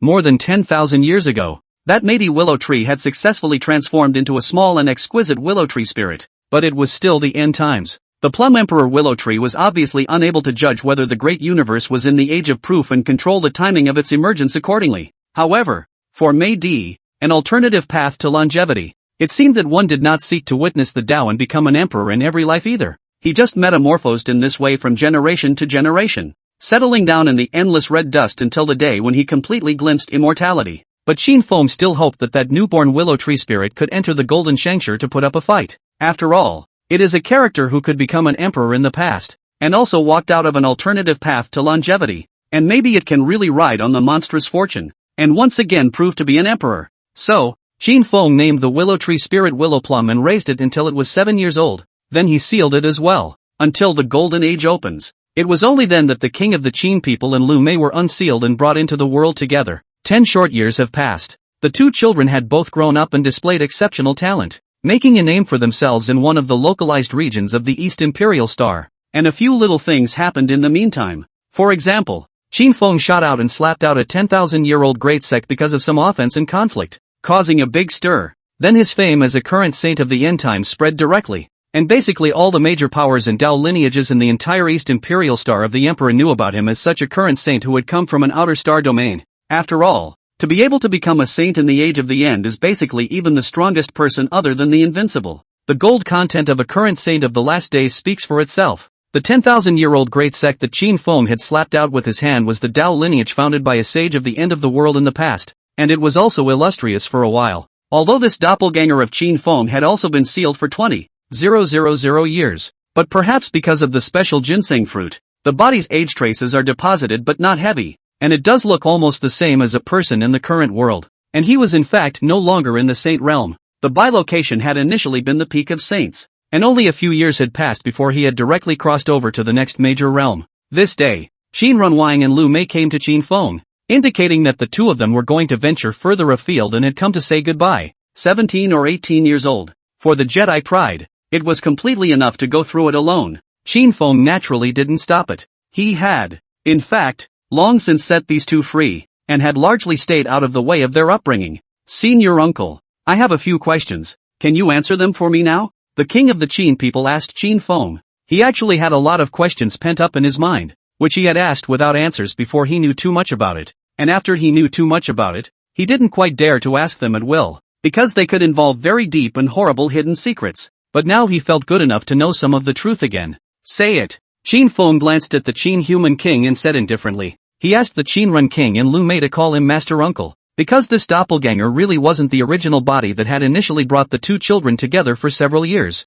This doppelganger of his at least looked like he was a man of the hour. Senior uncle, Lu Mei and I have refined an average of 3 substitute death talismans in our bodies, and we've pinched a large number of hand god talismans, and we've eaten all sorts of spiritual and semi-divine objects at random, and our cultivation and enlightenment is all about the extreme endless law. Tell me, what are our origins? Is there a forbidden person at the top that we can't talk about? The Qin human king still asked, but at the end of the question was also still a bit cautious. His voice was lowered, for the so-called taboo was still incomparably reverent. You may have a chance to find out later, but for now, just pretend we have a great imperial treasure trove. Qin Feng casually said. It's the kind of thing he wouldn't tell the truth about and wouldn't bother making one up. Knowing or not knowing won't affect anything. Subsequently, the king of the Qin people asked a few more questions without dying, but he got some answers. For example, he was indeed adopted and sealed over a long period of time, and his unique physique was mutated from the weak saint body origin of the human saint body offspring,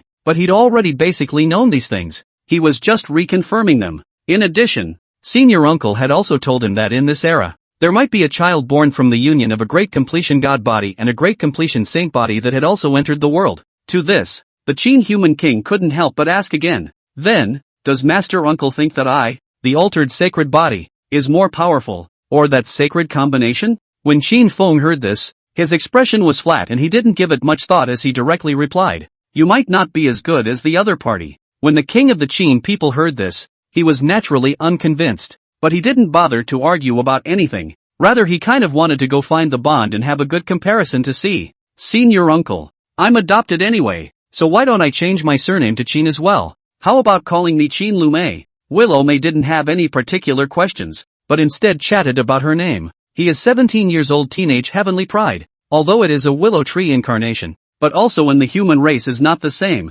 The body is slender, handsome and extraordinary. There is a unique serene temperament. Whatever, Qin Feng said indifferently. It is true that Lu Mei has no memories of her previous life since she was born, and is completely blank. However, Qin Feng thought that at some point in the future, Lu Mei should still remember something, or at least have to know that this alternative path to immortality of his own had to continue. Soon, there was nothing left to ask of the Chinaman king or Lu Mei. Qin Feng didn't have anything in particular to say. Finally, the two celestial pride bid farewell to Qin Feng. Then one went east and the other west to go out and make a break for it. In a flash, 50 years have passed. Qin Feng, the doppelganger, had crossed another great realm a few years ago, and it was estimated that he would be able to cultivate to the world's top realm in another 200 years. And at this time, he had another big event happening here that had stirred up the Emperor Star and even spread around the universe enough to be shocking. An ancient sage from the sacred Jackal royal clan, the Zuka ancient sage, who had heard that there was a very powerful Morden sage in a rather mysterious longevity city, wanted to go out and challenge or even kill the other party, because at this time, The situation on the East Imperial Star was vaguely characterized by a battle between several great ancient imperial clans and the human race on this imperial star regarding the fortunes of the world. Those great ancient imperial clans attempted to suppress the fortunes of the human race here, perhaps giving their side's ancient imperial prince and the other clans' heavenly prides a slight advantage in terms of their fortunes in the underworld. And even a tiny bit of advantage might have the potential to produce a share of key influence in the future on that unprecedentedly intense path to invincibility through the ages. Those ancient imperial princes and ancient clan celestial pride were trying to challenge and defeat the human clan's supreme celestial pride. The ancient sage of Tsuka, not wanting to be at ease as a guardian and wanting to make something happen as well, set his sights on that mordant sage of Longevity City. A current saint who had lived from the age of the end of Dharma to the present day was struck down, and it was not seen that it would not have some tiny impact on the fortunes of the underworld's clans. Make a decision. The ancient sage of Tsuka then struck directly. That day, the might of the ancient sage was brilliant and supreme, shaking the heavens and moving the earth as it descended upon Longevity City with a roar, shocking the 8 directions, causing the surrounding spirits to be greatly shocked, and quickly recognizing that it was the ancient sage of Tsuka. Then, this Tsuka ancient sage was then slapped to death with 2 palms, and his form was destroyed. The natural is Qin Feng. He did not have to go all out. The first palm did not shoot dead or because of the ancient saint of the Tsuka a little not bad means of preservation. But 2 palms go down or no surprise will be shocked out. The battle was not a small one, but it ended extremely quickly. The world was shocked at the power of the sage of Longevity City, but they hadn't had time to think too much about it. Not for long. The father of the ancient sage of Tsuka, the Thousand Curses Saint Sovereign, then brazenly killed. The so-called Saint Eminence is the eminence of saints, a great realm beyond the saints. It was naturally impossible for a figure like the Thousand Curses Saint Sovereign to be indifferent even after learning that his own son had been killed. He even directly brought a group of powerful people from his clan, and that battle was vast and astonishing, as if he was about to launch a war against a major Dao lineage. In doing so, he was actually demonstrating his attitude, preventing any other racial Dao lineages from meddling in this feud. But, Qin Feng took the initiative this time. A portion of his terrifying divine might overwhelmed the heavens, and within 2 strikes of starting the battle, he had beaten the Thousand Cuisinert Sacred Sovereign to half-death. He completely crushed, and the Thousand Curses Saint Sovereign and the powerhouses of the Saint Jackal Royal Clan were simply unable to resist. If it is not Thousand Curls Holy Father in the end a little bit of strength and heritage, can resist 1 or 2 times, and quickly see the situation, choose to escape in time, and push the other clansmen to the rear, or else it would have been killed. Next, Qin Feng pursued and killed the Sacred Jackal Royal Clan to their clan's creation land, forcing out another ancient powerhouse, the Rongshuan Sacred Exalt. Facing the power and depth of a large royal family, Qin Feng was still strong, pushing everything across the board, and anyone could see that his realm had already surpassed that of a Saint Exalt, a top-tier powerhouse of the Saint Exalt realm or higher who had stepped into the Golden Age from the end times. What does that mean? The people of the Holy Jackal Royal Clan felt a bit unbelievable as well as horrified when they thought about it. Finally, the Rongshuan Sacred Sovereign sacrificed the strongest underpinning of the royal clan, the Emperor's Seal of the Yinglong. This was a forbidden supreme treasure used for killing, refined by Emperor Yinglong in the past. Their Holy Jackal Royal Clan was actually a subsidiary royal clan of the Yinglong Imperial Clan, a clan of guardians that gave protection to the Yinglong Emperor's son and daughter. But here's the thing, even though the Yinglong Imperial Clan had supreme taboo underpinnings, they still couldn't be strong, because there is an exact historical record. Emperor Yinglong was killed by Emperor Sword Dragon within the Yellow Spring Heavenly River before the opening of the Age of the End, losing the Forbidden Supreme being behind it. Although the Imperial Clan was still an Imperial Clan, enough to intimidate the world, it had to be afraid of other Imperial clans or human Dao lineages with forbidden backgrounds. That was why the Yinglong Imperial Clan was currently considered a relatively low-profile ancient Imperial Clan. Boom! The Yinglong Emperor's seal bloomed with bright golden light. A terrifying and monstrous forbidden might rushed out, and a frightening and horrifying aura poured down on the heavens and earth, causing the living beings in the 8 directions to feel their hearts trembling with fear at once. This conflict and battle has caused a great sensation up to now, and after the Yinglong Imperial Seal was offered, it even alarmed the entire Imperial Star. But, how could Qin Feng not have forbidden means on this detachment? He raised his hand and grabbed it. Hazy white light scattered, the power convergence. But there is a magnificent unshakable overwhelming aura. Boo! He directly changed to grab that side of the Yinglong Emperor Seal. Any of its forbidden dragon might erupted, but could not help Qin Feng, and had even been unable to break free. The world was also shocked to see this scene.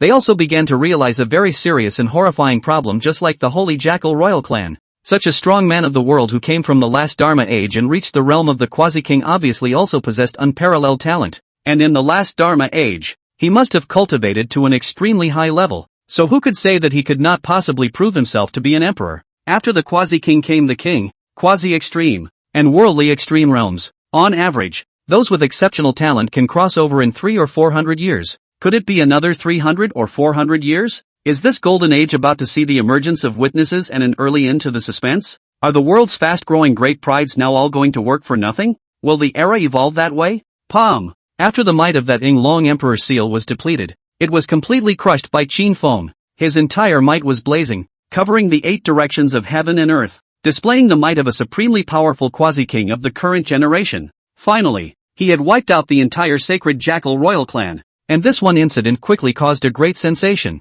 even spreading to other imperial stars as well as the outer vastness of the stars. End times. Becoming a saint was incomparably difficult, let alone a saint or even a quasi-king. It is only 60 years since the end of the Dharma age. A contemporary quasi-king was definitely the strongest person in the world after all the ancients. Such a character, also known as the rare in the ancient times, has the unparalleled posture of the world, and is bound to be a powerful witness. But, if we really let a strong person from the end of the Dharma era to witness the Tao and become an emperor in the Golden Age, doesn't this directly kill the supreme splendor and excitement of the Golden Age? What about those emperors' sons, ancient emperors' sons, and other sons of invincible people who wanted to ride on this monstrous golden fortune and become emperors against the heavens? This is a very serious and potentially big scary issue. It didn't take long. Under the darkness of this world, indeed, there were some forbidden beings who had been paying attention to the golden spectacular who had learned of such an offending end times powerhouse, and even they couldn't deny the possibility of this endbringer powerhouse's witnessing success. Think of it this way, there are indeed certain problems, however, such a problem was actually only slightly concerned and cared about by the forbidden fathers or mothers of those ancient imperial sons and imperial sons, those few mythical forbidden zones high above the world. That's not the issue of concern at this point, nor will it be. Whether or not the great emperor of the day appeared, and when he appeared, was so far not too critical. At this very moment, on the Tao guarding mountain, within the deepest part of this mythical forbidden zone's supreme divine soil, that supreme forbidden giant, the Tao guarding mountain lord suddenly awakened halfway as he sensed something vague. It seems that the time is almost here. The path of protection, or the road can be reopened. The Tao guarding mountain lord thought in his heart, and his half-glance penetrated, diffusing a faint aura of the withering silence of the ages, also awakening another taboo giant. Moreover, this forbidden giant was also a terrifyingly powerful emperor giant from the past. Great Emperor Long Yuan was also within the Tao guarding mountain and sensed the aura of the Tao guarding mountain lord and also realized something immediately.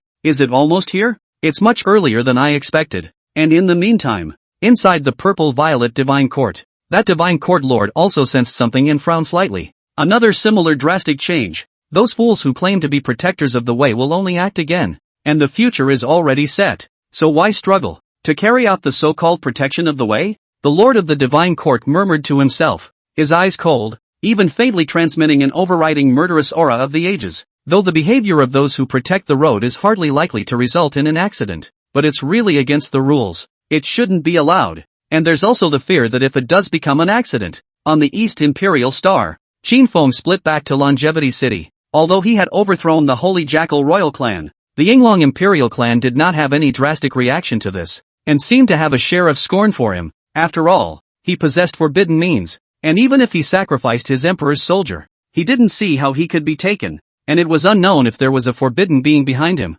Qin Feng was aware of some of the shock and speculation in the world regarding this alter ego of his, fearing that he would witness the Tao in advance and subsequently kill the true splendor and radiance of the Golden Age. But he didn't care at all in his heart. His mind was as one, calm and indifferent. He was actually just as curious as the world, curious as to whether or not he would be able to witness the Tao. Another 200 years or so may reveal the mystery. Qin Feng looked up at the sky and tried to feel the aura of the supreme heavenly mind, but basically didn't get much out of it, making it difficult to discern what kind of attitude the supreme heavenly mind would have towards this doppelganger of his. End of chapter. Chapter 51. A match that lasted 500,000 years. Chapter 51. A match that lasted 500,000 years. In a flash, the Golden Age has been open for over 140 years. To this stage, there were already quite a few celestial prides that had swept through their peers in the various domains of the starry sky, killing off their invincible fame and ascending to the 9 emperor stars along the ancient paths. The heavenly pride of the 9 great imperial stars competing for the path of invincibility was getting more and more intense by the day. Even for the supreme prides that claimed to have the qualifications of great emperors, There were already a good number of them that had lost in this unprecedentedly grand competition for the invincible path. But of the 9 Emperor stars, the number of undefeated Supreme Celestial Pride that had remained undefeated so far was likewise not few. There was also still a constant stream of Supreme Celestial Pride killing their way out of the cosmic domains and ascending to the Emperor star. This great struggle era had only been opened for more than 140 years, and it was still far from enough time to compete for the truly strongest. But for what it's worth, there were still several absolute heavenly prides that were very much favored by the world. For example, that spacetime godchild of the Xuan Emperor star. With his innate pupils peering through space and time, he went up into the sky and across the sea of stars, and there was almost no one among his peers who could defeat him. The name of his invincible heavenly pride had long been spread throughout the domains of the universe, and he was one of the biggest favorites to be the ultimate winner of this era. There was also the divine son of the Void Truth sect, named My Way, and the word seemed to be its unique path to invincibility. My Way. I don't know if it was also because he came from the Void Truth sect, but he also had a few looks of that invincible Void Truth Emperor of the past who founded this immortal Tao lineage. Simply put, it was a maverick, extraordinarily different even when compared to other Jedi with obvious styles. My Way, as the divine son of the Void Truth sect, does not practice the Dharma or the Tao, or he himself is the Dharma or the Tao. In him, all paths are false, all laws are false, but he alone is the way. Almost no Jedi Heaven's pride was willing to cross paths with our way, for this man is infallible, and can be called undefeatable. My Way was likewise considered to be one of the most likely peerless celestials to stand at the end of the path of invincibility. But interesting, there is a supreme celestial pride in this era that is almost exactly the opposite of My Way. His name was Martial Blade, and he was the divine son of the divine heavenly sky sect, possessing an unrivaled and invincible physique that was unparalleled in the ages. The heavenly heart Tao body. When the news of this heavenly heart Tao body first came out, most people almost feel that there may not really be any suspense in this era. Those who have the heavenly heart Tao body are almost walking on the heaven and earth, and they are all called the personal son of the supreme heavenly heart, as if they have the authority to act on behalf of the heavenly Tao, and they have an unparalleled supreme power, a lawlessness, one who walks in all the ways of heaven and earth and acts on behalf of heavenly authority. Such two supreme heavenly prides were also considered by the world as possible archenemies, as their paths to invincibility were almost diametrically opposed. It's just a shame these two have yet to meet for a fight. Otherwise, it might be that the showdown at the end of the invincible road was staged early. These 3 absolute celestial pride followers were clear, and the reputation of celestial pride was very strong. But there are also some more mysterious absolute pride. The world is not too clear about its background details, but also extraordinarily powerful, with the invincible elegance of sweeping through an era. For example, there was a single name of a female celestial pride with word. Divine valor was unparalleled, and the might of the hegemony overwhelmed her peers, and her 2 fists swept across several large swaths of starry sky, which could be called the reincarnation of a heavenly god, and caused the celestial pride of her peers to tremble with fear and trembling. This celestial pride had also now ascended to the Luogu Emperor star, drawing the attention and scorn of many supreme celestial pride, and among the children of those ancient emperors, and other former invincibles, there were equally strong and terrifying invincible figures of the same generation. For example, the final Dust Emperor's son, who never defeated his enemies by more than 3 moves, was as strong as the reappearance of the final Dust Emperor, and had the terrifying battle record of killing the heirs of 2 invincible people head-on. Except for the Emperor's son of Final Dust, there is also an invincible one Scion who is also extremely powerful and somewhat special. He was the demonic Dragon Emperor's son, the heir of the invincible demonic Dragon Emperor from the demonic abyss. The Devil's Abyss Supreme being already belonged to the Immaculate Beings, and was also perfectly capable of reproducing offspring normally with the beings of the Great Universe. So there were actually quite a few Devil's Abyss Supreme beings who had also left heirs in the Great Universe. In the last several 100,000 years, the Devil's Abyss had actually produced 6 invincibles. It's just that the invincible people of the Devil's Abyss are generally more low-key. They don't do much when they're alive, and they can't do anything when they're dead, and at most, they just chop themselves up and seal themselves in the Divine Source, and finally survive in the Devil's Abyss or the Great Universe. That Demon Dragon Emperor was similarly subdued by the Sword Dragon Emperor back then. The Demonic Dragon Emperor lost his forbidden background, but he didn't keep a low profile and didn't flaunt it, just stepping down to break through one Emperor star after another, remaining undefeated so far. A few years later, the Qin Runwang had traveled from the East Imperial Star to the Luogu Imperial Star, but it wasn't that he had killed through the East Imperial Star before coming to the Luogu Imperial Star, purely because he was a bit tired of the East Imperial Star coming and going with all those supreme celestial pride. They were too familiar with each other from fighting each other, and basically wouldn't break out into a duel again if each of them didn't have further breakthroughs or growth. Although the Eastern Imperial Star was extremely vast and boundless, there were still many secret places, treasures, and Jedi that might contain forbidden things that were worth exploring and venturing a bit. Still, he was more interested in meeting new Supreme Celestials and colliding with more powerful people of his generation. That's why he came to the Logo Emperor Star. And he did not come alone. He made 3 good brothers, also a quartet. All can be called the Supreme Heavenly Pride, breaking through the East Royal Emperor Star southeast and northwest. That is rare enemy. The 4 of them were preparing to come to the Luogu Emperor Star to make a scene. However, not for 6 months. The Qin human king lost to a female pride of the same generation. The name was Female Pride Huzan, who had swept across several large starry skies. Yi. This great battle between the two was so loud that it shook heaven and earth, drawing the attention of many Dao lineages as well as passers-by in the Luogu Emperor Star. But Qin Runhuang's might was seen. His fleshly body was adamantine and indestructible. His fist might was monstrous, and his killing aura filled the 1,000 years. This might made any absolute heavenly pride incomparably fearful. But he still lost. That Yi Tianjiao's path was similar to his, slightly superior to him in every aspect. In the end he lost half a move.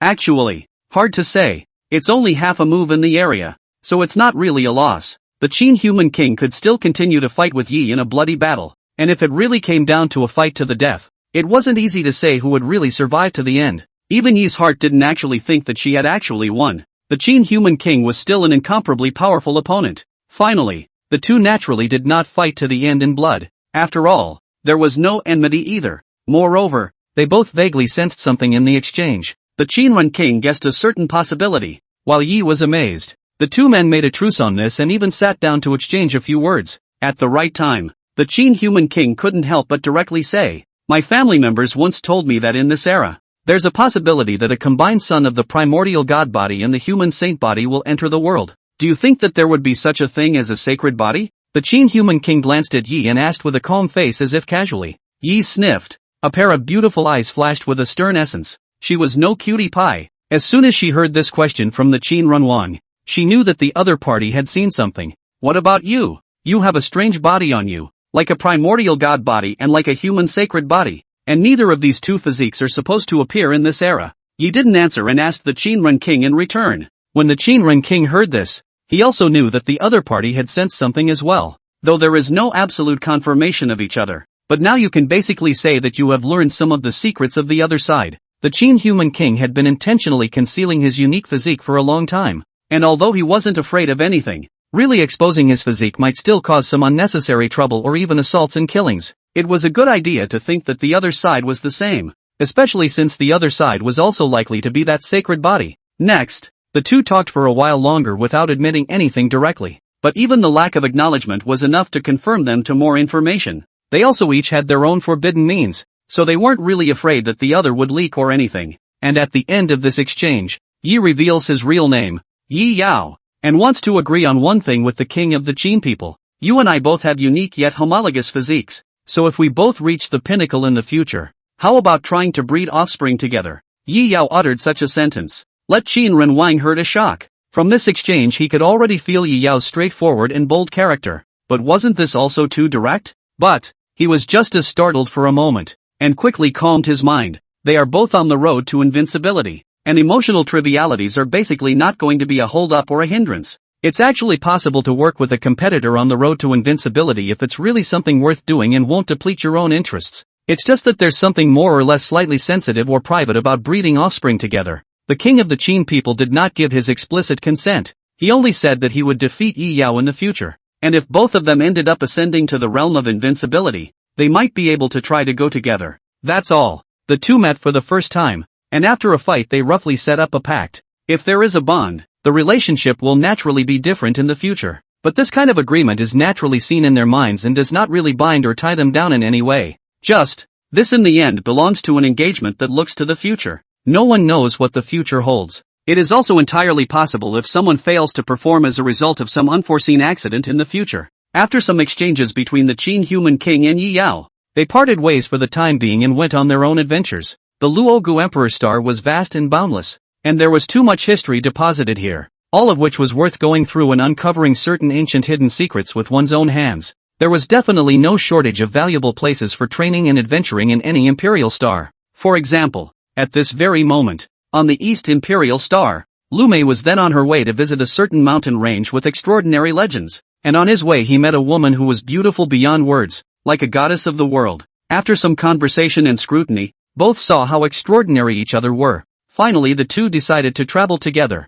Lu Mei looked at the other party's exquisite and gorgeous flying boat, described as a small mobile palace, enjoying superb luxury, and the experience of using this as a substitute for walking was also excellent. The woman, on the other hand, was looking at Lu Mei, who should be a very extraordinary heavenly figure, and was bored on the road and wanted to find someone to talk to. Miss Su, how much do you know about the Shangtian mountain range that you're going to on this trip? Lu Mei asked to Su Rui Shui. My home is actually not too far from the Shangtian mountain range. It's just that for a long time I wasn't allowed to go out, and it's only now that I'm willing to let me out. The legend of the Shangtian mountain range is also known to be famous in the great universe, and anyone who is knowledgeable enough should know a thing or two about it. Su Ruishue faintly said. Lu Mei nodded. Indeed, after all, that legend is still very amazing. To be able to set up a chess game, invite the heavens to play here, and in the end win half a sun over the heavens. What kind of a supreme character do you think this must be? Lu Mei still marveled as she remembered the legend.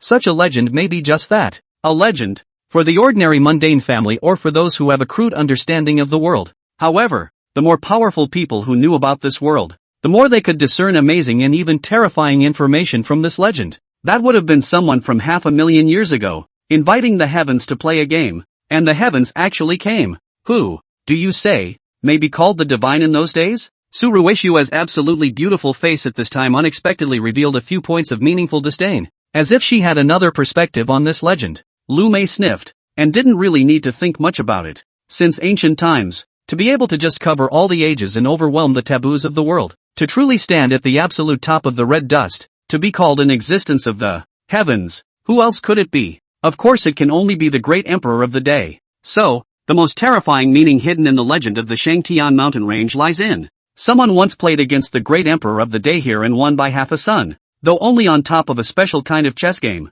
But to triumph over a great emperor, this kind of thing was enough to shake the world for ages when it was spoken. After all, great emperors were always invincible and could not be defeated. According to the chronology, the of that period heaven should be the divine heavenly emperor. Willow May said directly, mentioning the name of a great emperor. With his nature, he still felt awe and even yearning from the bottom of his heart. It's just that he doesn't know today that he was once an equally existent gaijin, and is currently still a real and down-to-earth and still low-key supreme heavenly pride. Back then, that person who was victorious over the heavenly half-sun was called victory over the heavenly father by his descendants. Not being invincible yet crowned with the name heavenly father, those people are also truly arrogant and ignorant. Su Ruishua sneered, showing a few disdainful faces and said, I've heard that there's a Shangtian sect at the foot of the Shangtian mountain range, a Dao lineage left behind by that supreme figure at that time, and the divine heavenly emperor has also left behind an immortal Dao lineage in the violet brightness emperor planet. These two Dao lineages, I'm afraid they just don't deal with each other,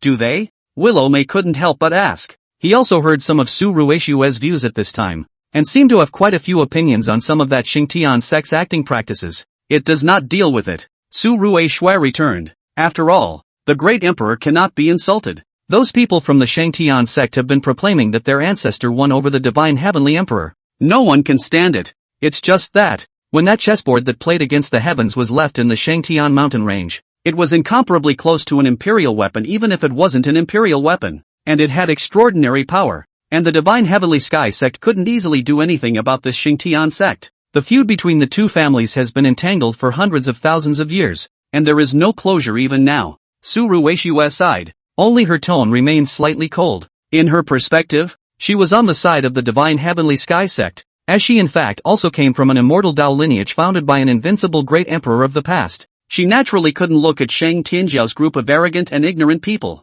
So, did it really win? Did the divine heavenly emperor really lose? Willow May couldn't help but ask. What he was most shocked about this legend was naturally still on the divine heavenly emperor losing half a sun. But is that really possible? Regardless of the situation or duel, would the great emperor really lose? Actually, I'm not sure. Since ancient times, there have been some invincible people of the world who have traveled to the Shangtian mountain range to check it out, but without exception, they didn't move anything in the Shangtian mountain range, and what should be done is still what should be done. And so far 500,000 years have passed. However, after an invincible person came here to look at it, he seemed to have said something that was heard. Only I can't confirm whether it's true or not. Su Ruishue's eyebrows slightly frowned and said, she came from an extraordinary background and learned some hidden secrets that ordinary people did not know. There were just some hidden secrets, and even they were already having trouble judging the truth. What is it? Willow May asked curiously. At this time, he could also see that Su Ruishue's origin must be extraordinary,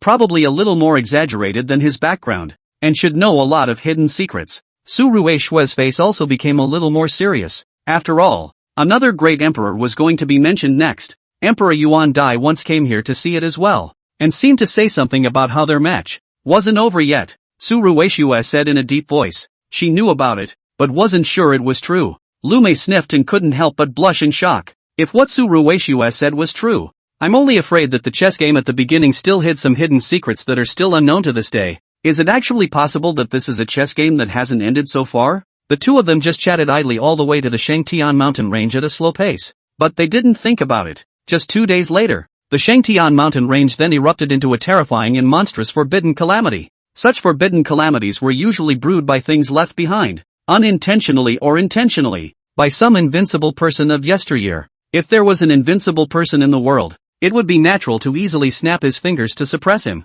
But there are no invincibles in the world right now. But then such a forbidden plague erupted, and that wouldn't be very good. It would be very troublesome. Su Ruishue and Lu Mei were still on their way, and could sense the terrifying aura of that forbidden calamity from a long distance away, making them both tremble vaguely. They soon learned that it was the Shangtian mountain range that was in trouble. They also guessed that the Shangtian mountain range was indeed harboring some sort of great terror. Should be in 500,000 years ago that when the sky chess game related to, one is afraid that really hides what unknown hidden secrets, but now perhaps to be exposed. End of chapter. Chapter 52, A New Imperial Soldier. Chapter 52, A New Imperial Soldier. At this very moment, the Shangtian mountain range erupted with a piece of brilliant light, reflecting some of the remnants of the chessboard and pouring down an incomparably intimidating and terrifying forbidden aura. Tens of thousands of miles around, the earth rumbled and shook violently. The sky dome was cracked, and the world was shaken by it. It's a forbidden plague. It erupted from the Shangtian mountain range, engulfing the Shangtian sect that was on the outskirts of the mountain range in an instant. All the buildings and cultivators of the entire Shangtian sect were crushed in an instant, barely able to resist, because the one that overthrew them was the very Shangtian chessboard that they relied on for their survival. But the good thing is, this forbidden plague in the Shangtian mountain range didn't really wreak much havoc. Only some of the surrounding cities and treasures that were affiliated with the Shangtian sect were swept away. And, not far from the Shangtian mountain range, the Qingqi Holy Land and the North Star Holy Land reacted extremely quickly. These two great immortal Dao lineages with emperor-level inheritance and heritage immediately offered up their respective emperor soldiers to suppress this place, preventing the forbidden plague from spreading. But that's all they can do for now. Even if there were emperor soldiers, no one usually dared to directly kill in, and a single slip could spell death. Though there were actually some supreme ancients who had broken the seal in the world today, and ancients of the quasi-extreme realm seemed to be there as well. But even such a character didn't necessarily dare to kill in with an emperor's soldier. It doesn't really hurt to spend time like this. As long as the forbidden plague doesn't spread, it's okay. One can wait for this forbidden plague to subside naturally. Or you could simply wait until a powerful enough figure emerges in the world and dares to go in and quell the plague. And it didn't take long. The Divine Sky Sect, which was far away on the Violet Brightness Emperor Star, had learned of the incident in the Shangtian mountain range and had also rushed over with their own imperial soldiers. After all, in the legends of the Shangtian mountain range, the former Divine Heavenly Emperor was one of the parties involved. The Divine Sky Sect and the Shangtian sect, which had just been destroyed by the Forbidden Scourge, had been entangled and fighting for hundreds of thousands of years, and their grudges were quite deep. The three great emperor soldiers, Qingqi Boat, North Star Pagoda, God's Heavenly Sword, each according to one side. The treasure light is bright. Emperor-level Qiyun diffusion, supreme, comes with a part of the Emperor's majesty. Suppression in the Shangtian mountain range above. Isolate is constantly emitting radiation out of the horror of the forbidden Qi. The people of the Divine Skies sect wanted to figure out what exactly happened in the Shangtian mountain range, and whether or not there was another hidden secret to that overwhelming game of chess in the first place. That was why they directly dispatched a guardian of the King Realm to break into the Shangtian mountain range with the Divine Heavenly Sword. Then, a terrifying commotion erupted from within as the victorious heavenly chessboard floated up and then sank down, pouring down earth-shattering forbidden might. Daring to directly clash with the Divine Heavenly Sword, brilliant light exploded, raging out a terrifying and shocking forbidden aura. Thanks to the Qingqi Boat and the North Star Pagoda suppressing the area, the most powerful Qi drooped down. blocking the forbidden might that spread out. When this burst of horrible movement was over, the divine heavenly sword flew out with a supreme sword sheath that was sharp for all ages without any damage. However, that King Realm Guardian had apparently fought to his death inside, and the Emperor's soldiers didn't protect him. See this. The Divine Sky sect as well as the people from the Clear Pool Sacred Land and the North Star Sacred Land were all shocked. The king plus the Emperor's soldier couldn't manage this forbidden calamity, and even the Emperor's soldier couldn't protect it and didn't escape. In a situation like this,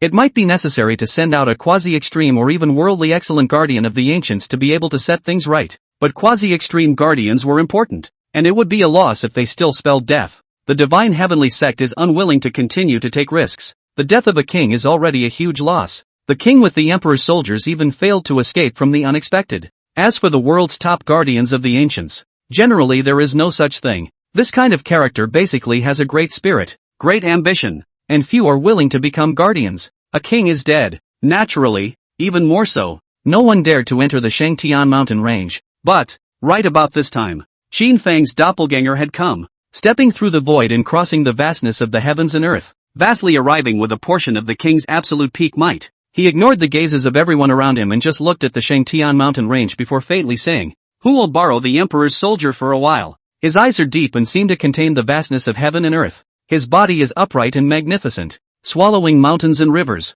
and he has an unrivaled elegance that is proud of the world. His words were plain, but they seemed to have a rumbling sound, causing the vast majority of people present to feel a sense of shock, as if they contained some kind of grand Taoist true meaning. That Mordecai king of Longevity City. The people from the three immortal Tao systems naturally easily recognized Qin Feng's identity in this doppelganger. Their faces were slightly startled, because looking at the other party, this Endbringer king actually seemed to be borrowing imperial soldiers to enter the Shangtian mountain range. The kings of the Divine Skies sect, along with the Emperor's soldiers, all still fought to their deaths inside. So what could they do even if they were Endbringer kings? So it's City Lord Qin, Your Excellency, if you want to go in and have a look around, my sect would like to lend you the Divine Heavenly Sword. The current generation of the Divine Skies sect master directly indicated that he could lend out imperial soldiers. Their Divine Heavenly sect had originally wanted to figure out what was going on in the Shangtian mountain range. Although they had just lost a king, it was obvious that this Endbringer king was by no means an unusual king,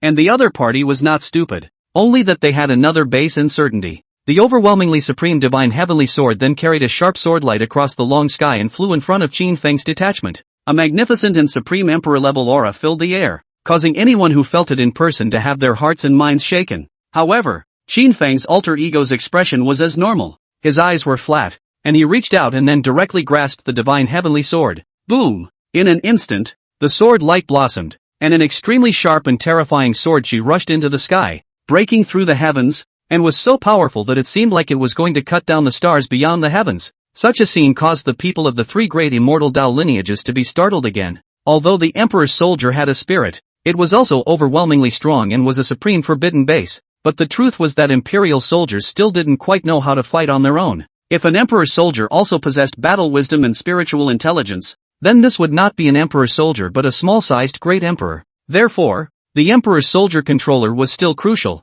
but the problem was, other than Great Emperors, no one in this world could really perfectly utilize an Emperor's weapon and explode its extreme power. For example, the Divine Sky Cult King who died earlier. Although it can catalyze the Emperor's soldiers' very strong power, but now that I think about it, it is also very rough and stiff, and it is not too much to say that it is directly used as an unusual iron sword to swing. But now Longevity City, the king of the end of the world, is clearly different. Once the Divine Heavenly Sword was in his hands, the might of the imperial armament that was displayed was not only extremely powerful, but it was also permeated with a certain kind of spirituality, as if it had come to life. From this, it was also clear that the other party was extraordinary, definitely stepping out of an invincible path, and even had an invincible state of mind that was comparable to that of a great emperor. Boom! Holding the Divine Heavenly Sword, Qin Feng's doppelganger opened the way with the emperor's weapon, cutting out an overwhelming sword light, breaking through the chessboard light of the Shangtian mountain range, and stepping directly into it.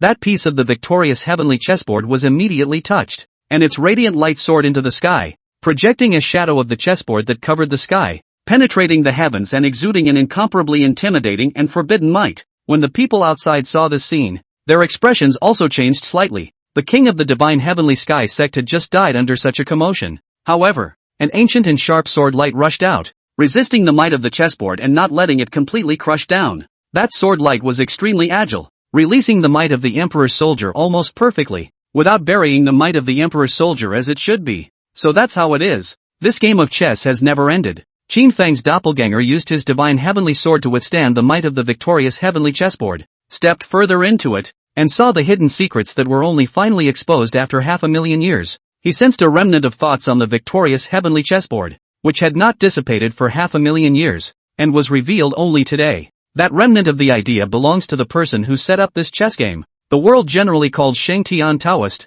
also known as Shangtianzhen. Just this name is a bit too much. Shangtian Taoist naturally died a long time ago. Just to the death is not willing, to the death does not admit defeat, but also want to continue to fall, to the end of the raw to force themselves to death. Actually, this chess game, it stands to reason that Seitan Dojin is losing. The last move of the Divine Heavenly Emperor had already forced Taoist Shangtian into a losing position, and that part of the Great Emperor's chess rhyme overwhelmed everything in the red dust and contained the truth of the Supreme Great Tao, which Taoist Shangtian would never be able to withstand no matter what. To be able to engage in such a game of chess with the great emperor of the current generation was actually enough to show that Taoist Shangtian was likewise a supreme figure, extraordinary throughout the ages. But no matter how extraordinary it was almost impossible to win over the great emperor. After the divine heavenly emperor had dropped his last piece, he had waited for Taoist Shangtian to continue dropping pieces. Give respect to your opponent, even though you know the winners and losers have already been decided. Even if the divine heavenly emperor left the place in the end,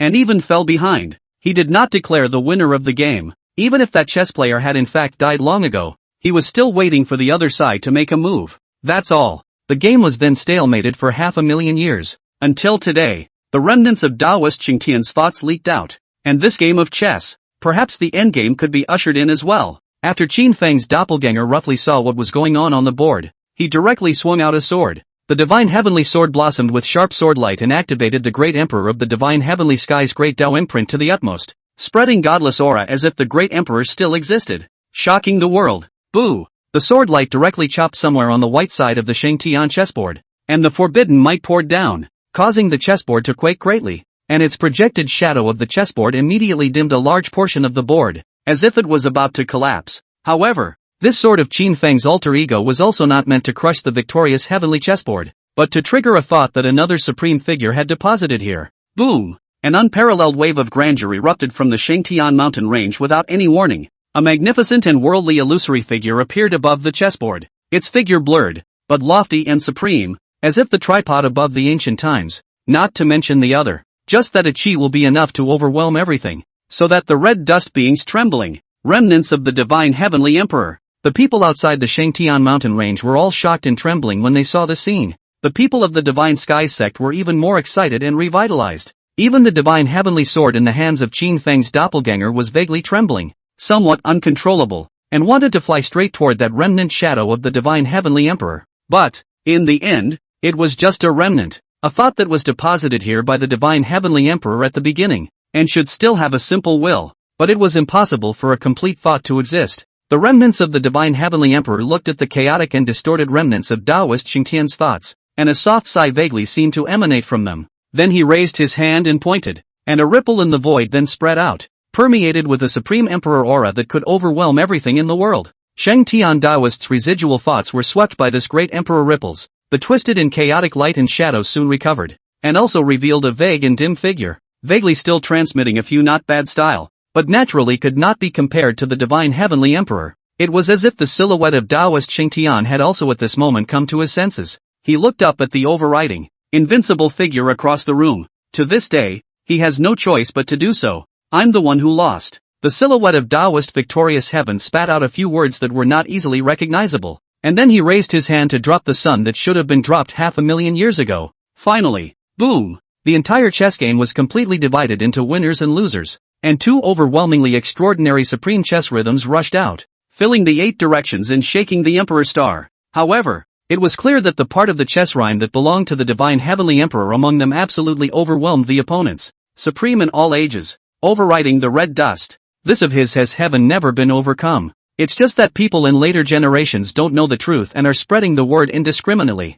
Especially the descendants of Taoist Shangtian were even more convinced that this was the truth, and that their ancestor was so overwhelming that he could be half a son of Shangtian. but the truth is, it's nothing more than a joke. As for the victorious heavenly chessboard, in this game that had lasted for 500,000 years, under the baptism of the two supreme chess rhythms, there was especially that one supreme handiwork of the divine heavenly emperor. This chessboard eventually transformed into an imperial weapon, hanging high above the mountain range, blossoming with endless light, illuminating the 9 heavens and shining in the vastness of the starry sky beyond the heavens. A unique emperor-level aura scattered from the Shangtian chessboard, as if it contained some kind of supreme order and truth, very subtle and supremely powerful. The might of a true flawless emperor weapon. The victorious heavenly chessboard has morphed into an imperial soldier? The people outside of the Shangtian mountain range were incomparably shocked when they witnessed the scene. This kind of thing is unprecedented. Without a great emperor's hand to refine it, it can actually be advanced to become an emperor's weapon? But in fact,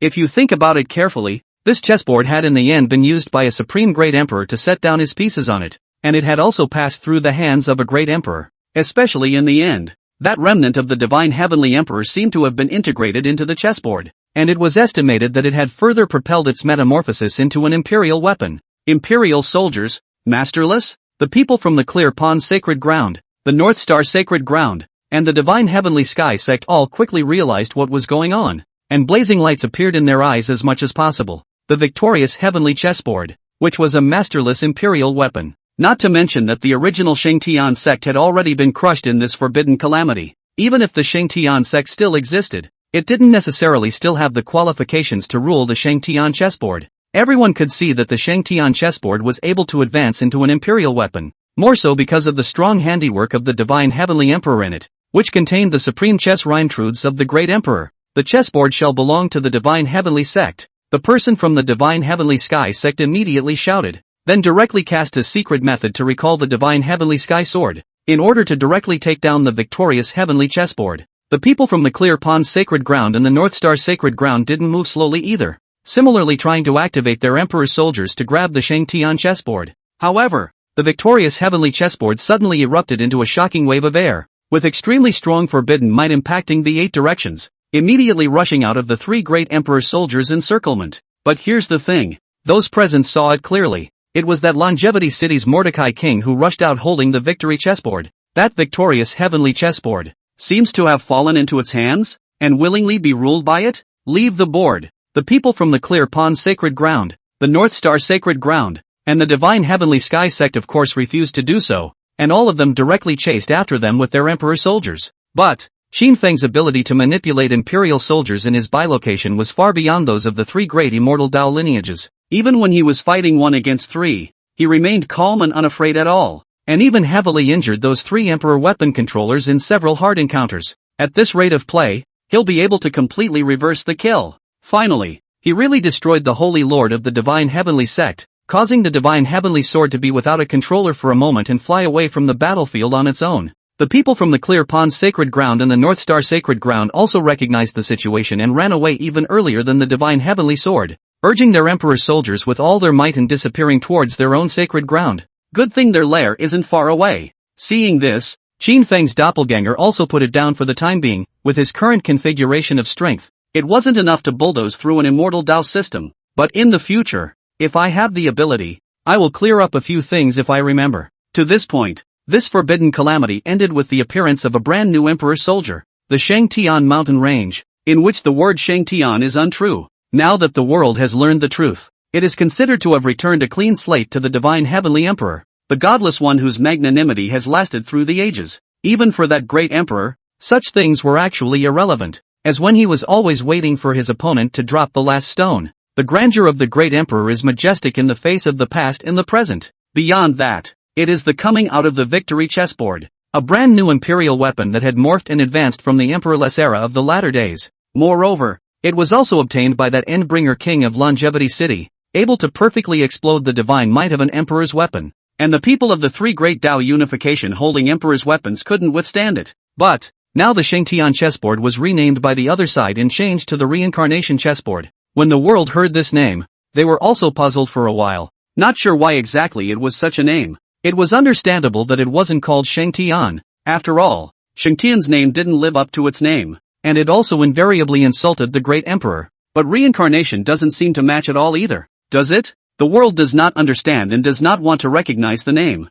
But the Endbringer kings of Longevity City didn't care either and insisted on it. Qin Feng's alter ego changed this name. Naturally it has its deep meaning, now maybe it doesn't match, but in the future it can't be said. His trip to the Shangtian mountain range was actually purely curious about this forbidden calamity as well as that Shangtian legend. It turned out to be a windfall, getting a new emperor's soldier. Although he didn't actually lack emperor's soldiers, no one would mind having more of them. Not to mention that this reincarnation chessboard did have something extraordinary about it. The material used was feathered indestructible gold, which was likewise a supreme divine material, or else it wouldn't have been able to metamorphose into an imperial soldier. End of chapter. Chapter 53 The so-called Four. Chapter 53 The so-called Four. Bronze Ancient Ship. Qin Feng was burning his body and refining his soul with nirvana karmic fire, greatly accelerating the progress of the divine fetal transformation as well as the divine soul leap. He had been constantly groping and probing for another path to become stronger and ascend since he was 280,000 years old.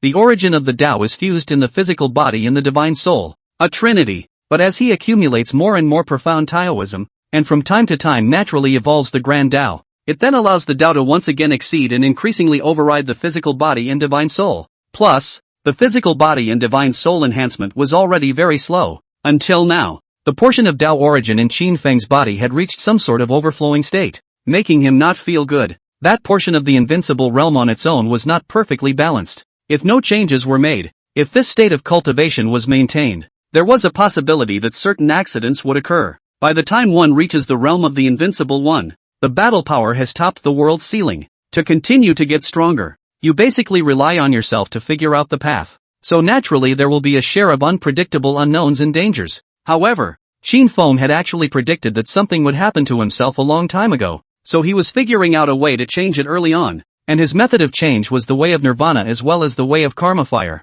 The word karma fire is understood in mundane folklore as a transcendental flame that burns away sin and filth, but its industrial fire itself is a great Taoist truth, the way of metamorphosis and new life. However, the way of karma fire is naturally related to fire, and needs to rely on special flames to go as a carrier, reflecting the true meaning of radiant karma fire, and cultivating into a unique nirvana dharma. Thus, since ancient times, only some unique races or gifted people have been involved in the path of transformation of karma fire nirvana. This is a great Tao method with an infinitely high ceiling, not only burning away one's own dirt and imperfections and then transforming into perfection, but also burning away emotions, desires, and even melting away years and causes and effects, realizing unimaginable great transcendence. True to the theoretical speculation, the way of karma fire can go beyond the myths above. Qin Feng was in the absence of any relevant talent as well as any unique regarding the Tao of karma fire chance. By virtue of its own many flawless and even magnificent paths, it approaches the way of karma fire from many angles.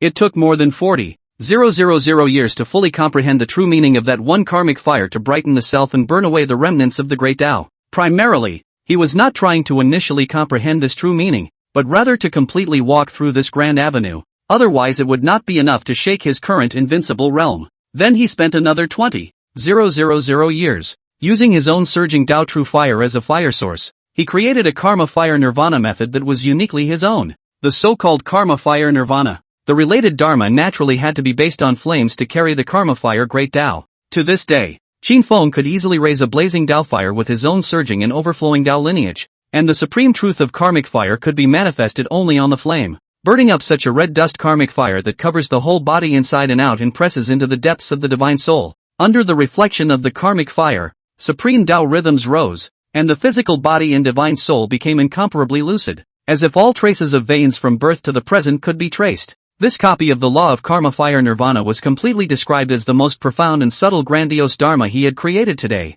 This was also the path of karma fire promotion that he had groped for and improved upon for over 100,000 years before finally perfecting it according to his own conditions. Qin Feng's entire body rose up in colorless flames. His precious appearance was solemn, and there was an indescribably vast and grand Taoist rhythm that came through with the extremely blazing aura of the karmic fire. In such a unique state of cultivation, he could almost see through himself, and both his physical body and divine soul began to become extremely active, making it easier to be transformed and break the shackles to achieve metamorphosis and sublimation. He had initially begun to enter this state of cultivation at the age of 350,000 years, and his rate of enhancement was much swifter than in the past. Until now, his divine soul's second leap had long since been completed, and the third leap was gradually catching up with the progress of the third turn of the divine tire. Moreover, The third leap of the divine soul and the third turn of the divine fetus were both close to consummation, and in less than 10,000 years they would be able to once again take a small step up to flawless perfection. However, whether it was the third leap of the divine soul or the third turn of the divine fetus,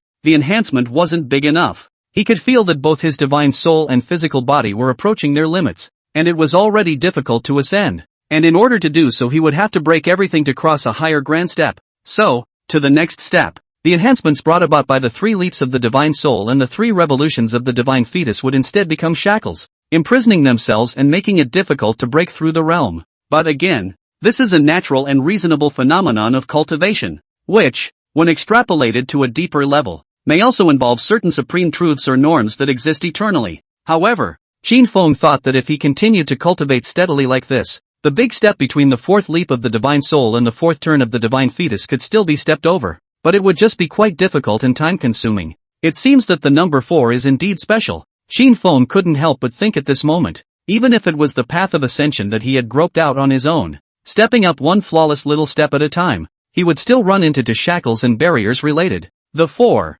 Perhaps this is also some kind of supreme truth that exists eternally. According to the available historical records, Qin Feng projected that the terminal Dust Emperor at the time should have lived to the 5th life. If you remove the immortality pill 1, the final Dust Emperor actually lived to the 4th life by himself, and it was this 4th life that made the final Dust Emperor's battle power go up a big step, and his lifespan must have also increased tremendously. So theoretically, he should be called a heavenly emperor level figure in the mythical concept. Such a path of reddish ascension starting from witnessing the Tao and becoming an emperor would also seem to be by stuck in a bottleneck. The 4. And Qin Feng's own path to immortality and invincibility, which he could not certify, also ran into the shackles of 4. Although it was not absolutely clear whether the final Dust Emperor had actually lived to the 4th life, the concept of should indeed be special. 4. The later Long Yuan Emperor should have only lived to the 3rd life except for the one of the immortal god pill, one step short, and did not reach the 4th, and could perhaps be counted as a quasi-heavenly emperor level character. However, the gap between a quasi-heavenly emperor and a so-called heavenly emperor shouldn't be huge and could be fought off. Qin Feng's current realm of battle power might be superior to that of a quasi-celestial emperor because he was more comprehensive without shortcomings, but he shouldn't have reached the level of a celestial emperor yet either. What level the specific battle power was at would have to be verified by actually fighting a terrifying existence of that level. The realm after the invincible has not been too clearly delineated since ancient times, and no one will take any invincible lightly, and the strengths and weaknesses will have to be fought to be known. The battle power of the Terminal Dust Emperor and the Dragon Abyss Emperor that he had deduced was also only a guess based on historical materials, and it mainly depended on the number of years that they had survived, and without relying on the immortal divine pill to live to the 2nd or even the 3rd generation, the lifespan enhancement would have long exceeded 10,000 years, but it's not really necessarily accurate, because it's entirely possible that they melted the connection to the Supreme Celestial Center and were hidden for tens of thousands of years at the end of it all. Maybe Long Yuan Great Emperor in fact have a certain life metamorphosis is very thorough, has already resisted the heavenly emperor level of combat power the so-called 4 also have to look at the actual situation, with the theory that Qin Feng had summarized so far. Theoretically, it might be as long as one could arrive at the in any aspect of the physical body, divine soul, or Tao, sufficient to obtain heavenly emperor level battle power realm 4, but there shouldn't actually be any very unbalanced heavenly emperor level characters. The most reasonable thing to do was still to reach the physical body, divine soul and Tao 3 in, and then fully push forward to reach in one aspect 4, but to put it simply, really want to reach the 4, naturally, according to their own conditions out of the most suitable and correct path. It all depends on their own talent and chance. Those emperor giants from ancient times did not seem to be without some mythical chances beyond imagination. If Qin Feng's physical body and divine soul were upgraded a little bit more, he might also soon be able to support his Tao might against the progenitors 4, and theoretically should be able to initially arrive at the heavenly emperor level of battle power, except for the regarding the practice 4. Qin Feng last time in the Beta Celestial Court also from that Jade Seal repeatedly captured the 4 million years of this word information. The specific meaning is not clear, but it is also some kind of 4, and that Jade Seal every time through the 4 million years this information will look more and more urgent. There is some kind of anxious fluctuations coming out, and even vaguely mentioned gods, fallen and other information words, but he couldn't quite confirm it clearly. The message was really a bit messy and twisted. It could also mean myth or broken. Qin Feng summarized and organized his about theories as well as his insights. The 4. Then he put it down a little and began to think about some of the recent events of this era. End of chapter. Chapter 54 The Way of Life and Death. Chapter 54 The Way of Life and Death. Recently, both the Tao Guarding Mountain and the Violet Weather Divine Court have been very active. I'm only afraid that drastic changes are getting closer and closer. Qin Feng mused. He had actually had a unique sensation recently, one that was not easy to describe. If I had to describe it, it felt as if there was some kind of unimaginable mythical thing approaching this world of Red Earth, making people vaguely feel some kind of oppression that could not be clarified and stroked out. So ever since the Golden Age opened, he also did not fully enter the cultivation state of red dust karmic fire burning his body, and only maintained a shallow level of karmic fire. Because of this state of cultivation, there are in fact many perils and accidents can easily occur. If he's not careful, he may not be able to get it right and cause some irreversible damage. So, when entering the cultivation state of red dust and karmic fire, he has to be fully focused and basically mindless. In this state, he was almost as good as those taboo beings sleeping in the divine source, unable to maintain a higher sensitivity to the outside world. But these are special times, and unknown dramatic changes are on the horizon. Qin Feng felt that it was better to keep a well-deserved attention and vigilance to the outside world for the time being, so his current state of karma fire cultivation was only shallow. Also, for the abnormality of the Tao Guarding Mountain and the Z-Way Divine Court, Qin Feng was also very curious. Based on what he had learned, he actually had some guesses in his heart, perhaps close to the truth, but he still couldn't be sure. There are certain positions that may exist in the forbidden realms of this world. Those positions, potentially, can coexist. Potentially, they can be antagonistic. There was a time when Qin Feng thought that as long as he was powerful to the extreme, he could do whatever he wanted in this world of Red Earth. But that doesn't necessarily seem to be the case now. With some of his current guesses, even if he could really push everything across the red dust in this world, there would only still be some kind of unknown, irresistible, great terror that might not be within the black box. Those supreme forbidden giants in the mythic forbidden zone were not seen to be that stood at the highest and deepest level enemies. Even they don't have to really be enemies. They can be collaborators or allies. It depends on what Qin Feng's own position is. But there are too many unknowns for him to have a position to take at this point. So, it was only then that he wanted to raise his battle realm further as soon as possible, and then completely suppress and occupy the Northern Dipper Heavenly Court, so perhaps he would be able to figure out more things from it, and then he might be able to take a stand. Sure, he was a special eldritch, with certain interests that didn't necessarily overlap with others, and perhaps his final stance was unique in that he didn't really see himself siding with any of the forbidden giants. But now, he still tried to maintain a sense of transcendence and neutrality, and viewed the world with caution. In the blink of an eye, more than 20 years have passed. Eastern Imperial Star, Longevity City. Qin Feng had actually named his doppelganger Qin Shang long ago. It was called Qin Shang, named after Shang because the second great Tao he had realized was the way of life. Qin Feng initially used Qin Shang as a medium to feel the fortunes of the Golden Age, and also sense the aura of the Supreme Heavenly Mind, wanting to further deduce something. Initially, Qin Shang was basically him, completely by his will appropriated. However, Qin Feng couldn't keep by his own will running the doppelganger. It would be a waste of his energy, and it wasn't necessary at all. Qin Shang was originally an extension of him, possessing a one-person personality and state of mind, and could cultivate and make decisions on his own, and would also be a great help to him if he could be certified as an emperor. The cultivation path that Qin Feng had planned for Qin Shang was the great Tao of the Wheel of Life and Death, first cultivating death, then realizing life, and later dying from life, and eventually walking through the great Tao of the Wheel of Life and Death. This kind of super-specialized grandiose avenue was completely sufficient to break the shackles of the invincible person's realm and live for one more life. So, Qin Feng's planning for Qin Shang was entirely in anticipation of Qin Shang being able to witness the Tao and become an emperor and, with his help, live at least one more life. However, this is only a very ideal vision at the moment and may not necessarily be realized. First of all, the step of becoming an emperor may not necessarily go out, and going out may not necessarily be able to go through the life and death reincarnation avenue. However, Qin Feng still hoped that Qin Shang could become an emperor. He also wanted to see with the cultivation resources he currently possessed, how far could he help Qin Shang on the path to empire. In the meantime, let's also see what upper limit the bilocation cultivated by the Jinsang Fruit can actually reach,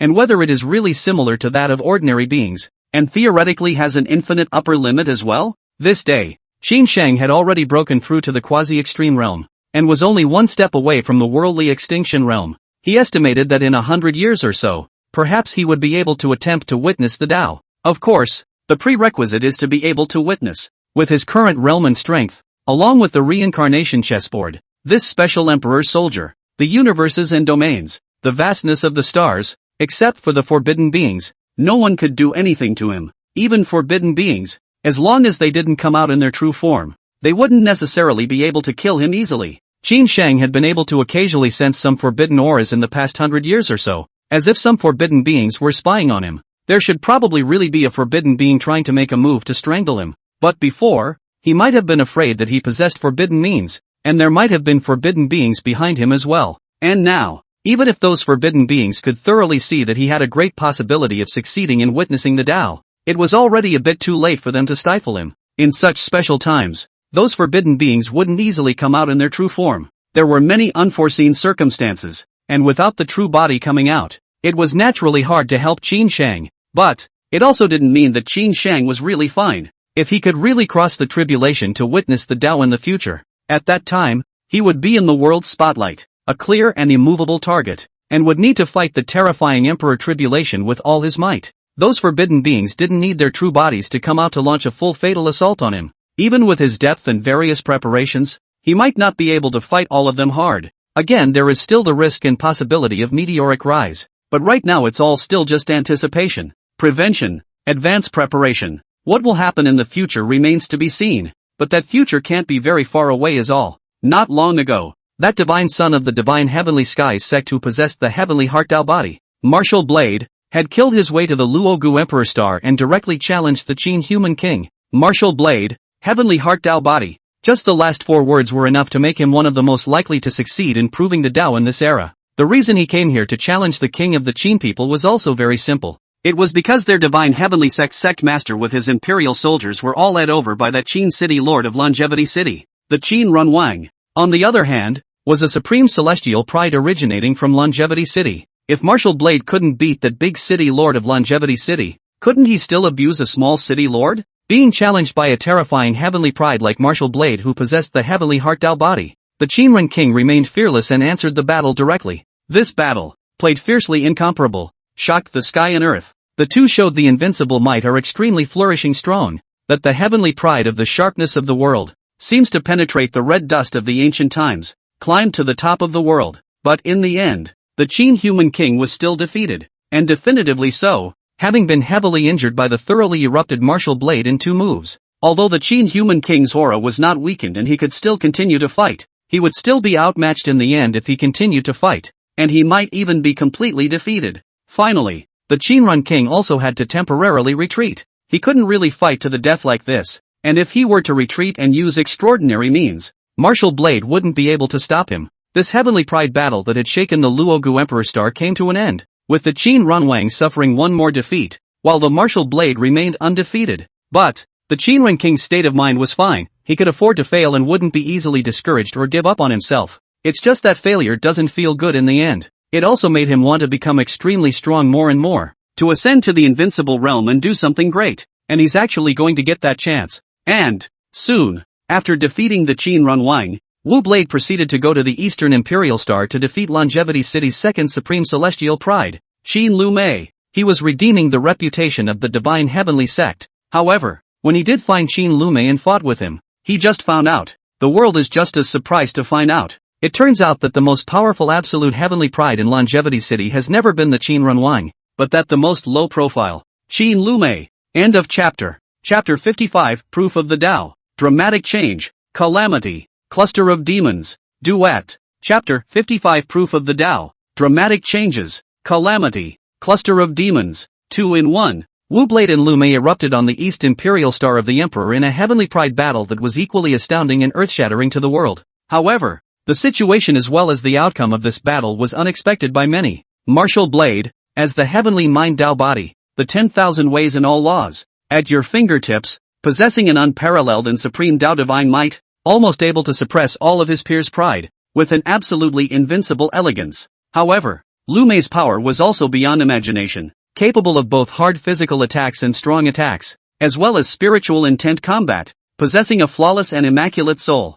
In addition, he had a stunning and incomparable hand of the Tao of the Ages, which seemed like the flow of time and the silence of the ages, and was so arcane and subtle that it was not in the least inferior to the Martial Blade's heavenly heart of the 10,000 Paths method. Regardless of how extremely explosive the Martial Blades were and how strongly they attacked, they couldn't really do anything to help Lu Mei. and any attack was blocked by her as if she was invulnerable. Moreover, Lu Mei also rarely showed a powerful killing aura in the battle, repeatedly taking the initiative to break out the offense, giving a huge threat to Wu Blade, even if he was no longer indifferent. He was naturally not a heartless person, knowing that his good senior brother, Qin Runwang, had lost at the hands of Wu Blade, and that Wu Blade had come here with the idea of suppressing Longevity City's prestige. He naturally couldn't show any mercy. Finally, the battle lasted for a long time and was almost indistinguishable. However, Wu Blade finally chose to take the initiative to retreat. He did not seem to be defeated, always strong, not afraid of Lu Mei, but took the lead to retreat,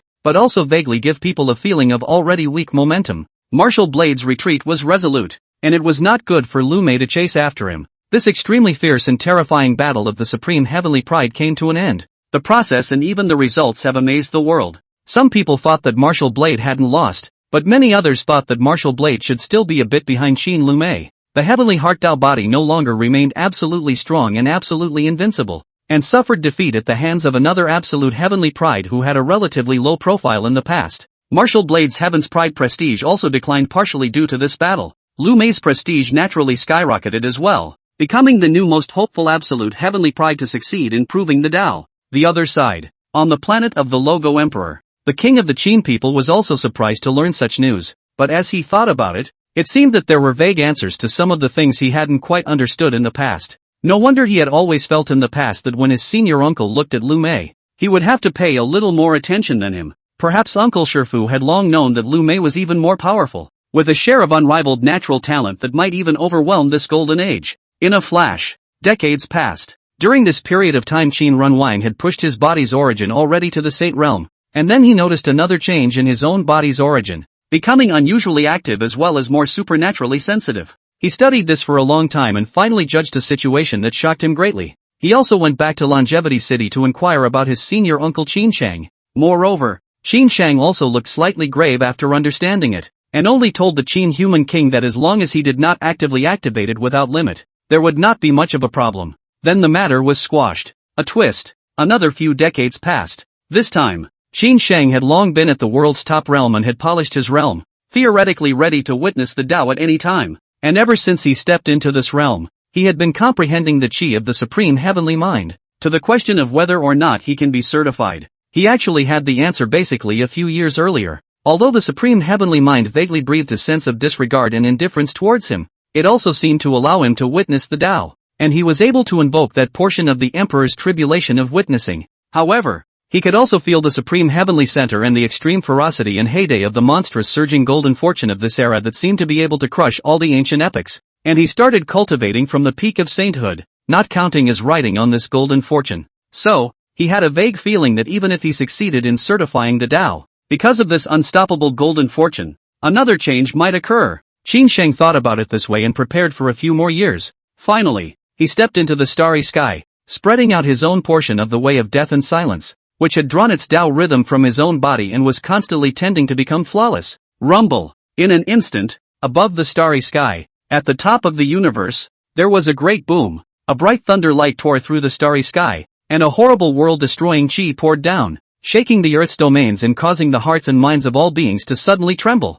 The monstrous and endless electric lightning and thunder gathered at the absolute peak of the starry sky, forming a vast, boundless, and terrifying sea of Emperor Tribulation thunder in a matter of moments. A shocking divine thunder gushed out. The thunder light was brilliant, illuminating through the deep sky, carrying a world-destroying terrifying aura directly bombarding Qin Shang. Qin Jin was born above the starry sky, facing this terrifying and incomparable sea of Emperor's Tribulation thunder, with a solemn expression, stern eyes, and an upright body, with a sense of greatness and an overwhelming aura. He raised his hand and blasted out with a fist. The overwhelming might exploded to the fullest, carrying the aura of death and silence, shaking the sea of thunder, and instantly crushed a few divine thunderbolts head-on, followed by stepping on the sea of thunder. At this moment, his aura had also been raised to the extreme, determined to break through everything. He didn't bring the reincarnation chessboard to cross the tribulation, because that already belonged to the Emperor's soldier level of things, and there existed Emperor-level Tao rhythms, which would trigger the Emperor Tribulation Sea of Thunder to move differently,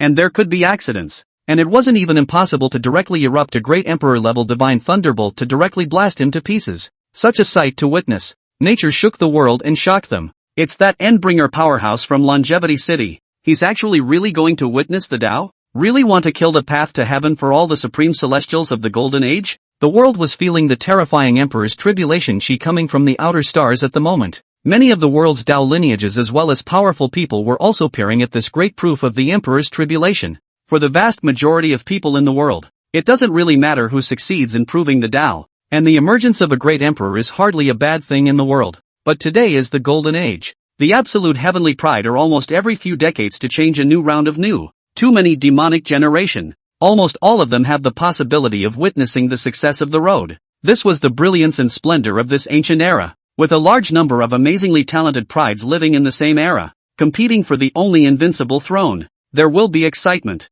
intensity as well as brutality like never before in the ages. But right now, these heavenly prides were only at the saintly realm on average, and the fastest they could be from witnessing the Tao was still a few hundred years away. And a witness from the end of the Dharma age was far ahead of them, a supreme figure to be the first to witness. Once this Mordor witness succeeded, this golden age, no matter how fortunate and anciently strong it was, would have to be suppressed. Will it be successful in witnessing? Some of the absolute heavenly prides were also looking closely at Qin Feng, who was powerfully fighting against the Emperor's tribulation sea of thunder at this moment, their brows deeply furrowed, and they couldn't help but have a few moments of gravity and worry. Naturally, they would never want to see that one and only Emperor's path cut off from this era. However, there were also some supreme celestial pride who remained calm and viewed Qin Feng's transition to certify the Tao in a state of mind as normal. For example, the final Dust Emperor's son, his body of an Emperor's son. It was already difficult to certify his path. Even if the Emperor's path was extinguished,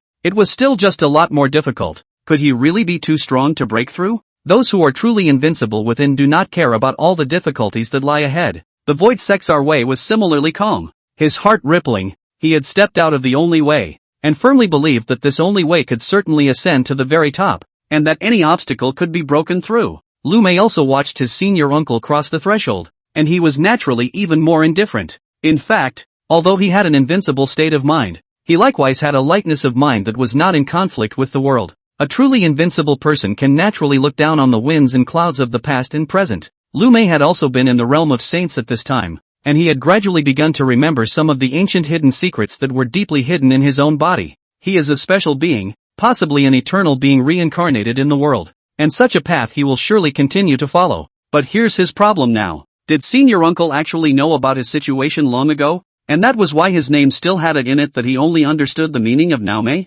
Rumble. Qin Sheng's divine valor was unparalleled and his aura was astounding. Going against the Qianquan and upwards, blasting out the divine thunder and suppressing the sea of thunder, almost on the verge of rushing to the end of the Emperor's tribulation. However, right about this time, those forbidden beings had struck out after all. The terrifying existence in the deep darkness was still someone who didn't want the current great emperor to appear so soon in this era. Perhaps it is the fear of hindering the path of invincibility of his own heir in this golden age of prosperity. Or perhaps it was the fear that the early emergence of a great emperor would affect the catastrophic holocaust that was about to erupt. Boom! An ancient taboo might that seemed to have come from the beginning of the ages erupted in the deep space, and a large, heavenly palm made of endless grey chi gathered together crushed through the starry sky and slapped at Qin Feng with the taboo chi of destroying all things. Boom! Almost simultaneously with the grey gas palm, there was also a dazzling haze, also suddenly erupted in the universe, like a mythical silk, emitting a dreamy and brilliant light, pouring down a taboo chi that shook the living beings,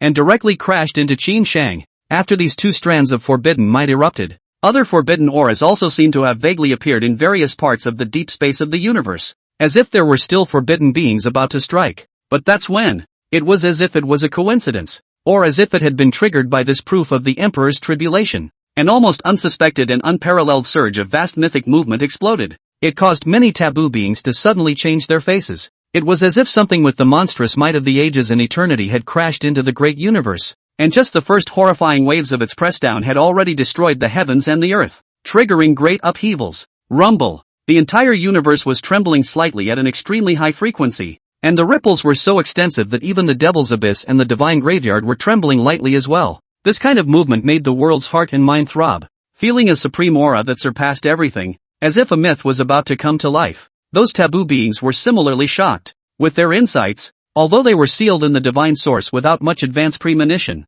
they naturally understood at this moment that it was that mythological drastic change that had been foreshadowed long ago that had descended. Realize this. Even though they were invincibles, looking down on the ages and ignoring the living, some of them still felt a vague sense of exhilaration, excitement as well as anticipation within their hearts. Will it be the land of myth coming down? Will there be an ascent above the myth? And after this vast mythic movement appeared, two transcendent mythological sanctuaries appeared almost simultaneously. Showdown Mountain. It was a pure mountain peak, extremely majestic, exceedingly lofty and majestic above everything else. Endless clear air around the mountain peaks. Qian Lang Lang. Filled with ancient, magnificent atmosphere of the vastness. Thousands of haze shuttling the top of the mountain peaks, mapping out the fantastic and absolutely beautiful spiritual creatures of light and shadow, like a mythological creatures appeared on earth. Unparalleled shock. The Tao guarding mountain followed this mythic movement out, and it could even be said that it came out in synchronization, having been prepared in some way.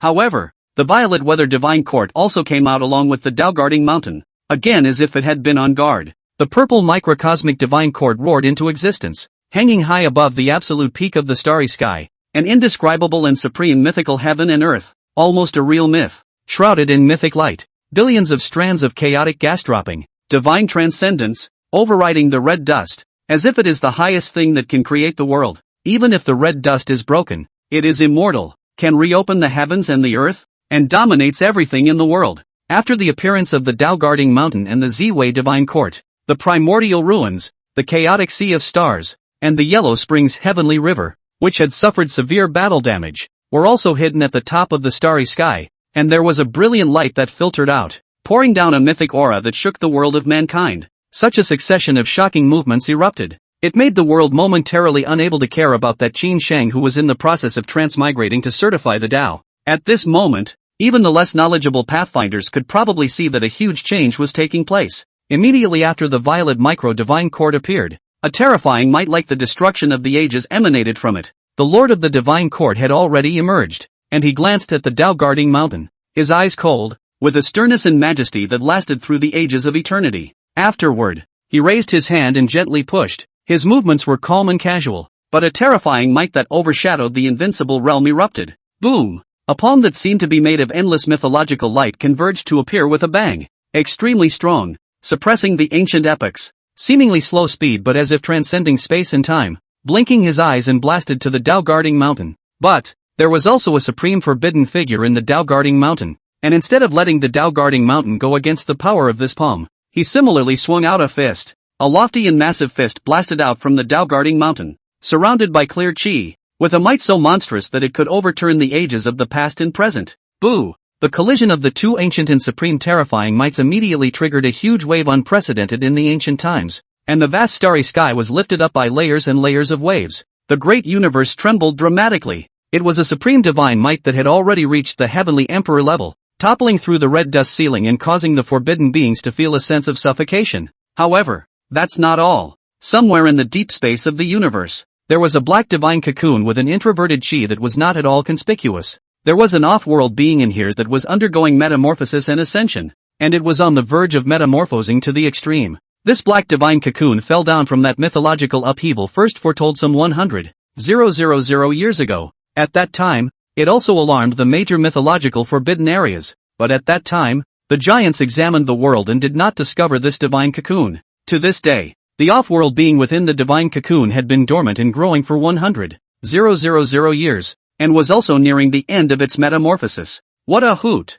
I may or may not deserve an early release. A pleasant voice like heavenly music faintly resounded from within the divine cocoon. A woman is sitting within the divine cocoon, its green silk scattered, a bright red dress, the world out of the dust. Snow-white proud neck is a gorgeous crown of the red dust of the ancient god face, as if the convergence of the endless years of the 10,000 beautiful style cover the eternity. Her name was Qin Yi, and she had been sent in by the horrible beings outside the black box without violation, and would never grow into an accident. Even she will participate and stir up karma within the black box, but as long as the absolute darkness of the black box is always maintained, always unknown to the outside, there will be no problem. She entered the black box to do more than garrison or sabotage. She was to enter into the bronze ancient ship to guard that one mythical Jedi path, and then just stay alive all the time, and she would be put to the use that she should be in the future. As for what exactly it was for, she didn't know. It might involve the layout or gaming of certain terrifying beings, and she was naturally not qualified to know. All she needed to do was to hold down the ancient bronze ship and stay alive. and the rest was left to her discretion. And now, she sensed the turmoil within the great universe. Even that divine court lord of the Violet Weather divine court had made a move. And there were supreme figures in the Tao guarding mountain that could counteract it. So she then also wanted to come straight out of the world. And only such a vast occasion is the most suitable for a gorgeous debut appearance in line with the status and position of the debut. Otherwise, it would seem boring to come out in the future in a mediocre era and snap his fingers to suppress the bronze ancient ship. What's more, even if she came out early, with her current battle realm, she was basically fearless of everything. Although she was deep within the divine cocoon, she could also detect news from the unusual beings in the surrounding starry sky. She knew very well that there was a very powerful forbidden giant in the bronze ancient ship today. However, she thought that taboo giant top breaker was at most at the level of a quasi-celestial emperor, and it was impossible to withstand the proximity of a celestial emperor level battle force. And even if she hadn't completely finished her metamorphosis, she was already strong enough to explode with heavenly emperor level battle power for a short period of time. It just wasn't stable enough, but it should be more than enough to suppress the bronze ancient ship. After the decision is made, Qin Yi then also directly came out of the world. Anyway, after resolving the matter of the bronze ancient ship, she could also still make use of the divine cocoon to make the final metamorphosis. Boom! A violent and terrifying level of shocking might that was almost no less than the collision between the Violet Weather divine court and the Tao guarding mountain exploded into the world. Qin Yi took a step into the absolute top of the starry sky. A red dress, demonic and bright, the overwhelming splendor of the style, beyond the red dust for ages, and even exuded a monstrous and horrifying divine might that was sufficient to suppress the invincible. Her sudden appearance, the same aura that shook the universe and overwhelmed the ancient and modern future, swept across the vastness of the starry sky. She has grown up in the great universe from zero dormant for 100,000 years, and naturally has that part of the great universe's living chi on her body, which doesn't cause the heart of the supreme heaven to resonate, but it also triggers all the paths of heaven and earth to chirp as if it is a certain supreme being of yesteryear who has reappeared. The Lord of the Divine Court as well as the two supreme forbidden giants, the Lord of the Tao guarding mountain, both had their faces slightly changed as well. The appearance of a powerful giant that was completely unfamiliar and unknown naturally caused people to be alarmed, but they were also quickly reminded of the dramatic advance foreshadowing some 100,000 years ago, when perhaps an extraterrestrial being really did fall. Just as the Lord of the Divine Court and the Mountain Lord of the Tao Keeper were in disbelief, Qin Yi had quickly locked onto the location of the bronze ancient ship and then directly struck out. Boom! She stood at the absolute peak of the red dust, a pair of stunningly beautiful divine eyes looking down upon the ages of the ages, and with the lift of her hand, she waved out billions of arcane runic symbols with brilliant golden light. Each rune was blazing with power, collapsing the void and crushing the heaven and earth, containing the supreme greatness of the ancient world. Billions of golden light runes converge into a vast and unparalleled heavenly surging force, like a mythical ocean pouring towards the bronze ancient ship, destroying the sky and the earth. Extremely terrifying,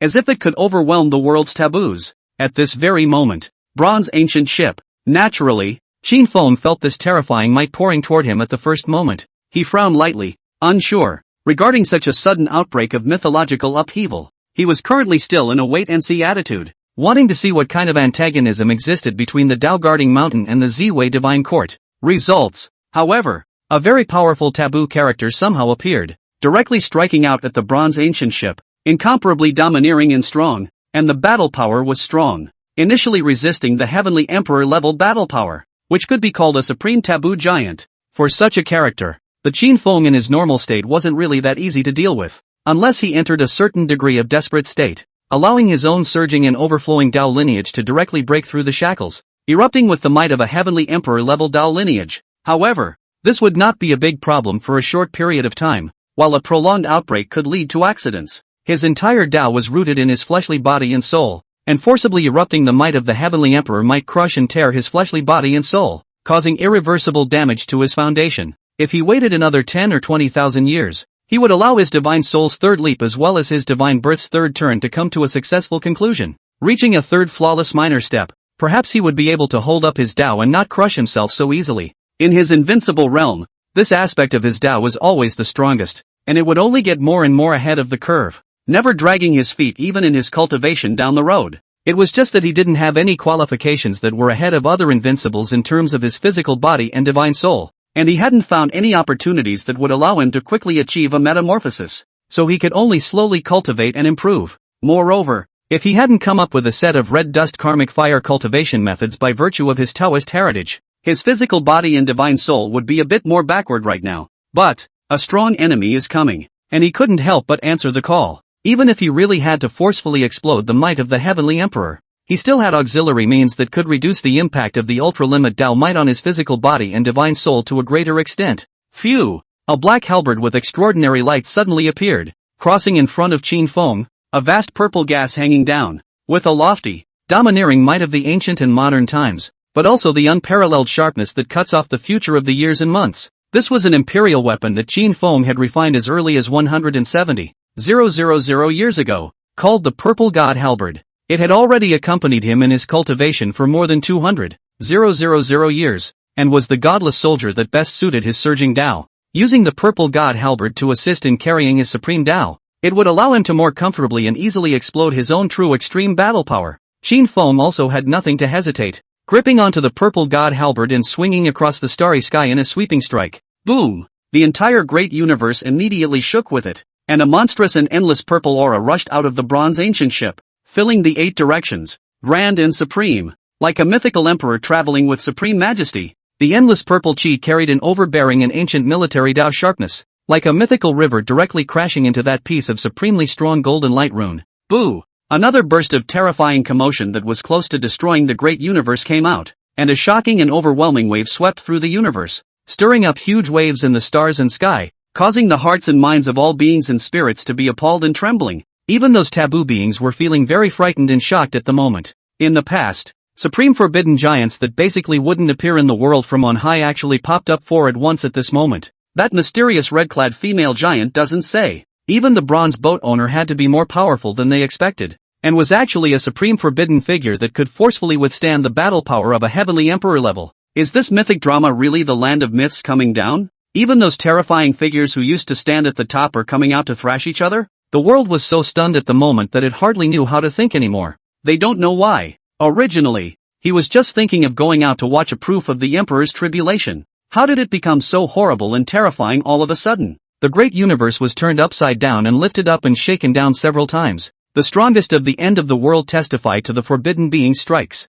Evil chi penetrated from the depths of the universe, as if it was about to erupt into a catastrophic holocaust. The mythic Forbidden Zone sparring match, a supersized clash of titans. With such turmoil, the demons were in turmoil, and the future of the past and present were in shock. Who would have thought that such a horrible change would erupt all at once today? So what exactly happened to cause this upheaval? It's come to this. Can it end? Do you really want to shatter the universe? Is this the end of this golden age? Or is this just the beginning? Qin Sheng, who was in the process of witnessing the Tao of transition, also didn't expect a series of outbreaks of such great turmoil and changes, and was equally shocked in his heart. However, the current him had no time to worry about him, and could only make an all-out effort to impact the Emperor's tribulation, succeed in proving the Tao, and step into the realm of invincibility, before he could possibly intervene in this unprecedented drastic change. End of chapter. Chapter 56. The advantage is mine. Chapter 56. The advantage is mine. Rumble.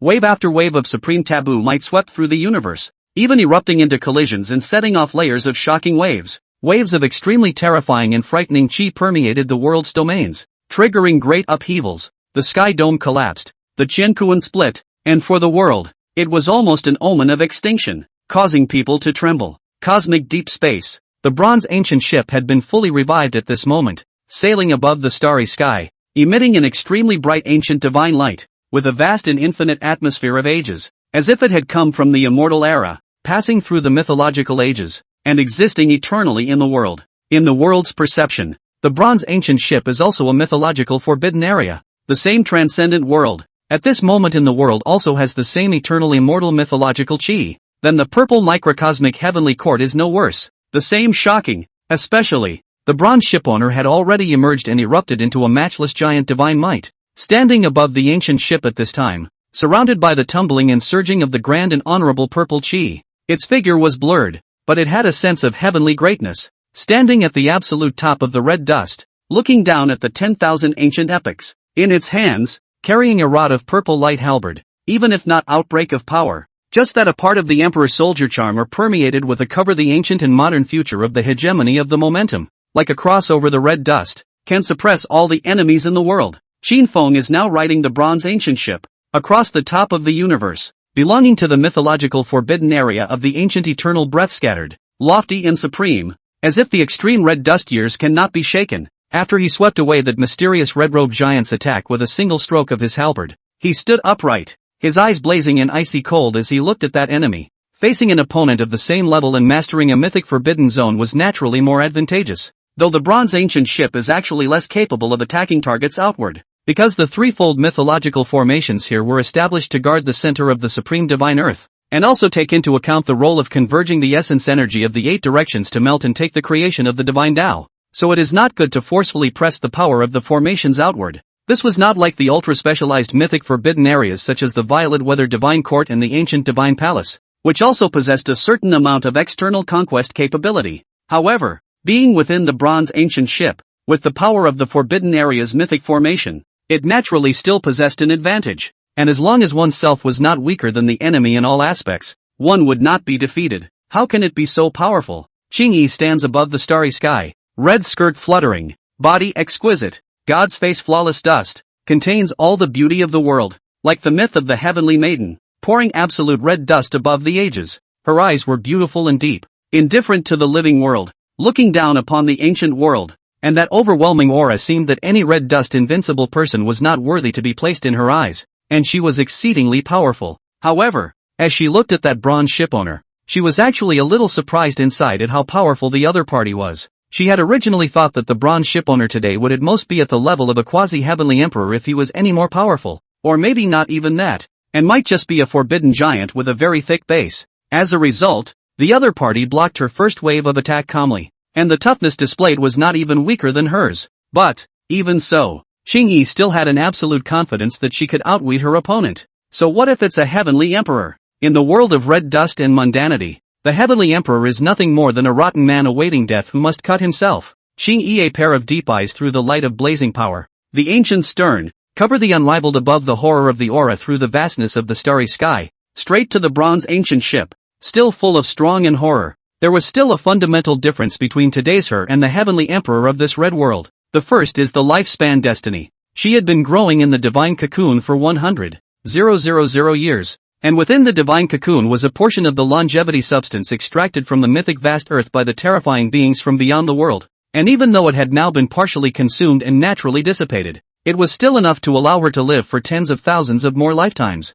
Also, even the red dust heavenly emperor within this black box, the lifespan enhancement when living out the second life is more than 10,000 years or even up to 20,000 years, and when living out the third life, it can generally enhance the lifespan by nearly 30,000 lifespans. If one lives out a new life with a stronger path or a more transcendent chance, the lifespan lifetimes that are boosted will also be more. Celestial emperors generally live to the fourth life, and the lifespan enhancement was even more tremendous, plus the 10,000 lifespan enhancement from the immortal god pill. Theoretically, even the red dust heavenly emperor could not live less than 100,000 years, and it was even possible to exceed 100,000 years by a lot. So, Qingyi also knew very well that in the current world of red dust, judging whether a certain ancient emperor was at the level of a quasi-heavenly emperor or even a heavenly emperor would usually be judged by the number of years he or she had survived. After all, it was difficult for people of later generations to accurately judge the true battle power of ancient emperors,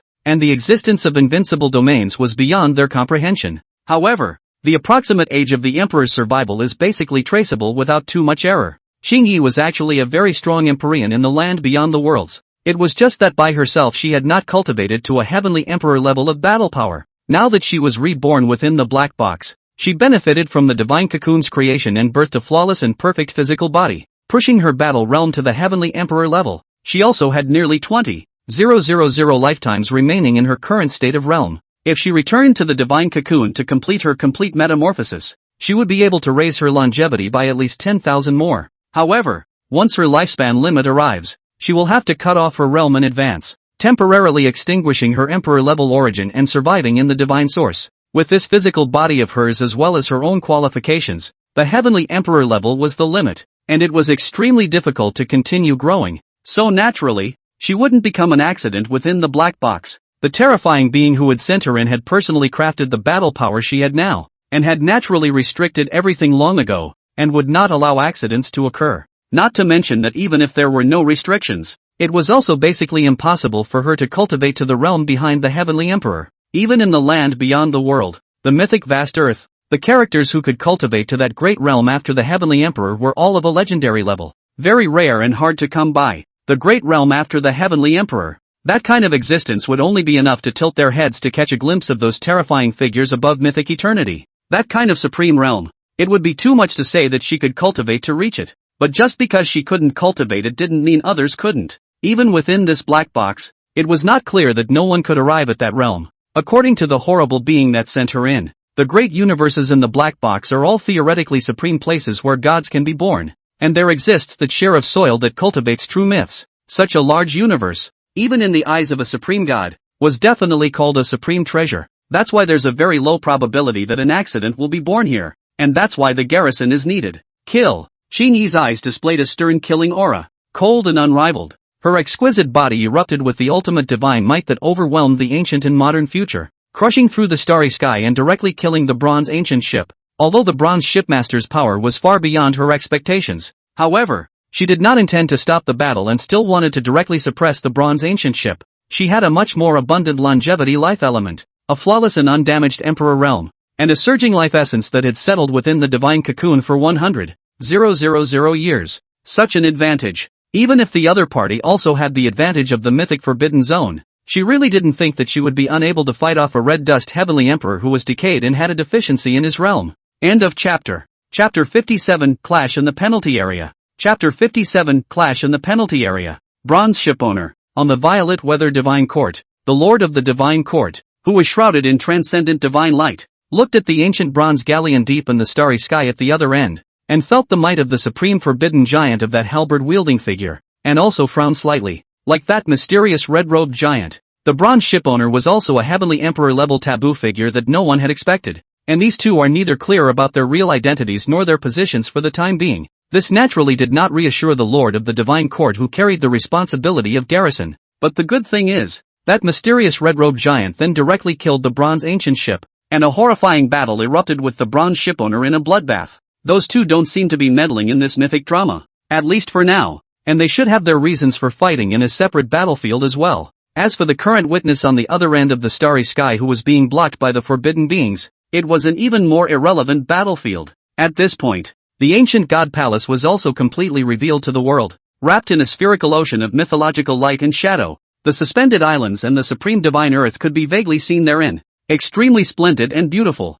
like a mythical heaven and earth in a dream world. Neither real nor real, yet it should be the image of what a myth should be. Ancient God Palace Master at this time also directly real body out of the world. A white dress, body slender, elegant as a flowing cloud, out of the world, transcendence above the earth. However, he stood at the top of the ancient God Palace, and was also a rare display of a supreme transcendent might of the ages, which could press down on the taboos of the world, and push across the path of invincibility of the red dust. He looked down at the cosmic starry sky. His pair of eyes were incomparably deep, containing a terrifying aura like the opening of the heavens and the earth, and the light of his eyes pushed straight towards the Dao-guarding mountain, pressing down on that mythological mountain peak and causing it to quiver lightly, and there was also a share of supreme giant intimidation. His position was then clear, not approving of what was to be done on the Mount of the Guardian's Way, and believing that the possibility of an accident was not nil, which was naturally within the duty of the garrison. Seeing the appearance of the ancient God Palace Master, the faint pressure in the Divine Court Lord's heart was more or less reduced a little,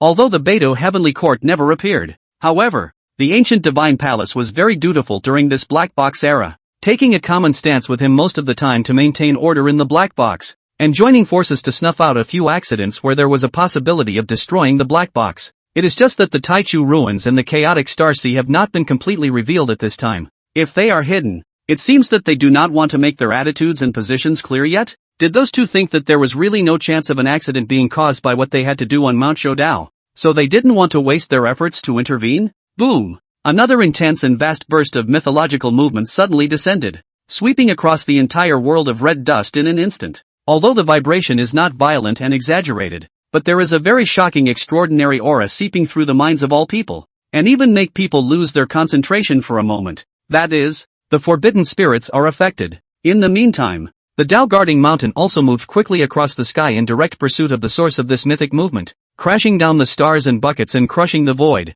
Unstoppable. The Violet Weather Divine Court and the Ancient Divine Palace didn't move slowly to intercept and block the Tao Guarding Mountain. But the Tao Guarding Mountain Lord took the direct initiative this time. He took a step up to the sky, top out of the mountain outside the guardianship of the road. In the world revealed its top stand on the myth of the red dust on the lofty body. Majestic, intimidating to the extreme, swallowed the ancient and modern world. Boom! The Tao Guarding Mountain Lord blasted his fist at the ancient God Palace, instantly setting off waves of terror that shook the ancient world. And the great universe shook. The ancient and magnificent vast Qin surged and flowed, bringing out a neutral and volatile supreme fist power to break through the spacetime barrier, directly hitting above the ancient God Palace. But the Tao Guarding Mountain Lord did not only throw this punch, he casually raised his hand and flicked it, and the entire Tao Guarding Mountain rushed up an extremely majestic flooding pale aura. A river mapped with the light and shadow of thousands of strange mythological creatures rose up, converging into a flood tide that seemed to overturn the red dust of the ages,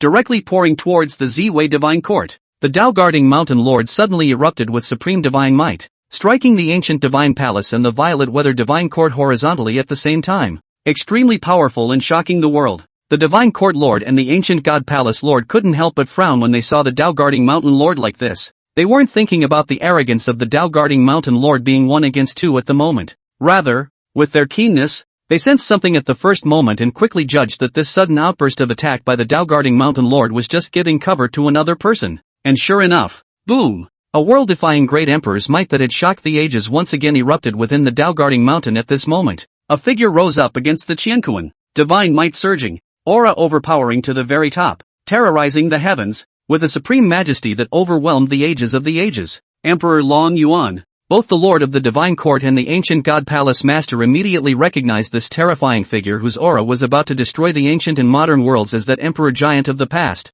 the Dragon Abyss Emperor. The Dragon Abyss Emperor suddenly came out at this moment, and in an instant, he extremely revived the Emperor-level origin in his body, regaining the divine might of the great Emperor that had covered all the ages in the past. The entire universe shook with a roar as supreme Tao chirps emanated from the heart of the supreme heavens, responding to this peerless invincible person who had once pushed across the world for quite a long period of time. Some people in the world quickly judged it to be the reappearance of the Dragon Abyss Great Emperor and were also shocked. The might of the Dragon Abyss Great Emperor. In the history books that were all at a mythical level, his mighty fame was overwhelming, and he pressed the mythical forbidden zone to bow down. Even such an emperor giant in the past had actually become a forbidden being in the end, and had reappeared in this present drastic change. Even more shocking, what is this mythic upheaval all about? Is there going to be a great reckoning of the ages? As soon as the Dragon Abyss Great Emperor appeared, he ascended to the sky, and a magnificent bell with bright golden light even then flew out, blossoming with endless light to catch up with his figure and hang above his head.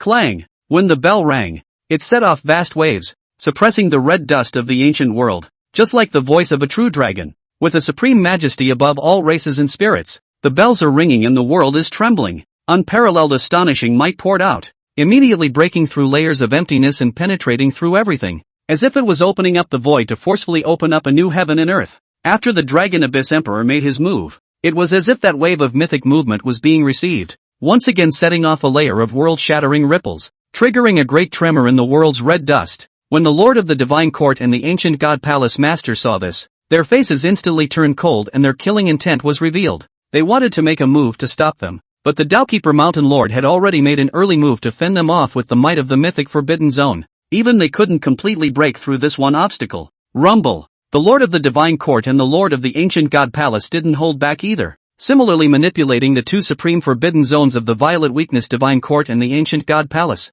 carrying monstrous and endless mythological might to suppress the Tao Guarding Mountain, while simultaneously striking out with all their might to bombard the Lord of Tao Guarding Mountain, as well as the great Emperor of the Dragon Abyss. One time, extremely shocking and terrifying fluctuations reared up, giants competed with each other, and the mythical prohibited areas were about to collide. That sight alone was already terrifyingly monstrous, as if it was going to overturn the universe and break the earth. Even the strongest people in the cosmic dust world had already cowered, not daring to come out for fear of being affected, and even more, endless numbers of unusual beings fell to their knees, shivering, praying with all their hearts and minds that this annihilating upheaval would end quickly and not really destroy the world. Some people were also praying that the Longevity City's Qin City Lord would simply succeed in proving the Tao, ascending to the top and becoming a great emperor of the world, so that he could still oppress the world, or at least allow the world to have a stable place to rest their souls. But at this time, Qin Sheng, the situation is also not good, only afraid of their own difficulties.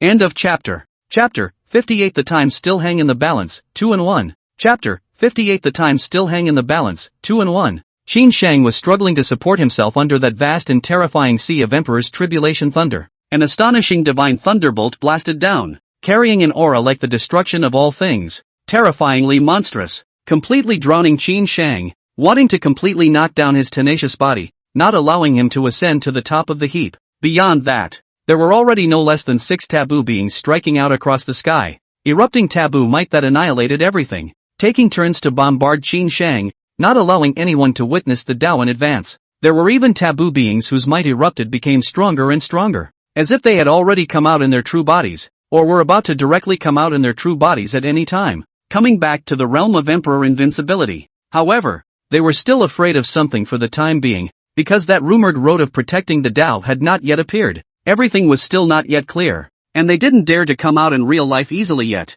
so as to avoid triggering certain great battles in advance. Some of the forbidden beings were still restrained, waiting for something. Qin Feng's figure was hardened against everything under the radiant and boundless rumbling sea of thunder. His body was tattered and drenched in blood, and he was vaguely already shaking, seemingly incapable of continuing to impact the Emperor's tribulation. Just he has not given up. There is still a tenacious and indestructible aura, sharp, still bound to break through everything to ascend to invincibility. He had been able to fight hard until now, except for the fact that he was indeed well prepared. It was also mainly because he was a flawless being nurtured by a super-specialized divine object like the Jinsang Fruit, and he already had a deep share of life. But no matter how deep the depths were under such a horrific witnessing environment, it was completely insufficient to be consumed. However, he still had a bottom card that he didn't use as all. Boo! Qin Feng, low hissing, extremely overdrawn itself, once again burst out atop of the might. In this on the verge of extinction, his death of the silence of the law vaguely have some metamorphosis. The power more and more subtle and strong. His round of unrelenting outbursts once again blasted through the sea of thunder, going against the Qianquan and stepping forward a huge step, almost topping the end of the Emperor's tribulation. The entire universe also gently trembled, as if there had been some omens of successful witnessing. This situation caused those forbidden beings to be slightly startled when they saw it, surprised that this witness from the end of the Dharma era was so strong and tenacious. But, transitioning under this drastic change to prove the Tao would actually be destined to be futile. Boom! Another 3 taboo beings as if relay general strike again, in the depths of the starry sky outbreak of taboo might, and to be more powerful than just a shortcut of horror. Seems to have been someone's real body out of the world generally. Qin Feng looked aghast, once again facing the fatal danger of having everything extinguished. Moreover, in his current situation, it was already completely impossible to resist the past, and it seemed that he was already doomed to defeat. In the meantime, the Lord of the Divine Court and the Lord of the Ancient God Palace harnessed the Violet Divine Court and the Ancient God Palace to explode the might of the mythic formation outward, so vast and majestic that it seemed like a boundless sea of gods was pouring down into the 9 heavens to suppress the Tao-guarding mountain. The Lord of the Divine Court also stepped out in his true form, his figure blazing with light, transcendent and divine, like an absolute god above the red dust, which could overwhelm everything in the world. He seemed to reside at the top of the myth, lifting his hand and pressing down with a palm, grand and superb might pouring down, squeezing down the vastness of the stars and buckets, shattering the 10,000 paths of the void, and causing everything in the world to wither away, with a worldly invincibility that was extremely exhaustive of the power of the red dust. Even the Tao-guarding mountain lord looked grave and had to deal with it with all his might. Not to mention that there was also an ancient god palace lord who was also not weak in the slightest. The Tao-guarding mountain lord unfolded the Tao-guarding mountain's formation with all his might, as an endless sea of ancient creature light and shadow rushed out, and a magnificent and surging mythological chi surged, seemingly evolving a pale and vast mythological scene. His true body stood on the Tao-guarding mountain, setting his tripod in the 8 directions, and he similarly struck out strongly, his body towering for ages, as if it was untouchable, and he was going to fight 1 against 2. But, while the ancient god palace lord was impacting the Tao-guarding mountain with his forbidden zone formation, he still seized the gap to bypass the Tao-guarding mountain lord, in order to strike out at the dragon abyssal emperor and bring him down. He reached out and gripped a supreme sword with a transcendent aura directly from somewhere, then directly chopped out a sword towards the dragon abyssal emperor. Boom! A seemingly transcendent above the earthly world of the absolute sword light blasted through space and time out. Sharp and transcendent, overriding the ancient red dust, can cut down everything on earth. With a sword like that, even the road guardian mountain lord was too late to block it. because he fronted against the Lord of the Divine Court as well as the two major Forbidden Area formations pouring down on him. It was impossible to block all of them any longer. Emperor Long Yuan felt the sword might of the ancient God Palace Lord. His expression was as usual, his eyes still cold and sharp. With how powerful he was, he wouldn't in fact be afraid of any of the forbidden giants. Bell. A long bell sound again, resounding through the universe of the domains, once again conveying the supreme majesty of the overriding 10,000 races and 10,000 living beings, just like a true dragon reappearing. Layer upon layer of bell waves once again crushed through the void, rushing out into a realm of nothingness, as if they were trying to open up a certain path and receive something. At the same time, Great Emperor Long Yuan also casually punched out, his fist blossoming with golden light, illuminating through the vastness of deep space. On his fist, a portion of Taoist might dominated by the true dragon Tao Law was displayed to the fullest, majestic and grandiose, overshadowing the ancient gods, and not much worse than the ancient god Palace Master. He had also practiced the true dragon Tao and had gone extremely far, only that he didn't take the path of completely transforming into a true dragon, but only used the true dragon Tao as the leading method for super-specification Tao cultivation. Rumble. An even more terrifying collision erupted. Endless light exploded in the battlefield. The scene was monstrous and horrifying, destroying the heavens and destroying the earth like a frightening aura carried out in all corners of the starry sky. There is no longer a place of peace in this world, and it wasn't just the violet divine court, the ancient divine palace, and the battlefield here on Tao guarding mountain that were moving appallingly. The battle on the bronze ancient ship was likewise extremely terrifying, shocking the ages. There were two supreme figures who seemed to be standing in the midst of myths fighting in a bloody battle, with occasional terrifying light and shadows filtering through, reflecting the amazing battle scene inside. There were even waves after waves of terrifying auras rushing out from the bronze ancient ship, shaking the universe and disturbing the red dust. Even the bronze ancient ship was impacted with a new gaping wound. A transcendent mythological forbidden area was somewhat unable to withstand this level of battle. But naturally, the bronze ancient ship was not yet sunk like this. The multiple mythological formations were still surging to the heavens, setting off endless horrifying waves, pouring down transcendent mythological haze, with a lofty and immortal aura. The path of protecting the way is illusory, and it is meant to be the path of taking death. The Lord of the Divine Court hardened himself against the Lord of the Tao-keeping mountain, and his expression was cold and austere, and the vanguard indifferently said. The Tao-guarding mountain lord smiled disdainfully and coldly at his words, and did not respond. It's not wrong to say that the path of protection is illusory, and it's probably true that it's the way to take death. Strongly open the path of protection, above which everything will be unknown, but sometimes the unknown is a way out. It was said that the one mythic deadly road within the mythic forbidden zone could lead to the mythic land, but that road was a truly confirmed absolute dead end. However, this is not the case with the path of protection, which does not have the many dangers of the mythic Jedi path. There's just an absolute unknown. They took advantage of this mythological drama to force open the path of protection. Although there's a huge chance that you'll get lost on the road and die without knowing how. Yet it is not true that one cannot find and reach the vastness of another existential myth. The fabled land of myths may be unique, high above eternity and immortality, dominating thousands of times in endless causes and effects.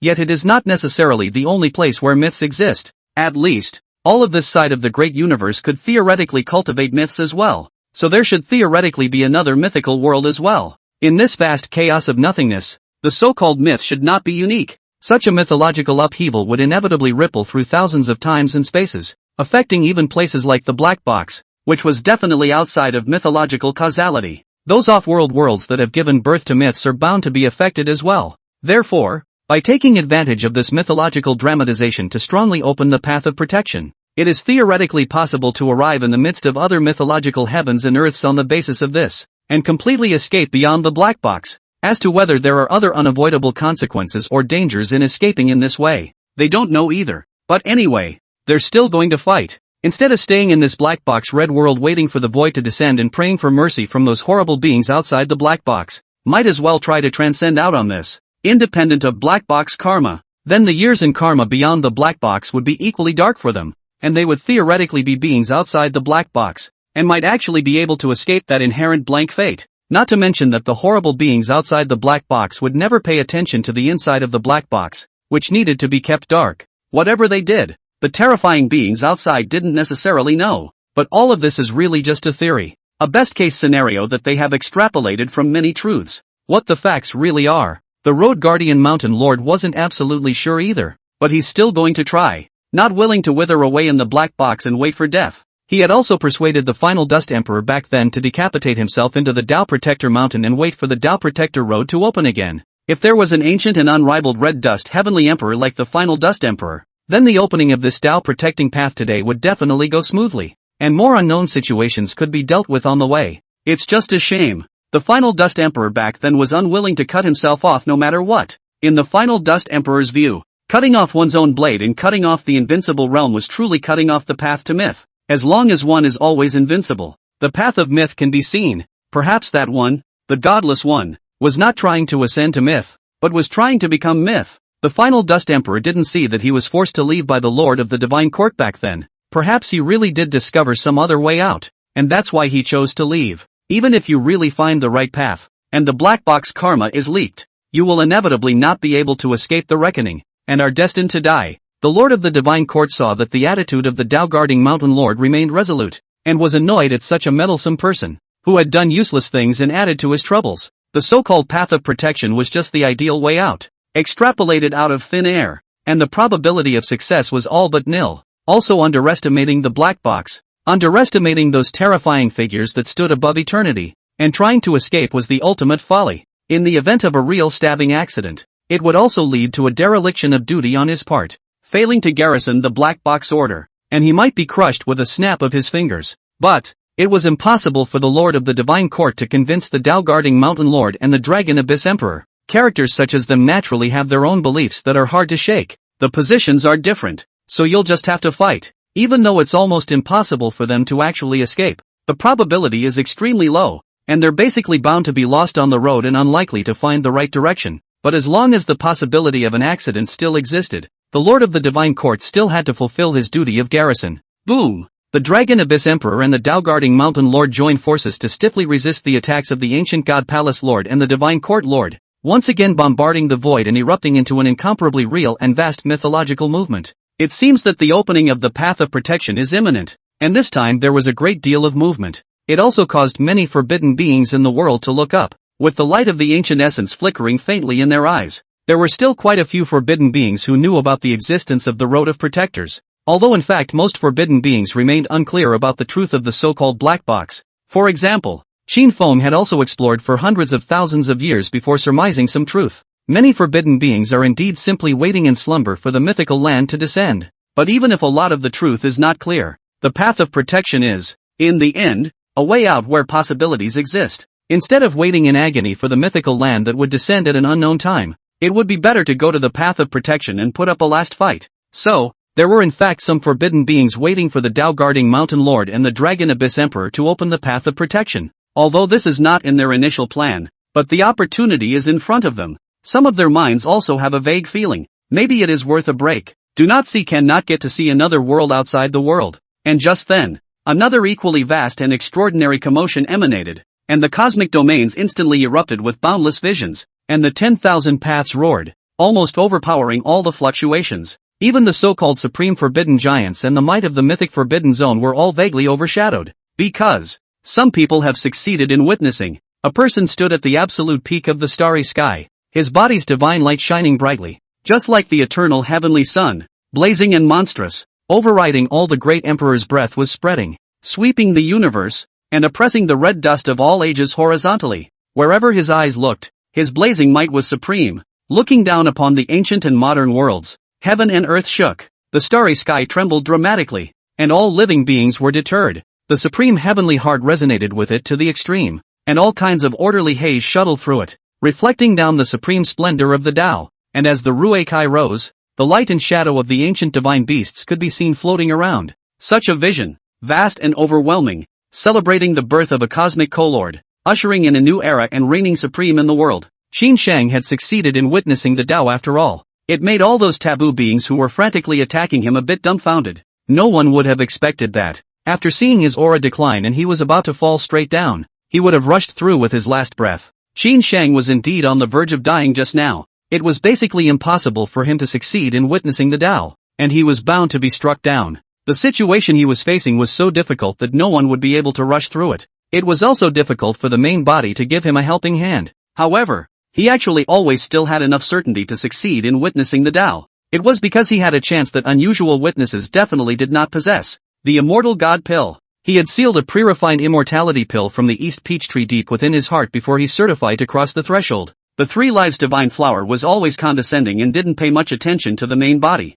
However, the East Peachtree is still normal and allowed to be harvested to refine immortality medicine. Qin Feng's body originated from the Jinsang Fruit, and in fact belonged to the category of immortality medicine. He took immortality medicine in fact could not completely baptize the essence of life with that portion of immortality creation, and it was difficult to reverse the living of a newborn. But that didn't mean that the immortality pill was useless to him. Taking it for the first time still had an amazing effect, allowing him to instantly replenish his status. It was by virtue of refining the immortality pill at the last minute that he instantly recovered from his injuries. Even after hardening himself against everything, he still managed to break through the final emperor's tribulation in one breath, ascending to the very top and succeeding in witnessing the Tao. The supreme heavenly mind directed and poured down supreme Tao sources with precision, causing his physical body, divine soul, and Tao lineage to sublimate extremely as one. That is, in the blink of an eye, he completely stepped into that invincible realm, shaking the ancient and modern worlds, suppressing the world's taboos,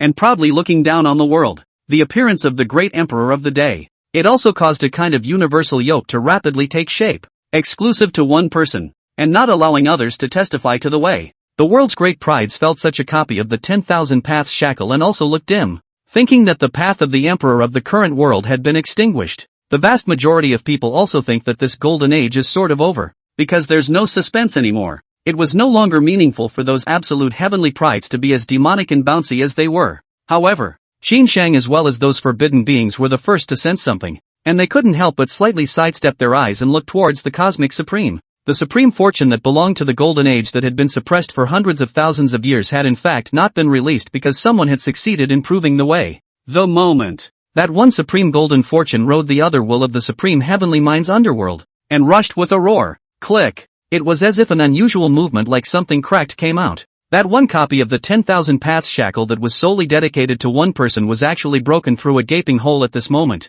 Although the shackles of the 10,000 paths still suppressed everything, there was a flaw at this moment. There is a supreme fortune that always rages through the universe, fighting against the shackles of the 10,000 paths, unwilling to be suppressed in this way. This situation, both can be described as two wills of the supreme heavenly mind fighting. A will to honor one person alone. The other will still wants to unleash that supreme golden fortune, not allowing this era to end, and granting an extra chance for a final ascent to invincibility.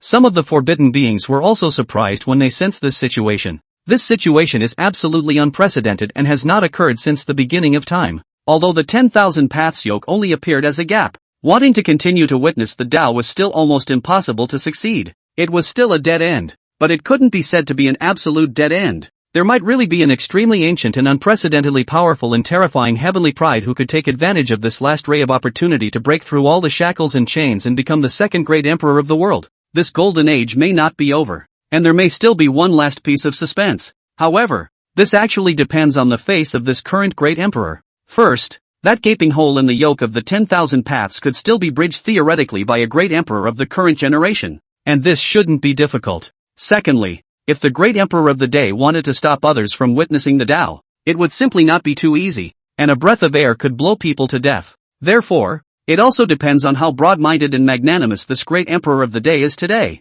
Will he allow another great emperor to appear or not? This age has not ended. Soon, the individual top-tier powerhouses of the world as well as those supreme celestial prides with keen perceptions also sensed the gaping hole in the 10,000 paths shackle. It seemed that there was still the possibility of finally witnessing the Tao and becoming an emperor. Even if it is still extremely unlikely and difficult, it is no longer absolutely impossible to succeed. This golden age is indeed unprecedented, and the years to come will only be difficult to replicate. There's even a final suspense? It's just that, can there really be another great emperor? Individual top-level existences in the world thought, very shocked in their hearts, but this is actually still just a guess. How the future remains uncertain, no one can say. Those who stand in the forefront of the world's supreme pride at this moment also pick up a renewed impetus. The light in the eyes, sharp can penetrate the ages, seems to continue to compete in the invincible road, riding the golden fortune and grasp that last line of opportunity. This golden age is not yet over. Even when there has been brilliance,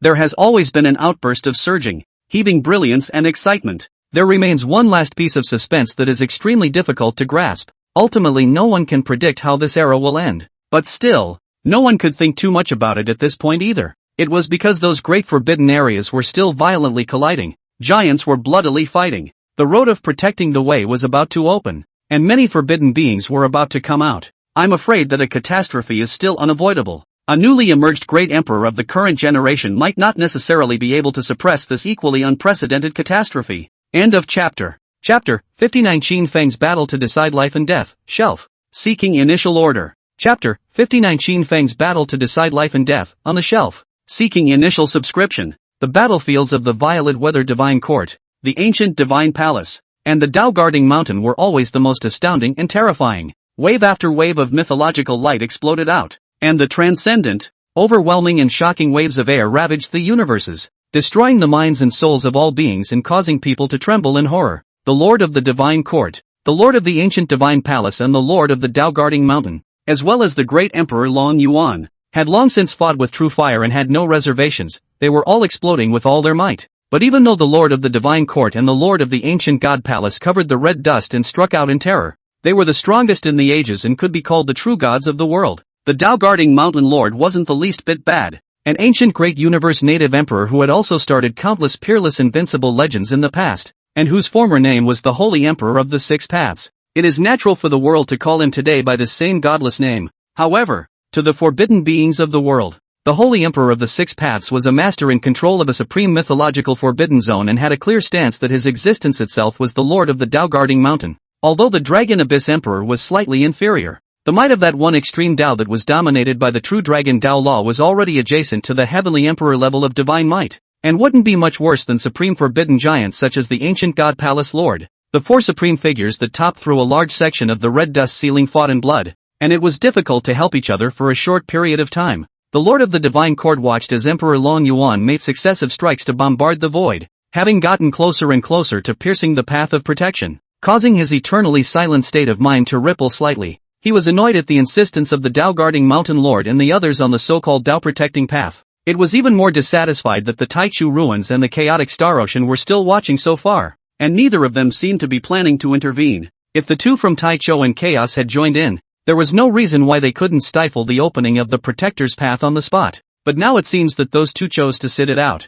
I'm afraid that not only do they think that the path of protection will not brew accidents, but they are also curious about this path, and thus want to observe it, and maybe even join the ranks of the path protectors in the future. The two from Taicho and Chaos had originally garrisoned an unsteady stance, and unless there was a heavenly emperor like the Terminal Dust Emperor, who was a huge threat whose growth momentum was nearly unstoppable, they would only be unwilling to intervene. As for the emergence of the great emperor of the day, the Lord of the Divine Court and other giants just glanced slightly sideways and didn't pay much attention. For the path of protecting the Tao, even if the great emperor of the day intervened, no matter which side he was on, it wouldn't affect too many things. Boom! Another burst of vast and overwhelming mythological movement into the great universe. A kind of astonishing and transcendent mythological aura then seeped in, penetrating the souls of all living beings, making people extremely shocked and trembling, as if they had felt the eternal aura of that mythological vast land of the legend. Under the efforts of the Yuan Emperor and the Tao Guarding Mountain Lord, it seemed as if that path of Tao protection was right in front of them, and it seemed that it was only missing the last weak layer of the wall to completely penetrate it. And in the meantime, inside the ancient bronze ship, Qin Feng held the purple god halberd in his hand. His body was filled with a faint but blazing light. The divine might was blazing and monstrous, burning the world's red dust to melt and collapse. As he looked at the red-clothed female giant opposite him, he could feel the other party's will to fight to the end in blood as well as her transcendent self-confidence. After a warm-up test and temporary stabilization of his realm, he also began to try to further explode his extreme battle power. In this battle, it was possible that it would take a battle of life and death to end it. Boom! The Tao source in Qin Feng's body intensified its vaporization, and his body also suddenly erupted with an even more violent and surging heaven-shattering might. His entire Tao line not only broke through the Heavenly Emperor's shackles, but also rushed forward for another period of time, and was already close to fully exploding his peak strongest Tao might. However, the consequence of this was that the physical body and divine soul served as the foundation to support the super-limited outburst of Tao might, which immediately made him feel a huge pressure that was vaguely about to collapse his foundation. Even the purple god halberd in his hand, which aided in supporting the Tao, gently trembled and blossomed with an even more fiery and brilliant light, overwhelming ancient and modern sharpness through the vastness of the deep space, covering the ancient and modern, seemingly to cut down everything, and even to the Emperor's soldiers themselves are melted and chopped through. but for the moment this was all he could hold together for the time being. For this battle, it was impossible for him to have much reservation. Qin Feng boomed a halberd strike, with a radiant blazing to the extreme of the terrifying divine might, like a brilliant eternal divine light. A moment to break through the void of 10,000 paths. Unstoppable. Seems to be able to destroy the myth. This top-tier heavenly emperor level divine might that overrode the red dust invincible realm caused even the red-robed female giant opposite to instantly change her face slightly. Pust. The light of the divine halberd was unstoppable, domineering and overpowering to the very top, and could cut down all the ancients, breaking through the barrier in an instant, piercing through the red-clothed female giant's body, bringing out a string of bright red and demonic godless blood. The terrifying might of this strike penetrated beyond the bronze ancient ship, truly overwhelming and transcendent heavenly emperor chi poured down, incomparably shaking the human world and causing the hearts of forbidden beings to tremble. Even some of the giant figures such as the Lord of the Divine Court and the Lord of the Tao guarding mountain were slightly startled, and could sense that it was the might of the bronze ship owner, causing them to be surprised once again at the might of that equally mysterious forbidden giant. However, Qin Feng had also caused the purple god halberd, a superlative imperial weapon, to collapse a fist-sized piece of the front edge due to the forced outbreak of this strike. His physical body had likewise suffered some fundamental damage as a result, and it was only not so easy to temper it back. The bronze ancient ship's triple mythological formation was always extremely explosive, melting supreme might towards the red-clothed female giant, also possessing a full threat, continuously giving the other party injuries. Xingyi suffered a heavy blow from this strike, and it was a truly heavy blow, making it impossible for her to recover in a short period of time, and she could only forcefully suppress it, making it temporarily unaffected to her own battle power. Although there were still a few moments of heartfelt shock at the bronze shipowner's sudden outburst of power, but inside she remained calm, still composed and confident. She never thought that a heavenly emperor-level figure like her, who claimed to be a brand new promotion, would be no match for a decaying red dust heavenly emperor. And the more the other side exploded in such a super specification, the more it showed that the other side had been pushed to the point where they had to fight for their lives. And she could probably tell that her opponent wasn't in that stable of a state, clearly having problems of her own early on. But this was normal. After all, it was a corrupted red dust heavenly emperor. After the self-beheading, the emperor-level origin had all been extinguished. It was impossible for the realm to be flawless and unblemished. Although she hadn't in fact completely stabilized her realm either, she was certainly much better than her opponent anyway, and she still had plenty of power and could erupt her extreme divine might in a more sustained manner. This battle was going to be much tougher than she had imagined, but already started the war and fought until now. She also has no retreat to speak of. Even if she really want to retreat, also nowhere to retreat. The other side does not see will easily let her go. Entangled in the end then can only be dead to fight on. But she was still confident. Her aura always climbed to the top, and her strikes were so powerful and terrifying that they could end the ages, believing that she could end everything strongly in the end. The other side. Qin Sheng had succeeded in proving the Tao, truly possessing the greatness of a great emperor, his supreme might overshadowing the world and shocking the world's taboos. Although he was able to quickly lock onto several forbidden beings, at this time he was not in a hurry to directly strike out and do battle. Today he pulls the strings. If he selected an opponent to start a fight, it was also tantamount to being entangled, and it could potentially become some sort of signal that directly prompted other forbidden beings to come forth, allowing the calamity cataclysm to descend directly. Many forbidden beings were waiting for that path of protection to open, and that might be the time for all those who wished to come forth. At that time, the forbidden plague would be like the overthrow of an ancient wave, and no one would be able to stop it. Not even the Lord of the Divine Court would be able to. Qin Sheng first recalled the reincarnation chessboard and formally began to incorporate his own emperor-level Tao rhythms for sacrifice, and this emperor's soldier would be cultivated and upgraded along with him. Secondly, he directly crossed the stars and retrieved 2 places of creation that his own body had set up a long time ago, where there existed some forbidden things that had been prepared in advance, which could help him deal with the next changes more calmly. But it didn't take long. Almost immediately after Qin Sheng certified as an emperor, that one path of protection is still open. Boom! The sound of a bell came out leisurely, and the supreme and unrivaled might poured and crushed in waves, and the terrifying and world-defying aura spread and shook the world. This strike by the Dragon Abyss Emperor had ultimately pierced through that layer of spacetime barriers, picking up on the turmoil of that mythological upheaval. The starry sky was rushed out with a large opening. An extremely brilliant and unrealistic chaotic luster poured out instantly. It exuded a transcendent and subtle aura that made everyone in the world, including forbidden beings, feel a shocking aura that transcended the earthly world. The surging river of chaotic light that poured down was not so terrifying and appalling that an emperor could easily resist it. But that kind of supreme and transcendent aura was obviously not the pure red dust vulgarity inside the black box, and should be sandwiched with a real myth. Almost at this very moment too. Rumble. It was as if the entire great universe had been completely activated, and there was a time when uncountable amounts of forbidden might erupted. A magnificent and heavenly world-defying figure walked out from the deep sky. There were also those who came out from the mythical forbidden zone, each with a surging aura that astounded the ages. Just the aura that was dispersed was overriding everything, and they were true invincibles. The entire mythic forbidden area of Dao Guarding Mountain also simultaneously crashed directly into the rift of the Dao Guarding Path, and lofty and eternal might poured down to suppress this one entrance. When the Lord of the Divine Court and the ancient God Palace Lord saw this, their expressions were icy cold and solemn. This time the opening of the Road of Protectors was still not prevented successfully, and there were bound to be people who would have to step in and go after the illusory worldly places. All they can do now is presumably stop as many people from going in as possible, or hope that no one finds the right direction on the way, and they all end up lost on the road, dying in uncharted territory, with all the karma drowning with them. And also at this same moment, a catastrophic holocaust also erupted. In just an instant, 9 forbidden beings in the deep space of the universe came out in their true forms, brazenly unleashing the plague, covering the vastness of the starry sky with just one hand, melting and refining all living beings and extracting pure vitality. And that's just the initial one. There are more forbidden characters breaking the seal right after that. Especially, there were also figures of evil giants riding out of the mythic forbidden zone, their true bodies standing on top of the world, looking down on the red dust, backed by the might of the forbidden zone, devouring the cosmic beings and participating in this calamity. One time, the universe trembled, the vastness of the stars was ravaged by the taboo,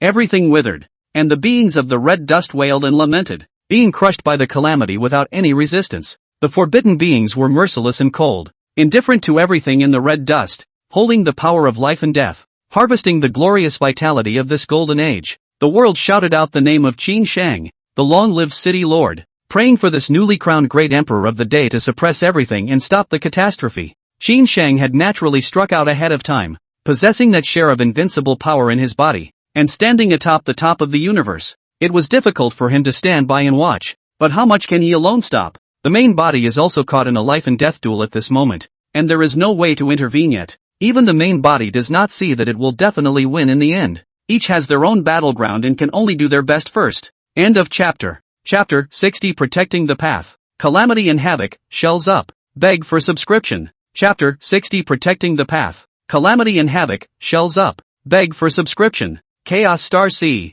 This unique mythological forbidden zone was a vast ocean of chaos like ink. There are many bright stars that seem to be mythological only, as if they are a mysterious starry sky cut off from the mythological universe. Magnificent and absolutely beautiful. Transcendent. At this point, a great and intimidating figure from the chaotic sea of stars out of the body of the Emperor power surging, the potential to break the ages. Every step out of the vast starry sky a shock. The bucket turns the stars, the sky starlight with the line, as if the starry sky master, star power ancient emperor. Those forbidden beings didn't need to look, they could recognize who it was just by feeling that power. The star power ancient emperor was similarly described as a forbidden giant, a terrifying existence of absolute invincibility in the ancient era, and now that he was out in the world, his divine might was immense as he crossed the starry sky, heading straight toward that path of protection. This caused many forbidden beings to be slightly startled as well. The star power ancient emperor had come out of the chaotic star sea, a mythological forbidden zone, and was even trying to break through that illusory protective path as well.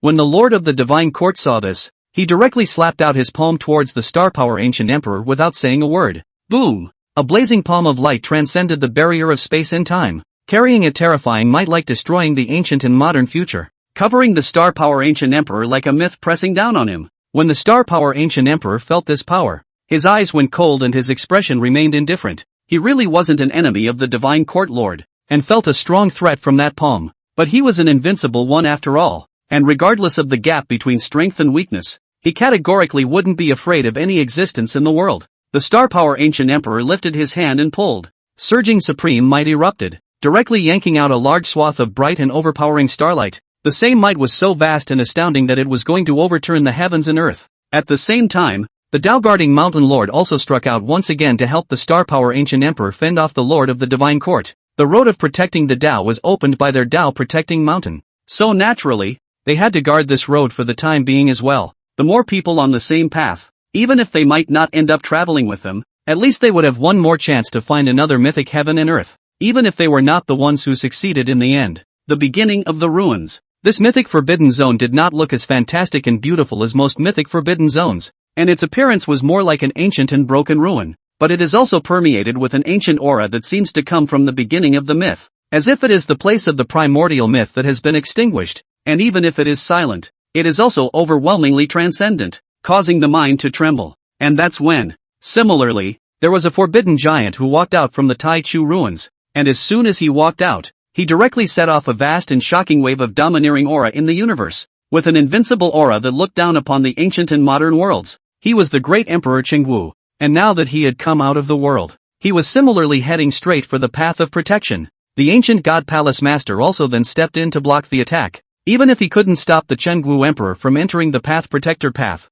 he had to weaken his power and reduce the probability of them finding the right direction on the Path Protector path. An ancient sharp sword light flew out from the ancient divine palace, cutting through the vastness of the starry sky in an instant, pouring down transcendent sharpness and chopping straight at Emperor Qingwu. However, a large golden bell appeared with a loud bang, and the bell sounded so long that the universe trembled. That one sword light was immediately impacted by the sound of the bell, dimming quite a bit in an instant. Great Emperor Long Yuan likewise guarded this path for the time being, willing to help other emperors ascend the path of protection. Emperor Qingwu naturally returned the ancient God Palace Master's attack as well, and as an invincible person, he was naturally fearless of everything. But at the same time, the great Emperor Qingwu was crossing the starry sky at breakneck speeds to ascend the path of the Protector. He looked toward the forbidden supreme being who was unleashing the plague in the other side of the starry sky and casually blasted out a fist directly. A monstrous fist might of ancient hegemony erupted, shocking the world and the heavens, shaking the domains of the universe and causing all the forbidden beings who were participating in the calamity catastrophe at this moment to be frightened.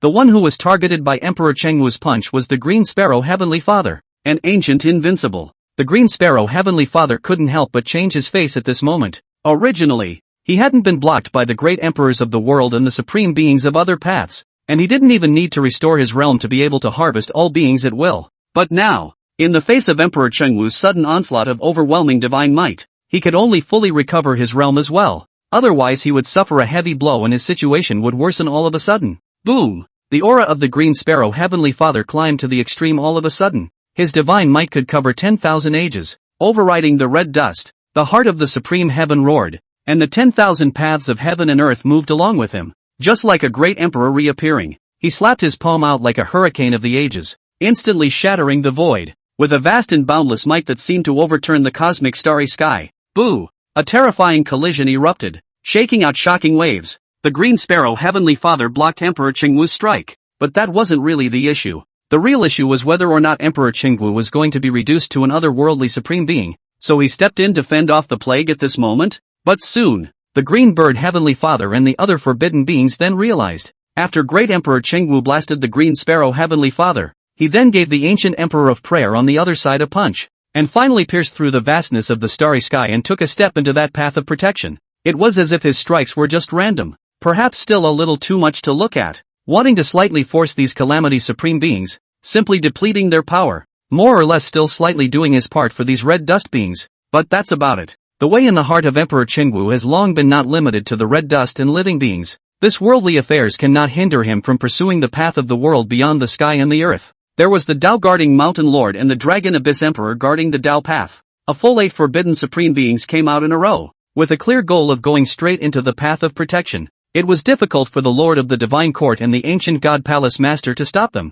and this made them even more dissatisfied in their hearts with the two supreme giants of Taichu and Chaos who indifferently sat back and watched without making a move. Even their two forbidden zones came out with two giants directly joining the Road Protector. But, in fact, even the Forbidden Area Masters, and the other forbidden beings in the Forbidden Area, are theoretically equal in status. All are invincible, and there won't really be anyone who is willing to be below anyone. It was impossible for the Forbidden Area Sovereign to command the forbidden beings underneath. The Lord of the Divine Court and the ancient God Palace Lord were actually the same. For example, this time when the road to protecting the Tao was opened, they likewise shouted at the forbidden beings in their own forbidden zones not to intervene. But since they are in their restricted area, their basic stance has to be the same, and their interests are not in conflict with each other, at least not as enemies. If the kind of terrifying emperor that was enough to threaten the forbidden zone appeared, they should also join forces to stifle it. But bothering to stop the path of protection was clearly not within the interests of most taboo beings.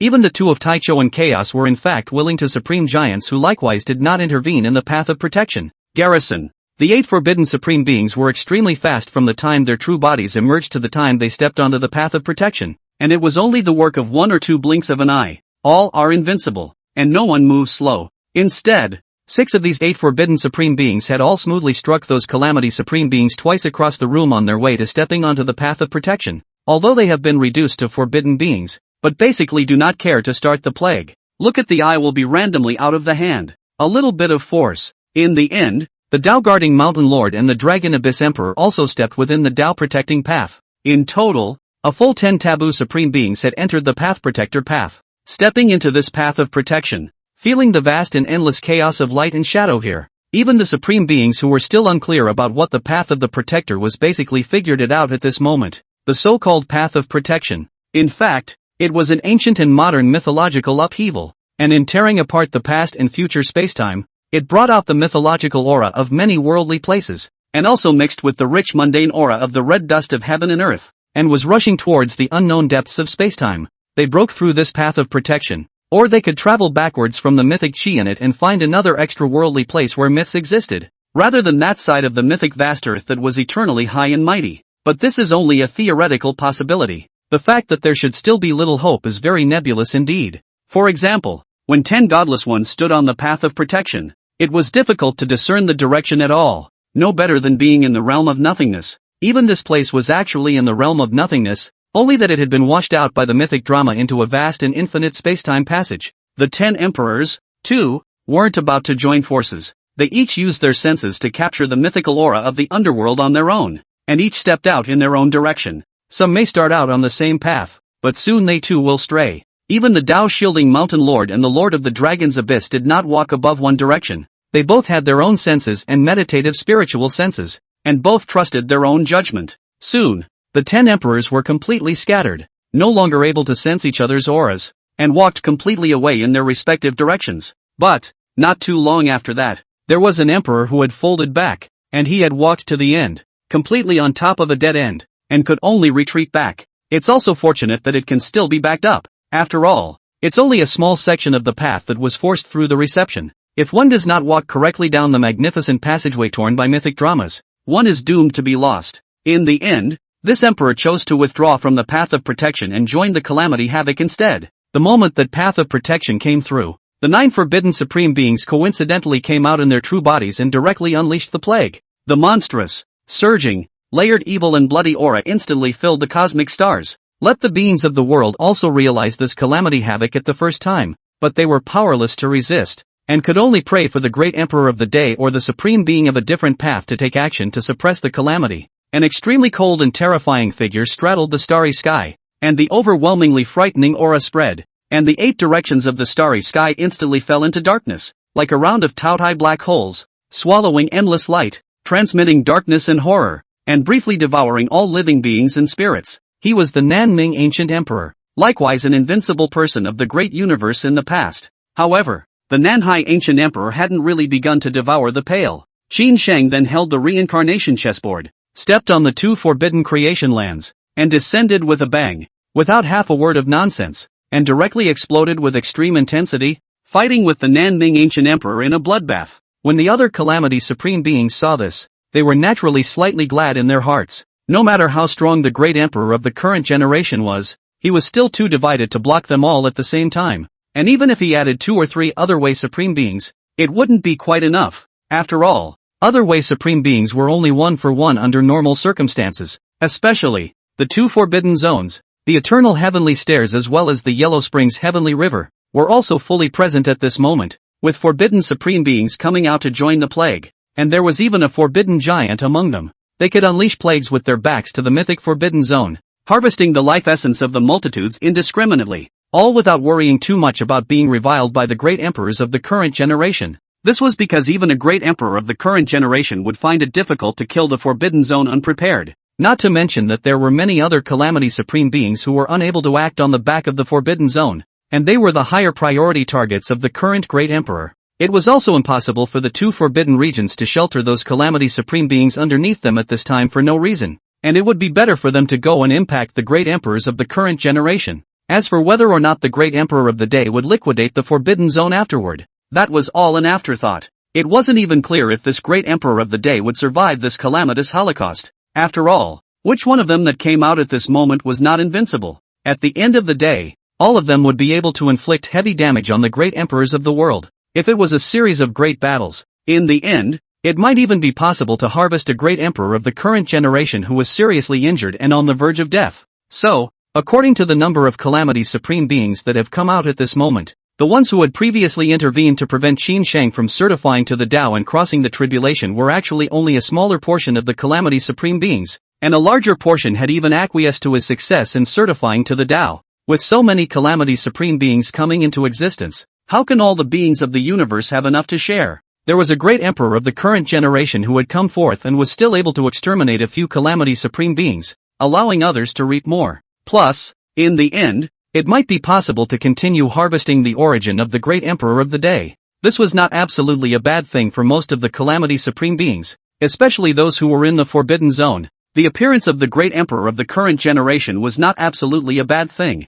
Those few who had stepped in to stop Qin Feng from certifying the Tao were purely because they didn't want any accidents to occur and didn't want the great emperor of the current generation to appear. The many Calamity's supreme beings would have their own thoughts and calculations, and then make what they thought was the right choice. But Qin Feng's strike was only the beginning. The power to resist this calamity was not only his, but also broke out one after another at this moment, to follow him, the great emperor of the world, in resisting the calamity. End of chapter. Chapter 61 The World's Underpinnings of Resisting Calamity, Shelf 3 more 10,000 words. Chapter 61 The World's Underpinnings of Resistance to Calamity, Shelf 3 10,000 words. Seeking subscriptions. Boom! Qin Feng vaporized his emperor-level origin, sublimating his battle power to the extreme. His fist flickered with the ghostly light of silence and death as he blasted and chiseled into the Nanhaiming Ancient Emperor's decaying emperor body. The blazing divine might belonging to the great emperor of the current generation surged and poured down, overwhelming everything, unparalleled in the world, directly bringing out large swathes of emperor's blood, causing the Nanming Ancient Emperor to suffer a heavy blow with his first strike. The reincarnation chessboard on top of his head also shone with black and white light, sweeping down a powerful light of emperor-level might, similarly giving the Nanhaiming Ancient Emperor a serious injury. Beyond that, Qin Feng stepped on two pieces of creation ground under his feet, which housed the emperor-level formation stones that his own body had casually refined by gathering cosmic treasures in his spare time. Those emperor-level formation stones contained terrifying forbidden might, and could erupt at once with a great power comparable to an unusual strike from a great emperor. Boo! An emperor-level formation stone was directly activated by Qin Feng and projected out, immediately releasing a blazing and shocking terrifying might, with an emperor's aura undulating and permeating the air, covering the red dust and dust, supremely strong and unparalleled, enough to seriously threaten the taboo supreme. The Nanming Ancient Emperor was bombarded by the might of the emperor-grade formation stone, and his injuries became even more severe, his breath being knocked down quite a bit at once. Upon coming up, he suffered a set of combination attacks from the Danganronpa. Even the Nanming Ancient Emperor couldn't help but sigh at this moment that he was so unlucky that he was actually directly targeted by the first of the great emperors of the current generation. Moreover, he was already depleted of vitality and life element, and at this moment, he suffered heavy injuries one after another, making it difficult to completely resist down. And all of a sudden, the situation was critical, and he immediately felt a share of the danger of falling, and could even already foresee his own end. But what can he do about the situation? He could only fight until the end. At this time, there was also no way that anyone would be willing to team up with him to fight and kill the Dangshi Great Emperor. They were all waiting for him to re-injure the Dangshi Great Emperor. However, Qin Feng was not only strongly attacking the Nanhai Ancient Emperor at this time. There were hundreds of emperor-level formation stones in the two creation grounds beneath his feet. At the same time, he also continuously projected formation stones towards the other Calamity Supreme Beings, activating the surging power within them, pouring down towards them like the vast ocean of the nine heavens, stopping them from wreaking havoc on the world as much as possible. To be able to have so many emperor-level formation stones, it had to be thanks to the fact that the main body was truly idle in the early days, raising its Tao lineage while also sacrificing formation stones to test the might of its own pure Tao source. That was why these emperor-level formation stones had no clear traces of Tao, just a pure share of emperor-level greatness. Somewhere on a boundless starry sky, the thousand myriads great emperor stood here, her green silk draped over her face. Her divine face was absolutely beautiful for ages, and in her pair of exquisitely beautiful eyes was extreme coldness and indifference. She had not restored her former realm, but just standing here, the aura of an invincible person naturally emanated, and it was enough to sweep away everything in the world. Her pair of deep eyes suddenly erupted at this time with an extremely mysterious and supreme aura, transcendent and terrifying, covering all kinds of things, spreading out from the sky and immediately enveloping a large part of the vastness of the starry sky. In the depths of that arcane and supreme might, there was a hidden evil and bloodshed. The living beings under the starry sky were affected by this forbidden might that was raging towards them, and they didn't even need to think about it much. Under this turmoil nowadays, it couldn't be anything other than a calamity. But, in the nick of time, an Emperor-level formation stone activated in advance, transforming into a surging and blazing Emperor-level wave that crushed through the void and directly slammed into the Thousand Myriads Emperor. Even that portion of the plague's might was directly curbed, but a small portion of the star realm close to the Thousand Myriads Emperor was still miserably devoured. The Thousand Myriad Emperor also didn't expect that the Emperor of the Day would still have this kind of means to stop them at this time, but she also still had not recovered her realm, and braced herself to forcefully resist the might of that Emperor-level formation stone in her current state, causing her to suffer a share of not-so-light trauma, but she was still holding up at the moment, and the problem wasn't too big. And a similar situation, throughout the cosmic stars, many scenes of calamity have occurred. Qin Feng is trying hard to try and thwart this calamitous havoc with his own efforts. Even if it was the two mythological forbidden zones of the Yellow Spring Heavenly River and the Eternal Heavenly Staircase, he threw a few stones as usual, and it could be blocked just as effectively. Such a situation caused those calamity supreme beings to be quite surprised. It was impossible to comprehend how this newly promoted Dangdang Emperor possessed such an abundance of forbidden means, coupled with the fact that the other party had previously relied on the immortal god pill to forcefully break through the Emperor's tribulation. That was also by no means a chance that an ordinary witness could possibly obtain. And the fact that it surprisingly comes from the end times is just as unique. In short, the current Great Emperor of the Day had a mystery that was difficult to see through. Great Emperor. All beings and spirits in the world also saw at this time that the Great Emperor of the current world was pouring out his efforts to suppress the plague and was sheltering them. It allowed them to feel one last measure of peace in the midst of this dark and horrifying turmoil. And the Great Emperor of the Day was always still something they could look up to. The people of the world were not yet clear about the imperial name of the current Great Emperor, and most of them prayed silently, calling out the word, and only the current Great Emperor was in fact still called a Great Emperor. Great Emperor. However, there were also a small number of people who were shouting for City Lord Qin, or the Longevity Emperor, or the Reincarnation Emperor, because the city that Qin Feng is based on is indeed called Longevity City, and he had earlier inexplicably renamed the Shangtian chessboard as the Reincarnation chessboard, and now it seems that perhaps there was a deeper meaning, and that he had long been confident that he could become an emperor, and that he had already established that one path to cover the world and be invincible. But even though Qin Feng was fighting for his life, there was also still a piece of the vast starfield that gradually went out, swept and devoured by the Calamity Supreme. He couldn't quite stop the entire plague. The scale of the Holocaust was still too exaggerated. The only thing to be thankful for, Qin Feng is not alone. The Yuan You Emperor, a former invincible person who was basically confirmed to be the supreme of the different paths, was still out in the world this time as well. But now that he had once again regained his realm, it was already difficult for him to regain his former heyday as a great emperor, having survived the divine origin for hundreds of thousands of years. Although being in this mythological forbidden area of Dao Guarding Mountain, one's own emperor-level origin was still quite solid, but naturally, it was still far inferior to the beginning, and it was already difficult to continuously vaporize the origin to sublimate one's battle power. His state and extreme battle power didn't seem to be much better than those Calamity Supreme beings. Add to that the unprecedented horror of this calamitous holocaust. Today's battle will probably be his last battle, and it is basically impossible for him to continue to survive. And even if they could still survive, they would inevitably decay and weaken, and might even have trouble maintaining an emperor-level realm, so there was not much point in living. Boom! Emperor Yuan did to retrieve the Yuan Extreme gun that was stored in the Yuan Extreme Holy Land, and this imperial weapon also responded extremely well to its former owner, erupting with heavenly sharpness, tearing apart the stars and buckets, and wanting to cut down all the ages. The Yuan You Emperor was armed with a gun and directly killed the Kuei Emperor, a supreme being from the Devil Abyss who was also unleashing a plague at this moment. A great battle erupted, and the commotion was so great that it spread to the domains of the universe. The Yuan You Emperor temporarily sheltered this vast expanse of stars, allowing the world to feel one more piece of hope. The Yuan You Emperor was basically evenly matched against the Kuei Emperor, unable to gain much of an advantage. And even if he won, he might not be able to continue to the next battle, and it was even possible for them to die together, even with the addition of Emperor Yuan Tai. This catastrophic holocaust also remains horrifyingly dark, and countless living beings are still constantly being devoured. Beings were wailing for help, hoping that a few more ancient emperors would come forth. And at this time, it is as if the pleas for help from the beings of the world are truly heard. It was true that someone else had come out to fight the scourge, but it wasn't an invincible person. It was a weak being that had forced its way into the realm of the invincible, and there was more than one. It was a large group. Somewhere deep in the stars, there was a hidden and ancient place where a god transformation platform was stored, and in the past, the god transformation emperor had tried to evolve himself into a myth here, but failed. His realm was destroyed, and his fleshly body and divine soul were shattered. The god transformation emperor didn't die immediately, but he was also completely muddled, and everything merged within this god transformation platform until he finally died. Many taboo beings still think that the god of transformation emperor should also behead himself and fall into the taboo beings, not knowing that it is the realm collapse and death, but also similar to the self-beheading. At this very moment, the transformation god emperor's son arrived, his stance dashing and uninhibited, his expression wanton,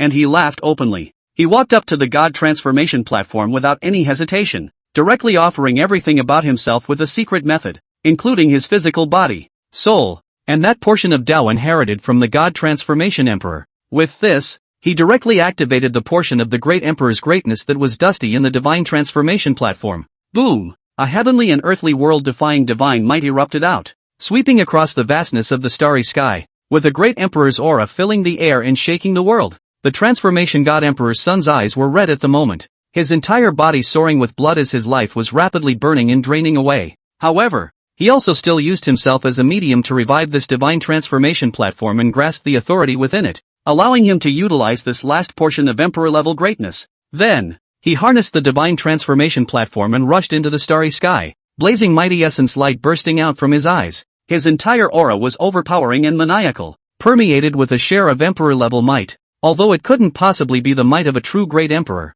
there was still a large gap, but it was enough to resist the invincible. The transformation god emperor's son knew very well what he was doing and knew that he was bound to die. He didn't feel that he was that great either, just that he had long wanted to enter the divine transformation platform to squander that remnant of emperor-level greatness. Now the opportunity had come, and he had been impatient for a long time, to come out in this golden age. Isn't it also for the sake of being able to become an emperor and step into the invincible realm? And isn't the thing to be done basically suppressing the world's taboos? He could just go ahead and do it now. Does it really make a big difference if he becomes an emperor or not? The God Transformation Emperor's son harnessed the God Transformation platform to crash directly into the Green Sparrow Heavenly Father, his aura fierce and unparalleled, crushing apart the starry sky and triggering tremors in the starry sky, approximating the might of an emperor striking out. The Green Bird Heavenly Father also frowned slightly when he discovered the Goddess Transformation platform and the Goddess Transformation Emperor's son. With his realm, he naturally saw at a glance that there was something wrong with that divine transformation platform. How could a mere emperor's son want to confront him with such means? Although he was not afraid, he did still have some trouble that could block him to some extent. The other forbidden beings also sensed the emperor-level might of the God Transformation platform in the first instance, and it was similarly not difficult to see the secret. Even they could probably guess the cause of the death of the God Transforming Emperor back then with this. Rumor has it that the God of the Year will be the word myth as a great road to enlightenment practice, to create a unique red dust mythological way, but did force a road. But the intention is too grand. In the end, or on the road to extinction. And finally the death of the road to extinction. Boo! The Transformation God Emperor's son still erupted into a collision with the Green Sparrow Heavenly Father, possessing that one share of invincible, world-defying might that effectively blocked its pace. After the world was informed of this truth, they naturally gave a share of admiration to the Transformation God Emperor's son. But the Transfiguration God Emperor's son wasn't the only one. The Qin Runhuan watched as his senior uncle proved to be an emperor in a bloodbath, and the Yuan Di Emperor came out, along with the emperor's son of the god of transformation fighting off taboo beings with the body of an ant. He had also made up his mind a long time ago, and was activating the human king body origin in his body to the extreme, to vaporize everything and forcefully resist the might of the great success. After he pushed his own origin to the saint realm, he realized that his own origin could be activated infinitely, evaporating and sublimating ahead of time, and stepping into the realm of invincibility ahead of time. But if he did so, his own origin would naturally evaporate in a very short period of time, like a brilliant and short-lived firework that flickered away and could only shine for a moment of brilliance. But see this calamitous havoc today. It would be just as well if he didn't possess this power, but he might actually be able to go out and block the calamity and buy some time for his senior uncle. He also thought about not making a move and just living with it, so that when he slowly cultivated to the invincible realm in the future, he might be able to put it to greater use in the future. But, the invincibility of the future, in the end, cannot be used in the present. The splendor of the present moment does not necessarily play a weaker role than that of the future. The king of the Qin people was thinking in his heart, but in fact, he was not torn in his heart. His mind was as transparent as the transformation god Emperor Sun's. How could he think so much about the future? He would fight first. Even if you die, you don't really have too many regrets. At least you were truly invincible, and blossomed in the world with great splendor and brilliance. Boom! In one breath, the Qinren king vaporized his own physique essence to the extreme, consuming and overdrawing at a high speed, but it also made his whole person's might climb to the extreme all of a sudden, and his body surged with a sense of heavenly loftiness, which could support 10,000 years of age and stand on the red dust of the human world. Then, he also struck directly, choosing Emperor ICP as his enemy close by, roughly erupting the might of the great adult king body, but also effectively blocking Emperor ICP. The Qin Runhuang's outburst revealed a share of invincible might and shocked the world in the same way. Even the forbidden beings were unable to confirm for a moment where the Qin Runhuang's invincible might came from, but only more or less guessed. Qin Shang felt this portion of Qin Runhuang's might and knew that this master-nephew had still chosen to burn out his origin and strike. He sighed slightly in his heart, but he could no longer change anything. This was the Qinren king's choice, and he would bear any consequences as well. After the emperor son of the transfiguration god and the king of the Qin people forcibly acquired the power of invincibility to fight against the scourge, another grand and magnificent imperial dynasty was also prepared, and it directly came out to fight the scourge. An imposing and majestic imperial dynasty's giant city with a dragon's breath steaming up into the sky and the universe flew out from a certain ancient planet with a loud bang, straight into the starry sky. A vast might that was surging and vast, pushing towards the emperor level, poured out from this giant city of the imperial dynasty. In the world's senses, that imperial city scene was so astonishing that it could almost be compared to the mythical Forbidden Zone. This was the grand imperial palace of the Shao imperial dynasty, built by that Shao human emperor of the past, long surviving to this day. And Emperor Shao Ren's 9 biological emperors were also born in this era. The 9 great emperors jointly activated to catalyze this magnificent imperial city. The same can directly erupt surging through the heavens of the might of the ages, can shake the invincible. This would likewise require an overdraft of the 9 emperors and even everyone in the entire imperial city. But they were just as willing to do so, and the rest of the imperial city was willing to give everything, because that father of theirs had given birth to their 9 emperors and established this great immortal imperial dynasty. It seemed to be for this reason. The last 9 emperors should be able to survive a person, live that is the only true son of God. There will be another ancient creation, or can help him break through the shackles, against the heavens into the emperor. The 9 of them are brothers with a deep and undivided kinship, all willing to put everything on the line to help one of them, still unknown, reach the top of the heap. Rumble, with the transformation god Emperor Sun, the Qin human king, and the 9 emperors of the Shao imperial dynasty plus an entire imperial city participating in the battle. This calamitous catastrophe has only slightly been warded off. The many forbidden beings were quite surprised to see such a situation, not realizing that this golden age had also seen the emergence of such an underpinning of resistance to calamities. Even if there were no great emperors of the current generation, they were only afraid that someone would be spelled to death. So much for the battlefield of the plagues and holocausts, and that path of protection has gradually returned to silence. The Lord of the Divine Court and the Lord of the Ancient God Palace were also unable to easily close this protective path, in which that portion of the chaotic mythological chi wave was very surging, and had to wait for it to naturally quieten down. They hung high above the Forbidden Zone, looking down on the cosmic beings, and for the moment, they only cared about that protective path. As for this calamitous havoc, they will not intervene at all. Their eyes have been put outside the black box, for these weak beings inside the black box will not care at all. The universe beings, even if the great reduction can be quickly recovered, it was naturally impossible for them to waste their efforts in order to shelter the red dust beings. This was true even for great emperors and invincibles. Great emperors appeared era after era, and there would still be more when they died, and it didn't matter all the same. As for the battlefield on the ancient bronze ship, rumble, an extremely terrifying movement erupted, rushing out of the bronze ancient ship and even tearing through the hull, the aftermath of the battle shocking the heavens for ages. Then, Qin Feng was slightly shaken out on top of the bronze ancient ship, and the right side of his body was almost crushed, dripping with blood, obviously suffering from a horrifyingly heavy blow. When the Lord of the Divine Court and some of the forbidden beings saw the scene, they couldn't help but be slightly startled, thinking to themselves, could it be that the bronze ship owner was unable to defeat that mysterious giant and was going to die in this way? But The people outside don't know. Compared to Qin Feng, that red-robed female giant looked even more grave, her realm even more unstable, and her injuries even heavier. End of chapter. Chapter 62 Settlement. Chapter 62 Settlement. A vast mournfulness suddenly spread throughout the universe along the 10,000 paths of heaven and earth, transmitting some kind of unspeakable extreme in cold Tao rhythm. This copy of the heaven and earth vision, although it was vast, it was not worth mentioning compared to the many terrifying movements in the universe at the moment. The Nanhai ancient emperor is dead. As a former great universe emperor, this mournful heaven and earth vision came out for him. Qin Shang had forcefully subdued the Nanming ancient emperor, and the time taken from the start of the battle to the end was actually very short. Moreover, the Nanhai Ming ancient emperor hadn't inflicted too serious an injury on him before he died, and a considerable portion of his attack had been blocked by that batch of emperor-level formation stones. Qin Shang followed up by directly killing the Kuei emperor who was in the middle of a bloody battle with the Yuan emperor. Boo! He arrived with a bang, his body blazing with great emperor might, intimidating people without equal,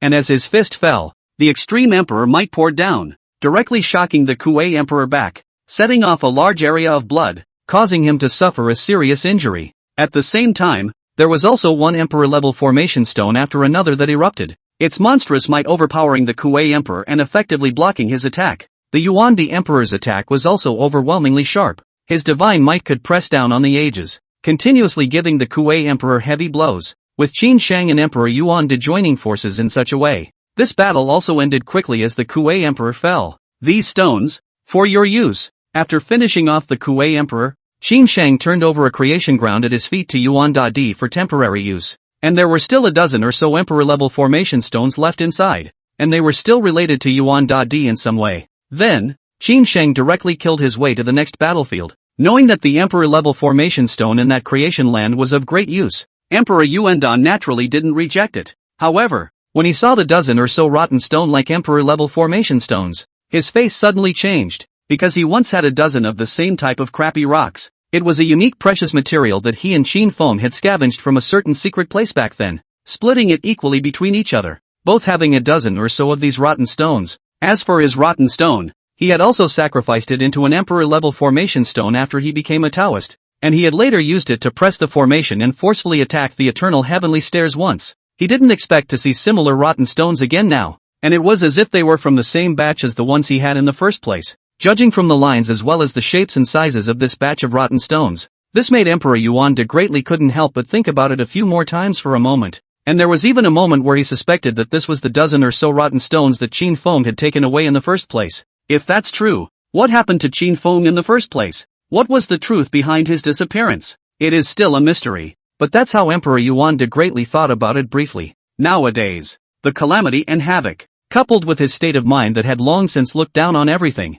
he did not think deeply, and similarly killed directly to the next battlefield. With these emperor-level formation stones, he didn't need to join forces with the great emperors of the current generation, and he should still be able to fight off another calamity supreme, but he was actually on the verge of his limit, and the next battle would only be a battle of the same death. Boom! Qin Shang traversed the starry sky, instantly killing in front of Emperor Hong Hong, and blasted out with a fist of extreme great emperor greatness. As the overhead reincarnation chessboard poured down a blazing haze, coupled with the emperor-level formation stone, a set of combination attacks came down, similarly granting Emperor ICP an unparalleled heavy blow. Emperor Hong Hong had just been blocked by the Qin human king and hadn't been able to make up for too much of his vital life essence. Instead he had been consumed, so he was already very weak as well. This round of heavy blows came down, and Emperor Hong Hong was likewise on the verge of falling. Uncle Sherfu, the Qin Runwang looked at Qin Shang at this moment, able to feel that part of his senior uncle's dynastic great emperor's might,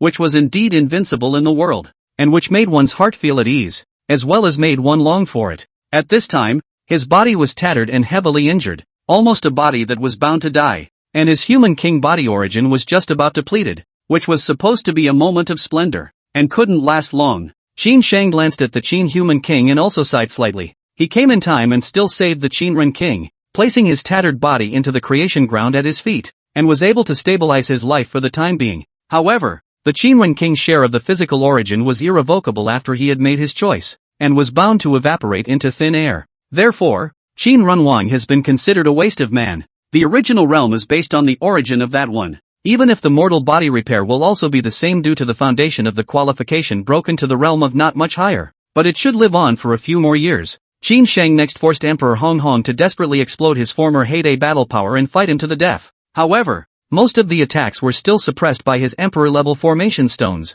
and he still didn't suffer multiple injuries. Then, he subdued Emperor Hong, and then struck down a calamity being. Boo! The God Transformation platform was still shattered by the Green Sparrow Heavenly Father, and the God Transformation Emperor's son had his body crushed for the most part in an instant, already seeing that death was drowning itself. But it was at this time Qin Feng once again arrived in time, directly blasting a set of combination attacks at the Green Sparrow Heavenly Father. At the same time, he fished out the Transfiguration God Emperor's son and casually gathered a divine source from the 8 directions of the starry sky to cover and fall on his body, fixing his dying life. Although the Transfiguration God Emperor's son was just as fully overdrawn to the point of exhaustion, forcibly rescuing him would also be a waste. But in passing, it doesn't matter if you save it. The Green Sparrow Heavenly Father had previously sparred with the Chenggu Emperor and was forced to recover his realm, and then was intercepted by the Divine Transformation platform, and likewise had not recovered much of his vital life essence, and was just as weak, and his realm decayed. After Qin Feng made his move, he erupted with the might of a dynastic emperor, and with the addition of the Emperor-level formation stones, it similarly didn't take long before he also subdued the Green Sparrow Heavenly Father. In a row, they resolved the Nanhai Ancient Emperor, Emperor Kuei, Emperor Hong, and the Green Sparrow Heavenly Father. Qin Feng naturally still inevitably suffered a not-so-light injury, and the last desperate strike of those calamity supreme beings that had forcefully sublimated to their former heyday of battle power was still incomparably terrifying. Still, his injuries at the moment were much lighter than expected. Many calamity supreme beings were thinking that they might be able to prey on this newly minted Dang Dang Emperor at the end. But now, it seemed that the current state of this great emperor of the current generation was not so seriously injured and weak that he could easily be beaten to death by the group, which was completely out of their expectation. And naturally, the main reason was that this great emperor of the current generation inexplicably had a large batch of emperor-level formation stones to squander, which were all disposable taboo supreme treasures that could be used to suppress formations during a strong attack on the mythic Forbidden Zone. Seeing the Dang Dang Emperor in such good shape, those few calamity supreme beings who hadn't yet been caught up in the battle then budged. No longer planning on having to finally prey on the Dang Dang Great Emperor, they took advantage of the chaos to re-hide themselves after devouring enough of the being's life elements. Although they were hidden like this, it was still possible for the current Great Emperor to trace them out in the years to come. But when the world's Great Emperor 2 years even if has been in search of people, at most can only trace a limited number of 2 or 3 people, who do not think that the unlucky one will definitely be their own. At this moment hidden up should be the best choice. Moreover, nowadays, quite a few mythic forbidden zones had vacated their positions, and there was also a need to replenish the township's strength. They could also contact the mythic forbidden zone and enter it after gaining trust from each other. So naturally they would have security. During this time a forbidden being returned from the path of protection and participated in the plague, but after preying on 3 large swaths of the star realm it too stopped and then returned to that mythical forbidden area of the immortal realm. The calamity supreme beings of the Yellow Springs Heavenly River and the Eternal Heavenly Stairs,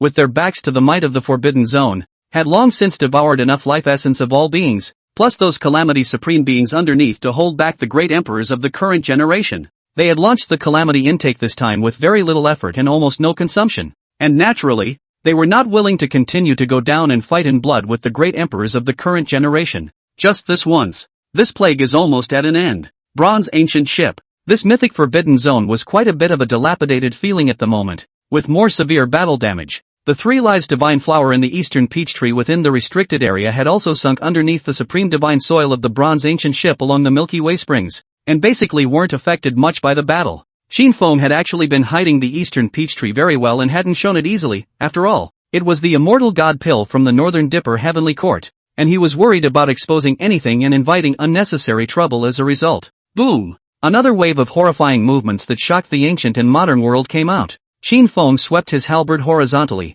the purple chi blazed and surged, and from the halberd erupted a worldly sharpness that could cut off the ages of the ages, once again hitting the red-clothed giant, splashing up a string of brightly colored emperor blood, dyeing the sky red. Although his injuries at this time were heavy and his own realm was broken, he desperately needed to adjust and recuperate, but he was in fact not in bad shape, or at least far from being on the verge of death. With his life base of 400,000 years of living, I'm afraid that there are only a few people in this world who can wear him out, unless they can absolutely crush him in terms of battle power. Qini's injuries were incomparably heavy at this time, and her realm had become difficult to stabilize. She wore a look of surprise and incomprehensibility on her face. That is, Why should her opponent be more resistant and more energy efficient than her? Every time she heavily injured the bronze ship owner, the other party was able to quickly recover and stabilize their injuries, and the impact was not particularly great. Instead, the injuries she had deposited were so severe that they were about to last. She didn't back down from this fight,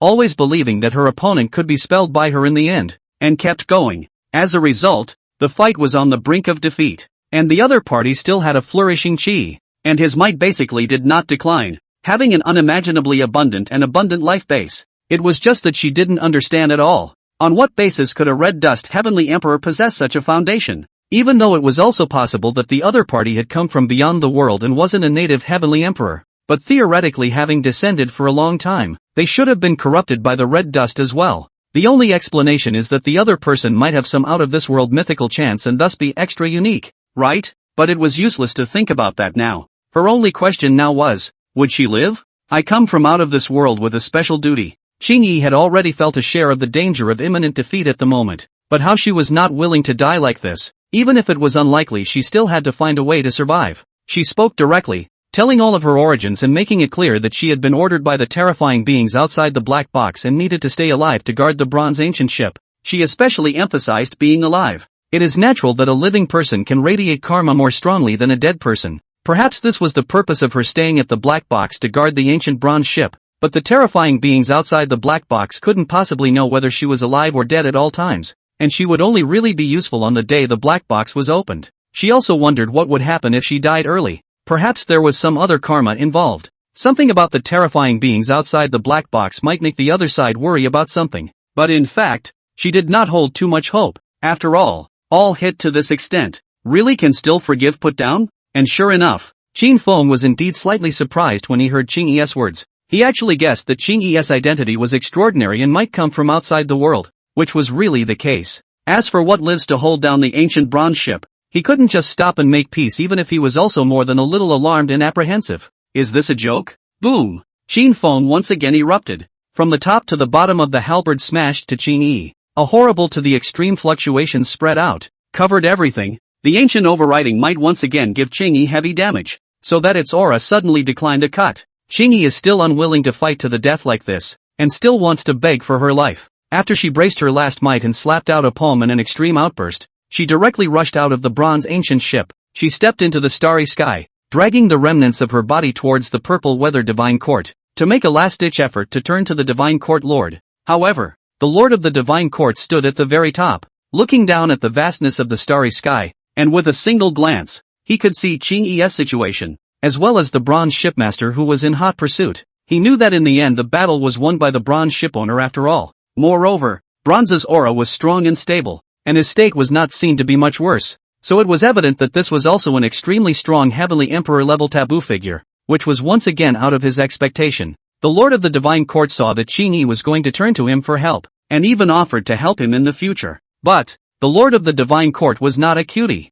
He guessed that Qin Yi was a worldly person, so that bronze shipowner might as well be a worldly person. The bronze ancient ship only had another layout by the terrifying beings outside the black box, and there might be additional karma. He guessed it was, but wasn't sure if it was exactly. But anyway, he didn't want to bother and meddle with the matter of the bronze ancient ship. For those outside the world, it's best to leave the unknown high and dry. Boom! The violet microcosmic divine court exploded with a six-fold brilliant and radiant eternal divine light, rising up into a majestic and undying power. Before Qin Yi could get close, she was directly blocked by this extremely extraordinary forbidden area formation. Although she could force her way through, she felt the cold gaze of the divine court lord, and with this formation of the Z-Way divine court, she naturally already understood that the other party was unwilling to assist her. If you force your way in, you might get a direct counterattack. Next, Qin Yi continued to try to seek help from the ancient god palace, the chaotic star sea, and even wanted to try to enter the Dao guarding mountain, but all failed. Even the Dao keeping mountain. There were still forbidden giants that hadn't gone out, perhaps not as powerful as the Dragon Abyss Emperor and the original Dao-keeping mountain lord, but according to the might of a supreme forbidden area, coupled with the threat of the bronze shipmaster, it would be impossible for her to forcibly occupy it in this way. Finally, Qin Feng once again erupted with the might of a super-specialized Dao. The purple god halberd rumbled and stabbed out an extremely blazing terrifying divine light. The sharpness of the blade was boundless and terrifying, pressing the universe to tremble violently. and even the halberd body was instantly melted down for a while, letting the forbidden beings all feel a sense of suffocation. The blazing divine light instantly penetrated Qin Yi, tearing through her body and bringing out large swathes of flesh and blood, causing her to suffer a share of the most severe and fatal injuries to date. Up to this point, Qin Yi was already powerless to return to the heavens, knowing that she had still been careless in this early appearance and had severely underestimated the bronze shipowner's power. She couldn't even help but guess at this point. Could it be that this setup by the terrifying being who had sent her in was really gaming another terrifying existence? But the other horrible existence also has some arrangement in advance in the bronze ancient ship? Hocus pocus. Qin Yi began to explode her last might in a final desperate attempt. Still, the ending naturally remains unchanged. Qin Feng chopped through Qin Yi's body with a halberd, crushed his vitality, annihilated his divine soul, and completely subdued this supreme taboo giant that had suddenly emerged. End of chapter. Chapter 63 Farewell to the last of the deceased. Chapter 63 Farewell to the last of the deceased. This calamitous holocaust is long overdue. With a state of serious injury on the verge of its limit, Yuan Da-Di, with a dozen or so rotten stones, fought with divine Yu Tianzuan in a bloody battle that was very tragic, with a tendency to die together. That supreme imperial city of the Shao dynasty was under the control of the 9 great emperors, entangled with the praying ancient emperor. However, no matter how powerful this imperial city was, it was enough to resist a supreme, but it wasn't a true supreme in the end. Those who could rival the supreme being were always only invincible at the same level. That imperial city had already been destroyed by the praying ancient emperor by nearly half, in which the vast majority of the imperial city's living beings had already sacrificed everything to die, and 3 of the 9 imperial princes had also died, and couldn't hold out for much longer. However, they still managed to pester the praying ancient emperor in the end, and didn't let him devour the beings recklessly. Qin Shang was at that moment bloodily fighting Emperor Hao head-on while chasing down Emperor Ling Su on the other side of the starry sky with an emperor-level formation stone. Nowadays, under the starry sky, there were only these 4 calamity supreme beings who were still present in their true form. Divine Yu Tianzuan, Emperor Prayer Ancient, Emperor Hao and Emperor Ling Su. The others have either been subdued or have ended their plagues and gone into hiding. Soon, Emperor Ling Su was unable to find an opening to re-hide himself because he had been pursued by Qin Shang with his emperor-level formation stones. In the end, he could only kill over and join forces with Emperor Hao to bloodily fight Qin Shang, the great emperor of the day. But even if Qin Shang just broke through not long ago, is also the real world of the great emperor, all the emperor power blazing top, attracting the heart of the sky resonance, vast and majestic, raise his hand will be shaking the whole universe. The might can be pressed for eons of time. Combined with the fact that he had been consuming emperor-level formation stones to fend off the Calamity Supreme's life-fighting attacks for him, his injuries were heavy but not enough to affect his battle prowess. Rumble. Now at the end of the plague, the last 3 battlefields continue to erupt with earth-shattering waves of terror, overriding the heavens and earth, and shaking all living beings. And the fastest to end the fight, it was the battlefield between Emperor Yuan De and Divine Yu Tianzuan. The one who wins in the end should be considered Emperor Yuan De, but or no one wins either. It was because the divine Yu Heavenly Father was still forcibly subdued by the Yuan De Emperor plus a dozen or so emperor-level formation stones though. But Yuan De Emperor was similarly knocked down into the starry sky, his body fragmented and almost unformed, his realm completely falling, and his vitality dimming to only the last trace. He forcefully fought his way back to his physical body with the last trace of his emperor-level might, but he was also completely in his mortal state, his vitality extinguished at any time, and he couldn't hold on for long. He was no longer able to participate in the fight. In the end, he chose to go back to the UNG Holy Land to take a look, to sweep the graves of his wife and former comrades, and to finally remember the past years. Of course, by the way, he had to see his daughter, his only heir. He did not allow his daughter to be born in this golden age, he planned for her to be born in a glorious age in the more distant future, because by that time, he would inevitably be long dead, and there might not even be much of his mighty name in the world. And his share of karma would be completely dusty and long-lasting. He felt that perhaps this would be more conducive for his daughter to pursue the path of invincibility. The battle of Emperor Yuan was over. Qin Shang also quickly subdued Emperor Hao, and Emperor Ling Su was similarly heavily injured by him, and had long since been consumed to the point of being very weak. Finally, he also killed Emperor Ling Su without incident, once again triggering a vast heaven and earth vision of the fall of a former invincible. But this vision has been felt by the world too many times on this day.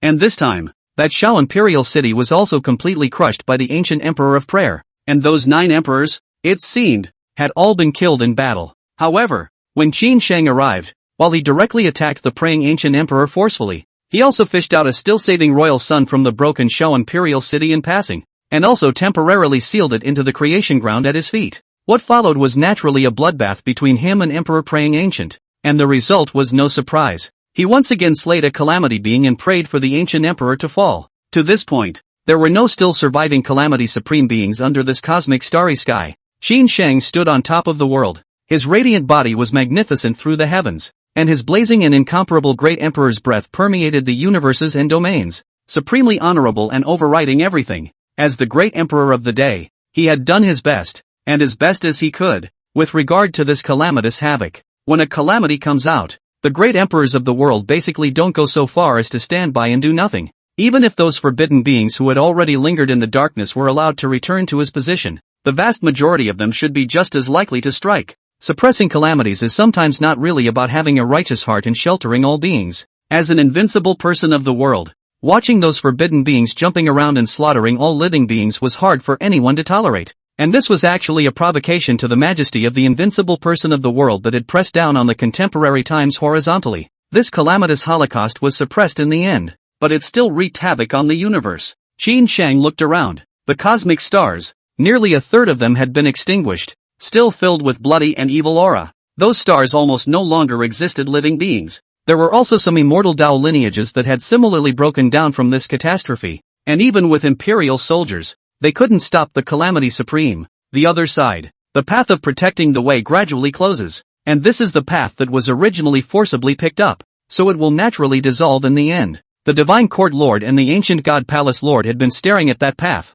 wanting to see if there would be any other changes, but in the end, neither of them erupted into any other abnormalities, and it was impossible for them to enter the protectorate path and explore it. After the closure of the retaining road, mythical forbidden areas such as the Violet Divine Court and the Ancient Divine Palace also gradually faded into obscurity, and there was no longer anything worth their continued attention. For supreme forbidden giants like them, most of the time it wasn't so bad that they had to unleash a plague or prey on the great emperors of the day, although theirs had also beheaded themselves, and there was inevitably a flaw in the realm. That flaw was inevitable, and not something that could be made up for by preying on the great emperors of the current generation. And even if they really had to hunt the great emperors of the current generation, it would not be a difficult task for them. They can transcend the world the vast majority of the time and don't have to care about such inconsequential trivialities. While Qin Feng was bloodily fighting the praying ancient emperor, Qin Feng had then completely finished off Qing Yi, bathing in the blood of the emperor and capturing that portion of the emperor-level origin in his body.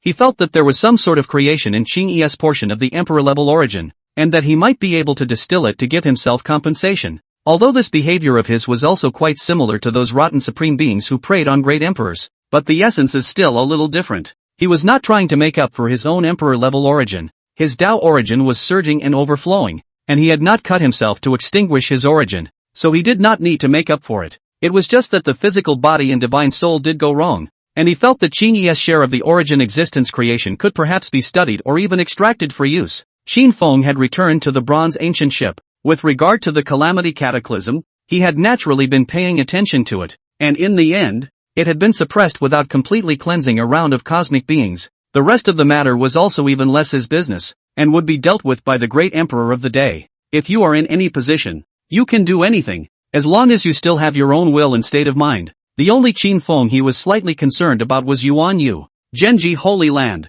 Yuan You dragged the remnants of his body back here and entered the deepest part of the creation ground. His vitality was almost completely gone, almost just a residual piece of intent, and he was even called a dead man. He came to that one cemetery and looked at the many grave mounds and tombstones that were well preserved to this day, and was also born with endless emotions and remembrances, recalling the young past, competing for invincibility, proving to be an emperor, strongly attacking the forbidden area, killing the taboo, cutting himself into a different path, coming out of the world twice, and finally dying today. In his life, he didn't really have any regrets when he thought about it this way. He can give himself a satisfactory release. Finally, he went to look at his daughter who was still sealed in the divine source, and there was compassion on his face, remembering the years he and his wife had spent raising their daughter with incomparable clarity, making him feel that his life was more complete and without regrets. At this point, he has fulfilled his last wish and can accept death. But, just as Yuan Yu was about to let go of his obsession and die completely,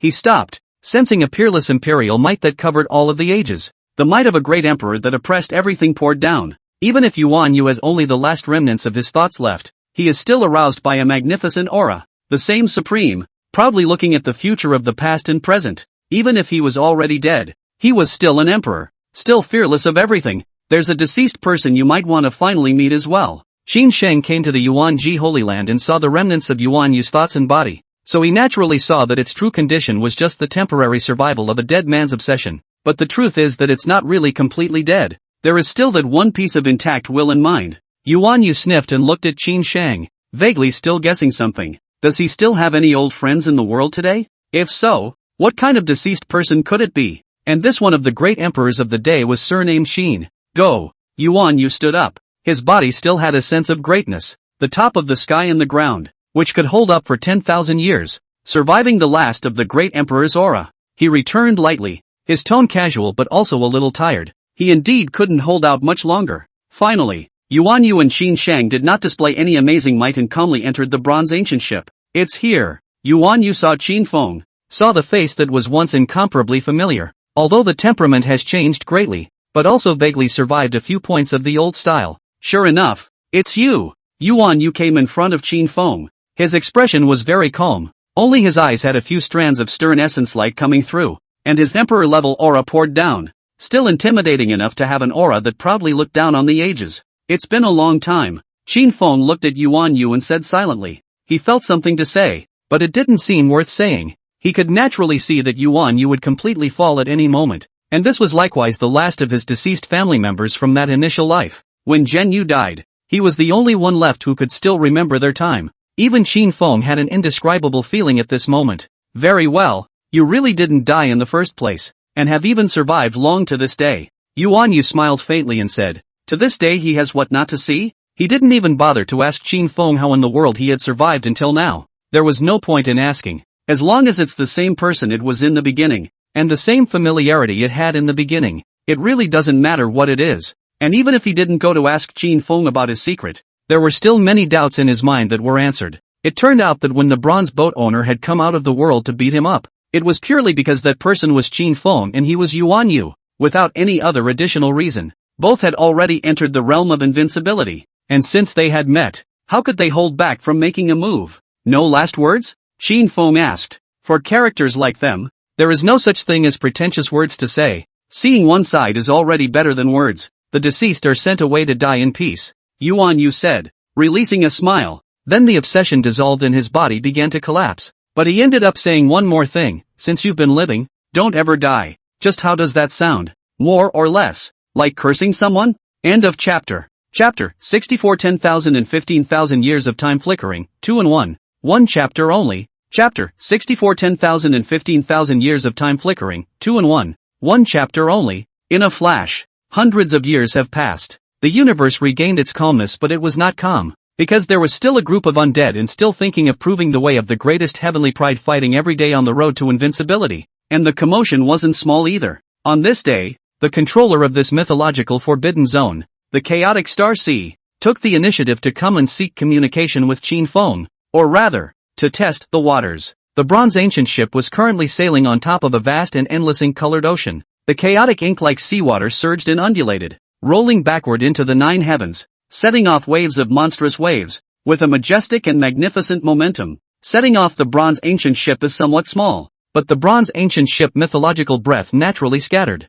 transcendent and lofty, regardless of the appalling waves, always not be shaken by the slightest. In the ink-colored chaotic ocean, there were many bright and splendid mythological stars floating or sinking, transmitting supreme creation light rhythms that were transcendent. As the bronze ancient ship passed by a certain terrifying star that was so huge that it could stand up to a small starry sky, a transcendent fluctuation of Tao rhythms emanated from this terrifying star, and it ended up blowing past the bronze ancient ship like a gust of wind. Qin Feng was inside the ship and could easily capture the message that the one master of this forbidden zone had sent him from this transcendent Tao rhythm. The other person is asking him about the meaning, purpose or role of his existence, or arguably testing his position. Qin Feng had once entered the Sea of Chaos Stars as a Galaxy Supreme and had seen that Chaos Star Lord, knowing that it should be a red dust heavenly emperor from an ancient era, not someone from outside the world. At that time, the Chaos Star Lord had also made its position clear, which was the word, avoiding the calamity. To Qin Feng's understanding today, the so-called avoidance of the robberies is to avoid the robberies of the red dust as well as the robberies of the world, occupying a mythic forbidden zone. No matter what kind of calamity, it should be possible to avoid it. because the mythic forbidden zone is inherently out of this world. It has a transcendent nature. Now all the masters of the major mythic forbidden regions knew that he was also a supreme forbidden giant, with that share of heavenly emperor level intimidation. With his ability, he was strong enough to influence every aspect of the world, so it was natural to want to know where he stood as well. After the Sea of Chaos and Stars, the Violet Weather Divine Court and the Ancient Divine Palace similarly conducted some preliminary tests on him, but it's just a test. There's no obvious sense that it's going to be a crossroads, even if they are not in the same garrison. As long as they are not enemies and do not become accidents, they can naturally coexist. For these few Forbidden Zone lords to try, Qin Feng's response was all about the word, transcendence. As for how those few Forbidden Area sovereigns understood his 2 words, he would not care and would not explain much, sending off the chaotic Star Sea, the Violet Microcosmic Divine Court, and the Ancient God Palace, and then finally came the Taichou Market. Again trying to confirm his position, Qin Feng similarly replied back with the word, while learning that the Taichu Ruin Master's stance was also to avoid the calamity. Transcendent. But none of this exchange really matters. What really made Qin Feng care was instead the mythological Forbidden Zone itself. The Taichu Ruins. Taichu Ruins is very unique. It looks like a broken place, but rumor has it that this place was once a mythological heaven and earth. Only that part of the myth has already been extinguished, and it does have an unspeakable beginning of the ancient aura. Qin Feng didn't ask much about the origin of the Taichu Ruins, and the Taichu Ruins Master was probably just as unclear. However, the fact that the Taichu Ruin Master gave him a gift in the end was quite surprising to him. The gift was a slab of stone as black as ink, thick, cold and indestructible, but not some unique and precious material that could be sacrificed. What surprised Qin Feng was the stone slab itself and some of the written records on it. Shadows extinguish myths. What remains becomes eternal. Qin Feng saw a disconnected passage from this stone slab, not knowing the true meaning.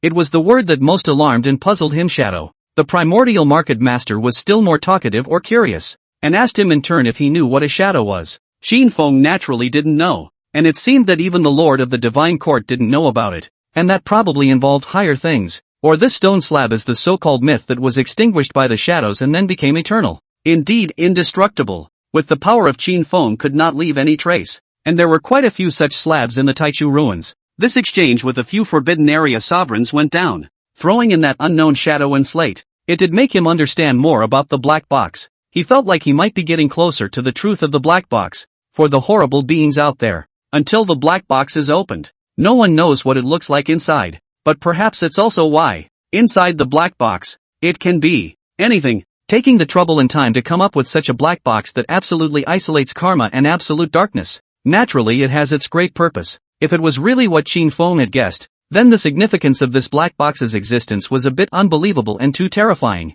Could the kind of thing he had guessed really be possible even with the might of those terrifying beings outside the black box? As Qin Feng thought about this, he vaguely felt some inexplicable urgency. So he still tentatively positions himself as transcendent, and if the truth is really that, he should indeed find a way to transcend it. He was also already currently groping for further paths to transcendence, and quite a bit of it. When he stabilized his heavenly emperor-level battle realm, he could move to verify some things for his transcendent path. There's a little bit of everything going on within the larger universe as well. As a great emperor of the world, Qin Sheng established that the emperor's name was Reincarnation, and was known in the world as the Reincarnation Emperor. The next step he would take would be the Tao of Life and Death Reincarnation, starting with the Tao to further break the limits of the Empyrean. The Transfiguration God Emperor's son who had fought against the plague in the first place. Although he was saved by Qin Sheng, he was indeed ruined, and was now just living his last remaining years in style. The Qin human king was also in the same situation, but the situation was much better, refining a copy of the immortal god pill, although there was no longer that initial copy of the physical origin, but the foundation made up for quite a bit, and could be recultivated, but it was unlikely to be able to cultivate to much of a higher realm, which meant that he would be able to live for a few thousand more years. As for the Shao dynasty last survived that prince, but not waste, but all-round metamorphosis. Qualifications more than in the past. Now the performance is very strong. Not lose the forefront of the strongest pride. Now this golden age. The many supreme heavenly prides had basically cultivated to the world's top realm. And theoretically, it was also possible to attempt to cross the tribulation to prove the Tao. Qin Sheng did not bridge that gap in the yoke of the 10,000 ways, preserving the last vestige of suspense in this age. And soon, there were indeed some supreme celestial pride who couldn't hold back and directly attempted to cross the threshold of the Tao. It was the North Star Saint's son who had preempted the proof of the Tao and succeeded in invoking the Emperor's tribulation to make a strong charge. He carried an indestructible body, the same kind of invincible physique, and there was almost no one in his generation who could surpass him in terms of physical strength. However, he ended up failing to cross the threshold, failing to break through the 10,000 paths of the shackles, and was completely struck down. It was thanks to the fact that he was an indestructible body that he barely survived in the end. Anyone else would probably have died outright. This witnessing was also noticed by the world, and the result was a clear blow given to many heavenly pride. If one wasn't powerful to the extreme, or if one was still at the level of the previous witnesses, it would only be impossible to succeed in witnessing. Today's times, the ones who were considered most likely to succeed in witnessing the Tao were still those 8 people: the Spacetime Divine Sun, Wu Dao, Lu Mei, Martial Blade, Emperor Shao, Emperor Final Dust, Emperor Demonic Dragon, and Yi Yao. However, Yi Yao was the first to jump out of the witnessing queue and directly ascended to the top. She was a sacred body, possessing the physical origins of the primordial divine body and the human sacred body, and the combination was flawless, and the portion of the curse from the divine graveyard on her body was thinner, and it did not pose a threat to her as of yet. Her entire realm was also entirely based on this divine body origin cultivated. To this day, Yi Yao stepped into the starry sky, inducing the great completion thunder tribulation, completely breaking his own shackles with the help of the heavenly heart divine thunder, stepping out the final step, sublimating his origin in the extreme, and joining the invincible realm. When the thunderbolt dissipated, another invincible person has appeared in this world. Yi Yao stood proudly at the top of the starry sky, his divine might covered the world, blazing without bounds, possessing true invincible power that could suppress the ancients, fearless of everything in the world. The world was shocked at this, and would never have imagined that Yi Yao would have such an origin. As a result, there are 2 invincible people in the world today: Reincarnation Emperor, as well as the unprecedented Great Perfection sacred body in the ancient times. The world also inevitably began to wonder who would win and who would lose if the Reincarnation Emperor and the Great Perfection sacred body fought. Even though they're both invincible, they should still be able to tell the difference, right? But Qin Shang just lightly glanced at Yi Yao and paid no attention. He had his own cultivation. There was no grudge against each other, and there was no need to have any fight for the time being. Yi Yao similarly didn't have to compete with the current great emperor for the time being. Now that she had ascended to the peerless realm, she also had a responsibility and mission that she had to carry, and she was in fact more grateful to the Reincarnation Emperor in her heart. If it wasn't for the Reincarnation Emperor, it was estimated that a lot of supreme celestial pride would have to die under the calamity cataclysm. She may not be spared either. Soon after, Yi Yao approached the king of the Qin people. She had once made a pact with the king of the Qin people to breed stronger offspring together, a pact that was initially completely in her interest and should produce strong people for her. But she had not come today to fulfill her agreement with the king of the Qin people. She looked at the Qinren king, who was now depleted of his essence, and in her heart, she admired his dedication during the calamity havoc. But without that one origin, it would be difficult for them to breed any stronger offspring, and that initial hasty agreement no longer made much sense. A young man's promise need not be taken seriously, not to mention that I can no longer. The Qin human king also didn't wait for Yi Yao to open his mouth. He opened his mouth first and said, which was also considered to give face to the invincible person in front of him, lest the other party would not be able to easily open his mouth because of the face in the way. Although they were once not bad friends, they were no longer in the same class of existence as each other today, and he knows very well Yi Yao's character. Meaningless things are not necessary to do, if there is meaning that how are worth doing. Very direct and dry. Yi Yao sniffed and sighed slightly, finally leaving the Qinren king with the words and left as well. Take care. Snap your fingers. 6,000 years have passed. The king of the Qin people had come to the end of his life and was about to die of old age. Before he died, he made a request to the great imperial master. Master, is it possible to return to that initial place? The initial place he was talking about was,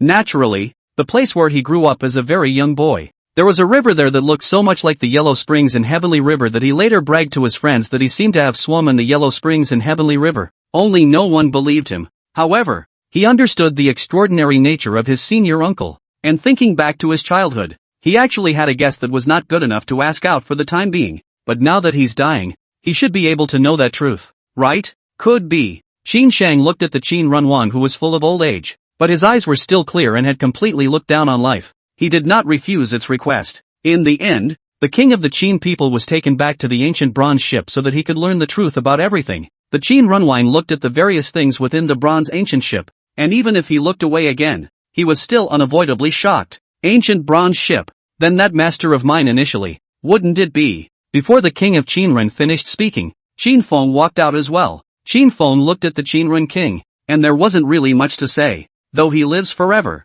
he can't make anyone live forever. Other than him, all living beings in the world would be eroded and decayed by the years, and would eventually die of old age. After a brief moment of shock, the Qinren king still calmed down and took a few serious looks at Qin Feng. He also understands a lot of things now, and a few questions were confirmed. It was just that there was no way for him to go out and brag about it now. Or else if he had a master who was a supreme forbidden giant, how bullish would that be? Even if he could just walk around in the shadowy forbidden land under the world's way, right? Master, is it possible to resurrect a person after death? The king of the Qin people waited for death to come, and finally could not help but ask. Qin Feng sniffed and thought about it. Perhaps it is true that people can be resurrected after death. With his conjectured theory about the black box, the day it was opened should reverse everything. But, if someone can be resurrected from death reversal, it also means that it is equally possible to turn the living into a blank slate that may never have existed. If the king of the Qin people can be resurrected within the black box, it also means that in the future,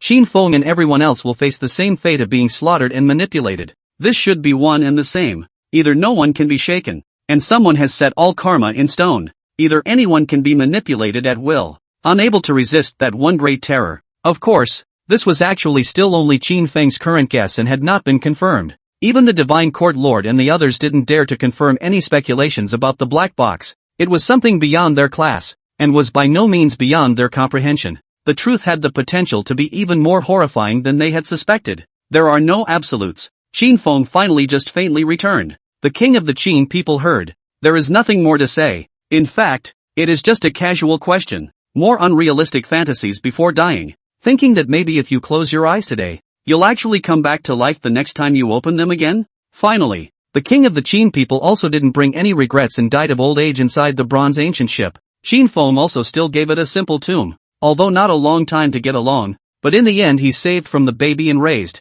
and also always have a certain attention to it, is not an irrelevant person without emotional ties. And 2,000 years later, Qin Feng also sent Lu Mei away. Lu Mei had already alternatively become a Taoist, having crossed the threshold 3 times, being immortal 3 times, and forcibly obtaining the supreme Tao source from the heart of the supreme heaven, almost having a share of the might of a near half imperial. But that was all, and he was similarly unable to break through the shackles of the 10,000 paths and become an emperor against the heavens. And it wasn't just him, it was the same for the other Jedi pride. There were also several people who had similarly alternatively become Taoists, and their level of power was basically on par with that of Lu Mei. But those few people in the last 2,000 years has also gradually disappeared. Did not appear in the world, do not know whether it is dead or how to drop. But in fact, there was a supreme celestial pride that always lived, and lived for a long time, not dying for the next 10,000 years. And there are always gaps in the universal yoke of the universe as well. And theoretically that one final piece of suspense is always still there as well.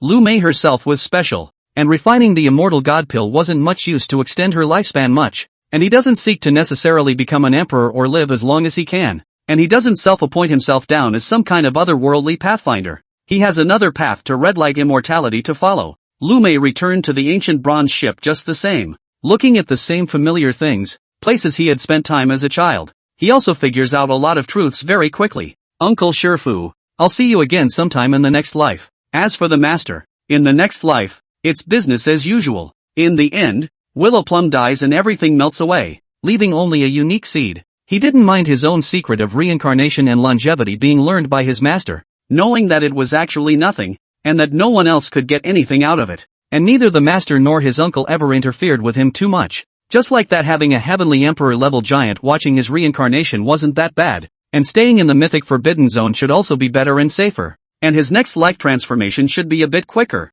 But he didn't know that perhaps his next outing wouldn't be in a bronze ancient ship. It might be another mythical forbidden zone. In a flash, another 6,000 years have passed. More than 15,000 years have passed since the Golden Age. Qin Feng had completely completed the third leap of the divine soul and the third turn of the divine fetus, which was enough to solidly support a heavenly emperor-level Tao, and he could truly be called a heavenly emperor-level figure without flaws. This was actually going to take a couple thousand years longer than he expected. The main reason was that he had inexplicably fought a bloodbath with that Qin Yi, causing damage to his realm's foundation, and it would take some effort to adjust back. But it was also thanks to Qin Yi having an extra piece of creation in her emperor-level origin. Qin Feng had refined and absorbed that portion of creation, allowing him to adjust his damaged foundation back earlier. Otherwise, It would have taken even more time. The realm is basically flawless. It's time to check out the mythic Jedi path.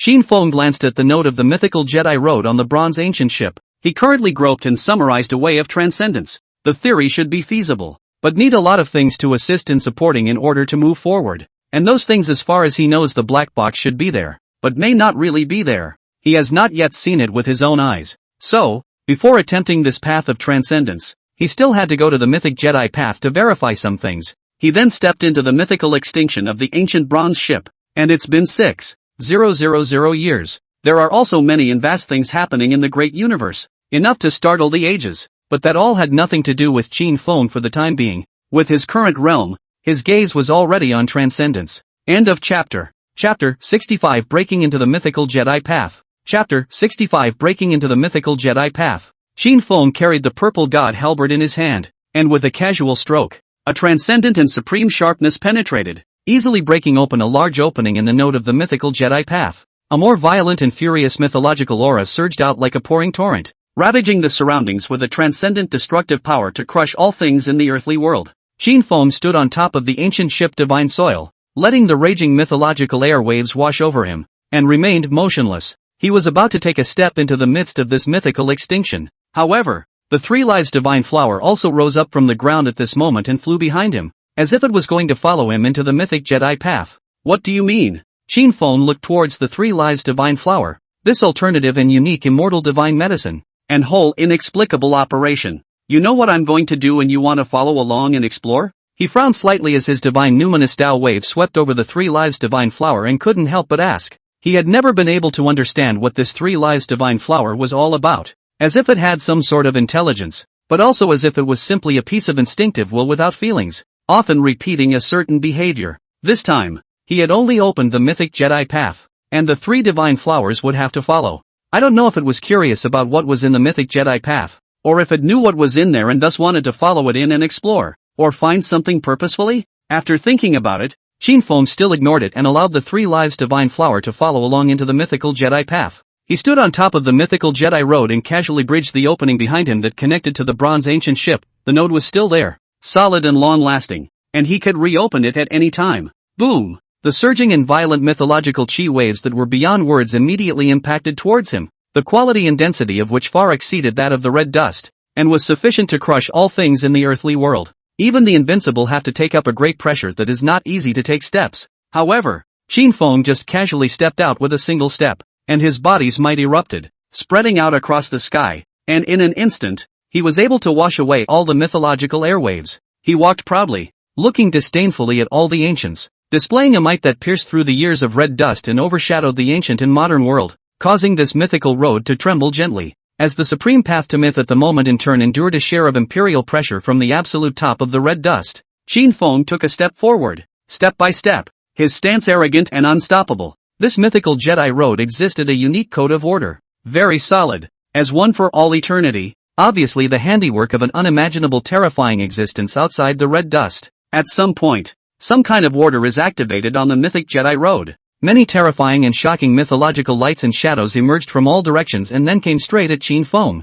Broken and stern sword light, blazing and burning ancient phoenix silhouette, corrupted true dragon that squeezes the dome of the sky, and mythological sea waves that capsize the universe. Many mythological light and shadow power superb, contains a deadly threat. Great Emperor to this point is difficult to resist for a long time. Forced to break through, not see too much to live. But Qin Feng swung his purple god halberd, sweeping out the sword light, crushing the ancient phoenix, suppressing the true dragon, and his lofty body broke through the mythological waves. His stance remained calm, proud of the top of heaven and earth, steadily moving forward, unstoppable. His speed climbed to the extreme, crushing through all obstacles and rushing straight to the end of the mythical Jedi road. But he was also still getting slower and slower, encountering increasingly terrifying and powerful impacts. There were horrible things that made it impossible for him to resist. A light and shadow lance that looked like a physical object instantly struck out, spanning all obstacles and containing a certain kind of cause and effect order wonder, unexpectedly penetrating Qin Feng's body in an instant.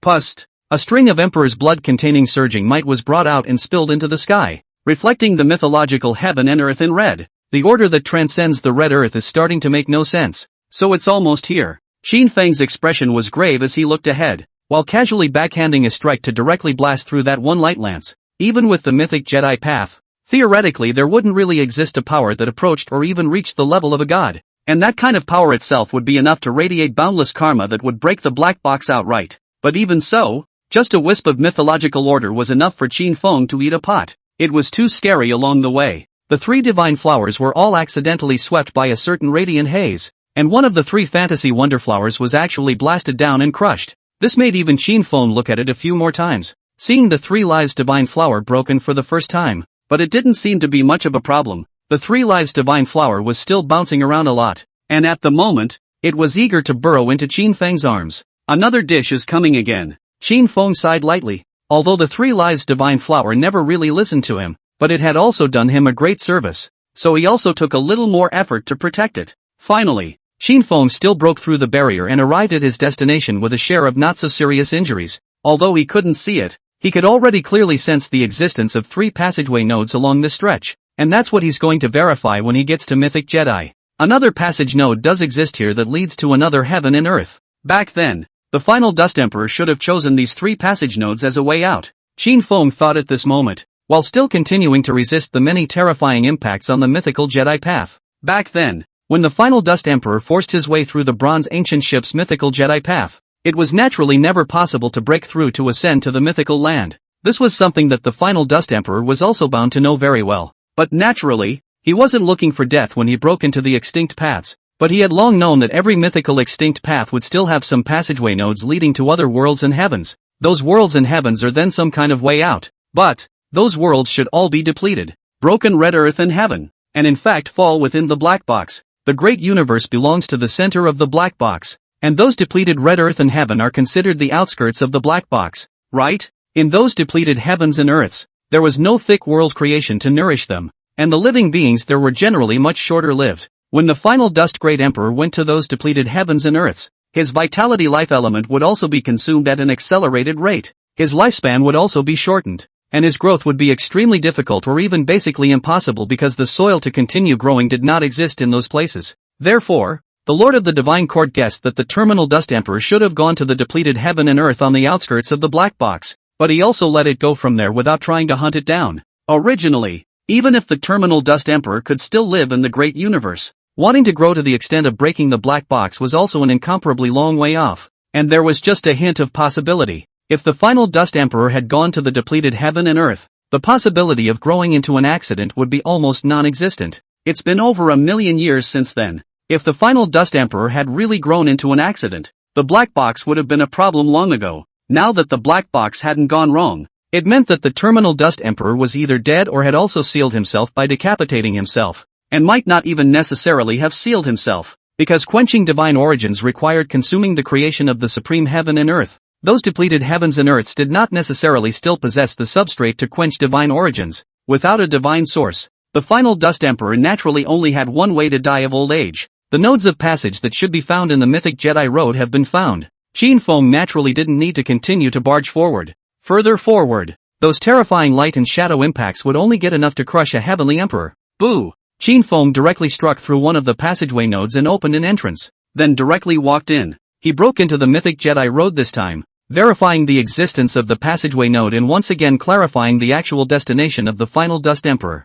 If those depleted heavens and earth really existed, then that path of transcendence envisioned by Qin Feng would really be possible. End of chapter. Chapter 66, The Road to Transcendence. The Way of the 10,000 Elephants God. Chapter 66, The Road to Transcendence. The Way of the 10,000 Elephants God. Qin Feng brought the 3 lifespan divine flower with him as he walked through the passageway and finally arrived at a region of nothingness. The surrounding emptiness and darkness, without any fluctuations, was absolute dead silence. It seems that there is no such thing as a depleted heaven and earth that is supposed to exist here. However, Qin Feng sensed carefully and quickly judged a direction, and then directly unfolded his extreme speed, and in a short while, he crossed the vastness of nothingness and saw a very unique but really depleted and broken red dust heaven and earth. Long years had passed, and the passage nodes of the mythic Forbidden Zone were solid and long-lasting, without deviation. But the depleted heavens and earth here are likely to float, and there is no longer that thick and vast world momentum that can stabilize a place. Qin Feng could easily sense and capture the location of the passageway node, so he wasn't worried about not being able to return. Right now in front of his eyes, it is a huge to boundless ancient creature. similar to the elephant shape, with 4 limbs, also has 8 tentacles, transparent body, emitting a hazy light, the overall diffusion of an extremely ancient and magnificent aura, a dead realm beast. Qin Feng looked at the ancient creature in front of him, and with his knowledge, he could tell what it was. Boundary beasts, belonging to chaotic creatures, contain the universe and heaven and earth within, and can nurture all living beings and spirits, but do not possess any clear spiritual intelligence of their own, analogous to the supreme heavenly heart of the great universe, with pure world will and instincts. The creation contained within the inner universe of an adult prime realm beast as well as that portion of the soil for growth. Even if it was still not as good as the great universe, it shouldn't be much worse than the devil's abyss. It should also be enough to give birth to a true invincible. But now, this world beast has completely died, and although some of the worlds will still remains, and it can still transform chaotic power from nothingness into the creation of the heavens and earth, and it can still give birth to red dust beings, it is already far less than it was in its heyday. This is a depleted and broken world of red dust, falling to the bottom of the secular world, with no possibility of embracing the myth again. And as Qin Feng approached, the remaining world will of that realm beast instinctively felt a strong threat, a great threat that could be enough to completely end its broken place. Moo! A profound and majestic ancient voice boomed out, penetrating the red dust ears and shaking the mind. The heavens and earth within the realm beast shook with it, causing the beings within to feel appalled all of a sudden. Then, instinctively and foolishly, the beast of the realm began to act in a kind of self-defense. Phew! A transparent tentacle that looked like a vast river of stars instantly swung up, lifted high, and then violently swung toward Qin Feng. The power of that tentacle is indeed exaggerated and horrifying. There is a universe crushed down like the ancient heaven. The emperor will have to suffer a serious injury even if he is hit. Qin Feng's expression was calm, his pair of deep eyes translucent with indifference. He stood proudly above the void, looking down at the transparent and luminous boundary beasts, incomparable in size to each other. However, the extreme aura that he exuded that covered the red dust, lofty and transcendent, supreme and honorable, but as if he was a superior lord that the realm beasts couldn't shake at the moment, he raised his purple god halberd, vaporizing the Tao source and sublimating his battle power. An unparalleled and supreme aura permeated through, terrifying beyond words, causing the boundary beasts to tremble more and more violently. Boom! An incomparably sharp purple divine light blasted out from the halberd, passing through the tentacle of the realm beast, and the grand and vast Tao rules intertwined, cutting the tentacle off in an instant. The broken mouth of the tentacle spewed out a thick and refractory chaotic airflow, and a broken tentacle quickly dimmed and drifted down into the void. Moo!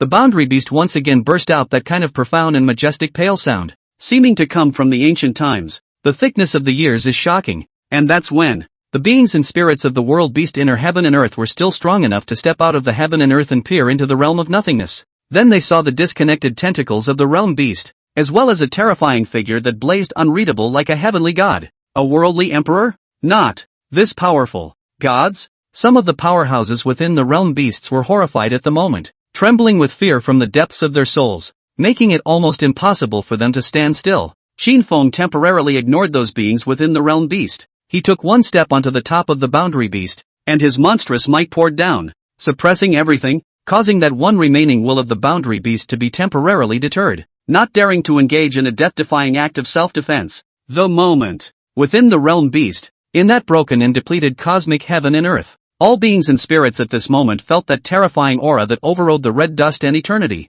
overwhelming everything, even the boundary beasts, as if they were legendary gods. God of heaven! The beings of the red dust could not withstand that godlike might at this moment, trembling all over, and could only kneel down, emptying their minds with a sense of devotion and reverence, which made them feel much better. Even the 2 kings within this red dust heaven and earth were the strongest here. They likewise bowed their heads and prostrated themselves, seeking spiritual peace. The world Tao rhythm here is still profound and vast. It is indeed useful. Qin Feng carefully felt the world beast's remnant of the world Tao rhythm, which was still different from the heaven and earth of the great universe, and had its own special features, and existed in a different direction as well as expansion. And this copy of the world Taoist rhyme, it was also what Qin Feng needed, and was the only reason he had specially come to this depleted heaven and earth. The path to transcendence that he envisioned was the way of the 10,000 elephants, or it could also be called the 10,000 elephant divine way. All things are in abundance, embracing all the red dust of the world. Since he wanted to cultivate and transcend,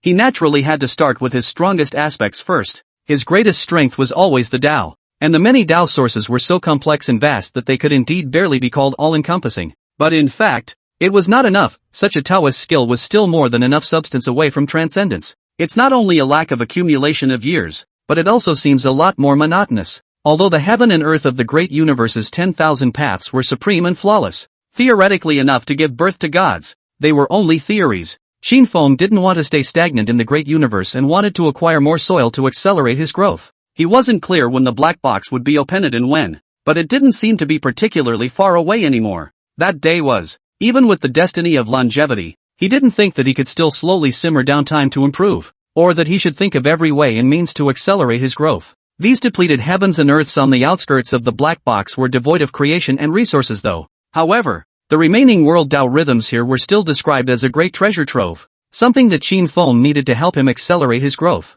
Follow the path of transcendence as he envisions it today. He should walk through all the depleted heavens and earths of the black box suburb and draw on all the world's Tao rhythms, truly encompassing everything and covering all the laws of the red dust. By accomplishing one's manifestation divine path with this, it might be possible to truly transcend. But there's a small problem with that. The passage nodes in the black box suburbs are among the many mythic Jedi paths in the mythic forbidden zones. If he's going to walk through the black box suburbs, it also means he's going to walk through all the mythic Jedi paths in the forbidden areas. But naturally, Qin Feng didn't need to rush, taking it one step at a time. First melting a few portions of the world Tao rhythms, truly forming his own prototype of the universal divine Tao. And when it was further upgraded and strengthened, there would always be a day when it could suppress all the mythical prohibited zones. At that time, even if the secret of being able to continue to grow was discovered and someone wanted to start a garrison war to eliminate him, they would only be unable to shake him, and it was impossible for anyone inside the black box to contact the horrible beings outside. The karma here was absolutely closed and absolutely dark.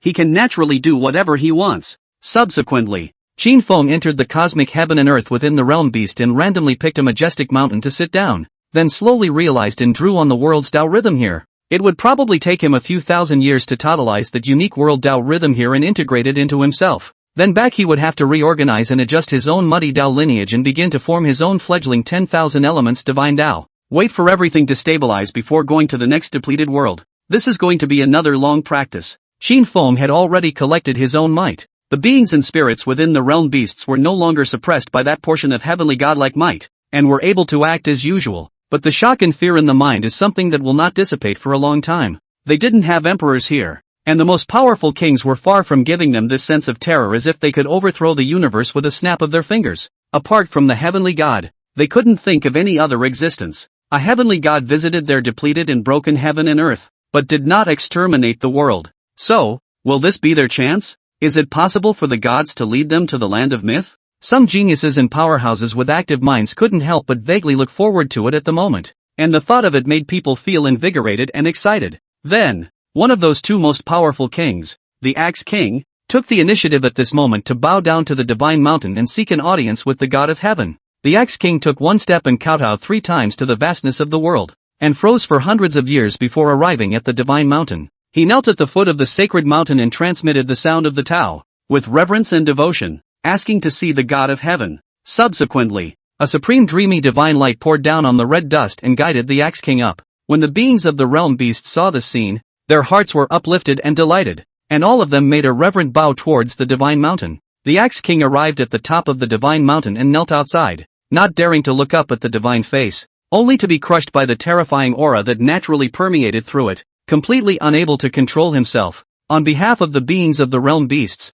he spoke their petition, pleading with the God of heaven to take them to the divine realm. However, he also stated that not all of the beings here, even just some of the geniuses and powerhouses, who were willing to become slaves of the heavenly God, would do their best to serve. The Axe King was humble and sincere in his attitude, believing that he had done the best he could, and the God of heaven was not extinguished here and was willing to receive him, perhaps a kind and friendly God. So the Axe King secretly expected and hoped in his heart, thinking that there was a probability that the God of heaven would oblige them. Yet the ending is still a disappointment. Qin Feng heard the Axe King's petition and was able to understand these people's desire for a higher heaven and earth, just as all the people of the great universe also aspire to ascend to the land of myths.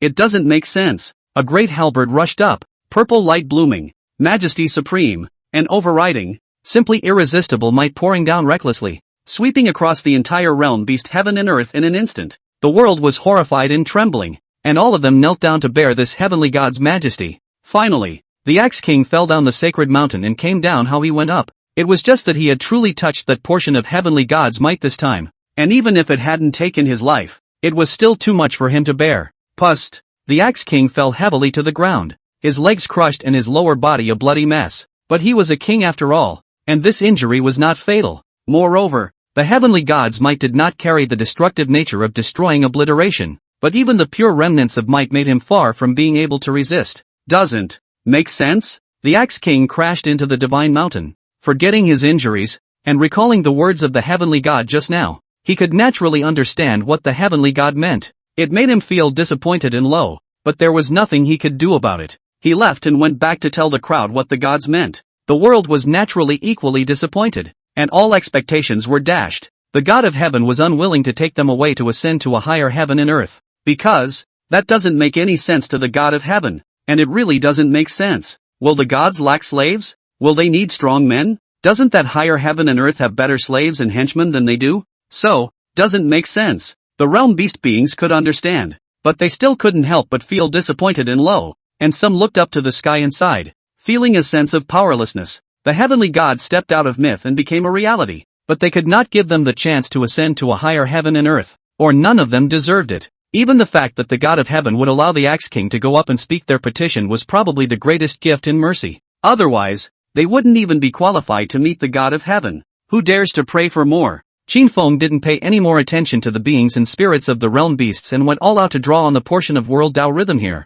As for the 3 lives divine flower, it ran east and west, seeming to be loitering and also seeming to be searching for something, wantonly scurrying about in the boundary beast inner heaven and earth, which caused a good deal of stirring in this place as well. After all, the immortal god pill's kind of immortal creation chi was still excessively astonishing. However, the world here also knew that it was a heavenly god's item, and did not dare to get their hands on it, nor could they, and it was impossible for the district king to capture the immortal god pill. And Qin Feng was practicing over here. On the side of the great universe, there was also a similarly shocking outbreak of turmoil. End of chapter. Chapter 67 The extreme brilliance and splendor of this era, 3 more oh. Chapter 67 The extreme dazzle and splendor of this era, 3 shifts. Oh, please subscribe. The Golden Age, which lasted until over 16,000 years ago, a great upheaval broke out. In the past, that supreme celestial pride, my way, had succeeded in proving the way, rising up on endless fortunes, forcibly obtaining the recognition of the supreme heavenly mind, and forcibly breaking into the invincible realm through that gap in the yoke of the 10,000 paths. With this, the last piece of suspense of this era is completely over. Those 8 supreme celestial prides that were thought to be the most likely to end this suspenseful witnessing success at the beginning. The spacetime divine sun, Wu Dao, Lu Mei, Martial Blade, Emperor Shao, Emperor Final Dust, Emperor Demonic Dragon, and Yi Yao. Yi Yao was a sacred body, stepping into the invincible realm after his great completion, completely throwing off the other heavenly prides. There were 7 remaining great supreme celestial prides. In later competition, the Final Dust Emperor's son defeated Martial Blade, Lu Mei defeated the Demon Dragon Emperor, My Way defeated the Time and Space Divine Sun, Emperor Shao remains undefeated. The 4 people who remained undefeated were the Final Dust Emperor's son, Wu Dao, Lu Mei, and Emperor Shao. They are indeed difficult to distinguish between them. Each other all kinds of fighting are extremely difficult to help each other.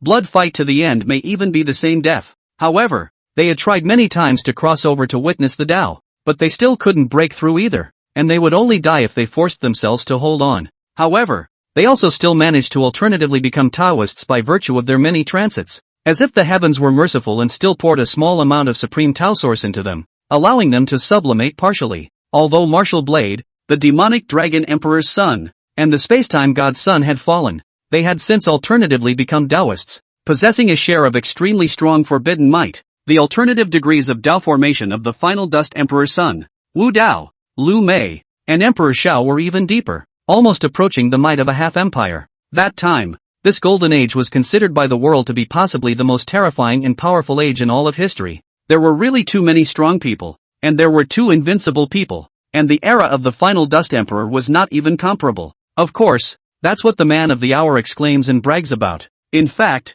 the Final Dust Emperor alone might be able to sweep through this era. The many alternative pathfinders had limited lifespans in the end and couldn't survive for long, and in the end they also disappeared one after another, and probably should have died. But the world is not clear. My Wei has always been alive, he did not die of old age. Nor did he ask the great emperor of the day to seal him away, because he actually captured the immortality pill. This was his greatest chance to be ahead of the other absolute prides. He renewed his last life by virtue of the immortality pill and continued to cultivate hard and polish his Tao. Finally, today, more than 16,000 years after the opening of the Golden Age, he completely took that step and succeeded in proving the Tao, becoming the second great emperor of the world. After the success of my Taoist testimony, a great upheaval also opened up, as if it had been prepared and agreed upon long ago. Rumble. Qin Feng directly ascended to the top of the starry sky, his supreme emperor's aura spreading out, pressing down on the red dust for 10,000 feet, covering 10,000 ancient years and shaking the universes and domains. He had also become a Taoist for about 16,000 years at this time. He had already refined the immortality pill and theoretically should have lived out his life thousands of years ago. But he had also long ago traveled the path of the cycle of life and death, and was able to draw Taoism from his own body, cultivate by leaps and bounds, and live out his second life. Moreover, he was breaking the limits of his realm with an incomparably grandiose avenue such as the Tao of the Wheel of Life and Death, and he himself received an additional metamorphosis, a sublimation of his realm, and a considerable increase in his lifespan. At the very least, he would have no problem at all living to be 34,000 or 35,000 years old, and with a little bit of pampering, he might be able to live for another 1,000 or 2,000 years. Also, he has found his way to the third life, tapping into the final potential of the Jinsang Fruit's physical body and further metamorphosing the essence of the divine soul inherited from the main body. There was every hope of living a third life, and the remaining lifespan should be enough for him to complete his metamorphosis. After Qin Shang, the great emperor of the current generation, appeared to prowl the world, Deshang's sacred body Yi Yao also appeared in the world, a step into the top of the universe, pouring down the proud absolute ancient might, overriding the vastness of the starry sky, trembling all living beings and all souls. Also has that invincible divine might. Yi Yao had likewise lived for more than 16,000 years, and theoretically she should likewise have reached the end of her life. But she was in the end different from the great completion divine bodies or saint bodies of the past. She had also captured the immortality pill, the easy sky vine, which had suddenly appeared in front of her before she got it. By obtaining the immortality pill, she would also be able to live one more life and be able to become stronger. But for some reason, looking at the easy sky vine, she always inexplicably felt a sense of sadness. She naturally knew that in order to give birth to her, her parents had searched the universe for the immortality pill, but had come up empty-handed. In the end, it was only after his father sacrificed himself and obliterated his personality that he was able to beg for the immortality pill from the divine mound, previously sought but could not be immortal medicine. But now, as if the initiative to come to the pitch, let a person sigh, but also inexplicable sadness. But it was enough to show that she was already different from the god body and the holy body, or at least no longer too deeply affected by the curse. Yi Yao also carried the mission of the Tai Chu divine body in the human sacred body, wanting to break the curse of the divine mound. But naturally, she alone wasn't enough to shake the divine mound either, not even with the addition of the Reincarnation Emperor. This should be a long war and not something that can be accomplished overnight. So for the time being, she still wanted to take down a mythic forbidden zone first, or at least have the power to resist the curse first. Yi Yao had lived to be over 16,000 years old and had indeed gone further. She had completely melded her own sacred body origin flawlessly, and there was no longer a divine body and sacred body origin that were still somewhat distinct. Her physique today was already described as an absolutely flawless divine body. With her current battle power, she was very little different than the Reincarnation Emperor. After my Tao was certified as an emperor, I also stepped into the absolute peak of the starry sky, alongside the Reincarnation Emperor and the great sacred body of the great perfection, with a similarly blazing and monstrous share of the divine might of the great emperors. Although he had just become an emperor, he had already become an alternative path before that, possessing the might of a half-emperor. His portion of the only way Tao had also exceeded its original shackles. He had ascended to the absolute top this time, and it was as if he had already lived a second life, and his lifespan had risen greatly, and his extreme battle power would likewise not be lost when compared to the Reincarnation Emperor. The Reincarnation Emperor, the great emperor of my way, and the great sacred body of the great success. When the three invincible people of the world came out together, the world was shocked, and even the many mythical forbidden zones were startled and had to pay more attention. But soon, there were still forbidden beings who probably guessed something. Subsequently, large swathes of divine origin flew out of a magnificent creation land. Inside were sealed many former powerhouses of the Golden Age,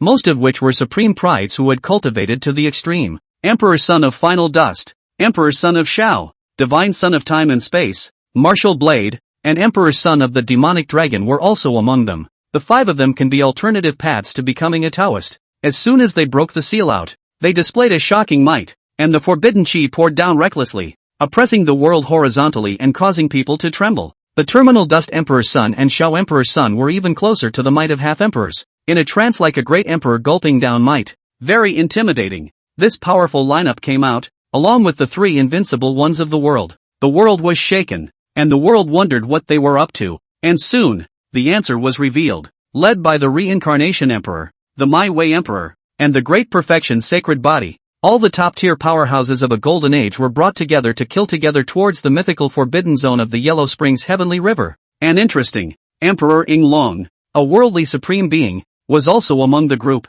in charge of one of the core nodes in the Emperor-level formation refined by the Reincarnation Emperor. His former forbidden father, Emperor Ing Long, had once survived in the Yellow Spring Heavenly River, but was finally killed by Emperor Swordlong. And now he was willingly participating in this great battle that was lifting the world to attack the Yellow Springs Heavenly River. And it's actually not just him. Some of the Emperor's sons and ancient Emperor's sons who had lost their taboo backgrounds were also willing to participate in this great battle, since it was no longer possible to become an emperor, and it was meaningless to live on in the years. It would be better to burn the last of the splendor, and to end one's life with an ancient battle, which would also be considered a good ending. Wasn't that other kind of demonic dragon emperor also at the front of the line? Just behind the 3 invincible ones of the world? Boom! The Yellow Spring Heavenly River was directly forced out, the brown river surging and rushing, covering the vastness of the starry sky. The majestic beauty is a myth, and the Emperor will be shocked by it. But at the moment, the 3 great invincible ones of the current generation arrived with a team of celestial soldiers and generals born from the golden age of bloom to kill and intrude into the Yellow Springs Heavenly River, instantly setting off the horrifying waves of the ancient world and erupting into extremely terrifying commotion. The Great War, it begins. Even the forbidden beings within the Yellow Springs Heavenly River hadn't been able to anticipate this great battle too well. They knew that the great sacred body of the Great Success had its sights set on this mythic forbidden zone of theirs. However, just using the Great Perfection Sacred Body wasn't enough to topple them, and even with the addition of the Reincarnation Emperor, it was still very reluctant. Not to mention that since suppressing the Calamity Havoc, the Reincarnation Emperor had not continued to liquidate those Calamity Supreme Beings, but instead had become low-key and seemed to have been practicing austerity, barely targeting the world's taboos. Moreover, the Reincarnation Emperor had also had a few encounters with the great sacred body of the Great Success, and was not seen to be on good terms. Not to mention that there shouldn't be any reason for the Reincarnation Emperor to assist the Great Perfection Sacred Body in attacking the mythic Forbidden Zone. Therefore, the Yellow Springs Heavenly River was basically simply watching out for the Great Perfection Sacred Body, not expecting the Reincarnation Emperor to attack them. As for that great Emperor of the My Way, they were even more unexpected. In addition to these 3 great invincibles of the world, the 5 alternative pathfinders in the back, and a large number of world's top-tier powerhouses that had braced themselves for an Emperor-level formation to break into the Forbidden Zone were also a share of power that was enough to threaten them. This battle, Yellow Springs, River of Heaven, danger, the Great War broke out. Qin Feng and the others also thoroughly figured out how many other forbidden beings were here, and there were only a mere 6 of them. 5 taboo supreme beings, a taboo giant whose depth was so deep that it didn't lose out to the current great emperor. Such a power was still fully strong, and any great emperor of the current generation would not be enough to level the playing field. However, the 3 great invincibles of the current generation, along with the power of an entire Golden Age's top powerhouses, didn't see that they couldn't topple the Yellow Springs Heavenly River. Qin Shang's participation in this battle wasn't to help the Great Cheng's sacred body, and they didn't have that one life and death friendship with each other. He was going to attack the Yellow Springs Heavenly River, simply because he had also set his eyes on this mythical forbidden zone and wanted to completely occupy it. After all, he could not live forever, and in the future, it is very likely that he will have to chop himself up and survive. And although he could enter the bronze ancient ship, all the divine Tao creations there were used by the main body for cultivation, and he tried not to part with the creations there. If possible, it was naturally better to fight off a forbidden zone on your own. Moreover, he thought that with the power they had nowadays it was completely enough to take down the Yellow Springs Heavenly River. When the time comes, it is not impossible to share control with the great sacred body and My Way. Rumble. The Yellow Springs Heavenly River was filled with horrifying waves that rolled back the stars and slapped down the stars in buckets, and the mythological chi surged and raged, and the scene that came through alone was extremely terrifying, and the great universe shook. The battle seemed to go on for a long time. The world felt that every breath was as long as years. and the terrifying might of the invincible one poured down, suffocating and disorienting. But it also seems to end quickly, because what the world didn't do was hide in fear or cower on their knees and shiver, and it went by in the blink of an eye. When the cosmic stars returned to calm, the Reincarnation Emperor, the My Way Emperor, and the Great Perfection Sacred Body were still high above the world, their might monstrous and boundless, oppressing the red dust of the world. It then became clear to the world that it was this age that had won, sinking the mythical forbidden area of the Yellow Springs River of Heaven. But someone in the back also learned. The battle was also grueling. Of the 5 alternative pathfinders, Emperor Shao, Martial Blade, and the demonic Dragon Emperor all died in battle. The Terminal Dust Emperor's son and the Spacetime Divine Son had survived, thanks to their respective tenacity, especially the Spacetime Divine Son, who was truly unique in preserving his life. 70 to 80% of the other top-tier powerhouses from the Golden Age were also dead. The 3 invincible people of the world were all seriously injured, and the Great Completion Sacred Body even nearly fell. But the results of the battle were also amazing enough to shake future generations for generations to come. A mythic forbidden zone was sunk, yanked down from the top of the myths by this era of unprecedented radiance and splendor. The world marvels at it and is honored with it, because they were also people of this era. They truly witnessed this splendor and strength that shone to the extreme. But splendor never lasts. Momentary splendor and light do not mean eternity.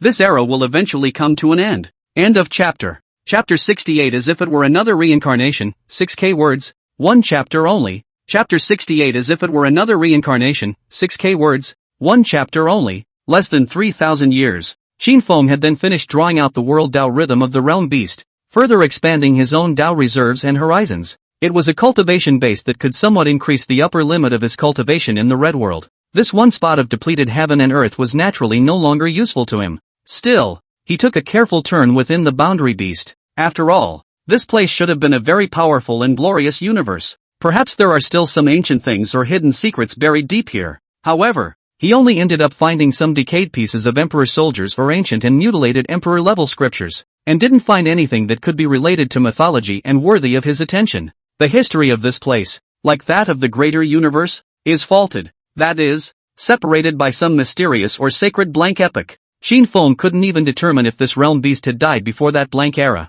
At least after the blank era, this red dust heaven and earth had been like this, not deteriorating and naturally not recovering, depleted and broken. The king realm was then capped. The so-called emperors or gods are all myths and legends here. Qin Feng understood the history of this place, explored the hidden secrets of this place, verified his many speculations about the black box and the great universe, and was also allowing him to understand more about the red world within the black box. This also enriches his insights and experience, widens his horizons and raises his state of mind, which is also a kind of cultivation. Finally, Qin Feng left with the 3 lives divine flower that seemed to have been bored out of its mind. Although he had left, the majestic mountain peak where he sat in the pass had been washed by his nearly 3,000 years of emperor-level chi, and had also become transcendent, possessing a transcendent might that overwhelmed the world. The legend of the divine mountain remained, and there were powerful people who vaguely guessed that the heavenly god was gone, but they still didn't dare to easily wade into the divine mountain either. It is both mythical and forbidden,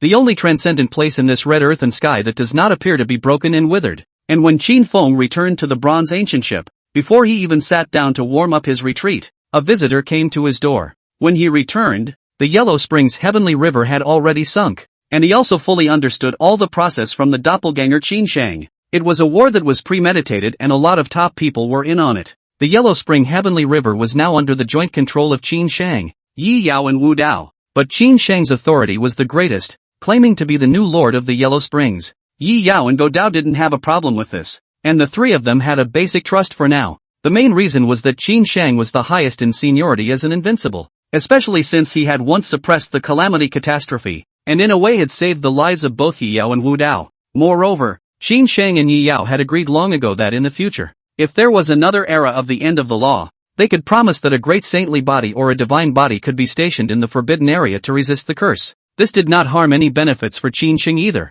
as he would never be able to start any plagues in the future either, or at least would not be in conflict with the sacred body lineage in terms of plagues. He only needed to secure the status of the Forbidden Zone master and not allow this Forbidden Zone to go beyond his control. As for Mai Dao, his current mind was not on the Forbidden Zone, nor did he care about the sovereign authority of the Yellow Springs Heavenly River. The ones who boarded the Bronze Ancient ship to visit Qin Feng at this time were Wu Dao as well as the Final Dust Emperor's son, The final Dust Emperor's son had long wanted to go on the Bronze Ancient ship to find out what happened to his father in the past, but he just hadn't had the right opportunity to do so. Now he had no hope of becoming an emperor at all, but the alternative path to becoming an emperor was a consolation, and he also experienced and played an important role in a great battle to conquer the mythic Forbidden Zone. He didn't count too many regrets in his life. He was already thinking about his afterlife, so he thought that before he died, he could make a trip to the ancient bronze ship to see if there were any traces or things left behind by his father in the past, and it would be best if he could also explore his father's whereabouts and even his life and death.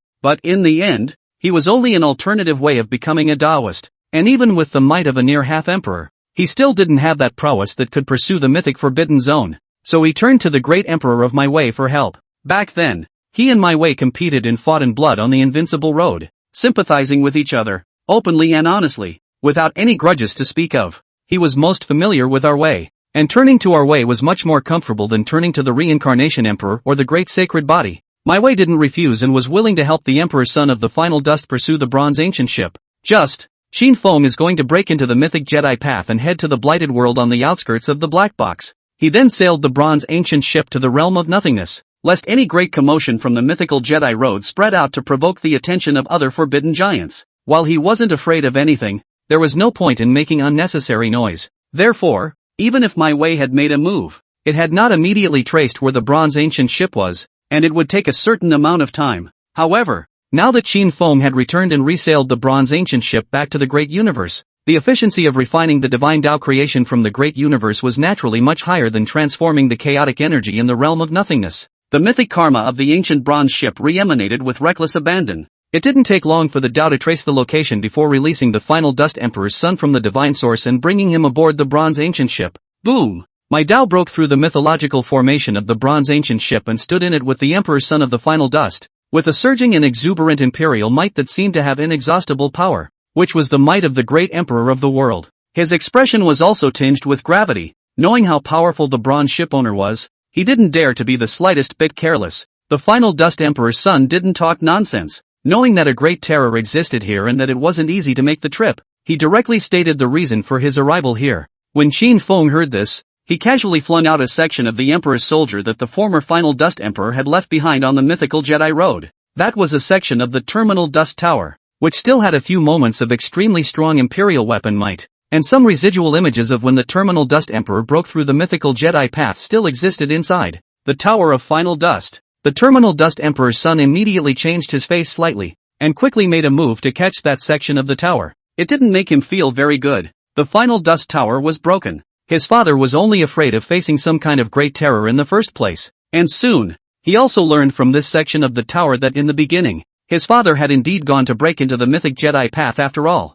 Learn about these. It was already enough for the Final Dust Emperor's son, and he didn't bother to ask the bronze ship owner for more. The bronze ship owner might not know, nor was he obligated to probe the specifics of his father's situation. In his insight, going on a mythic Jedi road was naturally vicious and desperate in every way. Finally, the final Dust Emperor's son left with Wu Dao, and then he still chose to remain sealed in the divine origin, staying right within the Yellow Spring Heavenly River, occupying a corner spot and becoming an otherworlder. The space-time divine son had also become an otherwayer, only that he was unwilling to stay within the Yellow Springs Heavenly River. Although he had conquered the Forbidden Zone with the Reincarnation Emperor and the Reincarnation Emperor had suppressed the Calamity Havoc, he did not have full trust in the forbidden beings. The time and space godchild picked a secret place in the world at random and dusted it down. 24,000 years into the Golden Age, the Great Completion's sacred body was not far from the end of her life, and with her unique physique and taking it a step further, coupled with the immortal god pill, she had already lived longer than most great emperors, but she could not continue to grow and improve.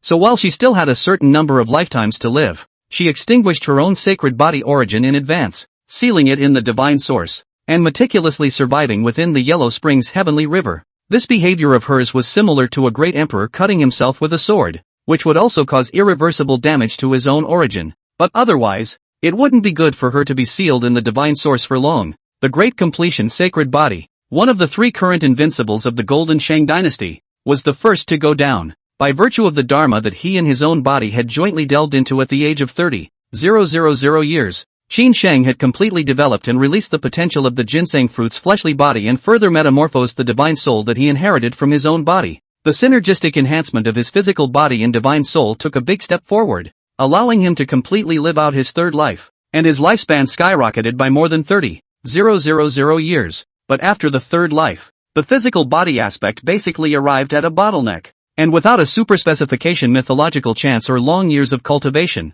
it would be difficult to break the shackles and obtain a huge improvement. The divine soul, on the contrary, still had plenty of room for improvement. After all, it was the divine soul of the main body that had lived for hundreds of thousands of years, and had a very thick bottom. In the end, he also chose to go with the red dust karma fire burning body cultivation method, and his Tao lineage was completely up to date. And if the divine soul aspect could also be upgraded in tandem, he didn't see how he couldn't break into the fourth life. Then he lived to 70,000 years in this way while practicing hard. His divine soul had risen another step, but it wasn't strong enough to break the realm shackles. The way of karma fire is extremely difficult to cultivate, and only to this day has he barely arrived at that realm that his body possesses. But in fact, he has greatly accelerated his growth. After the third life, the way of red dust and karmic fire given to him by his essence was considered his greatest chance. Together with the Tao of reincarnation of life and death as well as the Qin Feng Tao, he possessed 3 copies of the Grand Tao, all theoretically enough to allow him to break through the shackles from the Tao aspect with the support of his own surging emperor-level origin.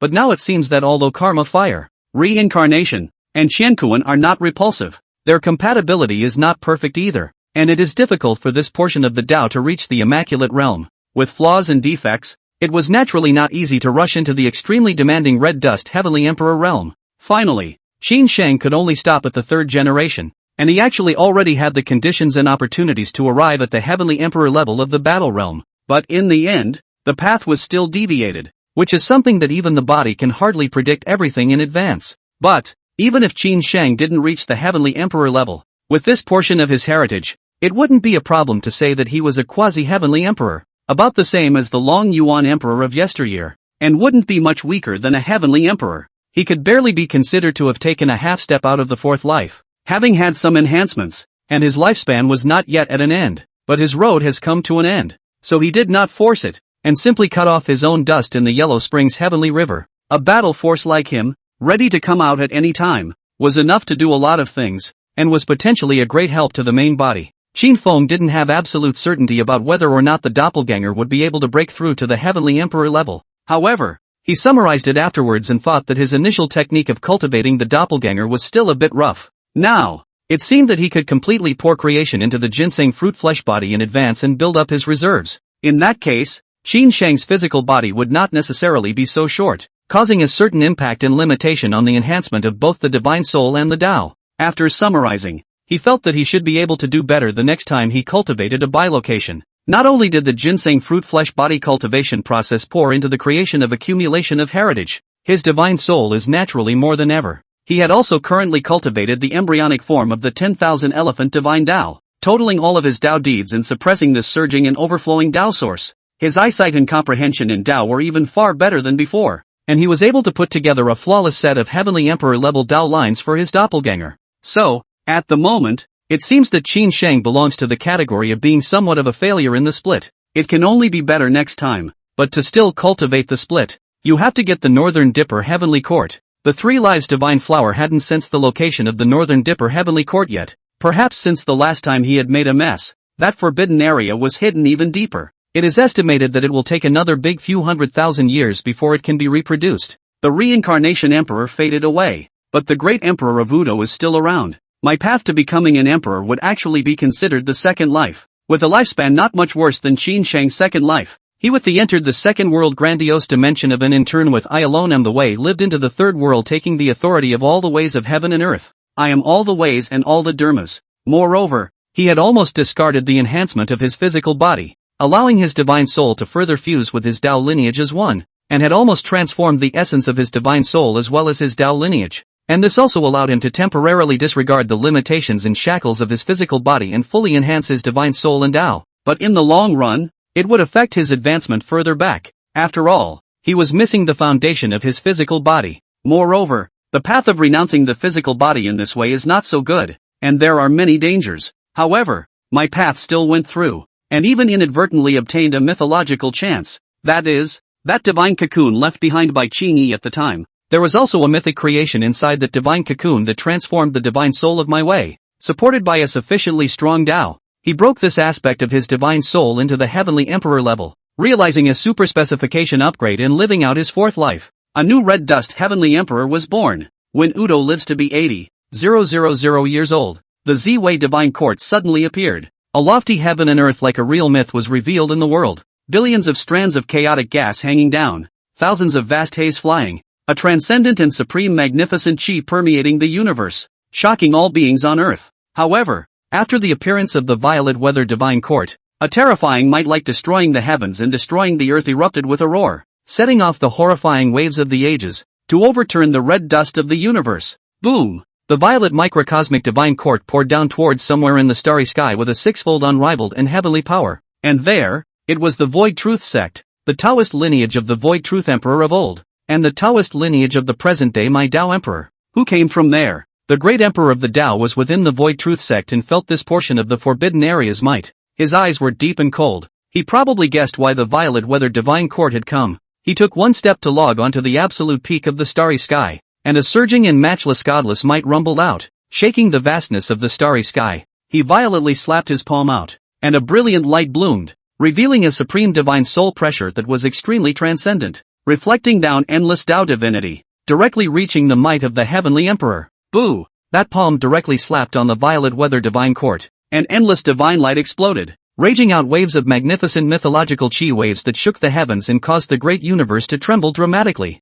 And to the world's immense shock, Z-Way divine court was shaken back by the palm. It was like a supreme forbidden area of mythic embodiment, no longer untouchable, no longer standing, almost to be overturned by a single palm of the great emperor of our way. This matchless might of the ages, that horrifying sight that overwhelmed the myths, was incomparably shocking to the heart. It was the major forbidden zones, as well as many taboo beings that were all startled at this moment, though it's actually been predicted. However, at this moment, when the great emperor of the My Way exposed that portion of heavenly emperor level battle power, it still caused all the taboo figures in the world to be afraid and even terrified. And after the Z-Way divine court, the ancient god palace also appeared, similarly pouring down unrivaled forbidden area might to suppress our way. However, it was still cleaved apart by its blade, standing at the top of the earthly world, proudly looking at the two supreme forbidden zones, fearless of all intimidation. Subsequently, the primordial ruins and the chaotic sea of stars were also synchronized and hidden,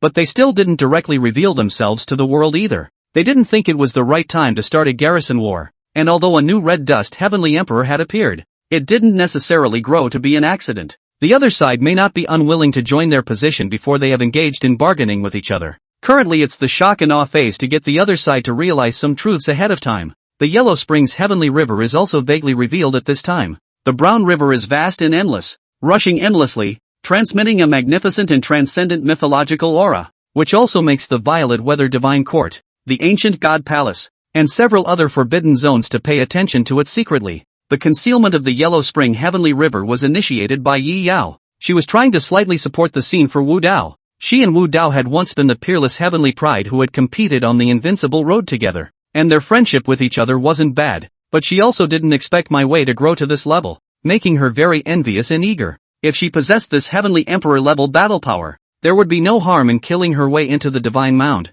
and that curse wouldn't necessarily still be able to help her. Therefore, she also valued Wu Dao even more. If they had Wu Dao join them in the future when their sacred body lineage attacked the divine mound, it would naturally be a decisive and terrifying battle force. Qin Shang was aware of Yi Yao's behavior, but did not stop it for the time being. He had no desire to intervene, but he could wait and see, and he was trying to figure out where Godu stood at this point. The Divine Court Lord couldn't help but glance at the Yellow Springs Heavenly River at this moment. The power of the Yellow Springs Heavenly River, a forbidden area, could not be underestimated at this time, and that Reincarnation Emperor inside was also nearly against the Heavenly Emperor level. At least it would not be weaker than the Dragon Abyss Emperor. If the Yellow Springs Heavenly River was truly in the same boat as the Great Emperor of the Wu Dao, there were additional variables. At the very least, My Way would be harder to kill if it was based on the Yellow Springs Heavenly River. You have the last 10,000 years to return to the red dust or die. The Lord of the Divine Court sent out a grand Dao sound,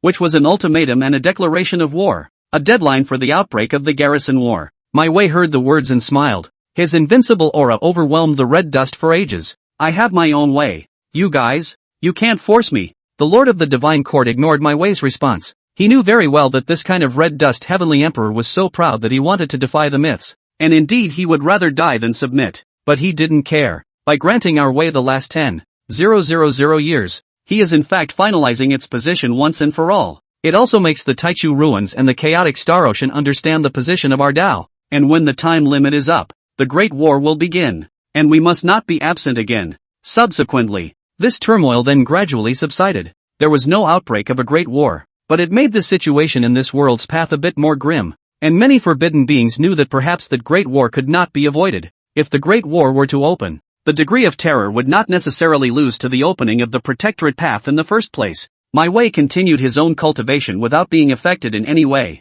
He naturally wanted to go further, only that the disadvantage of him not cultivating his fleshly body was completely exposed at this moment, almost restricting his next step and making it difficult to advance any further. But naturally, he didn't give up and still made all kinds of attempts and gropings. He even took the initiative to break into the major forbidden zones and provoke some battles, to seek inspiration in the battles. Even the bronze ancient ships have been patronized by my Wei. It's just that my path comes without any hostility, just wanting to challenge. Invincible challenge invincible, Heavenly Emperor battle Heavenly Emperor. To this, Qin Feng responded, fearless of the challenge, and directly swept out a divine light that was extremely bright and splendid, shining through the ancient and modern future, with a power so terrifying that it was indescribable. The fledgling form of his manifestation divine Tao was already enough to further unleash the might of his Tao, making it even more powerful than before. Goto fights it off and moves away. But this battle made him realize something more. When that 10,000 year period is up, my Tao had disappeared,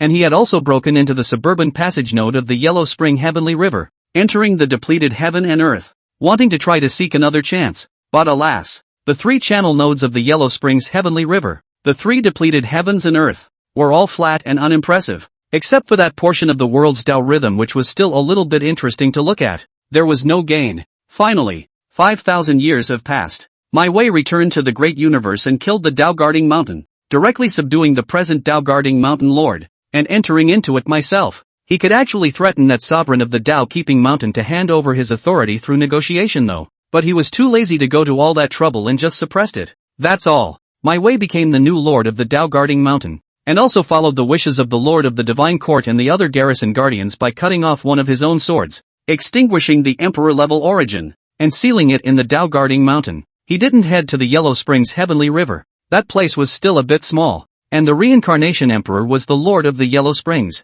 He didn't want to be under it either. With his Heavenly Emperor level battle power, occupying the mythical forbidden zone that was controlled by none other than supreme taboo giants was not difficult. The best choice at the moment was naturally the Tao guarding mountain. This forbidden area existed a fourfold mythological formation, and also possessed the might of an outward conquest formation, and wouldn't be much worse than the ancient divine palace, the primordial ruins, and so on. I've cut my own path. Naturally, there is no need to start a garrison war anymore.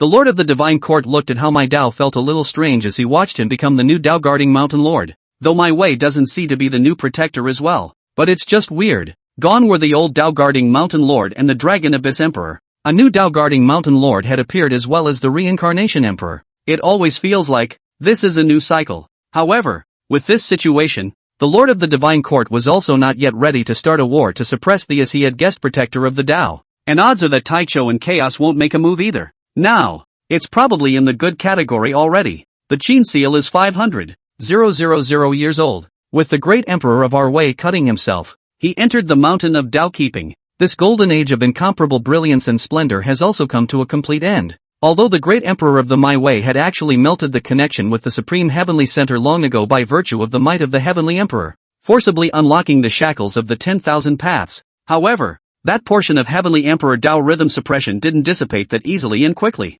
and it was still difficult for a new great emperor to emerge. The world is sighing and recalling the various aspects of this golden age, which was too terrifying, incomparably glorious, and extremely shocking from the beginning to the end, astonishing the ancient and modern worlds, and shaking the generations to come. But the era ended after all. Tens of thousands of years more, or hundreds of thousands or even millions of years. How many people still know about the splendor and horror of this era? The world has some size, because some of the ancient glorious times are in fact now also very fuzzy, do not really see, do not know exactly what happened. Only words of the record cannot say that a clear ancient splendor. In the meantime, Qin Feng had thoroughly digested the world Tao rhythm he had drawn from the realm beast and had further polished the Wanxiang divine Tao, although it had taken more than 80,000 years, the initial building of the universal divine path, which was the beginning, naturally had to be carefully and extremely perfected. He had completed nearly half of the fourth turn of the divine tire and the fourth leap of the divine soul,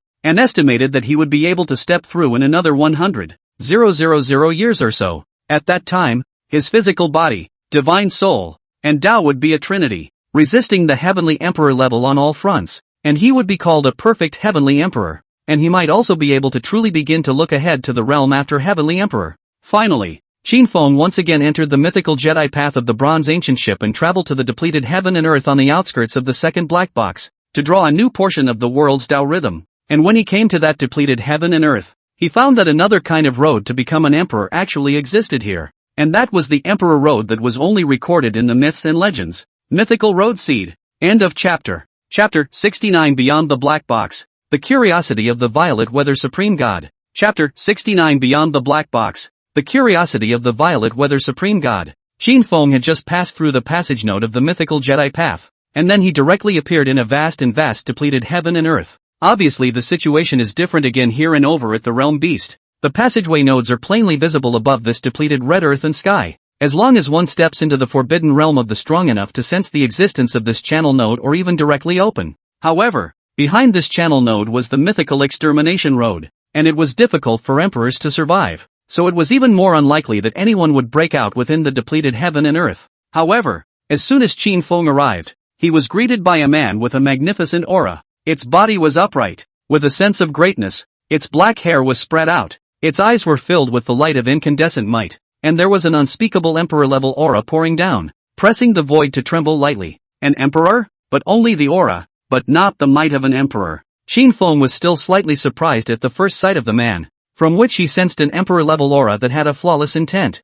However, continuing to feel down, it was also discovered that the other party did not truly possess that portion of emperor might, and even half-emperors were still a step behind. At most, they could only be counted as powerhouses with some of the forbidden might, but even so, this was much better than the king-cap depleted heaven and earth of the boundary beast next door. Qin Feng's arrival, even though he wasn't able to explode in might, having just broken out from the mythical Jedi path, his astonishing and overwhelming heavenly emperor might still instantly swept across the entire vastness of the heavens and earth here. Rumble! The earth trembled violently, as if bearing a pressure from a mythical giant, and even sank a few points in the midst of the violent quake. The dome of the sky was likewise washed out a number of cracks across the heavenly domain, revealing the emptiness and cold silence outside the domain, as if this sky could not cover that one top through the red dust years of the horror of the living soul. The moment all the living beings in this world felt that heaven-destroying and earth-destroying supreme divine might, which arrived through the ancient ages and went straight into the hearts and minds of all living beings.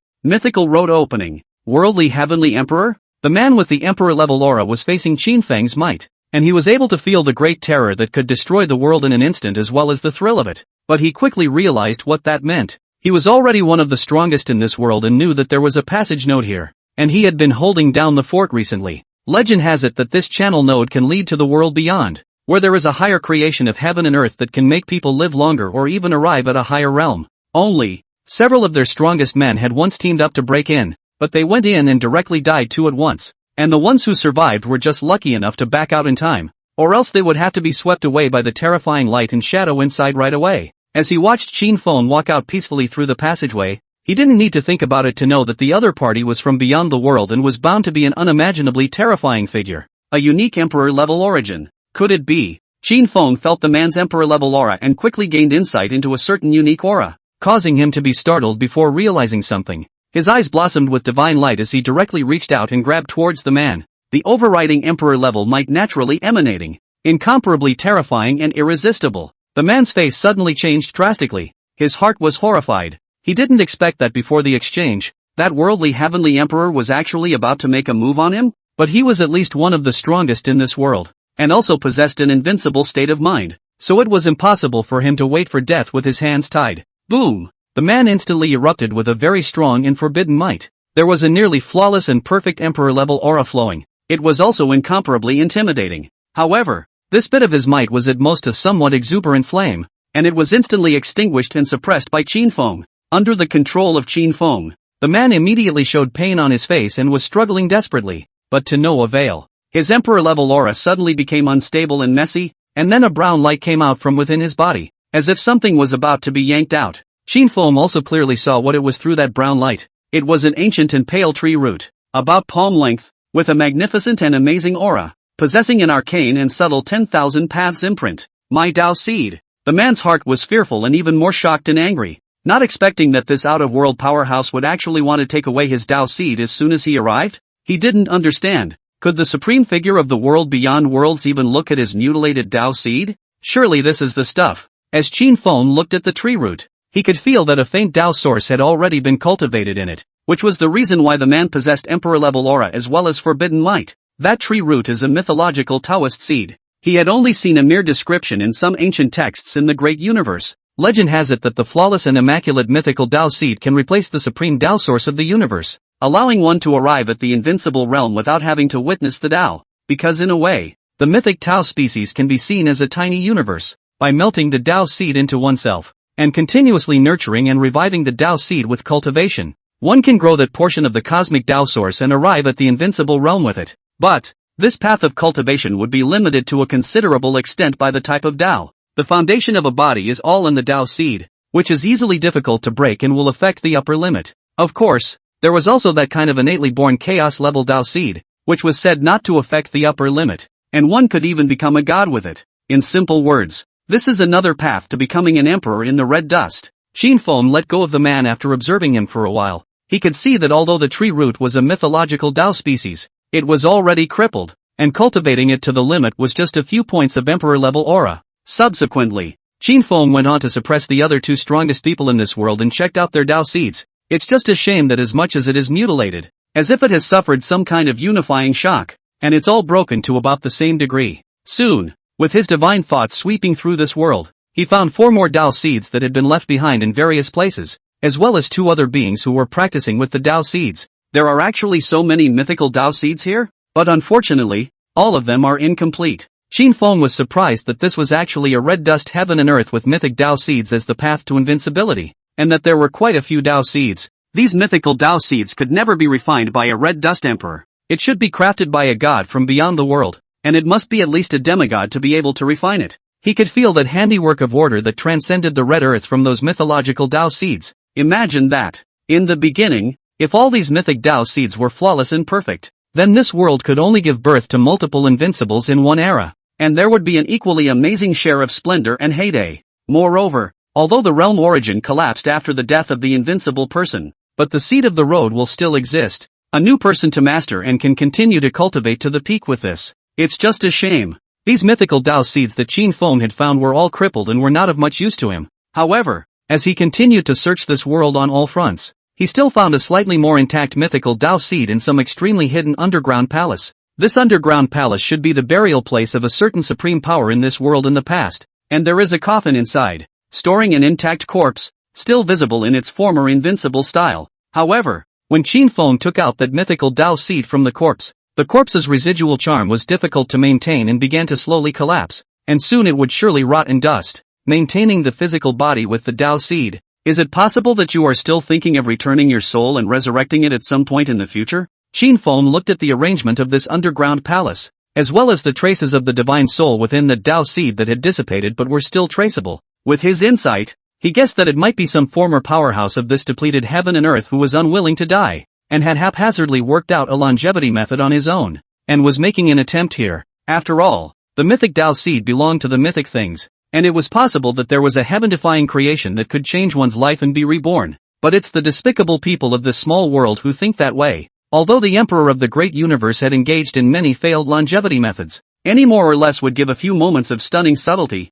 and would not be so crude and shallow. Those 3 strongest people in this world also boldly followed Qin Feng to this underground palace as well at this time. Then they realized that this was actually the tomb of the former Ziwei emperor. This world of theirs was known as the continent of creation. Since ancient times there had been some strong people who had slightly broken the limits of the Tao seed, possibly possessing the might of a half-emperor. The Violet Weakness Emperor was one of them, and was possibly the strongest person on the ancient creation continent since the beginning of time, as he had found a Violet Weakness Tao seed that no one else had ever gotten, and cultivated to an unprecedented height. What Qin Feng had gotten at this moment was the Violet Weakness Tao seed. He left the underground palace and soon learned about the legend of the Violet Emperor here as well, but it left him somewhat speechless. One can only say that that person did know a little bit about the heavens and dared to take Ziwei as his imperial title. The great universe's emperors who were proud of the ancient and future weren't that bold, and it was possible that this was the name of one of the supreme gods in the legends. For no reason, and no one would take this imperial name in an invisible offense to a supreme god. The purple weakness Tao seed? It's also broken, but half of it is intact, and should be able to allow one to cultivate to about half emperor. And those with outstanding talent may be even stronger if they take it a little further. Qin Feng studied this Ziwei Dao seed, looking at it like a miniature star. There was a deep and vast aura, from which he could feel the unique seal of the 10,000 paths name of Ziwei. However, he felt that it was unlikely that this Ziwei Dao seed was really refined by that supreme god, and it seemed to be no match for that supreme mythological legend. It's possible that it was refined by some powerful disciple grandson of that supreme god. While Qin Feng was studying the violet weakness Dao seed, above the black box, far beyond the endless space and time, so far that the black box was like a grain of black dust in the perspective of the supreme god, there was an eternal divine realm where there was a real bright myth. Above this divine realm, there was even a supreme divine kingdom that transcended above eternity, the violet weeping divine kingdom. In the kingdom of God, there was likewise a vast heaven and earth, extremely brilliant, and everywhere you looked, there were supreme divine objects, thousands of colors of light, gorgeous and beautiful. Even a weed is mapped with endless magnificent Taoism, seems to have the ability to open up the sky and the earth. This was not a heaven and earth created by divine objects, but rather, it was originally the place of creation of the supreme gods, where a grain of dust could instantly be transformed into a splendid divine object. It was an eternal splendor, a brilliant fire that would never be extinguished, illuminating the ancient mythological epochs. On that supreme divine court at the very center of this divine kingdom, there was a figure standing casually, and an overwhelming aura that transcended everything naturally permeated through, oppressing the mythological ages and overriding the supreme eternity. He just stood there, giving the impression that he was the apex of all myths, looking down on the ages, the supreme divine kingdom, the so-called mythic vast earth, the many lower gods and goddesses, were all underneath him, and nothing could surpass him. He was Ziwei, a supreme god who had long stood at the apex. Where Ziwei stood, the surrounding light shifted and shades changed. There were thousands of haze colors, endless chaotic chi sank and floated, and a piece of gorgeous time and space flashed by, having an unparalleled scene of creation. Everything in this place seems to change naturally only at the whim of this supreme deity. The might of the supreme god was beyond the reach and admiration of all inferior beings, and there seemed to be nothing that this terrifying existence could not do. But, the violet microcosmic supreme deity was currently looking out into the extreme distance, and a few worried demeanors were hidden in his deep divine eyes. The Beidou has disappeared. The ancient Tao has long since gone into hiding, and the No Hijack and the Holy Spirit have gone into hiding ahead of time. They're all on their fourth final day, and they really can't get through? After this time, am I the only one left of the oldest batch of supreme gods? Ziwei faintly spat out his words, and the unrivaled ripples of the divine Tao spread out, covering endless space and time, as if to set off some kind of cause and effect, capturing some heavenly opportunities that he could not easily penetrate. However, he still didn't have much to gain, and only probably sensed that the four supreme gods as old as him hadn't faded away for the time being, and were supposedly avoiding karma in preparation for the final day. Going to check it out? Ziwei said, suddenly raised his hand and casually condensed an incarnation. Looks the same as him, only the power is extremely weak, but that a transcendent eternal supreme divinity still exists, people do not dare to look up to. He was currently looking at the four black boxes that were extremely far away. There was just as much darkness there for him, unable to see the cause and effect, nor would he force himself to see it. And it's not just the black box itself that's dark, it's the vastness of space and time around it that's just as dark. A sort of buffer zone to avoid surprises as much as possible. The black box is at stake, and he's not going to break the rules. However, he was still curious at this time, curious as to what the situation of those four ancient supreme deities who were also enemies and friends was. Although it was impossible for them to be in the black box at this time, some things inside the black box could reflect their specific situation. So he wanted to send an avatar into the black box to explore the situation. Though the incarnation couldn't have sent the message out without destroying the black box karma. But the incarnation was just as much him,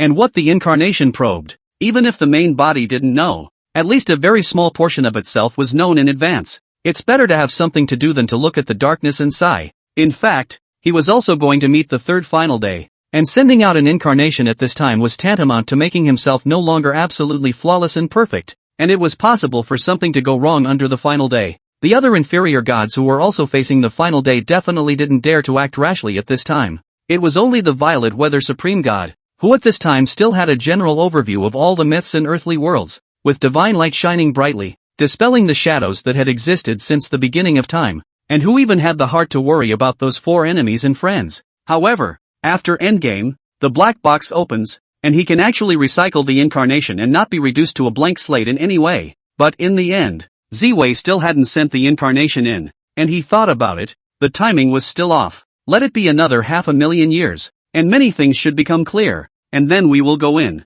Ziwei withdrew that one incarnation, and himself returned to perfection and flawlessness. 500,000 years. In the past, it was literally a snap of the fingers. But now, since the appearance of the final day for no apparent reason, 500,000 years no longer seem fleeting. Even just tens of thousands of years passing might cause the gods to lament that time was passing too quickly. Wait 500,000 years. He will drop an avatar into the black box. Incarnation wouldn't have the power to break the black box though either. But that is just as much the identity of the supreme god, driving in the red dust, transcending the eternal state of mind. Through the mythological epic of the eye, the supreme majesty cannot be looked up to. After Qin Feng studied all the mythical Tao seeds in the ancient creation continent and drew on the world Tao rhythm here, he left with the violet weakness Tao seed. This world was in fact not much better than the realm beast side, and theoretically capped by the king. However, the Tao seed existed here, belonging to a piece of that could allow one to reach higher realm soil, allowing the strongest people here to cultivate to higher realms. Qin Feng took away the violet weakness Tao seed, also just wanted to further study the mythical Tao seed. He also wanted to try to see if he could repair the mythical Tao seed. He felt that the mythic Tao seed was not so complex as to be incomprehensible. He might not be unable to repair it in the future, and might even be able to refine a new mythical Tao seed. If one could transcend the heavenly emperor rank and reach a higher realm, one would naturally be able to see a greater vastness of the heavens and the earth, and possess more unimaginable power. Even Qin Feng felt that in the future, if his own Tao source reached an incomparably abundant and vast degree, he might even be able to infuse the world's best with his own supreme Tao source, allowing people to with him witness the Tao and become emperors. However, this would require him to chop off a portion of his own realm's roots, which would also be damaging to him. For now, his own Tao source wasn't that pure and thick yet, and hadn't reached the supreme realm. The damage from chopping down the source of the Tao was also temporarily unbearable, but theoretically, as long as he continued to grow, to the point where he could easily recover even if he chopped off his Tao source roots,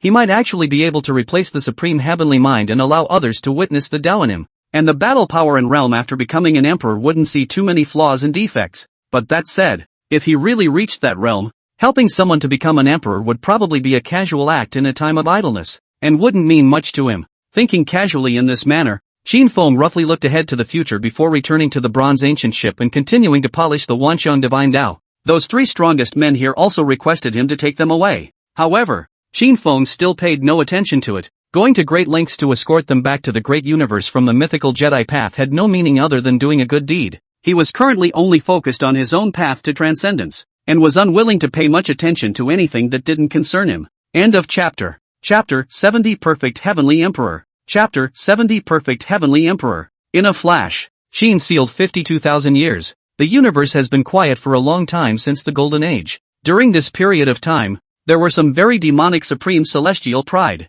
It was only a pity that that one copy of the Heavenly Emperor level shackle aftermath of the Great Emperor of our way was still too terrifying, and it still invariably blocked the path of proof for the heavenly pride of later generations. To this day, an overwhelmingly stern figure broke through the Emperor's tribulation and succeeded in proving the Tao, receiving the baptism of the Tao source of the Supreme Heavenly Mind, sublimating extremely, and stepping into the realm of the Great Emperor. Boom! An imperial might that overrode all things in the red dust erupted at the top of the starry sky, horizontally suppressing the ancient and modern worlds, shaking the universe, and terrifying the living beings. 10,000 heaven and earth visions surged out, the earth's purple chi steamed, the sky dome roared, and thousands of order haze colors broke through the void and came out, pouring down brilliant light. The vision of becoming an emperor. 10,000 shackles came out, a new great emperor of the day appeared, and the world honored him, and a new era began. Chaotic Destiny Emperor. The world was quick to confirm the empire name of this newly crowned great emperor. They thought back to the life of the disorderly fate great emperor and his path of growth, and it seemed that he did have a rough and very chaotic life, and this emperor's name seemed to fit. The Chaotic Destiny Emperor's life was too bleak and miserable, and there had been too many times when he couldn't help himself, but in the end, they were all set right by him, and he came out on his own invincible path. He finally realized the so-called chaotic fate of the true meaning of the fate of chaos. Life is twisted. He sensed the state of mind as one. Unshakable. Simply put, my life by me. The great emperor of chaotic fate was horizontal in the world, suppressing everything, and the great emperor's might was at its extreme peak, intimidating the world's taboos. But really, he didn't have much to do. After the path of the protector, the calamity havoc, and the yellow springs and the river of heaven were sunk, an entire golden age had passed, and there were no longer any active forbidden beings in the world. The disorderly fate emperor has been peacefully settling the world for nearly 20,000 years, during which time he has also occasionally gone to the devil's abyss to extinguish some of the evil devils ahead of time. Because of the peace and quiet,